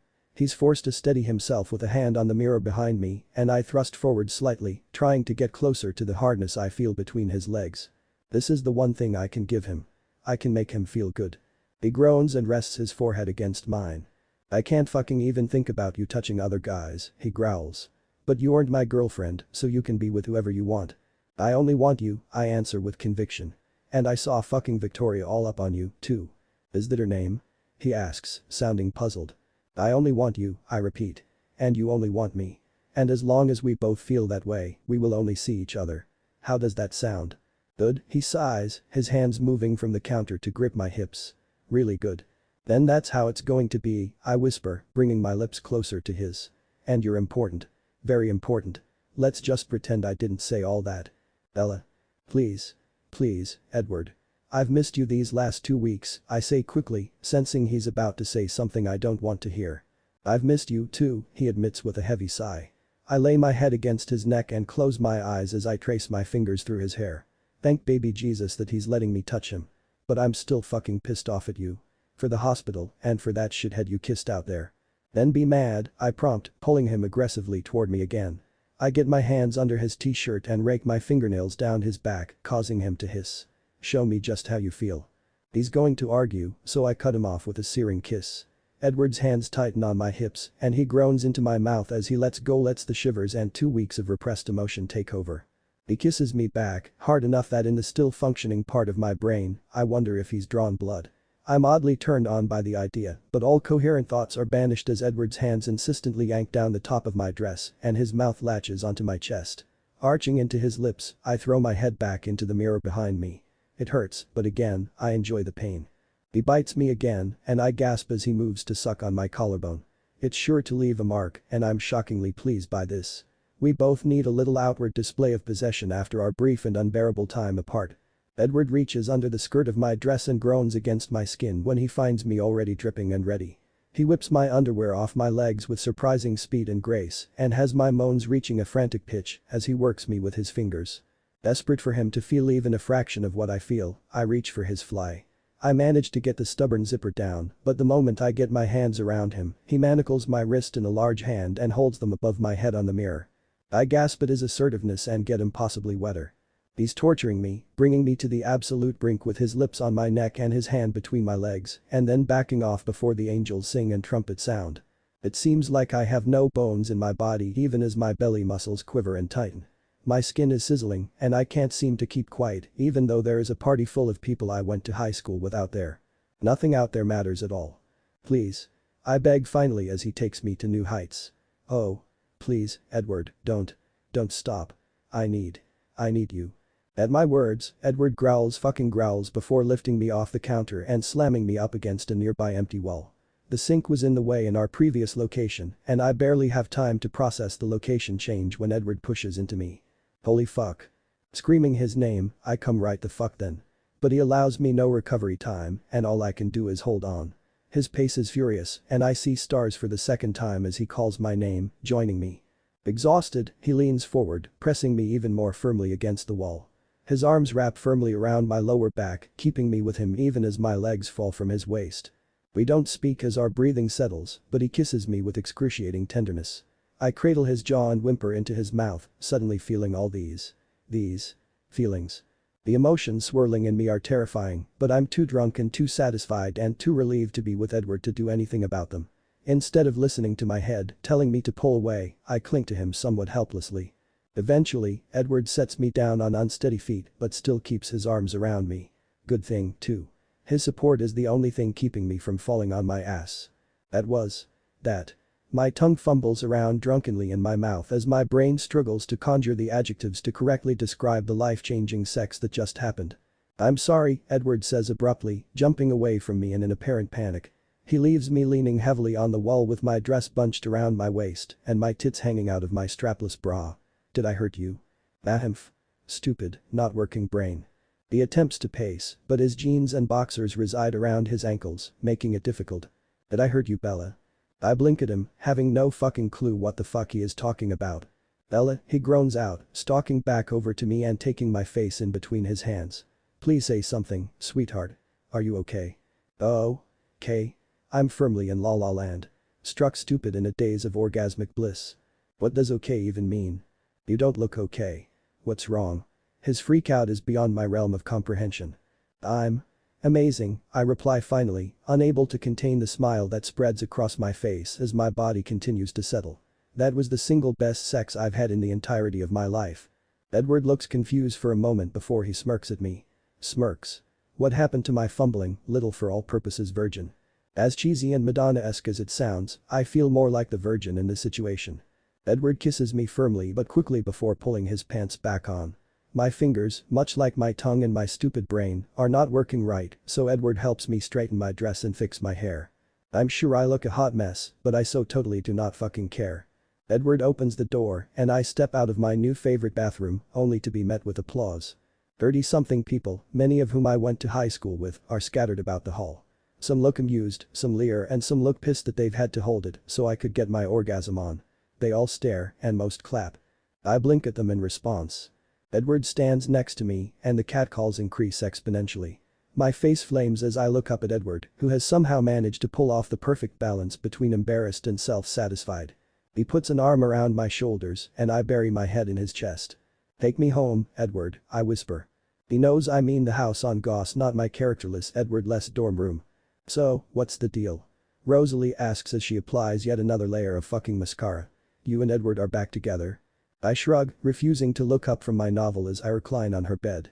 Answer the question, you snotty little bitch, she snaps, turning around at her vanity and brandishing her mascara at me. Well, when you ask so nicely, I reply. Seriously, Bella, Alice puts in as she emerges from Rosalie's closet with 6 pairs of earrings in her hands. The two of them are preparing for a night on the town with their menfolk. I don't have any desire to go anywhere but to bed with Edward. So that's what I'll do. The girls gave me a whole lot of shit for the decision to stay in, but I don't give a fuck. I would like to know about your sudden reappearance in my brother's life as well. They fucked in a bathroom at that party we went to last week, she says, turning to Rosalie. The Pauls. Rose shrieks, turning on her stool to gape at me again. You dirty little whore. How do you not have a Yudi? That house is a pit. And everyone heard everything, Alice continues as if I'm not even here. People clapped when they came out. I've never seen anyone look that embarrassed. Do, Edward? No, Alice says with a snort. Bella. She was so red. Edward looked a little pleased with himself. It was weird. You were embarrassed. Rosalie looks at me like she doesn't even recognize me. Which is valid because I don't typically get embarrassed. True, I've never been applauded for my efforts, but I've had sex in far more public locations than a bathroom at a party. Who are you? I sigh dramatically and cover my head with a pillow. Wouldn't do that if I were you, Rosalie says. You don't know where it's been. I squeal in disgust and hurl the offending object in Rosalie's general direction. You're a dirty slut, Rosalie Hale, I mutter. Fuck you. You are so much sluttier than me, slut. She's the one in a red dress that should really be a shirt, while I'm in a pair of Edward's boxers rolled up so they actually stay on my hips and a tank top. I think our outfits win this argument for me. I'm about to retaliate, but Alice interrupts me. Enough. Let me get this straight. You said something horrible to him at the hospital and then you didn't talk for 2 weeks. But then, you hooked up at this party and now you guys are just miraculously back to normal. Whatever the hell normal even is for you two weirdos. Is that right? Yeah, basically, I agree, really not wanting to talk about this anymore. My inexplicable need for Edward freaks me the fuck out and I don't want to discuss or even think about it. Are you ready to admit that he's your boyfriend? Rosalie asks with an evil grin. I don't fucking do boyfriends, I snap, thinking about throwing my book at her, but then I would have no choice but to engage in this obscene conversation.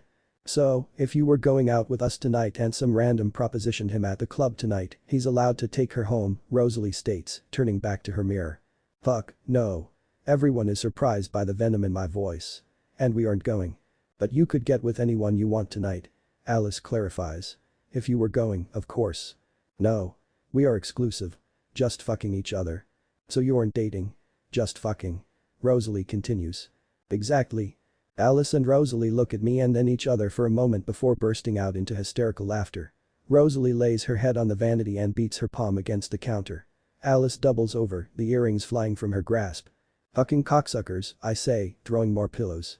They don't even seem to fucking notice. Bitches. I don't get it, I say when they finally get control. You've got it so bad, Rosalie says, looking smug. You're totally in denial, Alice chimes in. I'm too shocked to even reply. "Come on, single lady," Rosalie says, pulling me off her bed and towards the door. I follow numbly, watching as Alice, Jasper, Rose and Emmett all partake in pre-club drinks. Someone sticks a beer in my hand and I try to look normal. They look normal, my friends. They have nice, normal relationships. Sometimes it's so depressing, being around all this happy. Edward slinks into the room, sweeping slow on his hips, glasses perched on his nose, Poisonwood Bible, a book I forced him to read, clutched in his hand. How I spent 2 weeks without him, I do not fucking know. "Hello, love," he whispers in my ear as he puts an arm around my shoulders. "You look beautiful." "Same," I whisper back, running my fingertips over his jaw. "And don't call me love." "Yeah, I'm real glad to be staying in tonight." December 23, 2010. Belapov. I tap my fingers against my wine glass as I glare at Edward talking animatedly with his stunning companion across the kitchen. Occasionally, he returns my gaze. I don't even bother pretending to pay attention to this call-in person's attempts to flirt with me. It's a little pathetic how men tend to throw themselves at me. It's the whole unattainable tough girl mysterious vibe I've got going on. Edward saw through that whole act real quick. But that was a long time ago and now he's fucking ignoring me to talk to the hot eye. I must know exactly who this bitch is. The more I seem to lose interest in the man talking my ear off, the harder he tries to hold my attention. He runs a thumb over my cheek and I've finally had enough. I see Alice talking to Kate in the dining room and make a beeline for them without even explaining to dear Colin. "Who the fuck is that?" I demand without preamble. Both Alice and Kate are forced to stop mid-conversation to deal with my freak out. Alice looks worried and Kate sighs heavily. But I don't give a fuck if I'm being rude. "I see you're back, Bella," Kate says.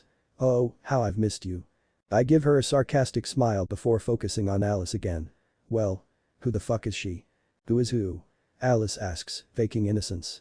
"You know who the fuck," I yell, clenching one hand at my side and gesturing wildly with my wine in the direction of Edward and his date. Kate glances in the direction I'm pointing. "Oh, you mean Tia." Kate smiles at fucking Tia and waves. Waves. Kate knows this Tia.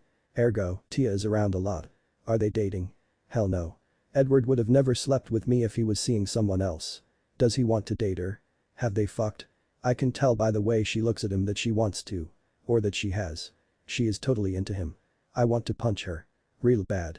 "Isabella Swan," Alice says in a low voice, grabbing my elbow rougher than necessary. "You are not allowed, under any circumstances, to punch Tia. I do not care how drunk you get or how often Tia touches Edward's arm. There will be no punching of Tia. Am I making myself clear?" I yank my arm out of Alice's grip. "What makes you think I would do something so morally reprehensible at your classy adult party?" Alice rolls her eyes at my sarcasm and Kate chuckles before taking a sip of her fruity-looking drink. "Wow, you really haven't changed at all," Kate comments. "Bite me, vanilla," I say, literally snapping my teeth at her. Kate laughs again. "Is it weird that I think I kinda actually missed you?" "If I wasn't in crisis mode, I would be oddly touched," I reply. "Bella, this freaking out, hyper-jealous thing is really not attractive," says Alice. "I'm not jealous," I declare defensively. "It's a habit, this show no equals weakness thing, and I'm trying to be better." Alice and Kate both stare at me with skepticism. Okay, fine. I am green with jealousy. Now can someone please fill me in? Kate and Alice exchange an amused look. "That's Tia," says Alice. "You know, Tia," explains Kate. "And now I want to punch them. Can you cocksuckers please stop torturing me? Who is she? How do they know each other? Why did they come together?" I ask in a rush. Okay, Alice says, chuckling at me again. "Tia is Edward's friend from school. They're lab partners or study buddies or whatever." "Is that all?" "They look awfully fucking chummy for fucking lab partners," I grumble. "Well, honestly, I think Tia wants more," Alice confesses. "You think?" Again with the sarcasm. "Okay, I know. She hasn't told me that she's into him, per se, but she has asked me a lot of questions about Big Twin that pretty much reveals her undying love," says Alice. "Like what?" "Just about Edward's romantic past and if he said anything about her. You know, what girls in love ask." I want to get wasted, but my stomach hurts too much to even think about putting anything else in it. "Well, what about Edward?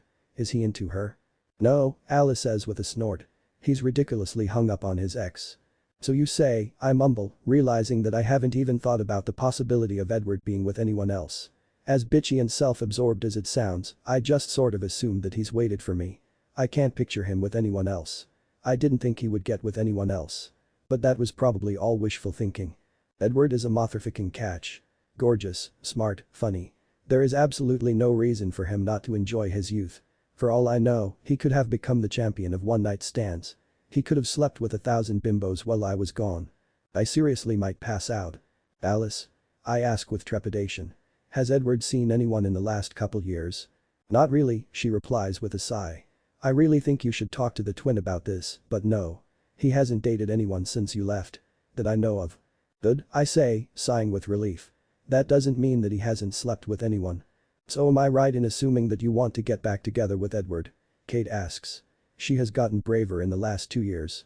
Really grown into herself. She looks good, but I would never tell her that. Of course, I say. He's Edward. So why did you leave? She asks. I just shrug my shoulders and glare at her. Where were you? She continues. Yeah, I've been wondering the same, Alice agrees, looking thoughtful. For the whole first year you were gone, you sent me all those postcards from all those places you were. I like the world's largest groundhog. I chuckle, remembering that particularly ridiculous pit stop on the Bella trip of self-discovery. That's because I stopped going places, I explained. Settled down. Where? Asks Alice. Well, I got sick of the whole nomad thing, so I actually went to Forks, I explain, feeling awkward for no apparent reason. You've been in Forks for the last year. Alice shrieks. How could I possibly not know this? It took about 2 hours of pleading with your mom before she agreed to not tell you guys. Plus, I had to promise to get my ass back to Boulder as quickly as possible. But you know how much they travel. Esme didn't know I was there until October, I explain, my words flowing from my mouth rapidly. You saw my parents in October. But they were here for Thanksgiving. How can this be? I just shrug again, not knowing what to say. You want to talk to Edward first, Alice continues when I remain silent. Yeah, I reply with a sigh. But he is being all butt-headed about it. He won't listen. How do I get him to listen? I dunno, she says with a shrug. Persistence. I've never really seen him like this before. You really hurt him, Bella. I know, I say miserably, trying not to cry. I hate this night. I hate all these people. I just want to be with Edward. Wow, Kate muses again. What? I snap defensively. You're actually different, she explains. Thanks, I say with a sigh, losing my mad. That was kinda the point of the whole leaving thing. Well done, Kate says, nodding her head to me and raising her glass. I can't tell if she is fucking with me or not, but I decide to let it go when I see Jake walk in with his new girlfriend in tow. I make my way to them, hoping his new lady love will distract me from all the ways I've managed to fuck up my life. March 3, 2006. On off-duty days, I stay at Edward's. I sleep better here with him than I do in my narrow, springy dorm bed. It's nice to be away from incessant freshman problems. As much as I like my job, I need to get away. I've stopped attempting to define what we are to each other and I don't think about it much anymore. For now, I'm content to just be. Edward is too. He never badgers me to go on dates with him anymore. He hasn't asked me to be his girlfriend in months. Edward is simply my friend who gives me mind-boggling orgasms on a regular basis. My addiction to that boy's cock has certainly not abated. Bella.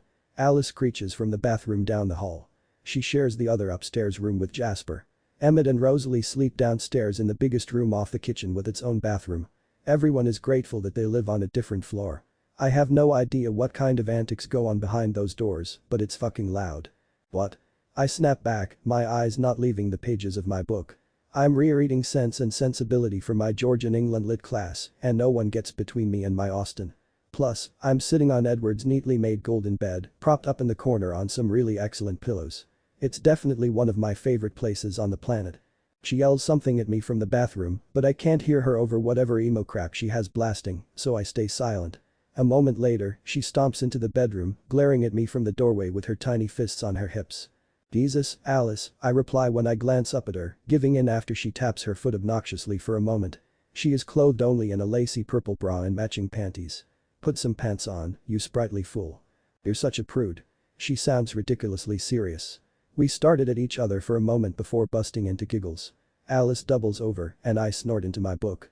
Eventually we compose ourselves and Alice speaks. I'm actually here to clothe myself. Ah. I see. Using me for my wardrobe, as usual. This is said in sarcasm, of course. Alice usually calls me a hooker, a hippie, or homeless when she sees me. Apparently, I have a couple of really great separates whatever that means that Alice steals regularly.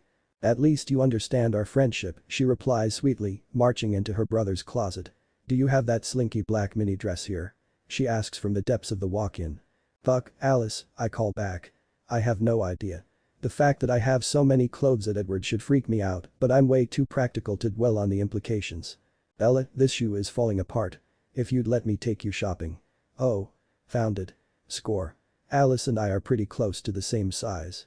I'm taller and she's bustier, but we can pretty much share everything. Rose gets particularly cranky about it until someone reminds her how hot she is. Why are you getting all spiffed out anyway? I ask, turning back to my book. Just going to get drinks with Jazz, she says, pulling my dress on over her head and body. His best friend from home is in town. Apparently, Jasper has ranted about my striking beauty, so I have to live up to all the hype. It's not hype, I snort. You're hot and you know it. Alice rolls her eyes at me as she adjusts the fabric of the dress in the mirror she herself hung on the back of Edward's closet door. Hey. She says, turning suddenly. Want to come?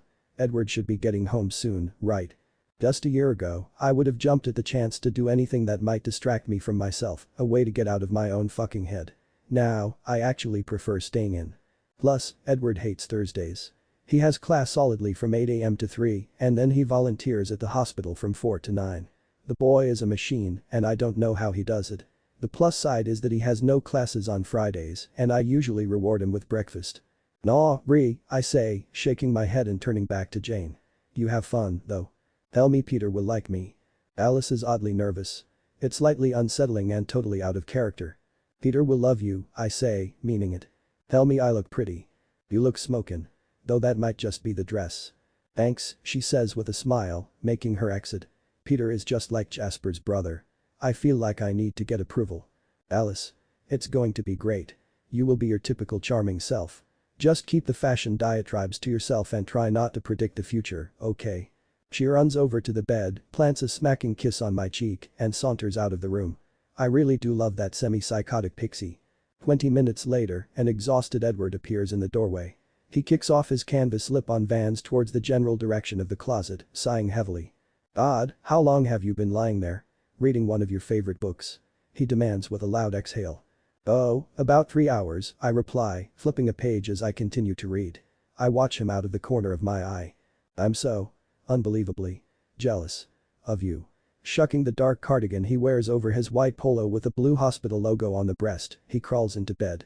I lift my free arm, allowing him to rest his head on my shoulder and his arm to come around my ribcage. I run my fingers through the soft hair above his ear. Long day? I ask. Yeah. I hate Thursdays. You did this to yourself, buddy, I remind him, turning another page. All the classes I needed to take are on Tuesdays and Thursdays this semester. Not my fault. His big cold from the outdoors hand comes to rest under my nightshirt and I smile because Edward is cute when he's whiny. I have to reread the same paragraph 3 times before I finally figure out what the fuck Austin is talking about. And the volunteering. Yeah, that was just stupid. I made dinner. Saved some for you from your brother. It's in the fridge, I tell him absently. He smiles, and the movement of his lips against my skin prompts me to shuffle closer to him. Thank you.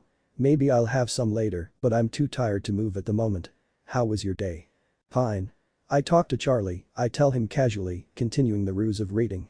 I don't feel casual about it, though. Feeling bold, I took Edward's advice after last Thanksgiving to try with my dad. We talk on the phone now, usually once a week. The police chief is actually kind of cool. Equally cool is that I sort of really have a dad now, even if I don't see him very often. Oh? And how is Chief Swan? He asks, flinging his leg between mine, rubbing my lady bits with his knee. It's weird because I'm trying to tell him about my dad and getting really turned on at the same time. Good. Really good. He has a new girlfriend. It took me 10 minutes to weasel that information out of him. I think my blunt language makes him uncomfortable. I would imagine. His hand tightens on my hip and his breath is hot on my neck. He rubs his hard-on into my thigh and I stifle a moan. I'm trying to tell you about my father and you're all up on me, I admonish, still trying to read. Such a creeper. He chuckles, kisses my neck and then relaxes against me. I pout because the movement of his legs and hands feels so good. All of him always feels so good. Sorry, love. What else did you talk about? I go back to running my fingers through the hair just behind his ear in a futile attempt to calm us both down. I actually do have things I want to discuss with him. He says he wants to see me more often, I say softly, wishing that I wasn't so nervous. Why can't I be casual? This isn't a big deal. He suggested that I come live with him this summer. Really? Edward's bronze head pops up enthusiastically, whacking into the book still in my hand. He sends it flying and it clatters on the wooden floor an instant later. I try to scowl at him as he rubs his head. Ow. You're such a nerd, I giggle. Bella. Ignoring my irritation turned amusement, he props himself up on one elbow and pulls on my arm until I roll slightly to look up at him. Are you going to? The what? I ask, being deliberately obtuse. To live with Charlie this summer, he says with a scowl through clenched teeth. He is just so damn sexy when he's annoyed. His jaw tightens, making it even more defined. His brow furrows, giving me an excuse to touch him when I smooth it out. I giggle again as I press my lips against said jaw. Pulling him on top of me, I continue to kiss his jaw, neck, and ear. Isabella, he groans out as his hands begin to move over me.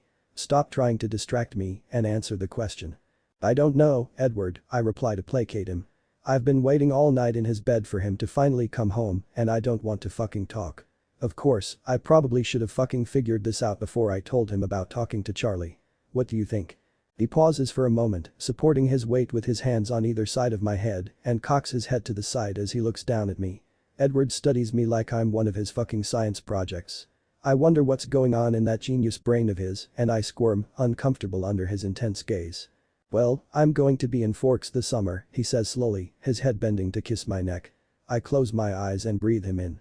Yes, I sigh out as Edward's hand finds its way back under my shirt. I thought of that. Alice is staying here, so is Emmett, he continues as his teeth latch onto my earlobe and his thumb flicks over my nipple. I bite my lip and try to focus on what he is saying. I'll be all alone in Forks. Just working with my dad. With so much free time on my hands. Mumph. That's all that I can manage at the moment as Edward continues his seduction. When did he get so good at this? I want him to kiss me and a moment later he pulls my t-shirt over my head. I've prepared for this situation accordingly, so his action leaves me only in a pair of zebra print panties. I whimper somewhat pathetically as his mouth works its way down my neck to settle on my chest. Odd, he moans with his nose pressed against my sternum and his hand squeezing me. I love your breasts. Tits, I correct, reaching up to place a hand over each of his, encouraging him to squeeze me again. He complies and I arch off the bed into his large lovely hands. These are tits. Much sexier than breasts. They're perfect, whatever you call them, he replies, his hot mouth replacing his right hand. My breathing becomes labored and my eyes flicker closed. Can I go all summer without this? Without Edward? I'm hopelessly addicted to him. His teeth graze my nipple before he switches to my other tit. I'm writhing beneath him, moaning quietly as his thumb presses into the flesh by my hip bone. I thrust against him involuntarily, seeking the pleasure I know is to come. Ha! Come. Puns are fucking funny. My hands travel over his broad shoulders and lovely back. I love his back. About Forks, he says against my moist skin. His words aren't making sense to me. I don't get why he is using his mouth to fucking talk anyway. There are much better things he should be doing. Huh? His hand moves lower, knuckles brushing against the now drenched fabric at my crotch. My fingers thread through his hair as I groan again. This summer, Isabella, he says, sounding remarkably normal. It's not fair. Are you going to live with your dad? Done. I'm having a difficult time forming words. Again, I lift my hips off the bed and attempt to pull him closer with my legs around his waist, but he holds me down with a large hand pressed against my lower abdomen. In my need, I whimper pathetically again. I could touch you all summer, he murmurs in my ear. I want him to kiss me again. I want his tongue in my mouth. Is my intelligent reply. Would you like that, Isabella? Would you like me to touch you all summer? His thumb finds my clit and I cry out. He has me on the verge of begging and I don't particularly like the power he has over me, but it feels too divine to do anything about it.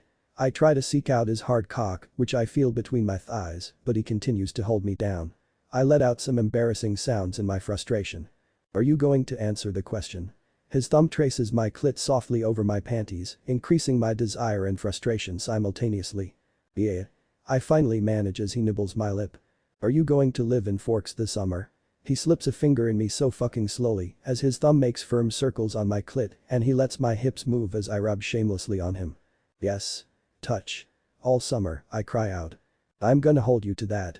Edward's lips find mine and his tongue slips into my mouth. He kisses me languidly and his fingers work me into oblivion. At some point, I realize just how many clothes he is wearing and I tug on his polo until he removes his hands from my body long enough to help me fling it to the floor. With my hands in his hair, I pull his face back to mine. I love the way he kisses. The way he tastes. The way he touches me. He adds another finger and tremors roll through my tummy. My hands fly from his hair to the belt on his khaki pants. "Get these off." He shucks the pants awkwardly before carefully lying down on my body. He ever so slowly pushes into me with one long stroke. I cry out in joy, hugging his body close to mine. I like the way his naked chest feels against my naked chest. Our hearts hammer away at the same pace. "Oh. Bobby." I moan when he grabs my tit. "God, Bella," he groans in reply. "You feel so good." His strokes are slow and deep. I feel him in every part of my body, and it's too much. He has to move fast. His slow pace and the way he looks down at me as his face contorts with pleasure feel far too tender. I feel far too much. "More," I demand with a hiss.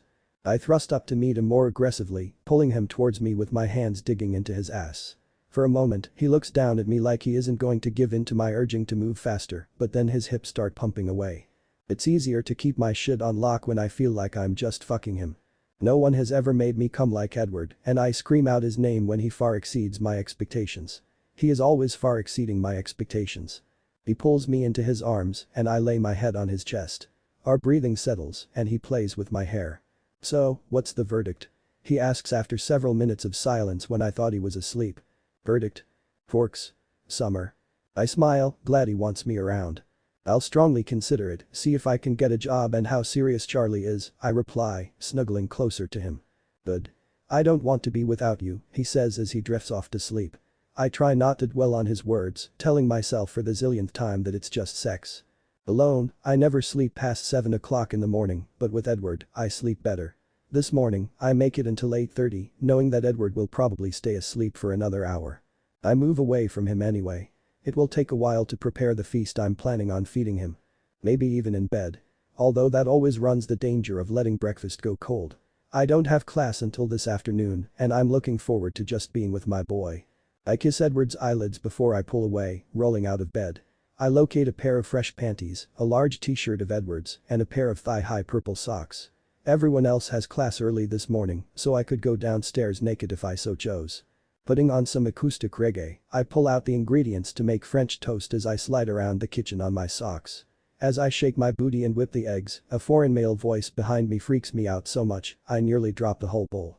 "Nice. Rosalie, I presume. Jazz didn't tell you we're so hot."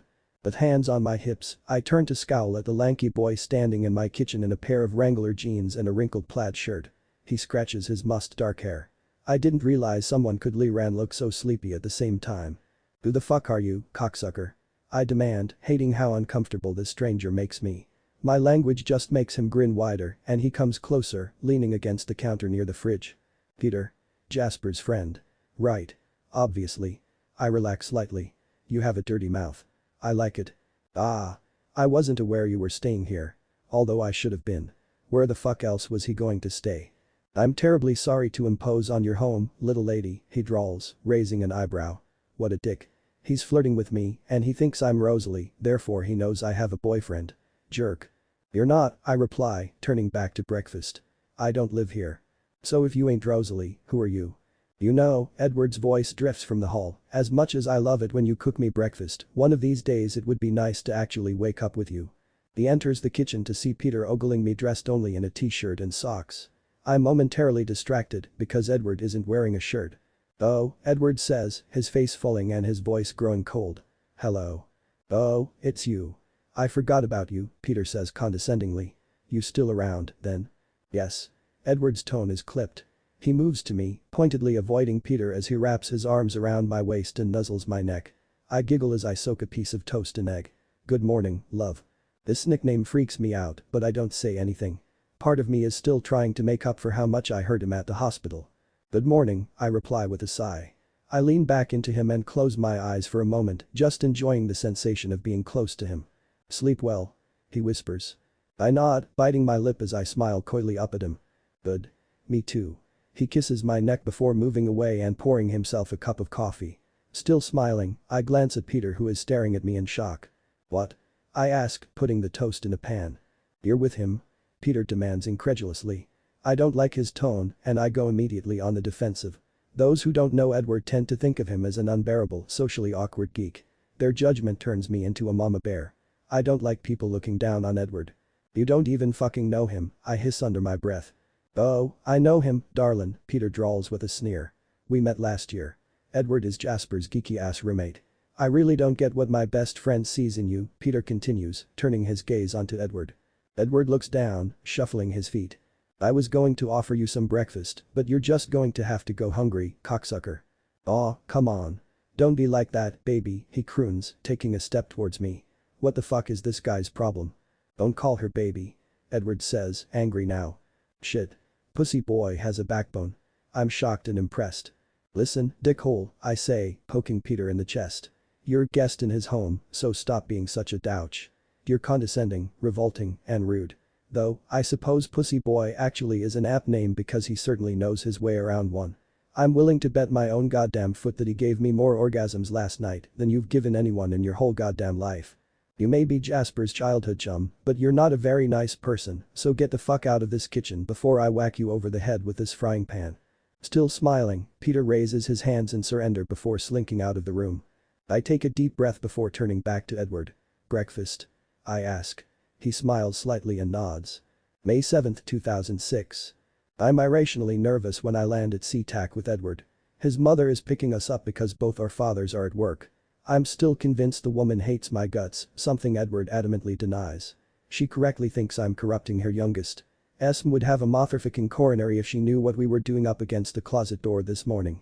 And then again in the shower. Lord, the memories are making me hot.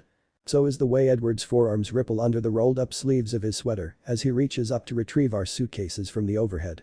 And I want to lick the little strip of skin just above his boxers exposed during the reach.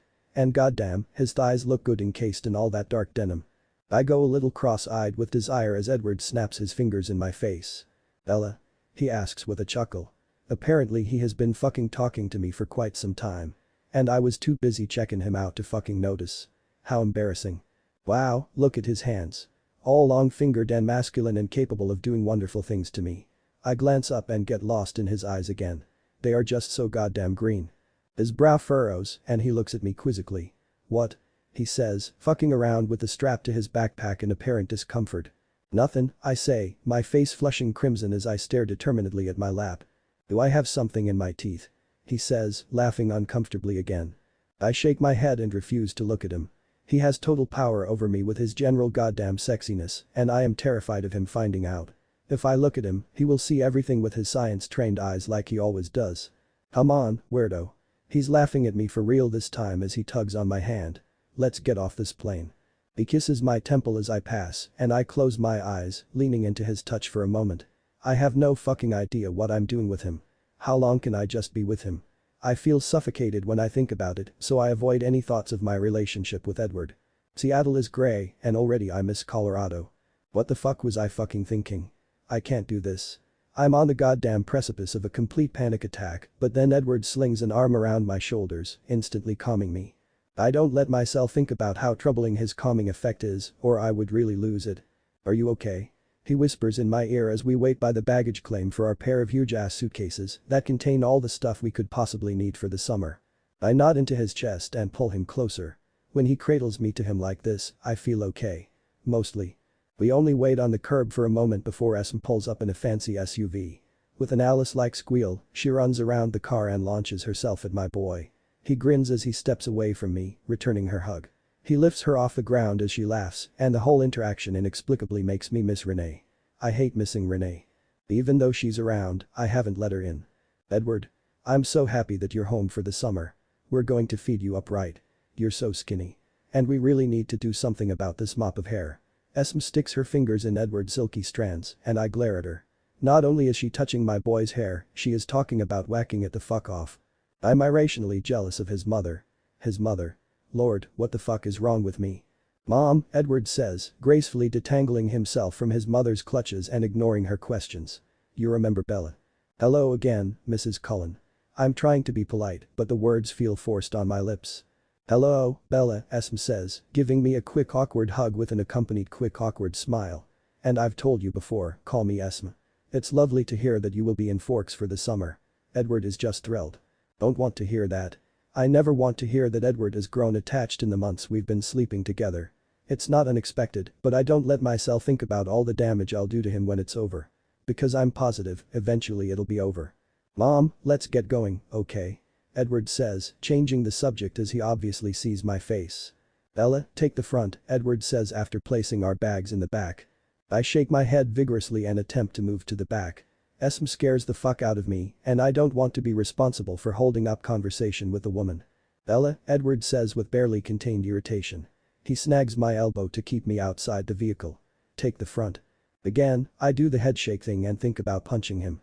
Don't be ridiculous, he scoffs. You get car sick. I put my punching desires into motion, and he sighs. Even though he doesn't agree, he helps me up after I slip on nothing. He strokes my cheek before closing the door.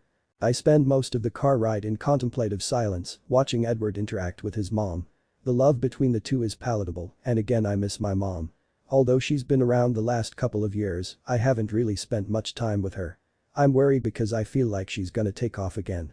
But she's my mom, despite her sins, and I really do miss her.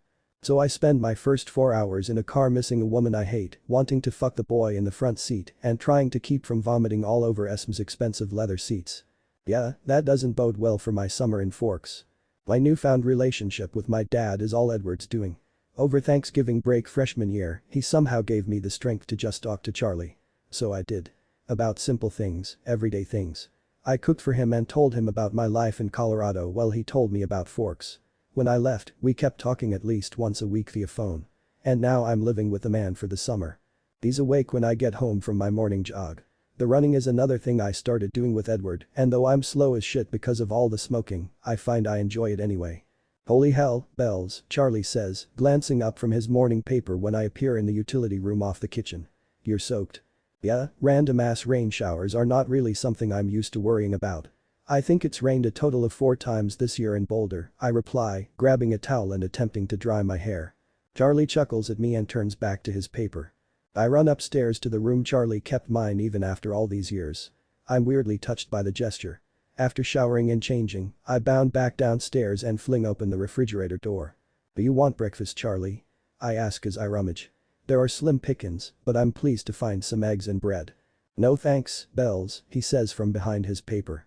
I really need to be getting down to the station in a few minutes. What do you have planned for today? Well, Edward's going to take me into town to talk to Mrs. Newton about that job you told me about. Hopefully it works out. Good, Charlie says, setting down his paper and standing from the small kitchen table. I've been meaning to ask. What exactly is going on with you two? I loathe this question. It makes me have to think about the answer, which I don't want to do. Nothing, I say with a shrug. There is no way I'm about to tell Charlie that Edward is my fuck buddy. No way. Charlie grunts in return before moving towards the garage door. He pauses at the threshold before briskly walking back to me, kissing my forehead, and then abruptly departs again. I stand there blinking at him in shock for a full 5 minutes before my phone rings in my pocket. I manage when I answer. Good morning, love, Edward says cheerily into my ear. The weirdest thing just happened, I reply. And what's that? Charlie just kissed me. On the forehead. There is silence for a moment before Edward replies. Is that it? Yeah. I can't even remember him ever even hugging me. The man isn't good with emotions. Like father, like daughter. I always wondered where you got that, Edward says with a chuckle. Bella, he's your dad. That's what parents do. Right. Because he's my parent. I sound a little dazed. Did I mention that I just pulled into your driveway? And am now walking up your front steps? I really think you should open your front door. You're such a creeper, I tell him with a laugh before hanging up on him. I practically sprint to the door, I'm so thrilled to see him. Last night was the first in a long time that we didn't share a bed and I could barely manage to fucking fall asleep. Hi, he says, grinning that crooked goddamn grin that will get him anything he wants. Sup, dude, I greet. My words are casual, but I'm afraid that my face betrays how happy I am to see him. He hugs me and kisses my temple. Do you want breakfast? I ask as I breeze past him into the kitchen. No. I don't think I'll ever eat again. My mom force-fed me pancakes and French toast and eggs and bacon, Edward grumbles behind me as I stick my head in the fridge again. I'm thankful the fridge hides my face from him because I am sure the jealousy I feel is clearly displayed. Again, irrationally I want to be the only one cooking for him. I'll just have a quick piece of toast, then, I say, placing the bread in the toaster and plopping myself on the counter to wait. Edward slowly approaches me with a familiar gleam in his eye. I bite my lip and use my legs to pull him closer. He smirks at me as he settles himself between my thighs. Hi, I say breathily as his lips hover millimeters from mine. Hi, he replies with a smirk. His hands rest on my hips and I shuffle closer to him on the countertop. He kisses me quickly and I pout when he pulls away. Did you miss me last night? I shrug and try to look bored in response. He runs his nose along my jaw and kisses that spot just below my ear that makes me melt. I whimper against my will as he pulls away. On their own accord, my hands find their way into his hair. I love his hair. I missed his hair last night. I missed you, he whispers against the base of my throat. I only got about 2 hours of sleep with you absent from my bed. Never taking his eyes off mine, Edward deliberately and languidly kisses me. My lips full open as he traces his tongue across my bottom lip. I tilt my head in an attempt to get more of him, but he is not budging. Did you miss me, Isabella? He is basically purring as he tortures me on purpose. Not particularly, I reply petulantly as my breakfast explodes out of the toaster. Edward sighs and shakes his head. He reaches around me, plucking the bread from the toaster and forcefully sticking it in my mouth. Eat your toast, he mutters. I chew with a frown as he pulls away to sit at the kitchen table. He totally has the upper hand this morning and I don't like that he's not touching me. He's purposely making me suffer, so I'm going to make him suffer. So what's the agenda for the day, slugger? I ask nonchalantly. Don't you want to go see about the job at Newton Sporting Goods? He asks, his brow furrowing. I want to smooth it out with my thumb. Fucking right, that's what I fucking want. I desire nothing more than to go see the Newtons. I've missed one in particular, I say wistfully. Hardy har har, he scoffs, his frown deepening. I do a mental fist pump in victory. I'm not fucking kidding, bucko, I say, licking the crumbs from my now gone breakfast from my fingertips in what I hope is a seductive manger. He huffs and stands, slowly approaching me in that predatory way he has. You're so not funny. Fuck you. I am fucking hilarious.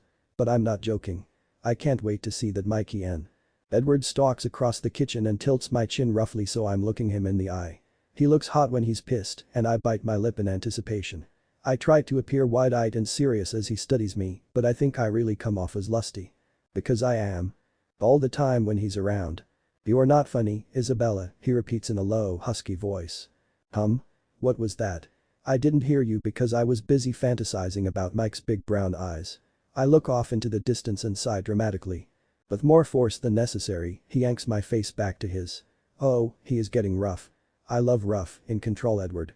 He chuckles darkly as I glance up at him from underneath my eyelashes. He leans forward slowly and I hope he's moving to kiss me, but at the last moment he changes course and I feel his hot breath against my ear. His eyes are blue, love. God damn it. How could I not remember even that detail? See? It's been so long I can't remember the color of my one true love's eyes. We should really get going. I attempt to slip off the counter, but Edward's hands clench around my thighs. He prevents me from moving, just as I wanted him to. I try to touch his face, but he jerks away. You're really pushing your luck, he says through clenched teeth. I move my knee against his bulging crotch, pleased that I'm getting to him. He is always getting to me. The heat is almost unbearable, and I need him right the fuck now. His hands tighten on my legs again, and his thumbs move inward to just where I fucking need him. If you keep it up, I taunt, you just might make me forget all about dear Michael. I try to touch him again, but he captures my hands in the vice grip of his own. I gasp in delight as he takes control, and my panties get soaked all the way through. Damn right, he declares before yanking my denim skirt completely off my body in one shocking movement. I yelp when a long finger plunges into me and his thumb finds my clit. Again he manacles my wrists as I wiggle closer to him. His touch is not firm enough and he is once again deliberately torturing me. I want his tongue in my mouth and he knows it and he once again keeps our kiss far too chaste. I groan in frustration. He has the audacity to chuckle at my plight. What's his name, Bella? His velvet voice is low and sexy and makes me want to come right then and there. The name of this guy you are so desperate to see. I'm vaguely aware that Edward is asking me a question, but his words aren't registering. Nothing makes sense as his fingers slowly withdraw from my pussy. I struggle against his restraining hold, desperate to touch him. To bring him closer. I thrash about a bit and whimper in frustration. Bella, he moans in my ear. His free and soaked with Bella juice hand unzips his jeans, which easily fall to the floor. Do you want me to touch you? Oh, fuck yes. I nod like an idiot. Then answer the question. Somehow, he magics his boxers down his beautiful thighs and the wonder cock is in full view. I try to open my eyes to look at him in puzzlement because I can't remember there being a question, but my body is no longer responding to my brain. Wah. I attempt. What's his name? Each word is punctuated with a ruthless bit of finger fucking, and I almost lose it. Bella. His name. Now. Crap. What the crap is his name? The only other being I have room in my head for is Edward. Edward touching me. Edward kissing me. Edward fucking me. And I'm not going to get any of that unless I answer the question. Murphy? I venture. But answer, he hisses as he pulls me forward on the counter, lining my entrance up with my favorite organ ever. Once again, I struggle to get closer and this time he lets me get my hands on him. Thank fuck. His tip teases my clit and I almost cry, the torture is so fucking divine. He doesn't touch you, got that? Edward's words are harsh and he bites down on my collarbone, causing me to cry out. Only I touch you. You're mine. My legs attempt to draw him closer and my feet dig into his damn Greek godass in desperation. Yours, I echo, forgetting that this demonstration of possession should freak me out. All thought leaves my head as he rams into me the moment the word leaves my lips. He sets a furious pace and I am beside myself with pleasure. Edward. I cry out in a moment of extreme and shocking enunciation. I know how he likes me to say his name and his already driving pace becomes fiercer. Fuck, you feel good, he moans as I try to keep up. I love it when Edward fucks me. He loves it too and after a few minutes he's sweaty and grunting. My hands latch onto his broad back. I hold on for the ride and let him fuck me into oblivion. I scream his name as I come and he follows me with an answering exultation a moment later. We don't move as our rapid breathing settles for a drawn-out moment. My legs are going to give out, he mumbles into my neck as he lifts me off the countertop and stumbles across the room with me wrapped around him to a nearby chair. I pout as the movement causes him to slip out of me before settling into his lap in our new seated position. My legs dangle listlessly on either side of the chair and he holds me close. Did you miss me? He whispers into my hair after our breathing returns to a normal rate. Last night. Did you miss me? Of course I did, I begrudgingly admit. My bed was so cold without you in it. I hug him close, but the moment is quickly becoming too intimate, so I pull back to see his face. That's one way to prepare for a job interview, I say as I try, and thankfully fail, to flatten Edward's wild bronze hair. Edward chuckles at my statement and I chuckle back when I glance down at us. We look ridiculous. How did we manage to keep our top halves clothed? I ask. This is a terrible oversight, Edward says with mock horror. Allow me to rectify the situation. He begins to fiddle with the buttons on my red shirt, but I smack his hands away. We don't have time for that now, I scold. Also, never say rectify when your naked cock is so close to my equally naked lady bit. Never say cock and naked lady bit unless you are planning to do something with all that, Edward groans, once again attempting to get me out of my remaining clothes. No time. I mean it, Edward, I say. My toes search for purchase with the ground as I attempt to stand. Something to look forward to then, Edward decides. He closes his eyes, allowing me to kiss each of his eyelids before I move away to sort out the clothes situation. But seriously, he says from behind me as I clean myself up and search for my panties. Do you even remember what Mike Newton looks like? But seriously, I repeat as I pull my skirt over my hips. It's the most professional thing I own and uncomfortably long, and I hope to make a good impression on the Newtons. Are we really still talking about Mike? He wanted to kiss you, Edward mumbles morosely. Among other things, I mutter under my breath. What? Nothing. Shit. Put your pants on. I throw the jeans and they whack him directly in the face. LA, he groans in apparent misery. Chill out, Spazword. Mike probably doesn't even remember me.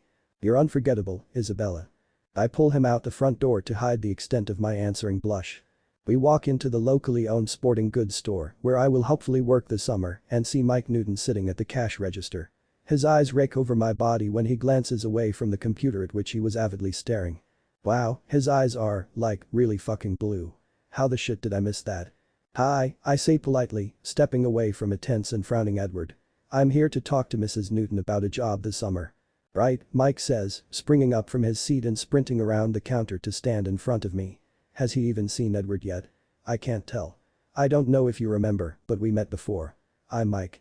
I remember, I tell him as I let him shake my hand. Mostly. I'm Bella. And of course you know Edward. Mike looks surprised to see my boy, probably glaring away behind me. Hey, Mike says awkwardly. Hello, Edward replies coolly. Anyway, Mike continues, turning back to me. I'm really glad you're working here this summer. It'll be nice to have some fresh blood. The fool fucking winks at me and I barely contain my eye roll. Edward steps closer to me, draping an arm around my shoulders. Do you see all the countertops in here? Edward whispers lewdly in my ear. Imagine all the use we could put them to. I blush like crazy and immediately punch him in the pectoral for causing said blush. Asshole. Though I can't help but notice that he's right. There is a lot of counter space. Mike looks bemused and we stand there in awkward silence until Mrs. Newton comes up front from the back room. "Good morning," she chirps. Mrs. Newton is the Mrs. Claus version of her son. "How does someone so wide move so fast? You must be Isabella. I've heard so much about you from the chief. We're happy to have the help this summer." "Ah. Thanks," I reply, a little shocked that Charlie has talked about me so much. But on the plus side, it sounds like I already have the job. And it's just Bella. "What?" she asks, blinking in confusion. "She goes by Bella," Edward clarifies with a charming smile. "And hello Mrs. Newton. It's good to see you." "Edward." She shrieks and fucking hugs him. Hugging is not okay. I remind myself that killing my employer would probably reflect negatively on my job performance. "Look at you. College has done you wonders. What are you doing here?" "Just dropping off Bella," he says, giving her another smile. I can see her melting in front of me and I want to punch him again. "Oh," she says, clutching her massive bosom in surprise. "And just how do you two know each other?" "We go to school together in Colorado," Edward explains, putting an arm around my waist. I subtly try to get away from him, but he holds firm. He knows I hate this possessive crap outside the bedroom and I plan all the places I'm going to punch him when we are next alone. Small world, isn't it?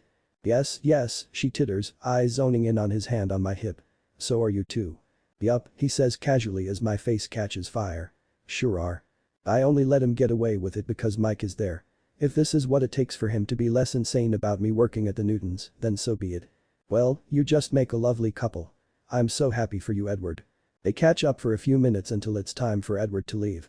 He kisses my temple and promises to pick me up at 6 that night. He leaves and already I don't feel right with him gone. I spend the day reshelving overpriced shit and learning way too much about wool socks. I only fall off 2 step stools, so in a way my new job is a success. The suffocation sensation is back and I wonder if I'll last the summer. 2 weeks into the summer and I think I can do this. It's routine. It's simple. Sometimes, when Edward isn't around to distract me, or things are slow with the store, or Charlie acts a little too much like my dad, or I don't see the sun for 3 days, I get claustrophobic. I feel too much and all I want to do is hightail it back to Boulder. But I honestly don't think I could survive without Edward. And that alone is why I should leave. When did my life get so complicated? This particular evening, the sun is shining and Edward is helping me grill. Or at least he claims to be helping. In reality, he's all over me. Hands running over my stomach and grabbing my hips. Lips tormenting my neck and kissing the side of my face. "That's horribly distracting," I say with a giggle as he presses his thumbs into the little indents next to my hip bones. "You like my distractions," he says with his lips against my jaw. I hum my agreement, close the lid of the grill, and turn to wrap my arms around his neck. "You look particularly beautiful this evening, love," he says, giving me the mother of all panty-dropping grins. "Don't call me love," I say without much heat. He kisses each corner of my mouth and I'm about to get demanding and yank his lips to mine, but someone clears their throat, loudly, behind us. I squeak in surprise and jump away from Edward when I see Charlie at the sliding glass door. "Hey there, Charlie," I say far too loudly. "Is this what this feels like? Getting caught by your dad?" Growing up, Renee encouraged such behavior, so this embarrassment is a foreign feeling. I was thinking that we should eat outside because it's so nice. I'm doing a little surf and turf. I know how you like your meat. I wish I didn't say that. "Hello, Chief," Edward says, cutting off my ridiculous babbling. "It's good to see you again. I've spent most of my time in the last 2 weeks at the Cullens to avoid this fucking awkward situation. We are already lying to his parents about the status of our relationship, so it makes things easier. I just didn't want to fucking deal with Charlie. But Edward insisted on joining the chief and me for dinner. He promised to behave himself, but my dad just had to fucking come home early." "Lovely." "Edward," Charlie says brusquely. He retreats abruptly back to the house and I punch Edward in the arm. "Ow." He yells, the drama queen. What was that about? "Don't be a baby." I open the grill and stir the veggies. Now he's going to have questions. So we'll answer them. It's not like we were doing something wrong. We're 20 years old. Edward is basically laughing at me and I don't like it. Half an hour later, we all sit down on the small back porch, flanked by a terrifying amount of green. It is too lush here and I crave the familiar browns of home. Although, lotion is not a necessity here like it is in Colorado, so that is a big plus. Conversation is limited and Charlie eats single-mindedly. All the fish is gone before he communicates in anything other than grunts. "So, I thought you two were friends," he says, leaning back in his chair and scowling at Edward. "We are," I say quickly, really not fucking liking where this is going. "He had his hands all over you." Charlie growls out lowly. "Whoa. The protective dad routine is a little weird and I quell the urge to tell the man that I am more than capable of handling my own shit. Yeah. There is really nothing else to say. Edward looks amused as I turn red. So you're dating? He asks bluntly. Yup, sure are. It's Edward's standard answer and I hope he doesn't believe his own lies. Better than that other naked Cullen, I suppose, Charlie mutters. Edward laughs and Charlie grins. Things get much better from there and Charlie even returns from the kitchen with 3 bottles of beer. Figure you kids are pretty damn close to 21, he explains, looking embarrassed. Just don't tell my deputies. We laugh and talk and drink. Edward tells Charlie hilarious stories, most of which involve me falling down. Charlie recounts similar tales from my childhood that I don't even remember. I stop at 2 beers, but Charlie and Edward continue. They are both giggly as it gets dark. I yawn widely. Tired, Bella? Charlie asks. Yeah, I admit. I haven't been sleeping well. I can't glance at Edward because he knows why I can't sleep and the look on his face will probably make me blush.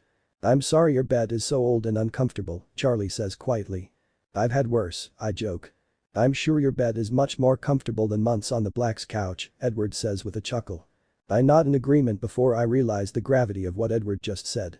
What do you mean? Charlie asks me in confusion. Oh. Fuck. What the fuck is wrong with him? Charlie doesn't know anything about Renee abandoning me. And at the time, I didn't even think to call him. But we are close now. I know him. He will not take this well at all. I'm going to murder Edward Cullen.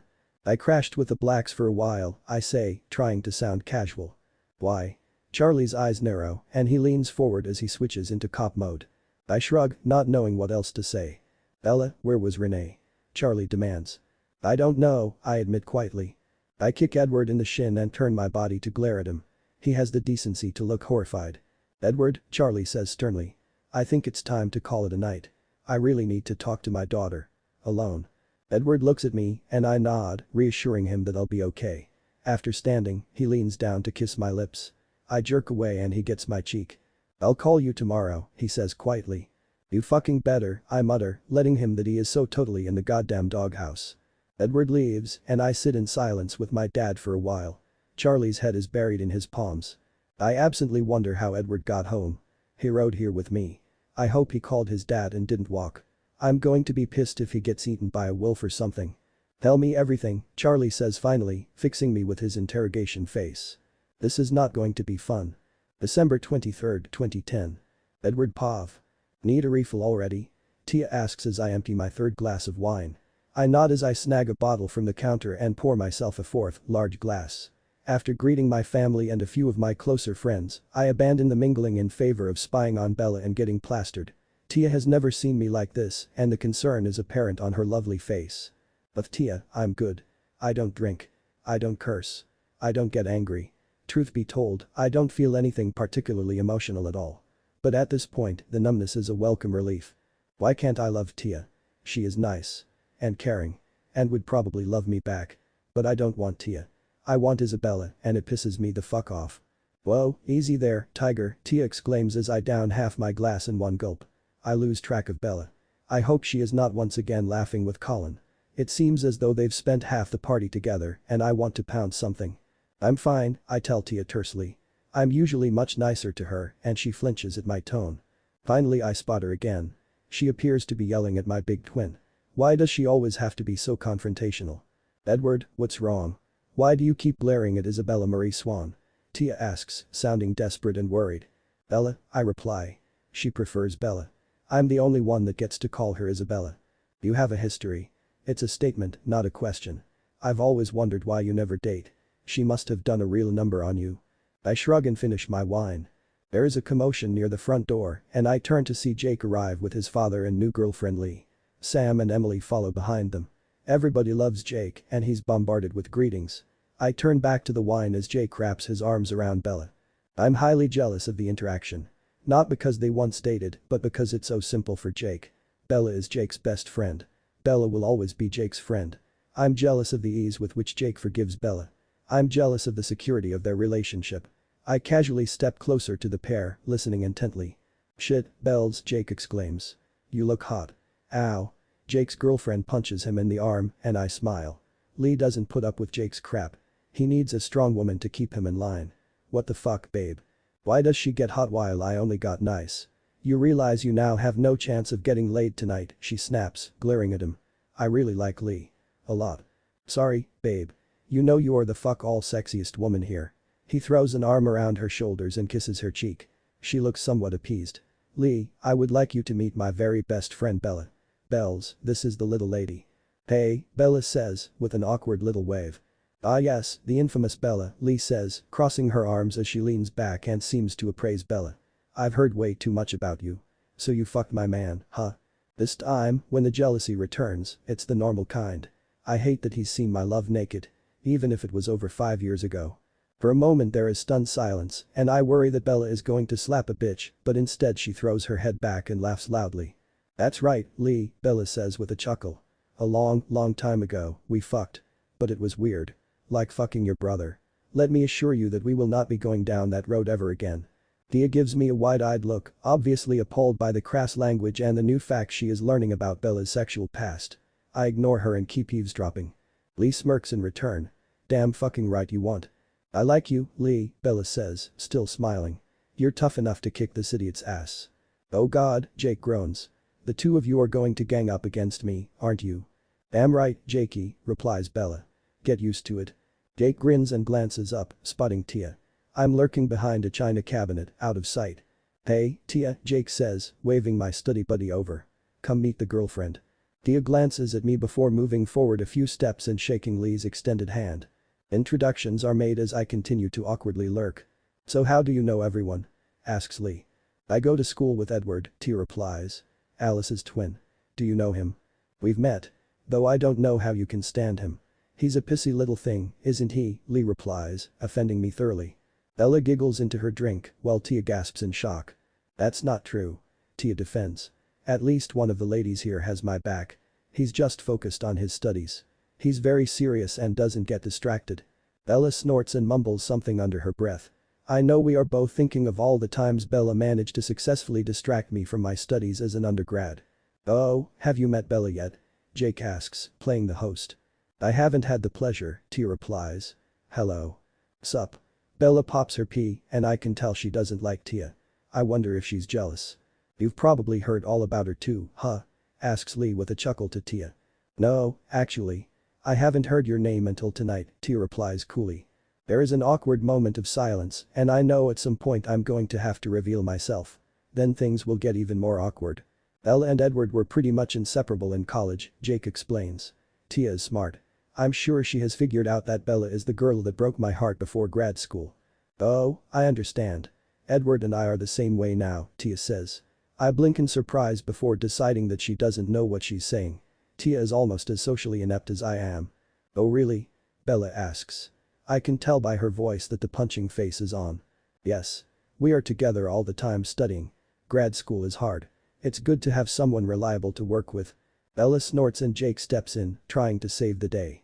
I'm sure he recognizes the punching face. And the punching voice. If you spend that much time with Edward, he comments, I'm surprised he hasn't mentioned Bella. There's nothing to say, Jacob, I interject, deciding this is as good a moment as any to reveal myself.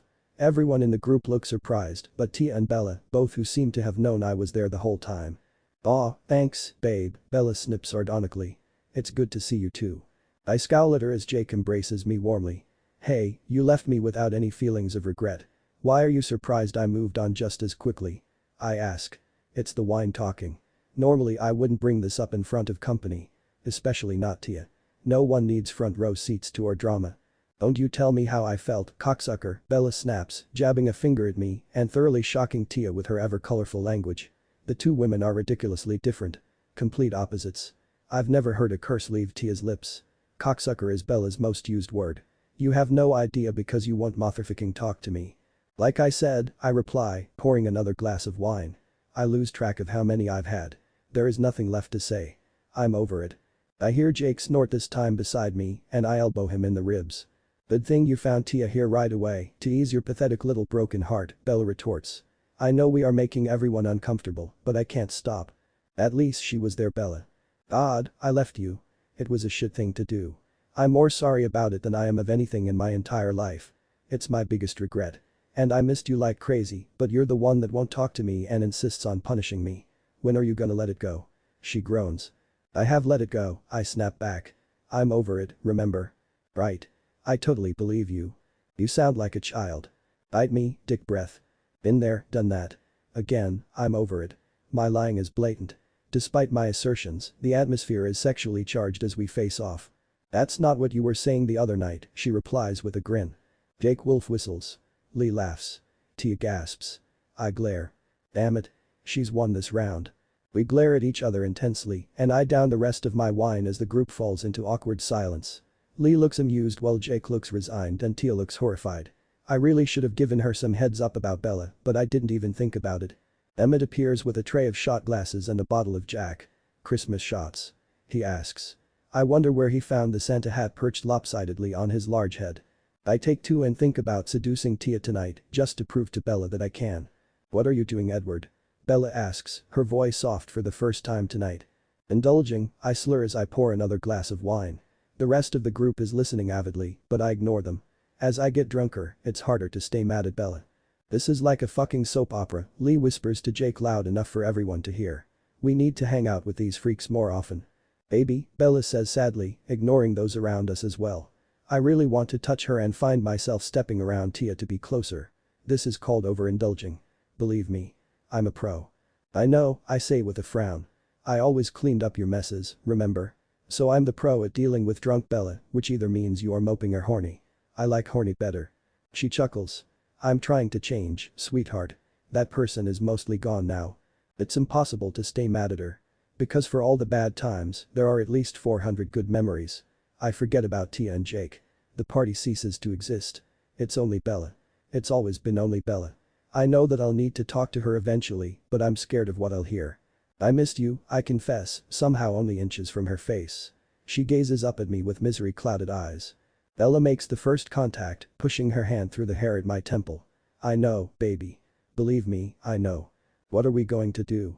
I ask as Jake starts up a stilted conversation with Tia in an attempt to give us some privacy. The room is crowded with bodies, and it's hard for them to move away. I think they continue to listen, but I don't care. I'm firmly in La La Land with Bella. She is all I see. I don't know. You won't talk to me, she says, tracing a thumb over my cheekbone.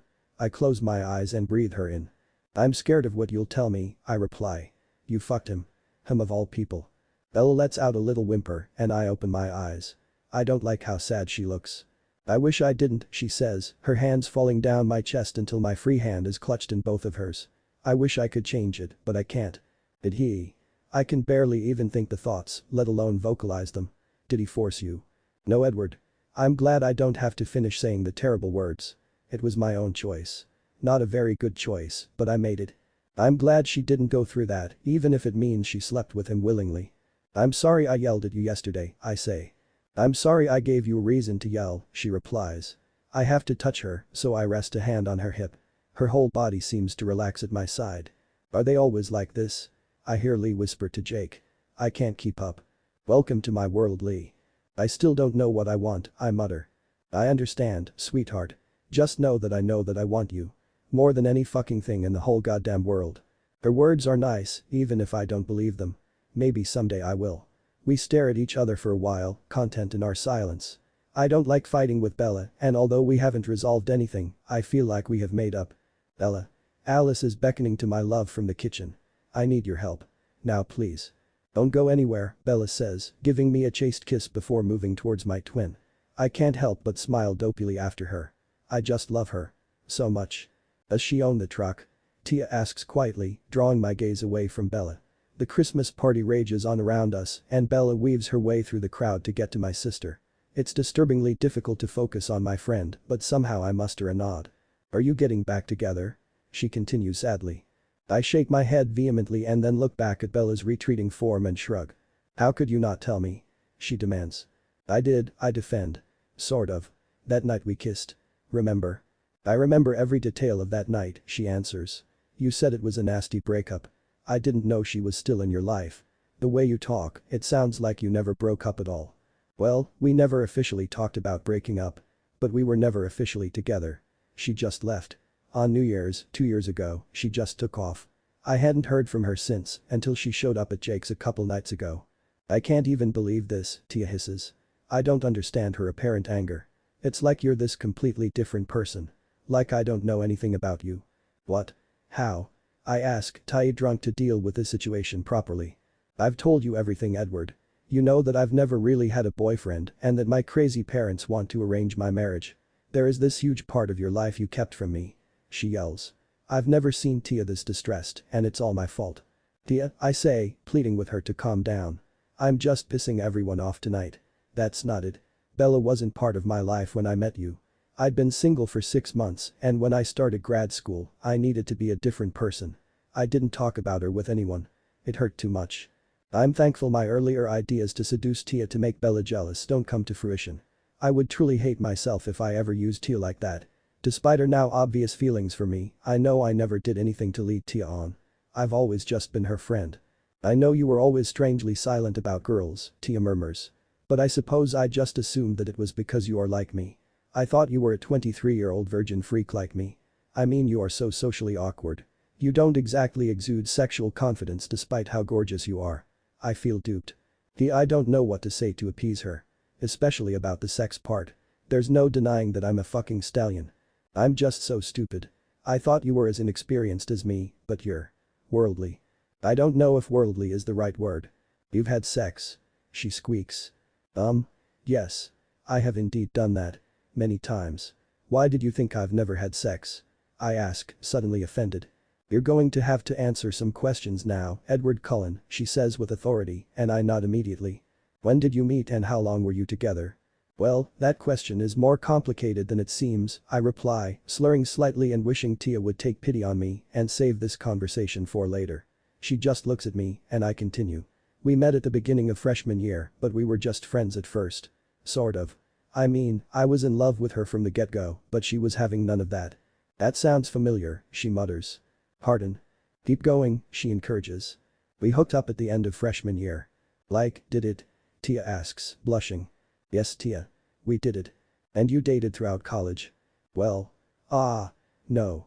Bella has some demons, so for a while we were just friends with benefits. She would never admit to actually being in a relationship with me, but we didn't see anyone else for 3 years. You had a sex buddy?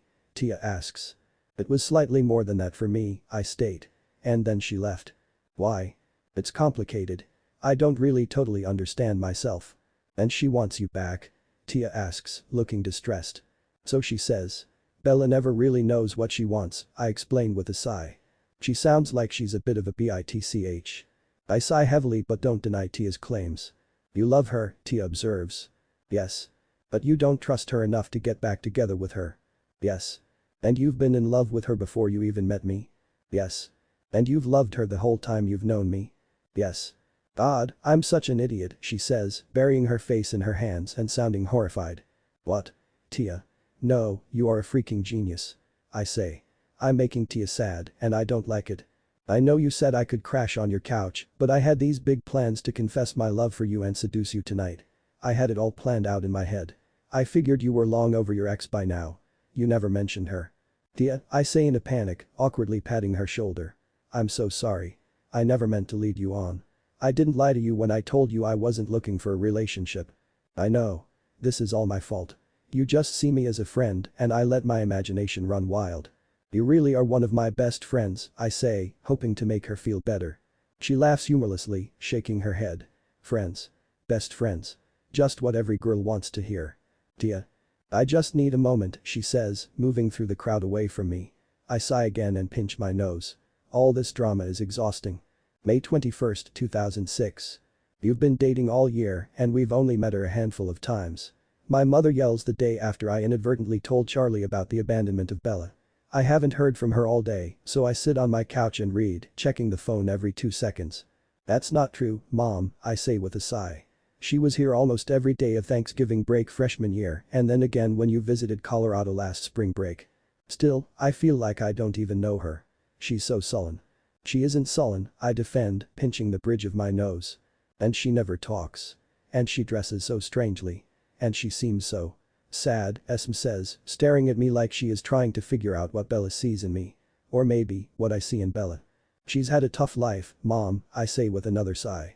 And I am even more quiet than her around people I don't really know. I just worry about you, sweetie, Esme says, sitting on the couch next to me. The way you talk about her. And you've never really had a girlfriend before. Mom. I whine, really not wanting to get into this. It might all be moot anyway. Bella will probably refuse to see me again after what I said to her father the night before.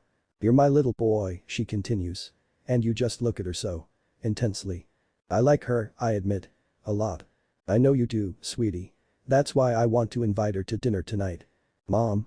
Don't argue with your mother, she says, kissing my forehead, rising from the couch and tossing my phone in my lap. Just do it. I can't fucking believe you convinced me to do this, Bella hisses through a clenched jaw as I usher her towards my dining room that evening. She insisted. I couldn't say no. She's my mother. I whisper right back, not wanting my parents to overhear our argument. I should have fucking said no, she says, seething. You know I hate shit like this. I feel like your mom can read every perverted thought in my head. Like what?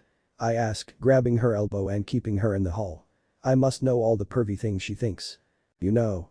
Memories of stuff we've done. Stuff I want to do in the future.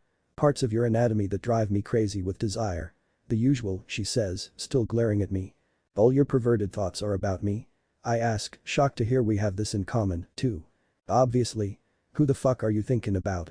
She demands, crossing her arms over her chest. No one, I reply quickly. She punches me in the arm. Ow. Damn. I meant you, obviously. But no one besides you. Whatever, she says, rolling her eyes. The point is, you moron, your mom hates me because she knows that I've corrupted her innocent genius son. You're being paranoid, I say, grabbing her hand. And I resent being called innocent. Do you remember the library, BJ? Do you remember the squeaking? Do you remember coming in about 4 seconds? She asks, letting me drag her towards the sounds of my parents in the other room. I have no memory of that of which you speak, I tell her before kissing her quickly. And don't you motherfucking think for one motherfucking second that I've forgiven you for your idiocy, you cocksucker. After this dinner from hell is over, I fully intend to punish you. The idea is simultaneously hot and ominous. I really do feel terrible about that, love, I murmur with a wince. Save it, cocksucker, and don't fucking call me love, she says under her breath before pulling away from me to greet my parents. Hello Mrs. Cullen, Mr. Cullen. It's good to see you again. Hello, Bella, Esme says, pulling a lasagna out of the oven. You're just in time. And please, call me Esme. And call me Carlisle. Okay, she says, looking uncomfortable. It always shocks me how nervous Bella gets around my parents. It's seemingly out of character for strong-willed Isabella. But she is making an effort. She obviously dressed carefully, avoiding her standard plaid and tie-dye in favor of a white V-neck and grey cardigan sweater, a jean skirt, and a brown belt with a large belt buckle. Her hair is down, and she tucks a strand behind her ear. So, Bella, my dad says after the four of us settle around the dining room table. How's working with the Newtons? Oh, it's fine, Bella says quietly. The work's a little dull, but all the customers are really friendly. The Newtons are nice people, says Esme. Even if Sarah is a little gossipy and has a crush on my youngest son. Yeah, what the hell is up with that? Bella asks, sounding like herself for the first time in front of my parents. She looks like she immediately regrets her words and flushes. Both my parents chuckle, and my mother gives me a look, indicating her approval of Bella's statement. It's totally inappropriate, Esme says. Agreed, says Bella into her lasagna with a slight smile. Well, Mike Newton has a crush on you, Isabella, I point out. So we're even. Bella just rolls her eyes and continues to eat. Dinner is pleasant. Bella makes my dad laugh and discusses literature with my mother. I smile throughout the meal, observing Bella as she bonds with my parents. I know she doesn't want to be here. She doesn't want to talk to my parents. But she's doing it and actually seems to be enjoying it. For me. And still she says I'm not her boyfriend. The girl is obviously in denial. And I don't push her. As long as nothing changes between Bella and me, I'm content to let her stay in self-imposed dark. I'm happy with the way things are, and so is Bella. After dinner, Dad shows Bella his record collection while I help Mom with the dishes. She rinses while I load the dishwasher. I still don't feel like I really know Bella, Esme says quietly, elbows deep in soapsuds. But she really is lovely, Edward. That she is, I say, glancing into the other room where her brow is furrowed in concentration as she studies an album my dad hands her. I feel like she needs help, Esme murmurs. You've always been very intuitive about people, Mom. Just like my son, she says with a smile. And although I have my reservations about your girlfriend, I trust you. If you say she's a good person, if she makes you happy, I have nothing to complain about. She makes me very happy, I reply. Good. Your dad is actually kinda awesome, Bella says when I finally get her away from Carlisle and we are alone in my bedroom. Esme scares the shit out of me, but I must say, if your dad was a little younger and a little singler. Are you serious? I say in horror as Bella starts poking around my bookshelf. That's disgusting, Bella. Lighten up, Adonis, she says with a chuckle. I was just yanking your chain. Funny. She was so totally not joking. I don't know what you're bitchin' bout. You may have distracted me with damn good food and your gorgeous father and your terrifying mother, but I'm fucking pissed the fuck off at you, you motherfucking cocksucking secret blabbing motherfucker. I sit down on the end of my bed with wide eyes as she finishes her rant. It's totally valid. She looks livid and wild. Also ridiculously sexy, but I really shouldn't focus on that. You're right. I'm an idiot. I'm so incredibly sorry, Isabella. I rest my elbows on my thighs and cover my face with my hands. I'm smart. I'm used to feeling intelligent.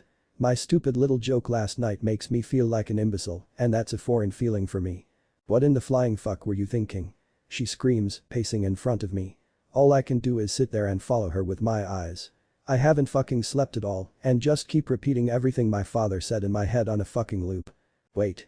What did he say? I ask, my concern mounting by the second as Bella seems to unravel before me. She doesn't even acknowledge that she heard me speak. He changed everything I ever held true about my relationship with him, my relationship with Renee. I'm just buried under a pile of what-ifs. I can't.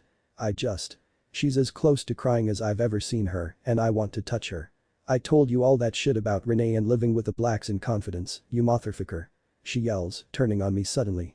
She stops her pacing and glares down at me. I know.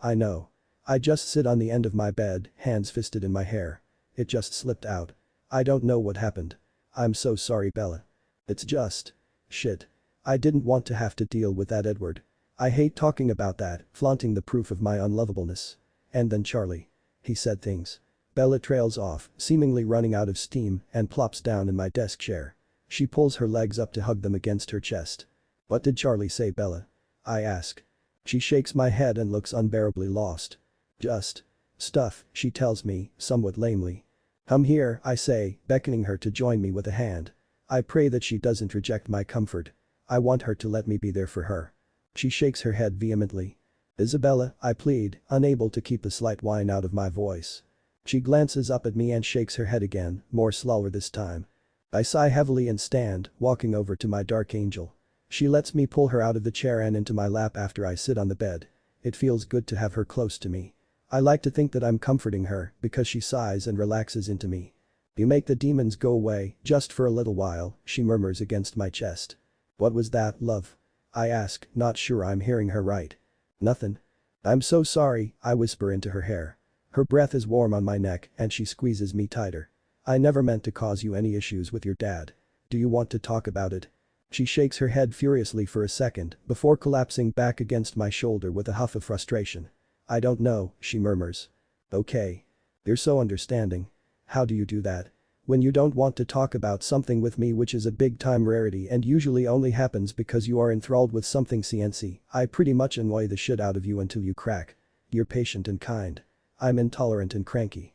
Ella, I ask, trying not to freak out at her babblings. Do you even realize you are saying everything you're saying right now? Shit. I said all that out loud. She asks, looking up at me with wide eyes. Tell me what happened after I left last night, I ask softly.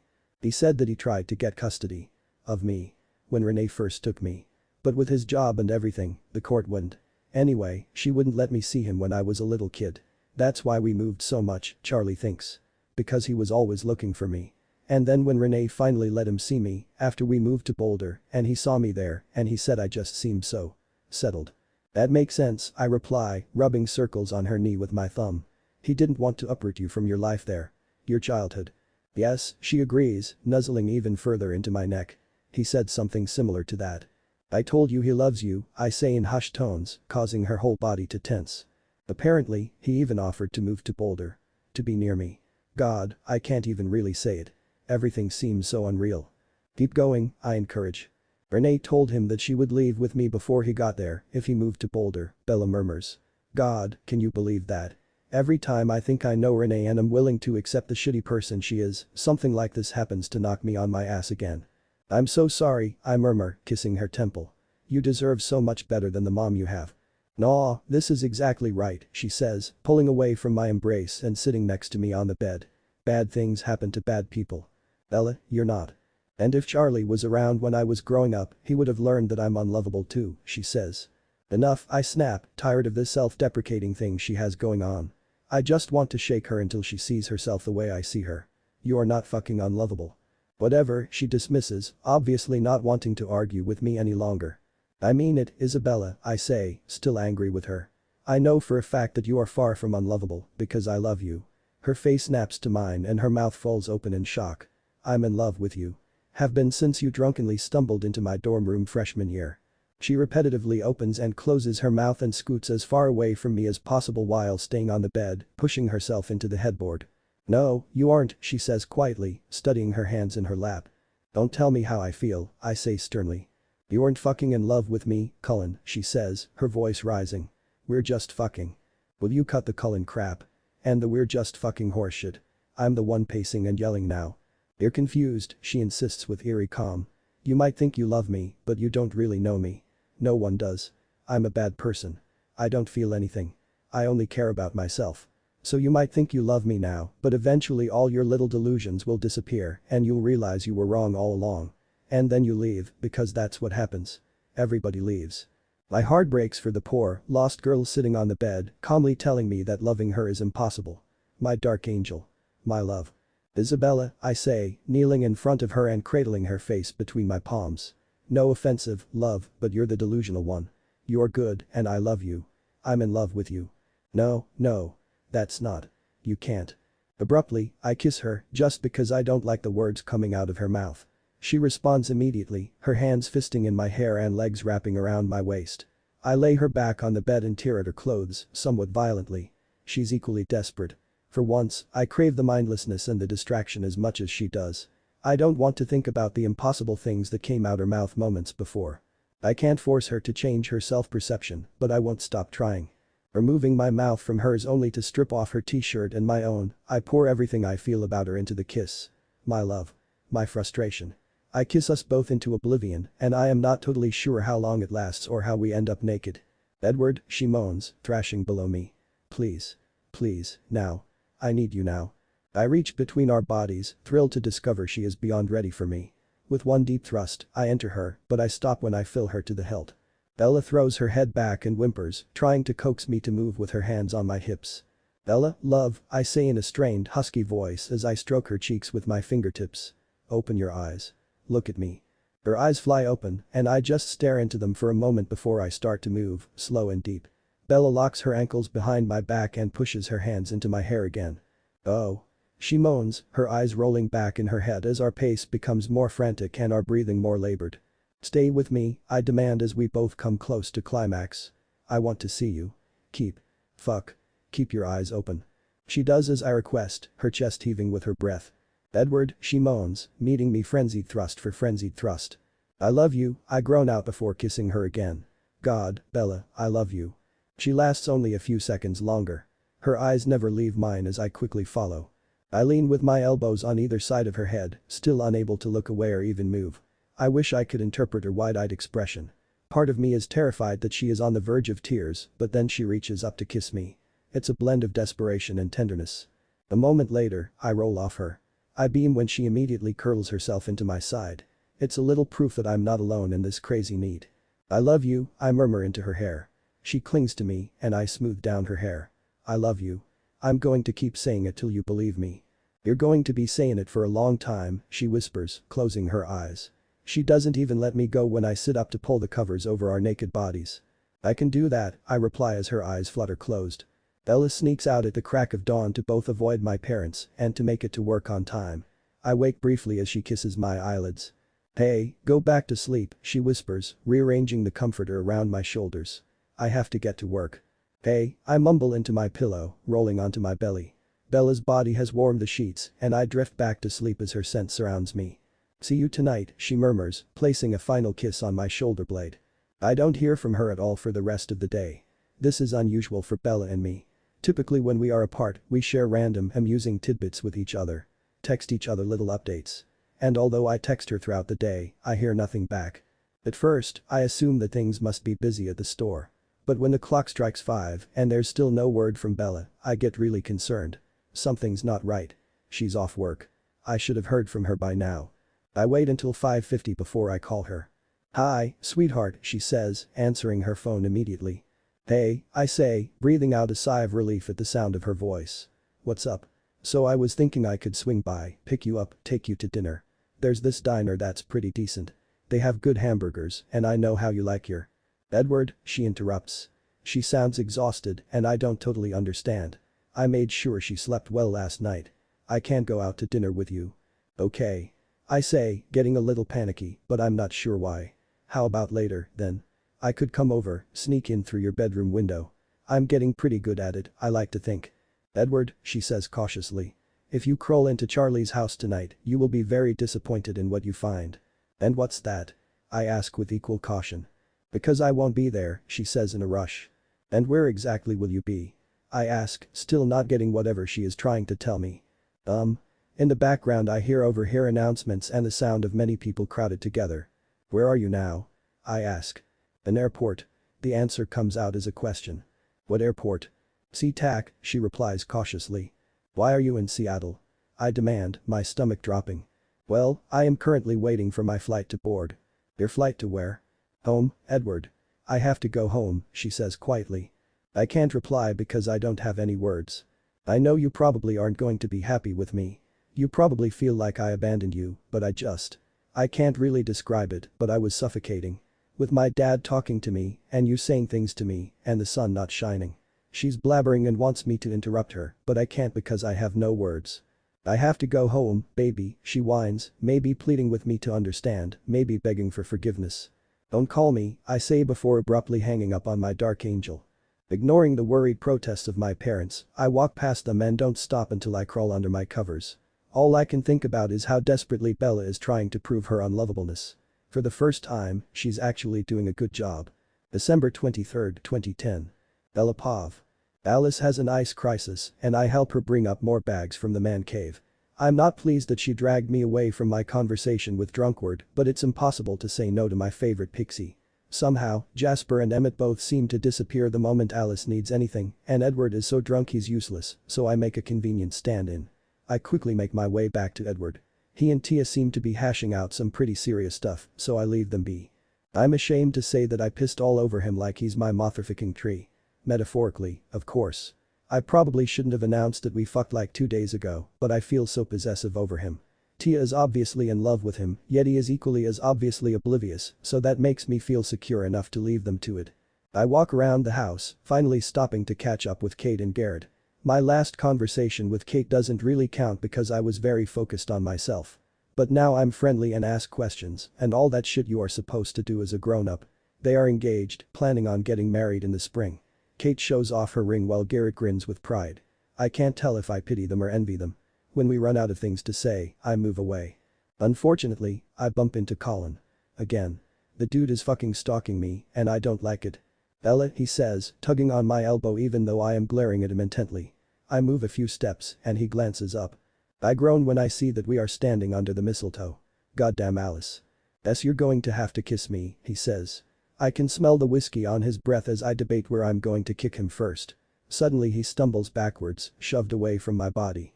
I turn to see a murderous Edward looming over me. "What the fuck, bro?" Colin yells. "That's not totally going to happen, bro," Edward slurs with disdain. Even though he is visibly wasted, he is threatening. I almost forgot how hot possessive Edward is. He steps in front of me, completely ignoring Colin's protests. But I really don't want him to do anything stupid, so I pull on his arm, turning him around to face me. He blinks down at me in confusion, obviously still in kick-ass mode. I would prefer lusty mode. "Mistletoe," I explain, pointing up at the ceiling and pulling him closer with my hands on his hips. He grins at me before lowering his lips to mine. The kiss is immediately heated and the shivers scorch my body. His fingers wind into my hair, taking control and tilting my head as he kisses me within an inch of my sanity. Despite the activity around us, I'm totally focused on Edward and I moan into his mouth. "Merry Christmas, Edward," I murmur as we part to take a breath. "Merry Christmas, love." My knees go weak as he uses my old nickname. "Let's go upstairs." I grab his hand, pulling him behind me, fully intending to fuck him all night long. It's probably wrong, because we haven't really talked yet, but I will gratefully take whatever he gives me. Even if it's just physical. But my dreams are dashed. As we reach the bedroom, Edward makes a gagging sound and dashes past me into the bathroom. I wince as I hear Edward puke his guts out. I kneel beside him, rubbing circles on his back as he moans with his head hanging in the toilet. "Go away," he mutters, spitting into the bowl. "No. You don't need to see me like this," he groans before his body heaves again. "You've done this for me 1,000 times," I remind him quietly. "Let me take care of you for once." He doesn't complain after that. Not even when I force him to drink water and shove my own toothbrush into his mouth. I wince again, only slightly, as the brush disappears into his vomited soiled mouth. "Isabella, Isabella," he murmurs as I drag him to bed. He stands passively as I strip him down to his boxers. "You're taking care of me." "That I am," I reply as I pull back the covers and force him to lie down. He reaches for me immediately, whimpering when I pull away. "Come here," he mutters. I remove my dress and pull on one of his t-shirts before I comply with his demands. He rolls over, laying his head on my shoulder as my arms come around his back. "You're so confusing," he slurs as he drifts off to sleep. "When you do stuff like this, I think you love me." "You're a smart guy, sweetheart," I answer, kissing his temple tenderly. "And you're usually right." September 20th, 2006. A month into junior year, I'm still a zombie. Edward still is barely speaking to me. I can't explain why I had to leave Forks and him this summer. I can't explain why I didn't call him, didn't talk to him about it. I can't even explain to myself the absolute asphyxiating sensation that closed in on me when Charlie told me he loved me and about Renee's further lies. And then when Edward confessed his supposed feelings for me as well, I was fucking done for. I tried to talk to my mother about Charlie's claims that he tried to see me, but she was her typically avoiding self. She made excuses that I didn't totally believe, but it all just hurts too much, so I try not to think about it. But it's impossible not to miss Edward. I still spend time at the Goss house, hanging out with Alice and Rosalie, but Edward makes himself scarce. His murmured polite hellos hurt more in their unfamiliarity than him ignoring me completely. I don't plead for his forgiveness, even though I want to. I don't explain or try to get back into his bed. He is better off without me, especially if he thinks he loves me. His words of love show that he doesn't really know me. Maybe he understands now that I left with no warning. But it's hard. I haven't been with anyone since Edward. I've taken to drinking and smoking alone, avoiding everyone but Jake and Alice because she forces me to be social with her. I'm working on accepting that after a year. My fuck buddy arrangement with Edward is over, but I'm not particularly happy about it. Since school started, I've been busy with RA duties in class. I've even picked up extra hours at Billy's to keep myself occupied. I don't think anyone really notices a difference. When I'm around people, I'm the same hard-assed, strange, foul-mouthed Isabella Swan. The mark change is on the inside. Surviving is even harder than it was after Renee left, but I try not to dwell on the reasons for this. Time passes. People move on.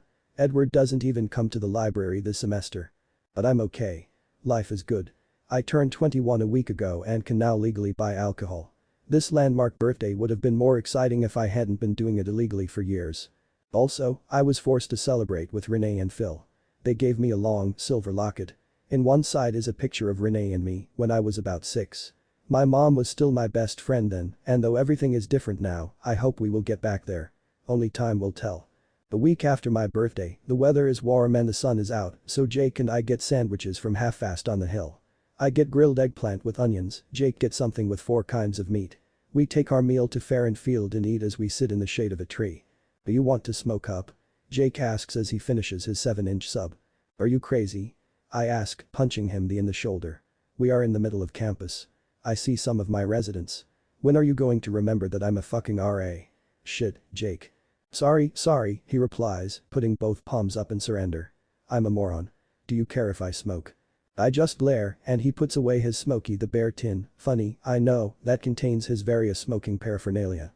I offer him a cigarette and he shakes his head, but he flips open his Zippo, striking a flame for me.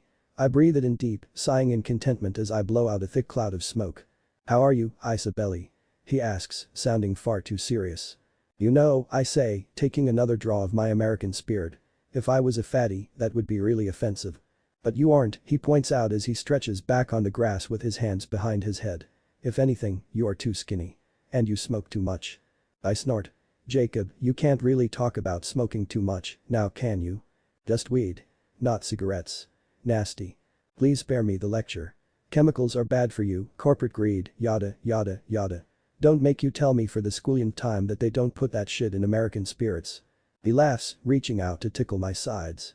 I squeal and laugh before eventually settling against him with my head on his shoulder. I close my eyes, pretending his heat is actually someone else. It's all fucking wrong. He smells wrong. He feels wrong. Plus, it's probably really fucking wrong to pretend he is someone else. He is my best friend, goddammit. I should always be thankful to be around him. I'm glad you're back, Bells, he says quietly, getting serious again. From where? Forks. I wasn't even gone a month, if you recall, I say, wincing at the memory. No, I mean just back. I prop myself up on my elbow, staring down at him in confusion. The last couple years. You've been with Cullen, and I just didn't see you all the time like I used to. Things change, Jake, I reply. That wasn't because of Edward. We can't stay kids forever. I have responsibility now. And so do you, with the shop and everything. I guess. Whatever even happened with you and Cullen anyway? Nothing, I reply. We were fucking, and now we aren't fucking. Was that it then? He clarifies. Just fucking. Yup, I say, pleased that I sound so sure. It really wasn't a big deal. But you fucked him for like a year, he points out, looking wary. You must have liked him. Course I liked him, I say. He's a funny motherfucker in his own dorky way. Plus, he's shockingly good in bed. Better than me? Why is he always asking me this? I give him a look and he backpedals. Never mind. I don't want to know. So why aren't you fucking him anymore? He wanted too much, I say with a shrug. Jake nods in understanding. Jake always understands. Come on, I've got homework. You can play video games while I read Shakespeare. He agrees, and we walk back to Hallett.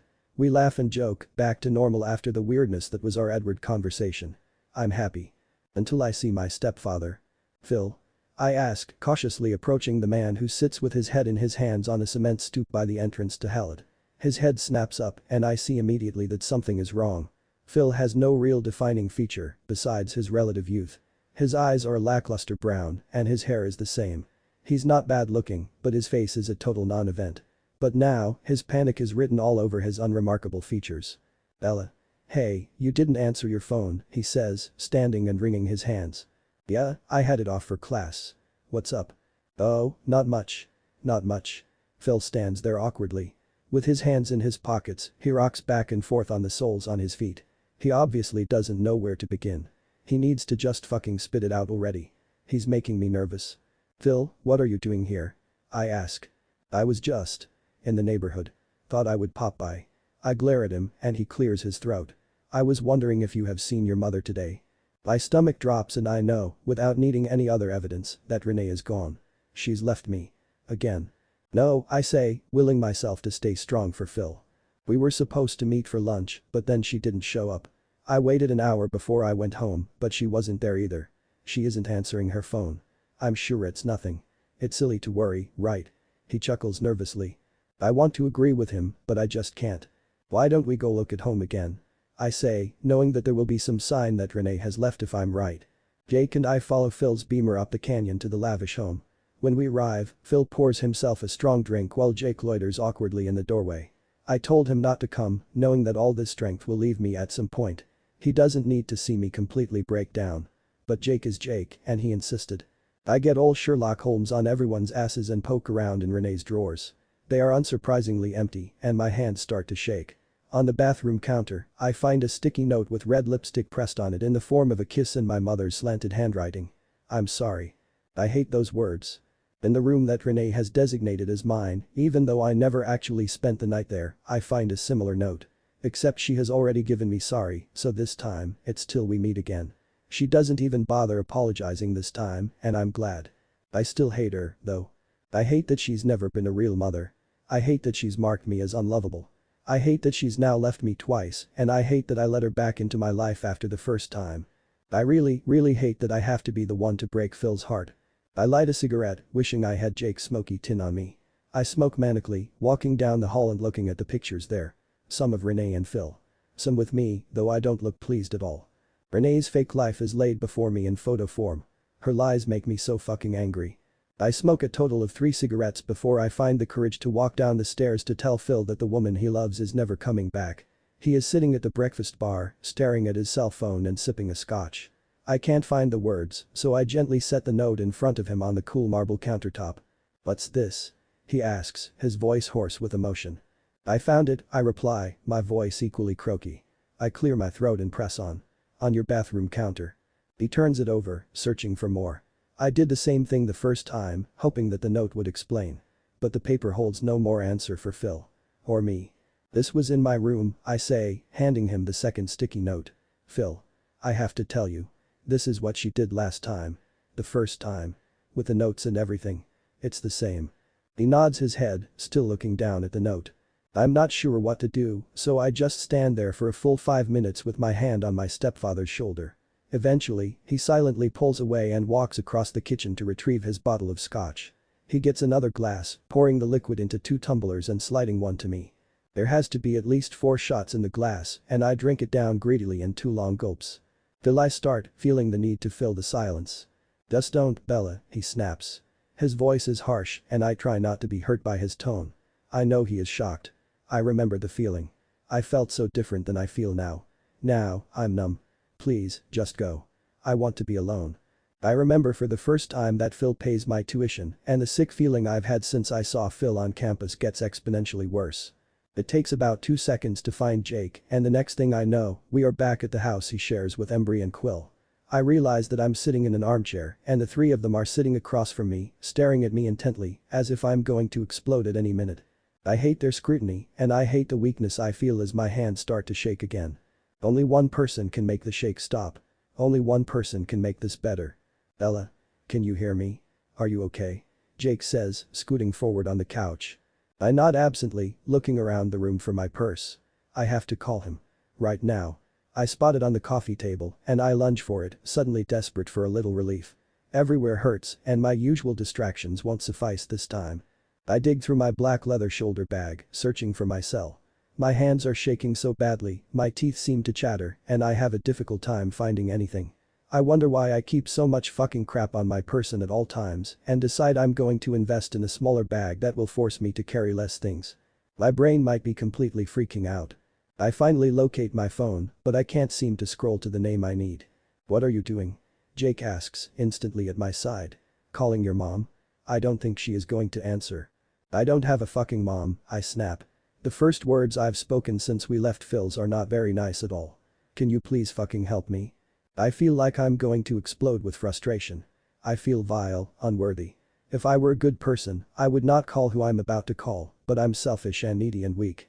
He's going to see that I'm selfish and needy and weak, but I decide I don't care. My desire to see him overrides that. My need to see him overrides everything. "Who do you want me to call, Bells?" Jake asks me, panicking. I take 3 deep breaths, inhaling and exhaling as I try to stop the shaking. It's no use. "Edward. Please call Edward. Edward Pav." "Alice," I say, trying to talk some sense into my sister. "Maybe you should have the strength to accept what you cannot change. I don't think you are ever going to be a good cook. You'll poison us all if you serve this." "I don't need your pessimism fucking with my meal, Edward," she replies, batting me away.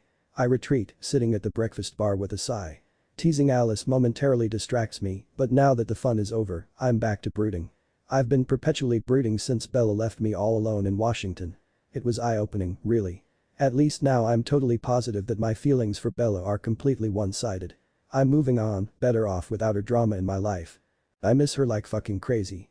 "But God, man," Alice exclaims, catching me brooding. "She's been on my case to pep up lately. You need to get laid." The thought of being with anyone but Bella has not even crossed my mind and makes me unbelievably sad. But maybe Alice is right. It would mean that I am totally over Bella, wouldn't it? I realize that thinking about Bella in regard to every decision I make doesn't prove I'm over her at all.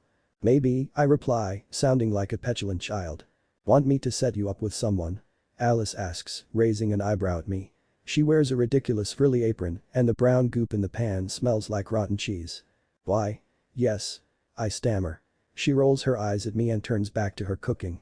"Have you talked to Bella at all? Since you got back to Boulder?" she asks. "Nope," I reply. "Have you thought that maybe you should?" "Nope," I say again. "Oh, Edward," she sighs. "Why does life have to be so complicated?" "It's not complicated for you," I say, sounding sulky again. "How the hell would you know? Just because Jasper and I are very much in love doesn't mean we don't have our issues. Everyone's got problems, baby brother. And our Bella has a whole shit ton of them.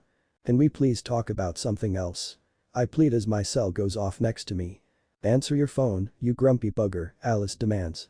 I roll my eyes, pick up my phone, and almost drop it when I see the name illuminating the front. Isabella. Holy shit. Holy shit, I say. What? Who is it? Alice asks. Bella, I reply quietly. Well, looks like you will be talking to her after all. Answer it, don't just stare like a moron. I take a deep breath to center myself before I push the green button to answer. Hello? I brace myself to hear Bella's voice. I'm not ready yet. I'm not strong enough to resist her. The voice that greets me is deep, male, and distinctly not Bella-ish. Again, I almost drop it in surprise. Edward. Who the hell is this? I demand. Jake. You know, Jacob Black. Right. What do you want? This conversation is freaking me out. Bella asked me to call. I don't really know why though, he says, sounding upset. Is she okay? What happened? What's wrong? Is she alright? I lose my tough guy attitude immediately. My heart drops with worry for the girl I still unwillingly love. No. I mean yes. Shit. I think you should come over. I think she wants you to come over. Jake sounds exhausted and I'm slipping on my sneakers before I even know where I'm going. Where is she? Is she hurt? I ask, unlocking Emmett's Jeep as I stride out the front door. Physically, she is fine. She's at my place. On the hill. You've been here before. Yeah, I should be there in 10. We hang up and, true to my word, I park on the street 10 minutes later. My heart is pounding as I knock on the door. Where is she? I demand, glaring at Jacob when he answers the door. He looks like he is at a total loss, but I decide he has hurt Bella somehow and burst in his door without invitation. Living room, he mumbles. I don't wait for him to lead the way. I basically run down the hall, stopping abruptly when I see Bella sitting in an oversized chair. My eyes scan her body, searching for a sign of injury. I have no idea what is going on, but the horrible things I think up must be worse than reality. I look at Bella and think that maybe I'm wrong. She looks so terribly small, dwarfed by the chair. Her legs are pulled up to her chin and she hugs them as she rocks slightly. Her hair is up in a messy bun on the top of her head and she wears red feather earrings. Her eyes are closed at first, but her head snaps up when she hears me approach. Even though she is obviously hurting, it feels so good to be in the same room as her again. Her whole body relaxes back into the couch when she sees me. She lets out a quaking breath and her hands shake. There is absolute devastation in her big brown eyes and I'm crouching in front of her in a matter of seconds. Isabella, I say, grabbing her hands to still her quivers. What happened, love? She just continues to stare, her eyes pleading with me. I just wish I knew what she wants. I stroke her cheek and she leans forward, closing her eyes again and resting her forehead on mine. She is scaring me. This lost vulnerable girl before me is virtually unrecognizable and my anger evaporates. Or at least transfers to Jacob, who I want to strangle because somehow I decide this is all his fault. I kiss her tenderly, just trying to get her out of this terrifying comatose state. She responds, shuffling her body closer to mine, and I feel whole again. I pull away after a moment, completely forgetting our audience, and trace her cheekbone with my thumb. Please, Bella, I beg. What happened? I'm fine, she murmurs, averting her gaze. I tilt her face back towards mine and give her a stern look that implores her to just tell me already. She left, Bella finally says in a small voice, her head flopping forward to rest against my neck. I don't need to ask who, and I hug her tightly, all ill will from the summer forgotten. Bella doesn't cry, as I would expect. She just shakes, though it gets better when I attempt to still her movements. Oh, Bella, I say. I'm so sorry she's doing this to you again. I want to kill Renee. I glance up at Jacob, who is towering over us, and I can see that he agrees. Though I think he might also want to kill me for being the one Bella needs right now. Love and a need to protect this fragile creature bloom in my chest as Bella clings to me. I know she is probably bad for me. I know that I shouldn't be with her if she can't love me back. But I'm beyond caring. I've been miserable without her, and she very obviously wants me too. She feels so slight against my chest, and I worry that she's lost weight. Glaring at Jake again, I feel her ribs between my fingers. He should have been taking better care of my girl. He shrugs his shoulders and glares right back, though through his anger I can see his sadness. He genuinely cares for Bella, might even be in love with her, and it must really fucking suck to see her need another. Especially someone as strong as Bella. The joy I would normally experience at being there for Bella is gone, though, because she is suffering. I'm helpless to do anything but hold her. So I do. For at least half an hour, until Bella stirs. Edward? She whispers from where her head is buried in my shoulder. Yes, love. I reply. "Would you take me home now?" she asks in that small, vulnerable voice that is such a contrast to her normal, vibrant self. She's referring to the house on Goss, not her sterile, impersonal dorm room. "Of course, love." I stand, shaking out my calves that have fallen asleep from being crouched in the same position for so long. I tuck her under my arm as she unsteadily gets to her feet. Jake hands me her purse and walks us to Emmett's Jeep. Bella settles in the front seat and I move around to the driver's side, but Jake stops me as I reach for the handle. "She likes tea when she's upset," he says. He looks tired and heartbroken. "I know," I murmur, feeling uncomfortable. "Also, rub her back. She falls asleep easier." I know this too, but saying so seems cruel, so I just nod. "She probably needs comfortable shit to sleep in," Jake says in a rush, his voice once again stopping me from entering the car. "I could go grab some sweatpants." "She has stuff at my house," I dismiss. "Why the fuck would she have stuff at your house?" he demands. I don't know how to reply. Bella has obviously kept him in the dark regarding many aspects of our relationship. Or former relationship. Or whatever. And in reality, we should have done the exchanging of stuff as soon as I got back from Forks, but it never happened. It's like we just put our relationship on pause and neither of us pushed to officially end it. Her toothbrush still sits next to mine. She still has PJs and underwear in her designated drawer and jeans in her section of the closet. I've just been ignoring their existence until now. "Why do you think?" I ask, annoyed that he is keeping me from Bella. I move to open my door, but his voice stops me. "A freaking gain." "Wait." he yells. "Just. Shit. I guess you and Bells are a lot more serious than she let on, huh?" I shrug, being as I have no idea how serious Bella and I are. Or were. Or whatever. "She's not as strong and independent as she wants everyone to think, you know," he says, his shoulders slumping into feet. I glance back into the car, where Bella is sitting with her eyes closed. She takes deep, slow breaths, as if her focus on her breathing is all that is keeping her from completely losing it. "I care about her, Jacob," I say quietly. "A lot. I'm not going to hurt her." "Sure, sure," he replies. "Call me if she needs anything." I nod again and quickly get in the car before he can stop me. All the roommates are gathered in the kitchen when we arrive home, but I rush Bella up the stairs before they can stop us. She doesn't look like she can deal with anything at the moment, especially the high inquisition from our nosy friends. Bella looks so lost, and her movements are robotic as she changes into a t-shirt of mine.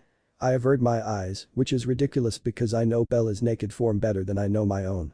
I can recall every detail of her beautiful body to my mind easily, a skill that I've been utilizing embarrassingly often in the last couple months.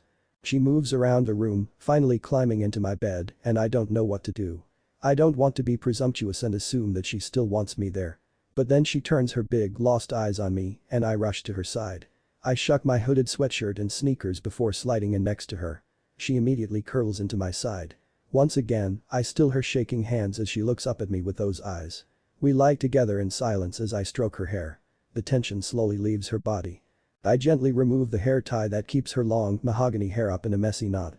It tumbles around her shoulders, and my fingers play with the silky strands. We stay that way for a really long time.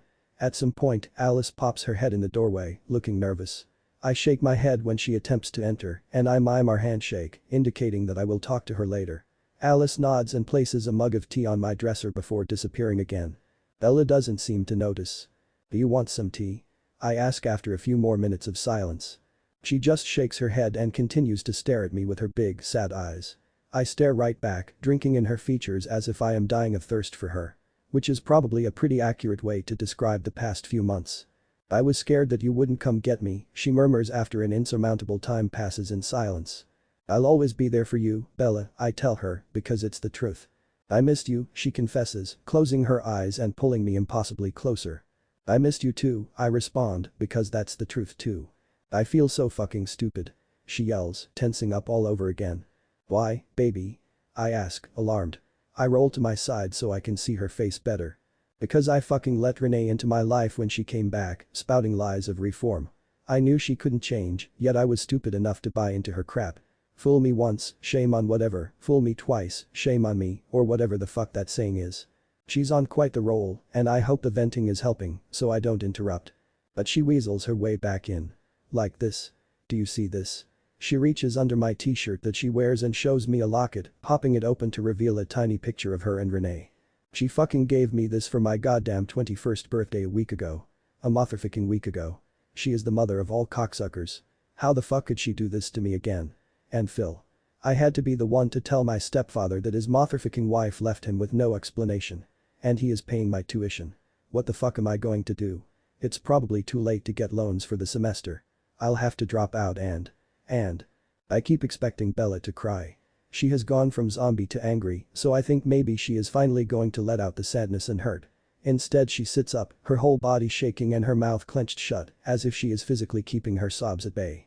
She abruptly chucks the locket against a nearby wall. It bounces, and I watch it slide across the floor and come to rest under my desk. Renee really sucks, I say, rubbing her back. Bella snorts, but continues to shake. But it's her, Bella, I say, pulling her down so we are facing each other in bed. Once again I hold her hands, and the tremors stop. Renee has her own crazy mental problems that keep her from changing. It's her.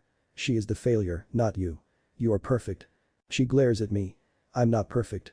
I'm unlovable. And don't even say it. She bellows, cutting me off. I was indeed about to tell her that I love her, but again that seems like more emotion than she can handle right now, so I keep quiet. It's her, Bella, I repeat, stroking her face and looking at her tenderly. Not you. She closes her eyes and lets out a shuddering breath. I'm just so tired, she whimpers. I'm so tired of feeling like this. It's like I want to crawl out of my own skin and be someone else. I quite like you in your skin, I reply. She is breaking my heart, but I don't know what to do to make her feel better. I don't understand you, Edward, she says, sounding as exhausted as she claims to be. Why do you put up with me? I cause you nothing but drama. All I know is that my life is a whole lot more interesting and enjoyable with you in it. I kiss her temple and will her to believe me. I guess I could say the same to you, she replies, her fingers threading through my hair. Though she smiles momentarily, her face falls, and once again, I think she is going to cry. She looks so dejected, my heart aches. Her pain is my pain, and I would do anything to make it stop. She brings her hands up to cover her face and curls into a little ball at my chest. I put my arms around her, keeping her close. She lets out a little whimper, and I think she is finally crying, but when she removes her hands, her cheeks are dry and her big brown eyes are vacant. I stroke her hair, kissing any part of her face I can reach. Eyelids, cheeks, nose, lips, forehead. I hope she finds my actions comforting. It's a strange mix of emotions for me. I'm thrilled to see her again, overjoyed that she needs me, that I'm the person she turns to when things get hard. At the same time, her pain absolutely cripples me.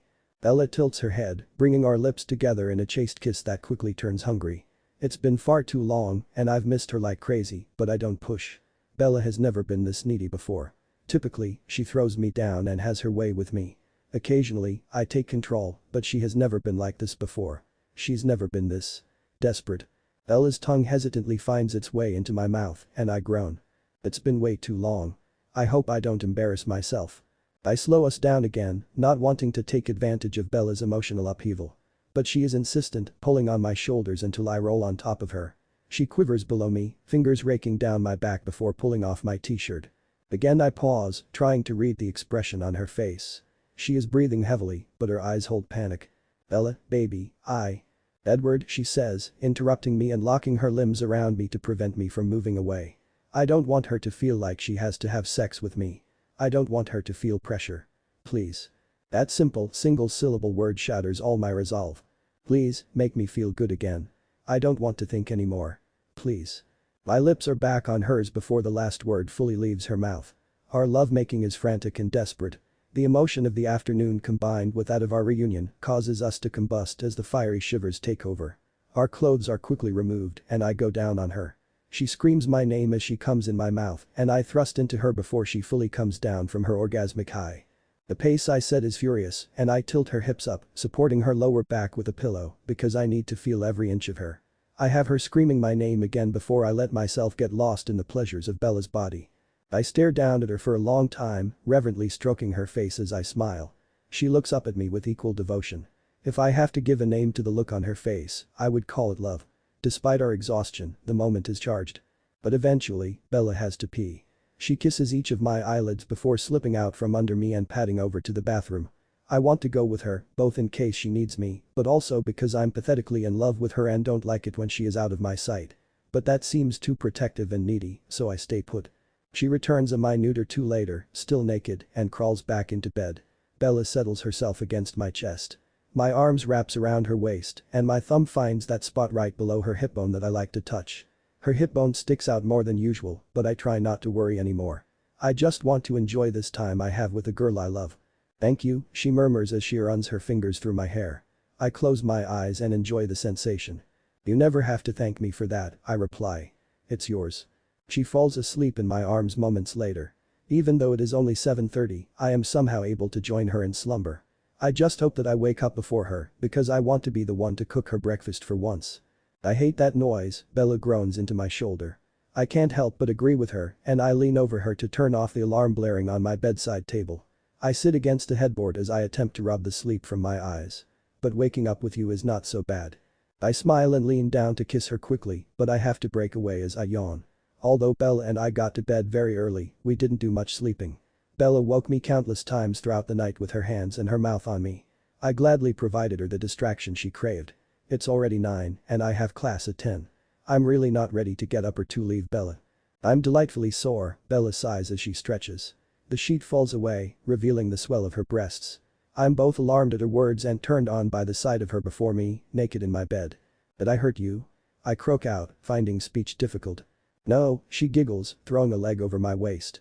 She sits in my lap and presses her naked chest to mine. I'm just out of shape. It has been way too long since our last all-night sex marathon. My muscles aren't used to all the attention. I chuckle at her comment, but it has the unfortunate effect of bringing me back to reality. The reason we haven't been together in so long is the freaking elephant in the room. We need to talk about it, even if I really want to pretend the whole thing didn't happen. Plus, she's making it sound like she hasn't been with anyone since me. And suddenly I have to know. Can I ask you a question? I wrap my arms around her waist as her fingers thread through my hair. Of course. After a night like that, you can do whatever you want, she basically purrs. Bella smirks at me as my cock hardens between us. Have you been with anyone else? Since the summer? I ask quietly, not really wanting to hear the answer. Bella snorts. Hell no. I barely left my fucking room. Why? I ask, confused now. Bella blushes and shrugs. She looks uncomfortable, and I grin. I think she's as miserable without me as I am without her. You really did miss me, I state in wonder. I already told you that. I'm glad you called me. Me too.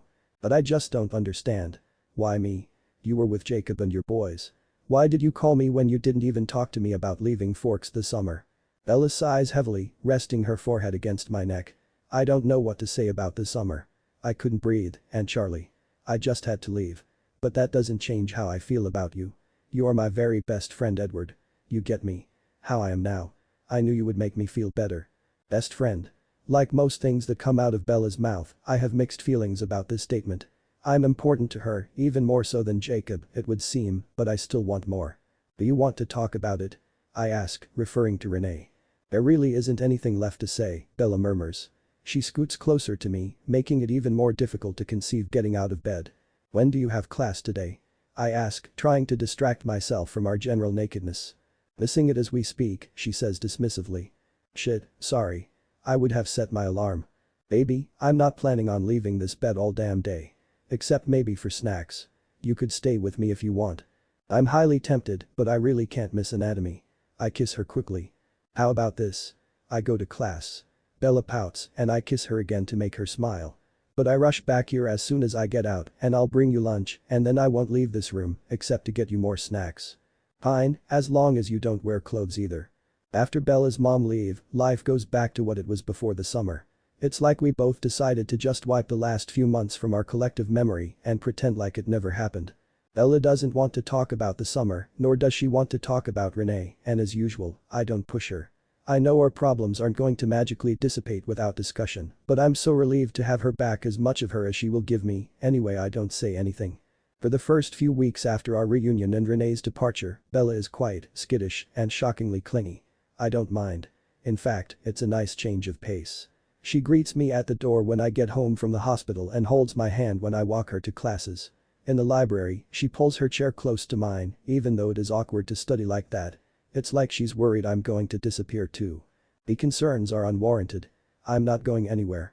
Before, Bella hated PDA and would cringe when I kissed her or held her hand outside the safety of the house on Gosser, her tiny dorm room. Now, she's the one to initiate contact. I enjoy it, but it worries me anyway, because the attention is so un-Bella-like.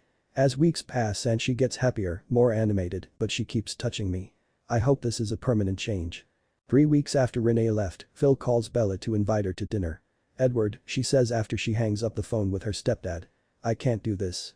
He's going yell and blame me and stop paying my tuition. Do you want me to go with you?" I offer, fully expecting her to tell me to fuck off, that she doesn't need me. But instead she nods and smiles in gratitude. Bella holds my hand as we walk west down Pearl Street towards the mall. We are meeting Phil at Salt, a Mexican restaurant with a good happy hour. She is nervous and pissed off because she has no control of her future. What happens next totally depends on her stepfather. We arrive before Phil and I buy Bella a drink at the bar while we wait. In my head, I come up with a million backup plans to keep Bella in school. All involve me shelling out exorbitant amounts of money, so Bella would never agree. Odd, he'll probably want me to pay him back. I mean, I was planning on paying him back anyway. But I was thinking in small installments. Over many years. But he'll probably want it all back now, and I can't do that. And. Bella, I say, interrupting her before she can get more hysterical. Let's just hear what he has to say, okay? I've never met Phil and only met Renee on one memorable occasion, but from what Bella tells me, he sounds like a reasonable guy. I just hope he doesn't take his anger with Renee out on her daughter. Right. You're right. God. She quickly finishes her pink fruity margarita. I'm so frazzled. It's cute, I assure her, kissing her nose. Thank you, she says, placing a hand on my thigh, for coming with me. They have good food here, I reply with a shrug. Phil arrives 5 minutes later. He's lean, brown-haired, and much younger than I expected. Though he wears a nice suit, his cheeks are gaunt and he has dark circles under his eyes. "Bella," he says, giving her an awkward side hug and greeting. "Hi, Phil," she says with a sad smile. "How are you?" "Just taking it one day at a time," he says with a grimace. "Who do we have here?" "This is Edward." Bella slips a hand through the crook of my arm. "Edward, this is Phil." We shake hands before a hostess leads us to a table set for 3 by the windows. A waitress appears, taking our drink order. Bella gets another marg, Phil gets a scotch, while I stick to water. "So you're a lucky lady," Phil says, fiddling with a napkin in his lap. "Having 2 young men in your life. It must be nice." "What?" Bella asks in confusion. "Well, that boy Jake was with you at the house. Now you bring this young man," he says, waving a hand in my general direction. "Oh," Bella says, her shoulders slumping at Phil's less than friendly tone. "Jake is just my friend. I've known him forever." I raise an eyebrow, curious to see where she's going with this. "So Edward is your boyfriend?" Phil asks bluntly. Bella looks like a frog as her eyes bug out and her mouth opens and closes. I chuckle and cover her hand on the table. "Yup," I reply, knowing that Bella will be unable to answer this question without looking like an idiot. I'm not going to directly push Bella to change, but I've decided to advertise the fact that I see her as my girlfriend. "Right. Excellent. Good for you too." Phil's tone does not match his words. He is very obviously angry, and although he may have every right to be, I don't want him upsetting Bella further.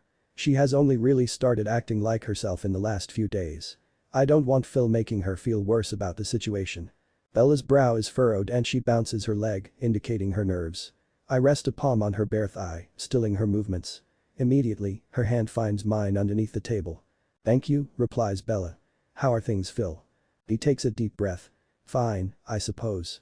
I've been basically living at work. The house is so cold and empty now." Bella nods in understanding, obviously remembering how alone she felt last time. I squeeze her hand. "I feel so stupid," he says, closing her eyes tightly. "She isn't the person I thought she was." "No, she isn't. I'm so sorry, Phil." Bella's eyes are sorrow-filled and she is genuinely hurting for her stepfather. "Sweetheart," he says, giving her a small smile and patting her free hand that rests on the table by her drink. "It's not your fault. It's not my fault either. This is all your mother's doing. And I know you're basically grown up now, but she left you too." Bella nods again and finishes off her second drink. The table slips into a tense silence.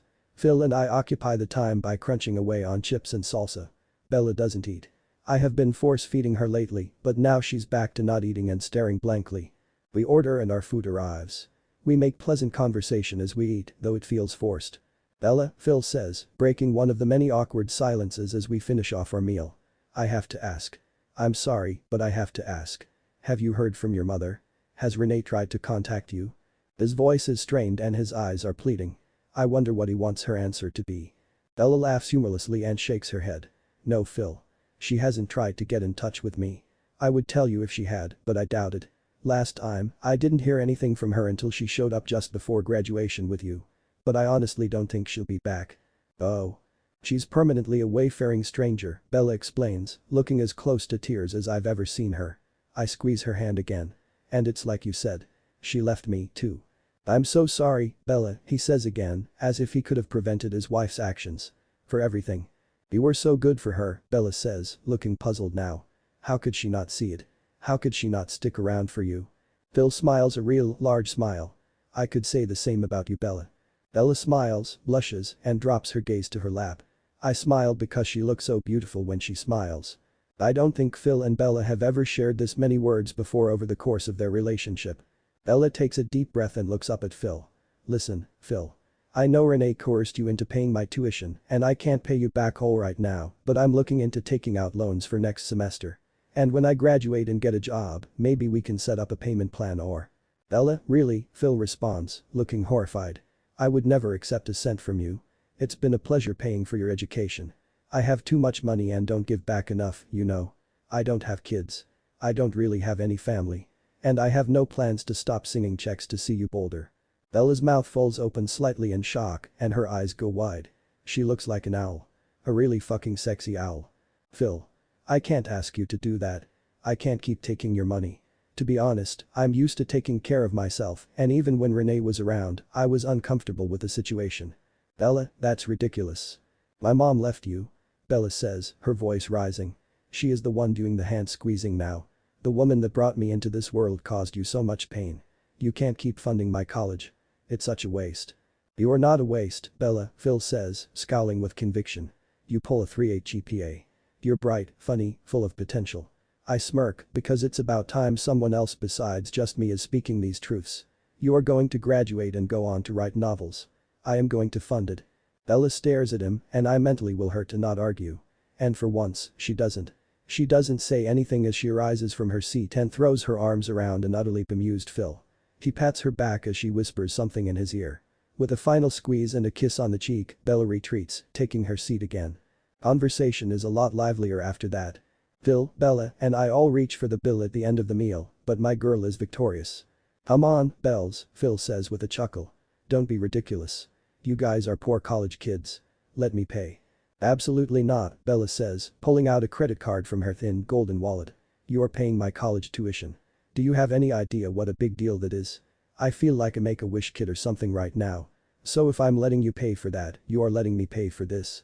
There are no more arguments about the bill, and 10 minutes later, we all are smiling as we walk out the door onto Pearl Street. This may sound strange, Phil says as we pause on a corner to say goodbye.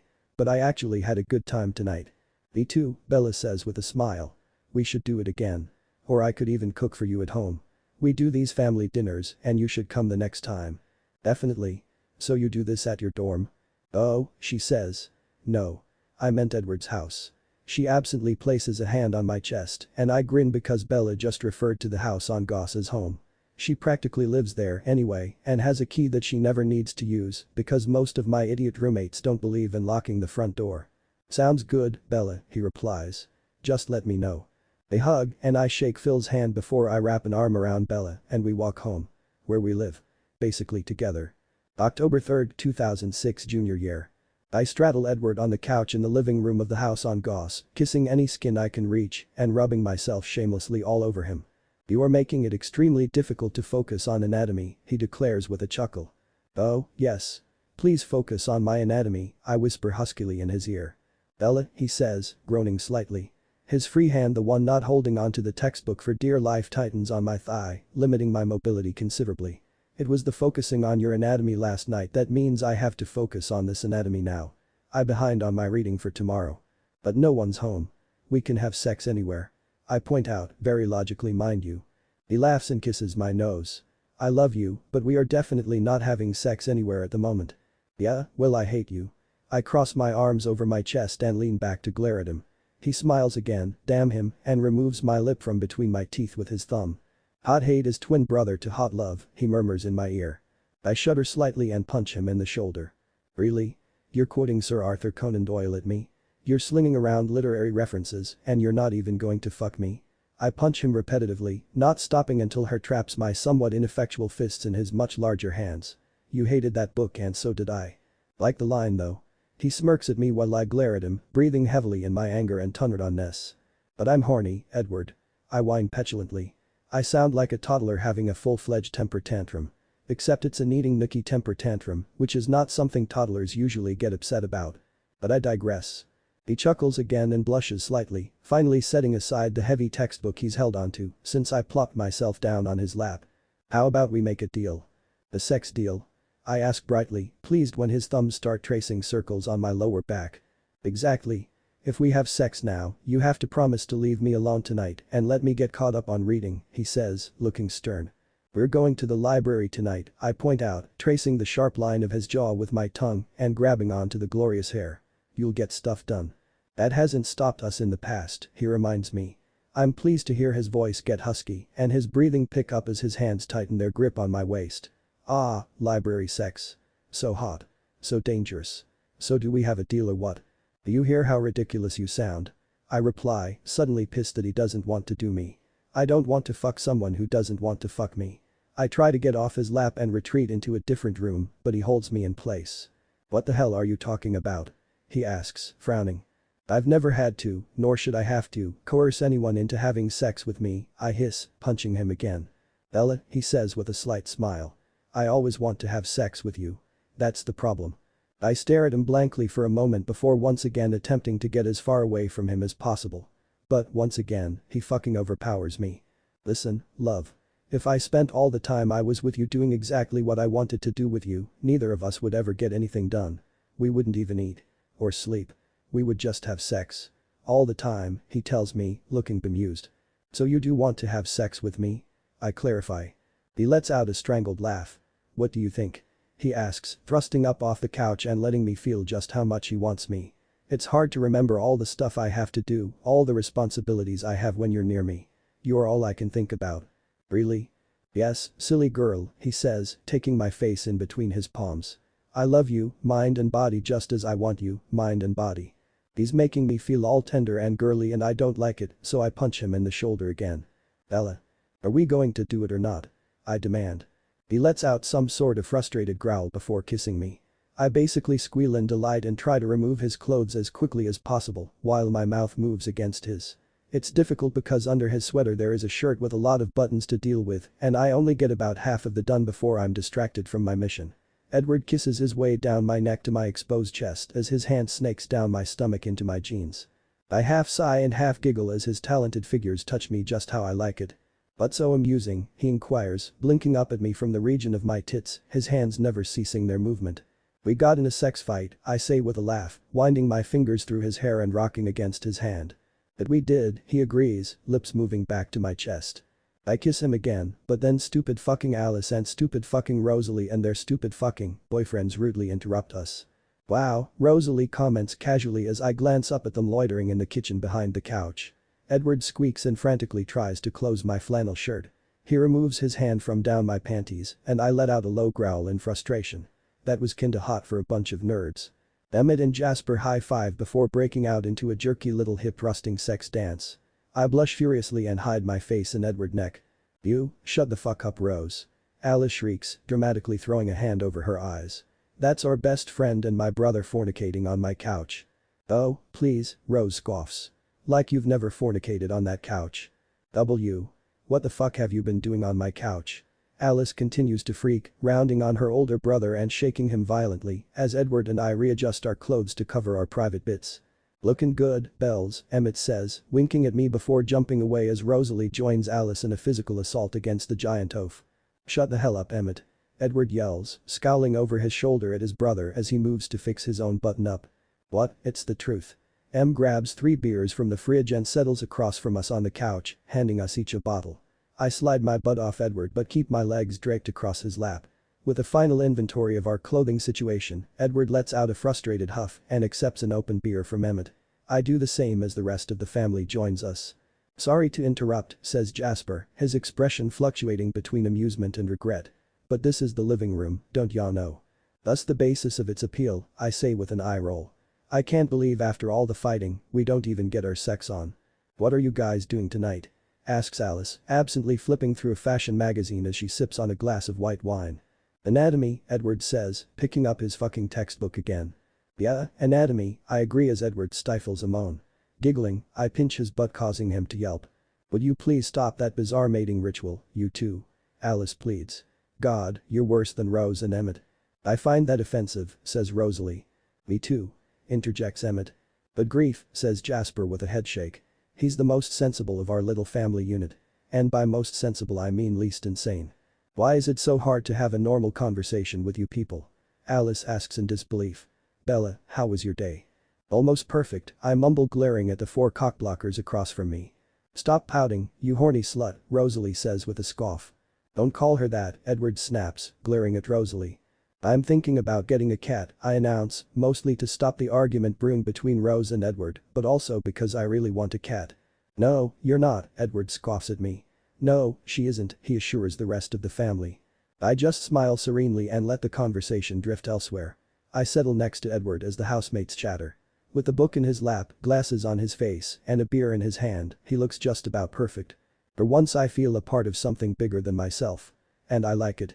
November 7, 2006. On a sunny winter day, Edward and I eat lunch on the steps of Norland Library. We face the mountains, not speaking but seated with no space between us. With the sun on my face, I stare at the flatirons as I munch on my sandwich. I can feel Edward gazing at me, and I wonder what he's thinking. As an RA, I get munch money to spend in the dining halls, and I brought us each a sandwich. Edward has tuna. It's nothing special, but it's free and he gets to meet me. You look so beautiful, with the sun bringing out the red in your hair, he says quietly. He tells me I'm beautiful all the time. I'm still not all that comfortable with the compliments, so I change the subject. I'm thinking about getting a cat, I say abruptly, interrupting his musings. What? He asks like an idiot. The cat. I've decided that I'm a cat person, I say, with a shrug. What the hell are you talking about? I turn to look at him and giggle at his incredulous expression. I want a cat. You know, a cuddly little kitty that I can rescue from the shelter and give a home. I've been thinking about this for a while. Something to nurture in my life will only improve me, I think. But cats are living things. They need food. You have to take care of them. It's a big responsibility, he argues, being the logical one as usual. I snort into my peanut butter and jelly sandwich. Several of the chips I've crammed in between the slices of bread to make the meal crunchy fall by our feet at the movement, but Edward doesn't notice. I deal with 20 crazed freshmen daily. I think I can handle a pet, I say, slightly offended that he thinks I can't do the cat thing. Have you ever even had a pet before? He demands, going a different route as he sees that I'm serious. Nope. Figure now is as good a time as ever, I say, finishing off my meal and lighting up a cigarette as I recline on my elbows. You're ridiculous, he says, smiling. Great. It's settled then. You want to come with me to the pound this weekend? We can pick one out together. He shakes his head and smiles. I can see the exact moment he realizes just what I'm asking. Isabella, he says, keeping his voice pleasant as he reaches out to rub the back of my neck with his thumb. The dorms have a no pet policy, don't they? Yup, I reply, avoiding his gaze. Isabella, he continues, playing with my fingers on the hand that I placed on his thigh. He knows I'm trying to distract him with my general sexiness, no doubt. Where will this cat live? With us, silly, I say dismissively. Us? He stammers. Yeah. I mean, I spend so much time at your house anyway. It will make more sense for our little kitty to live there instead. I scoot closer to him, one hand moving farther up his thigh and the other threading through his hair. My house. He sounds like an idiot, and I hope my close proximity is distracting him enough to let me get my way. I shuffle around on the stairs, coming to rest in front of him in between his thighs. I wrap my arms around his neck and press my chest to his. His eyes flutter closed, allowing me to kiss both his eyelids. Yes, Edward, I breathe in his ear as he tightens his grip on my hips.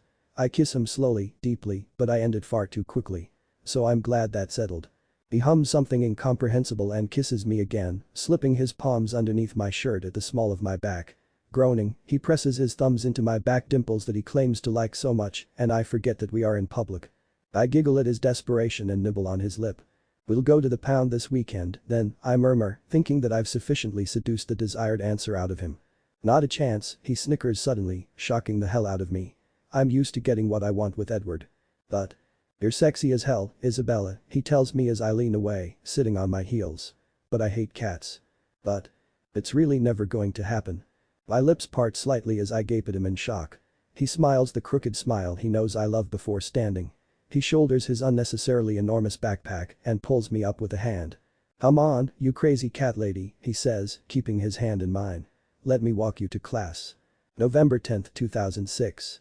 On nights that I have RA duty, Edward usually stays with me in Hallett. Back in the day, I hated having duty on Friday nights because I was unable to go out and party. Now, I don't mind as much. I like staying in with Edward.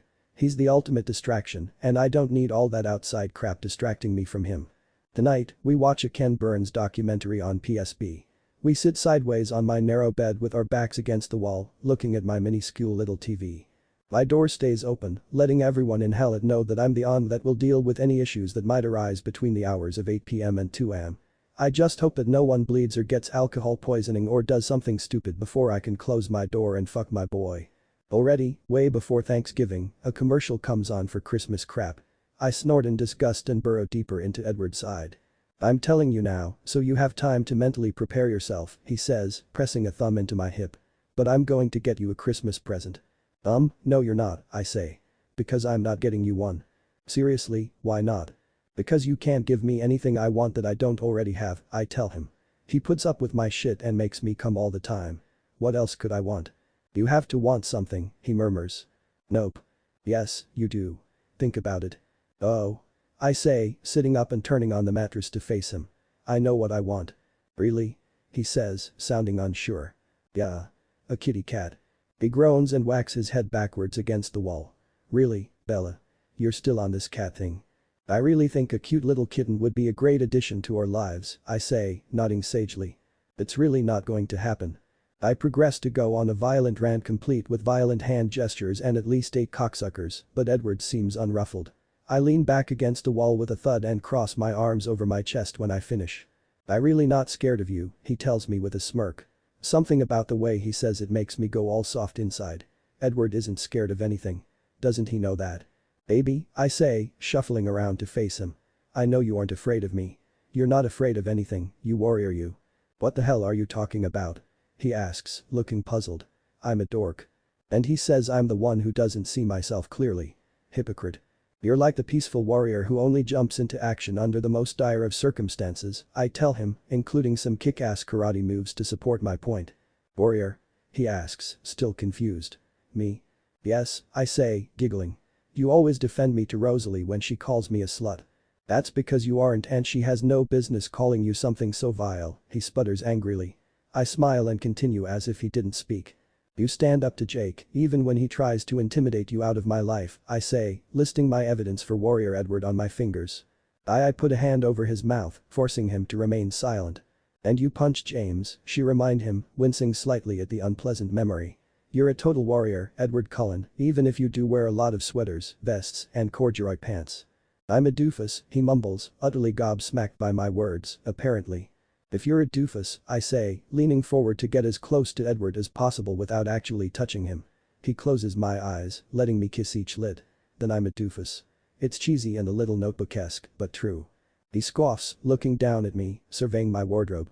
I wear a pair of leopard print thermal long underwear leggings as PJ bottoms, a long sleeve, blue V-neck t-shirt, and my usually collection of rings and bracelets. You have your own style, he sputters, and it's undeniably cool. You smoke, listen to reggae music, paint your nails black, and have a nose ring. Bella Swan is definitely not doofus material. It's true. I insist. I spend most of my free time in the library with you. I'm an RA, which is the college equivalent of a narc, and I'm watching an 11-part documentary on the Civil War on a Friday night. We're a couple of motherfucking doofuses. He pulls me back into his side, kissing my forehead and holding me close. We are not. Doofuses don't have as much good sex as we do, he whispers in my ear. I blush. I hate blushing. It's so rare and annoying an occurrence. That's right, baby, I say. Lots and lots of sex. So can we get a cat? No. I like to think I'm making progress. December 6, 2006. Edward.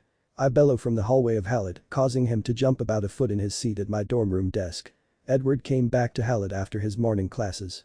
I was having a lazy morning, reading in bed.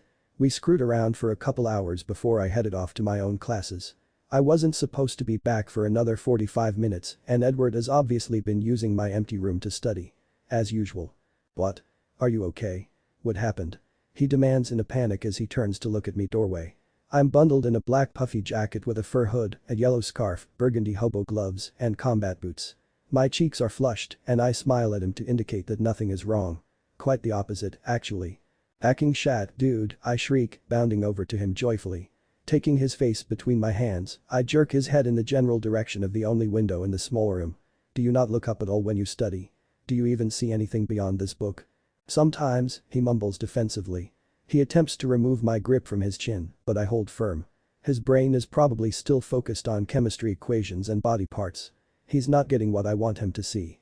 Look with your eyeballs, anatomy boy, I insist, shaking him slightly. You know what those are, don't you? I see a whole lot of gray sky, he grumbles in reply. Snow. Snow. Exactly. It's the first snow of the season. I squeak. Feeling more like Alice than myself, I plop into Edward's lap and kiss him quickly. You look like a little kid, he murmurs. Your eyes are bright. He puts his arms around me as I lay my head on his shoulder. I love the first snow, I tell him softly, wishing that I'd removed my thick coat because too many layers are separating us. It's so clean. Makes everything fresh, shiny and new. Of course, but February I'll be cursing the weather gods and hating the cold, but right now I love it. It's quite beautiful, he says, kissing my temple. Aren't you supposed to be in class? The professor let us go eerily, I explain. It's really sticking out there and everyone wanted to play. You want to play, Isabella, he breathes in my ear, causing me to shiver because it's his sex voice. But I won't let him distract me now. It's the first snow of the season. Always, I reply, kissing him quickly before leaping off his lap and rummaging around in my closet. I emerge triumphant with Edward's coat, gloves, scarf, and hat. Let's get outside. What is it? Edward asks, a couple hours later. His cheeks are red and snowflakes get caught on his eyelashes. He looks so perfect, all bundled up, so I'm about 4 seconds away from tackling him. But first I need to explain my snow art. What do you think it is? I ask, slightly offended that he isn't recognize my work for the genius it is. Edward cocks his head to the side, studying the ground at our feet. His eyes scrunch together and he looks at my art just like he looks at complicated calculus equations. I hope this isn't a cat, he says finally. It is. It totally is. I yell in delight. Lordy, Isabella, he says with a smile.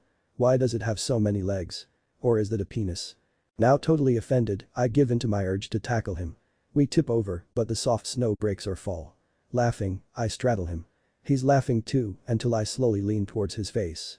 He seems to stop breathing and gets this adorable little smile on his face. So naturally I take this as a good opportunity to shove a fistful of snow into his face.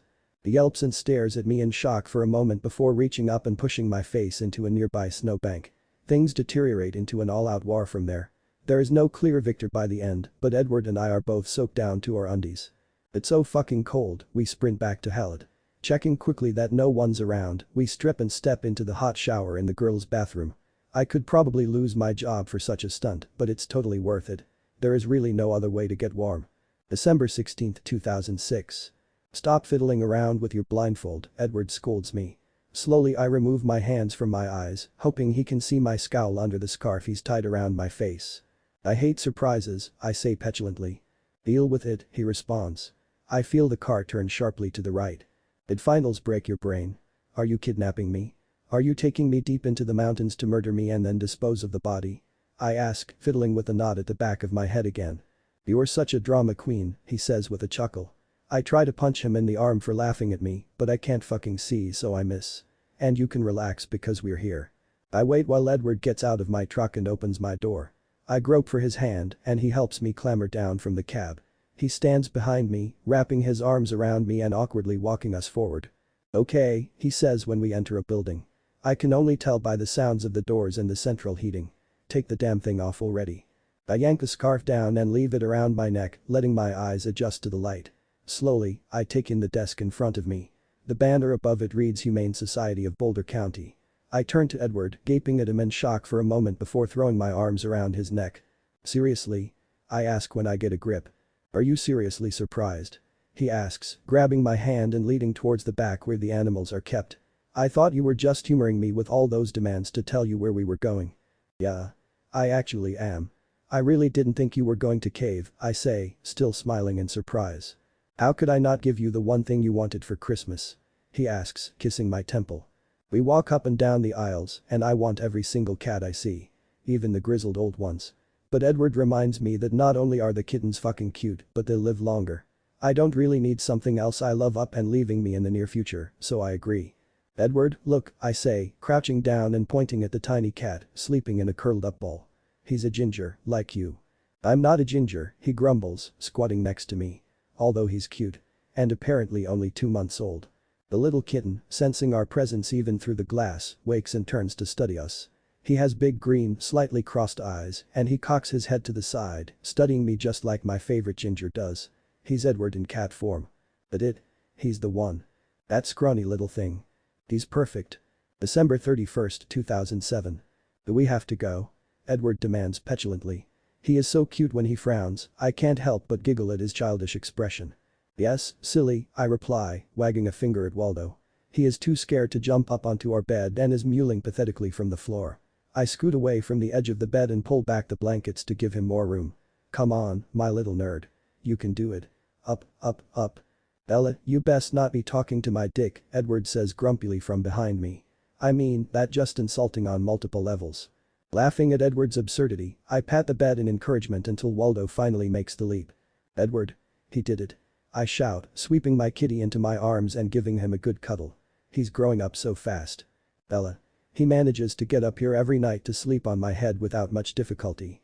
I don't know why you are acting like this is such a big deal, he mumbles, rolling away from me in favor of looking at the ceiling and crossing his arms over his bare chest. That's because I help him. He just got up here all on his own, I say, cooing down at the kitty purring in against my side. Fucking great, he mutters. What is you all fucking pissy this lovely evening? I ask, still using the baby voice reserved for Waldo that annoys everyone, myself included. We've done it like 9 times in the last day and a half. You should be much happier if I was doing it right. Edward spent Christmas in Forks while I was here in Boulder. Charlie actually flew out for a few days and we had our holiday with the Blacks. Phil even joined us. All 3 of my father figures were in the same place and it was fucking weird, but everyone got along. Charlie really bonded over cars and fishing with Billy and Jake, while he and Phil mostly stuck to the safe topic of baseball. Overall, it was a damn good holiday. Very rarely do I feel like I have a family, but I sure did this Christmas. It may be pretty fucked up and far from traditional, but it's definitely a family. Despite all the joy of the holiday, I missed Edward so much it was borderline unbearable. We were apart for 6 whole days, and so we've pretty much spent every moment since he flew home yesterday in bed, making up for lost time. Edward rolls over again, resting his head against my chest and throwing a leg over my waist. You always do it right, he assures me. His hot breath tickles my ear, and I giggle. But I would much rather just keep you here all to myself. We have to go to Jake's, I reply, wrapping my spare arm around his head and holding him to me. It's a New Year's tradition. We can make our own new tradition, he whispers seductively in my ear before kissing down my neck and nipping at my collarbone. I shift closer, disturbing poor Waldo, who lets out an adorable little hiss before settling himself primly on the far corner at the foot of the bed, out of harm's way. For the most part. Using his shoulder, I pull Edward on top of me until his full weight rests on the length of my body. Now, I really enjoy being on top, doing it from behind, up against a wall, on all fours, in the shower, you name it. But there is nothing quite like the feel of Edward laid out on me. I feel safe, secure, and cared for. He makes me keep my eyes open and it makes everything so intense. It's a little uncomfortable how much I feel for him. Edward sighs in contentment, smiling down at me before kissing me soundly. I can feel his smile against my lips and it has the warmth spreading in my belly. My hands travel from his bony shoulders down the sculpted plane of his back. I love his back. I open my mouth to receive his tongue and pressing my fingertips into his spine as I make my way to his truly delicious ass. One hand fists in my hair as his other cradles my jaw, I let out a low whimper. Our parts line up so conveniently and we are already naked and I feel his hardness so close to where I want him. Oh, Bella, he groans out as I lift my hips off the bed and pull him towards me with my hands on each ass cheek. How is that I always want you? He moves his mouth to my tits, scraping his teeth across the tops before settling with his mouth on my nipple. I hiss in pleasure as his tongue swirls around the peak. I love you, he murmurs against my skin, causing me to tense ever so slightly. He doesn't say it very often, but unfortunately I know he thinks he means it. At first, when this unpleasant little declaration became a habit on his part, I would scream at him.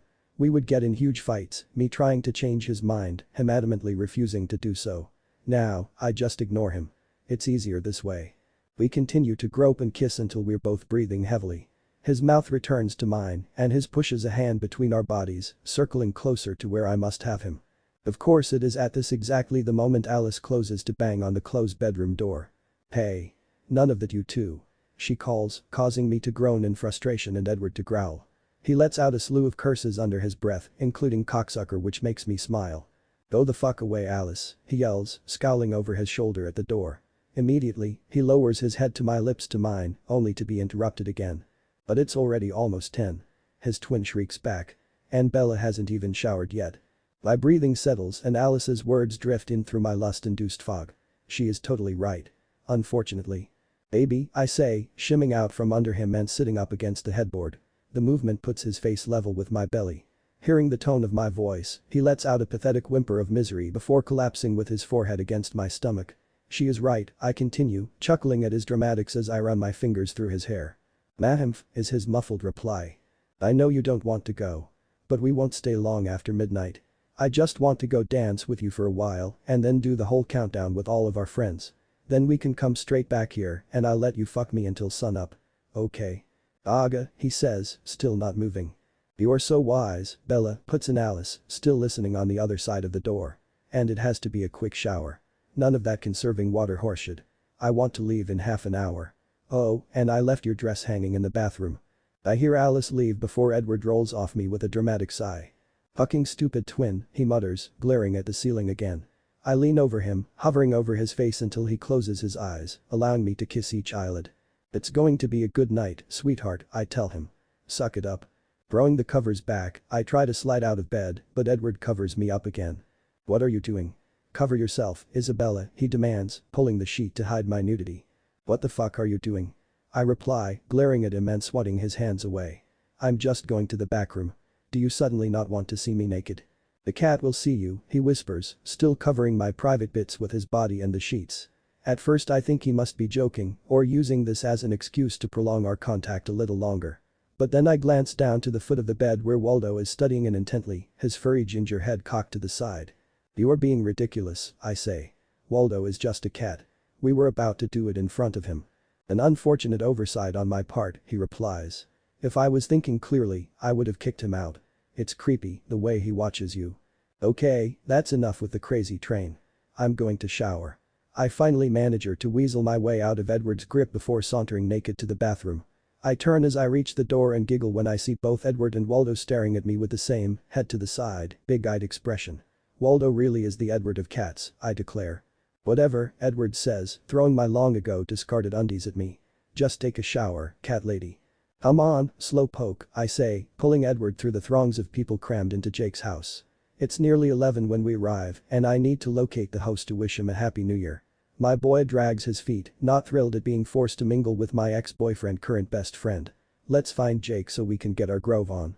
I grind against him for a moment, causing him to glare at me before marching off towards the kitchen again. He is so ridiculously cranky tonight and I wonder if something else is going on. Maybe something happened in Forks that has him all moody. Eventually we locate Jake, sipping on a drink and laughing with Quill and Embry. Moving away from Edward, I rush across the kitchen before throwing myself into Jake's arms. The force of my hug knocks him back into the counter and he lets out a strangled and chuckles as he returns my greeting. "Hey, baby's bells," he slurs, lifting me off the ground and crushing my ribs. "Happy New Year." The stupid drunk bastard is obviously way ahead of me and I move to pour a couple of drinks when he finally sets me down.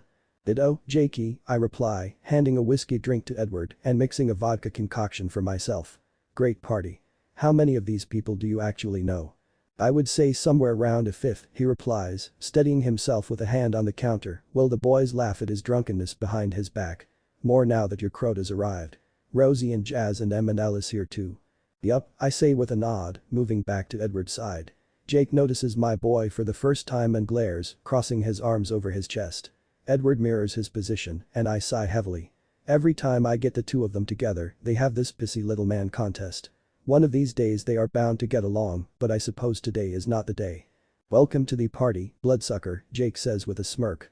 This ridiculous nickname emerged sometime last year when I wasn't paying attention. And although they claim to hate each other, I think they secretly enjoy their weird little competition. They don't have a lot in common, but I think they could actually be friends if they tried. "Thanks for having me, mongrel," Edward snaps back, offering a hand which Jake squeezes. This is the usual pissing match. Whoever winces first is the wimpy loser with a small penis. This time, neither of them winces before Jake deteriorates into somewhat hysterical laughter. I join him because this puffed up chest routine, manly man shit is so absurd. I wrap my arm around Edward's waist and his hand settles on my shoulder. Somehow the conversation turns pleasant. We continue drinking, talking, and laughing, and somehow it comes out that both Edward and Jake were track stars in high school. They drunkenly decide they must race, but alas there is no room in the crowded house. My money is on Edward. Jake smokes too much weed. Eventually, Jake gets distracted by some girl and I drag Edward towards our friends on the dance floor. Edward's hands find my hips and we move together to the bumping beats of shitey pop hits. I dance with Rose and Alice, generally just being goofy. I have a grand old time. I belong here. These are my people. Edward pulls me outside to get a little fresh air and privacy. Without looking around, he pushes me up against a wall on the front porch, capturing my lips. I laugh at his concentration as I wrap my arms around his shoulders. Pretty soon, there is no laughter in me, only lust and need. Moaning into his mouth, I hitch my knee around his hip to pull him closer. I love this dress, he murmurs, kissing down between my tits. Alice did pick a dozy. It's black, low cut, and so tight I can barely breathe. The sleeves are long, and it's basically backless. It's real fancy, which is the norm for New Year's apparently, but I paired it with Converse, much to Alice's dismay. Edward looks just as good in a typical nerdy yet sexy ensemble. Charcoal pants, pinstripe button-up, black vest, slip-on Vans sneakers. He looks so divine. Same, I agree, using his hair to keep him close. He lifts me completely off the ground, kissing me again. Let's go home, he mutters. Always in such a rush, I reply with a chuckle, closing my eyes and letting my head fall back against the brick as he moves to kiss my throat. It's 10 minutes till midnight. Then we'll go home. Ouch, denied. Oh, dear. I recognize that voice. Edward slowly lowers me to the ground and I see the blazing end of a cigarette in the shadows of the front deck. He turns his head to glare over his shoulder at the erupting creepier while shielding my body as I fix my dress. Come on, Edward, I say, not wanting to deal with all the negative that is sure to come from this interaction. It's almost midnight. Now who's in a rush, Isabella, says the seemingly disembodied voice, stopping Edward as I drag him towards the door. I continue to tug on his sleeve. There is no budging and I really want a cigarette. Excuse me? Edward demands, aggressively scowling into the dark. Who are you, you eavesdropping little pervert? And of course, because the universe hates me, James materializes with his usual smirk. Fuck, I mutter as Edward's face turns murderous and his body tenses. Hey, Bella, he says. Long time no see. It's been what? A year and a half ago. Ah, good times. Don't fucking talk to her, Edward hisses, taking a step towards James. I latch onto his elbow, really not wanting to deal with Edward gets punched round too. Not that he didn't do some fine punching last time, but still. Yeah, long time. Not so good memories, but yeah, whatever, I say, getting in front of Edward and shoving him backwards. Somehow we get inside and I pull the door closed behind us. Hit me up if you want a reminder of what it's like to be with a real man. He calls just as I slam the front door. Come on, I say, dragging Edward towards the packed living room dance floor. He seems a little shocked and follows me willingly. I wrap my arms around his neck, kissing the memory of James right out of him. Or at least I try. When I pull away his brow is furrowed. I recognize that look. The gears are turning in that far too perceptive brain of his. This cannot be good for me. But then champagne is passed around and someone starts the countdown. I smile up at Edward slyly, silently pleading for him to just let this go. After another moment of deep contemplation, he clinks his plastic glass against mine, pulling me close as the seconds tick away. I don't and can't think about anything else when his lips are on mine. I nibble on his lower lip, causing him to groan and force his tongue into my mouth. I love you, Isabella, he murmurs, his forehead resting upon mine. I can't even be upset or respond at all because he has succeeded in kissing me senseless. My mind is all foggy. Happy New Year. Take me home, I demand, pleased that he does just what I request. January 1st, 2008. I can feel you staring at me, I say with a smile without even opening my eyes. Edward and I spent New Year's Day in bed and I was attempting to take a little nap in the mid-afternoon sun streaming in through the window. You're too beautiful.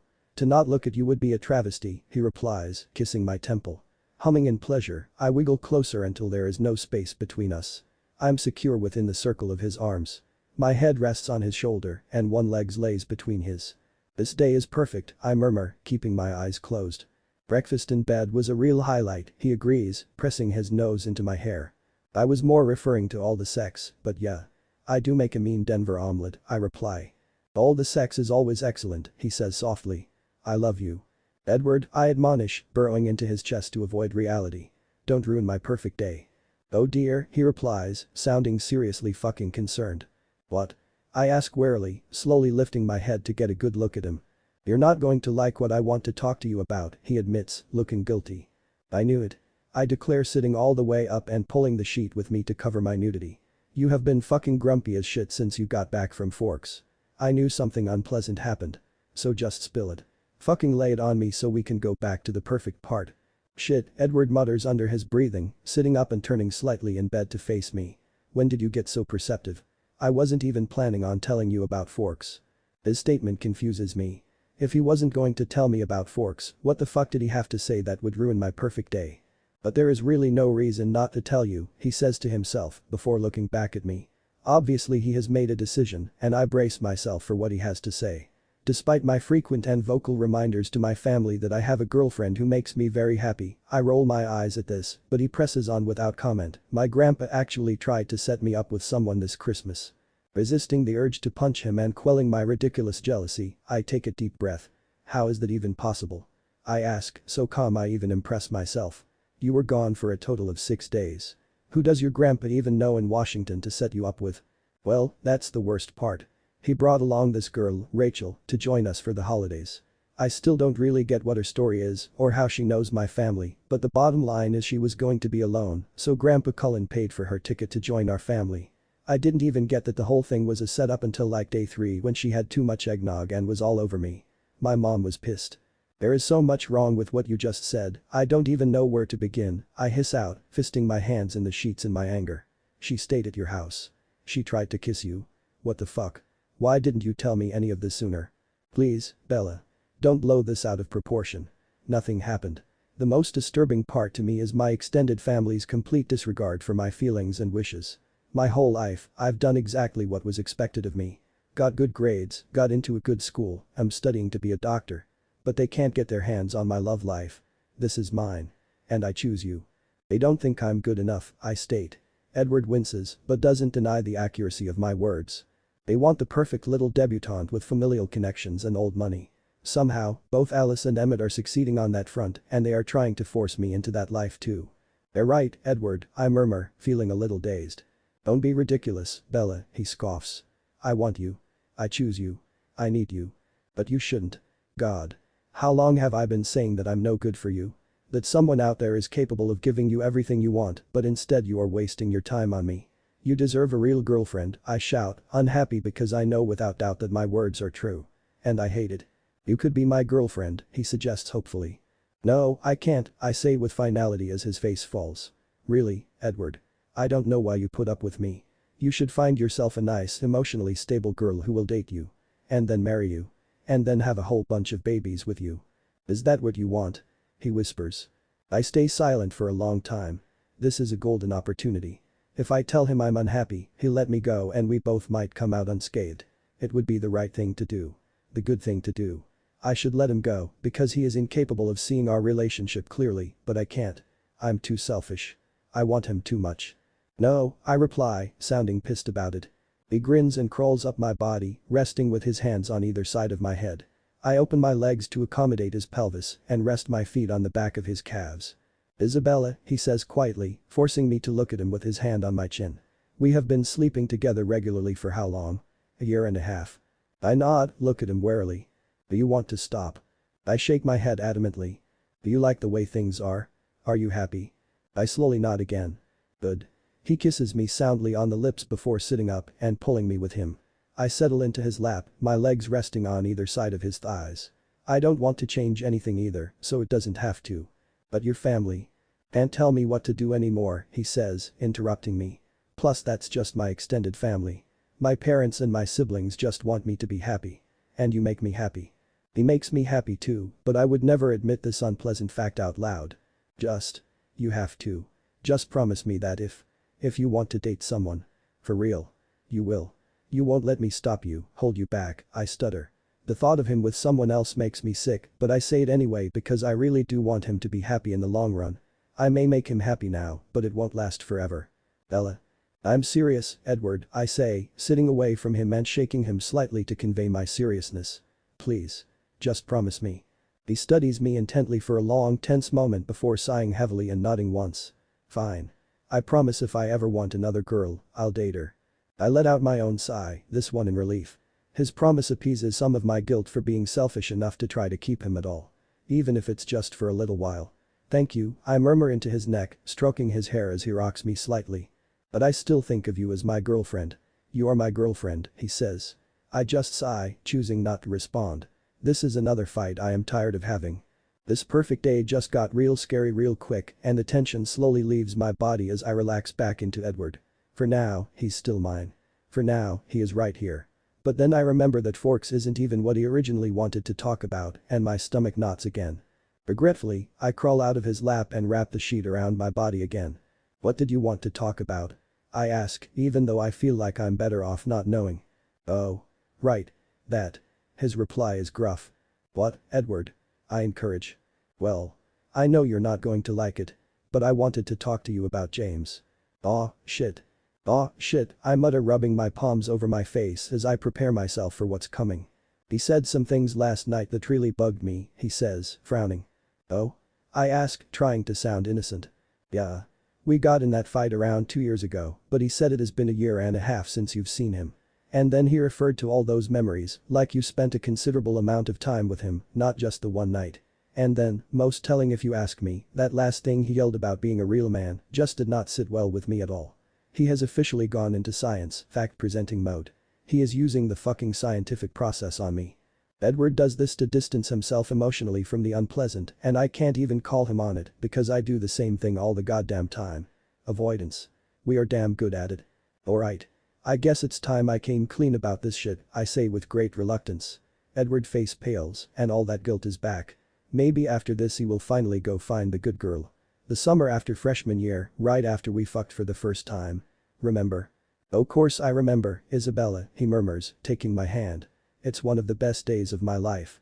I smile and blush because I honestly feel the same way. Anyway. Right after you went home for the summer I may or may not have spent a couple weeks hanging out with James, I confess in a rush, as if somehow hearing the word super fast will make them less painful. Oh really? He says, yanking his hand away from mine, crossing his arms over his chest and leaning back against a headboard.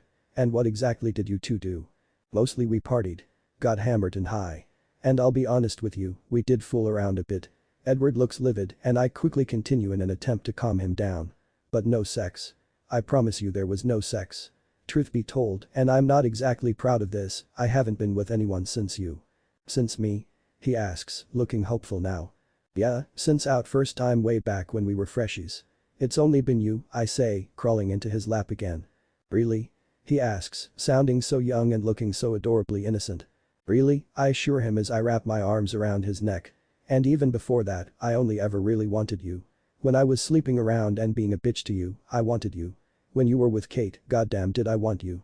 Every moment we were in the library, I wanted nothing more than to fuck you right there. It just about drove me crazy. I don't know where I'm finding all this strength to be so forthcoming. Usually, I keep the emotional shit on lock, buried down so deep I forget it exists at all. But I can't do that with Edward. He probably guessed all this anyway. I'm simply providing the evidence for a well-thought-out hypothesis. But then you caved, he says, beaming at me now. All the discomfort in my confession was worth it to see him like this. You stopped fighting me. And what a good decision that was. Well, it actually wasn't even really a decision. More like an all-powering need for your cock. He rolls his eyes at this, but a smirk plays around his lips. I am a real man, he insists, somewhat petulantly. Don't need to tell me that, baby, I whisper against his lips. You prove it me all the damn time. Actually, he says, kissing the side of my neck and rolling his hips. I think have some proving to do right now. And then he does. Thanks for watching, that is for today. I'll upload second part very soon. Take care, baby. See you soon.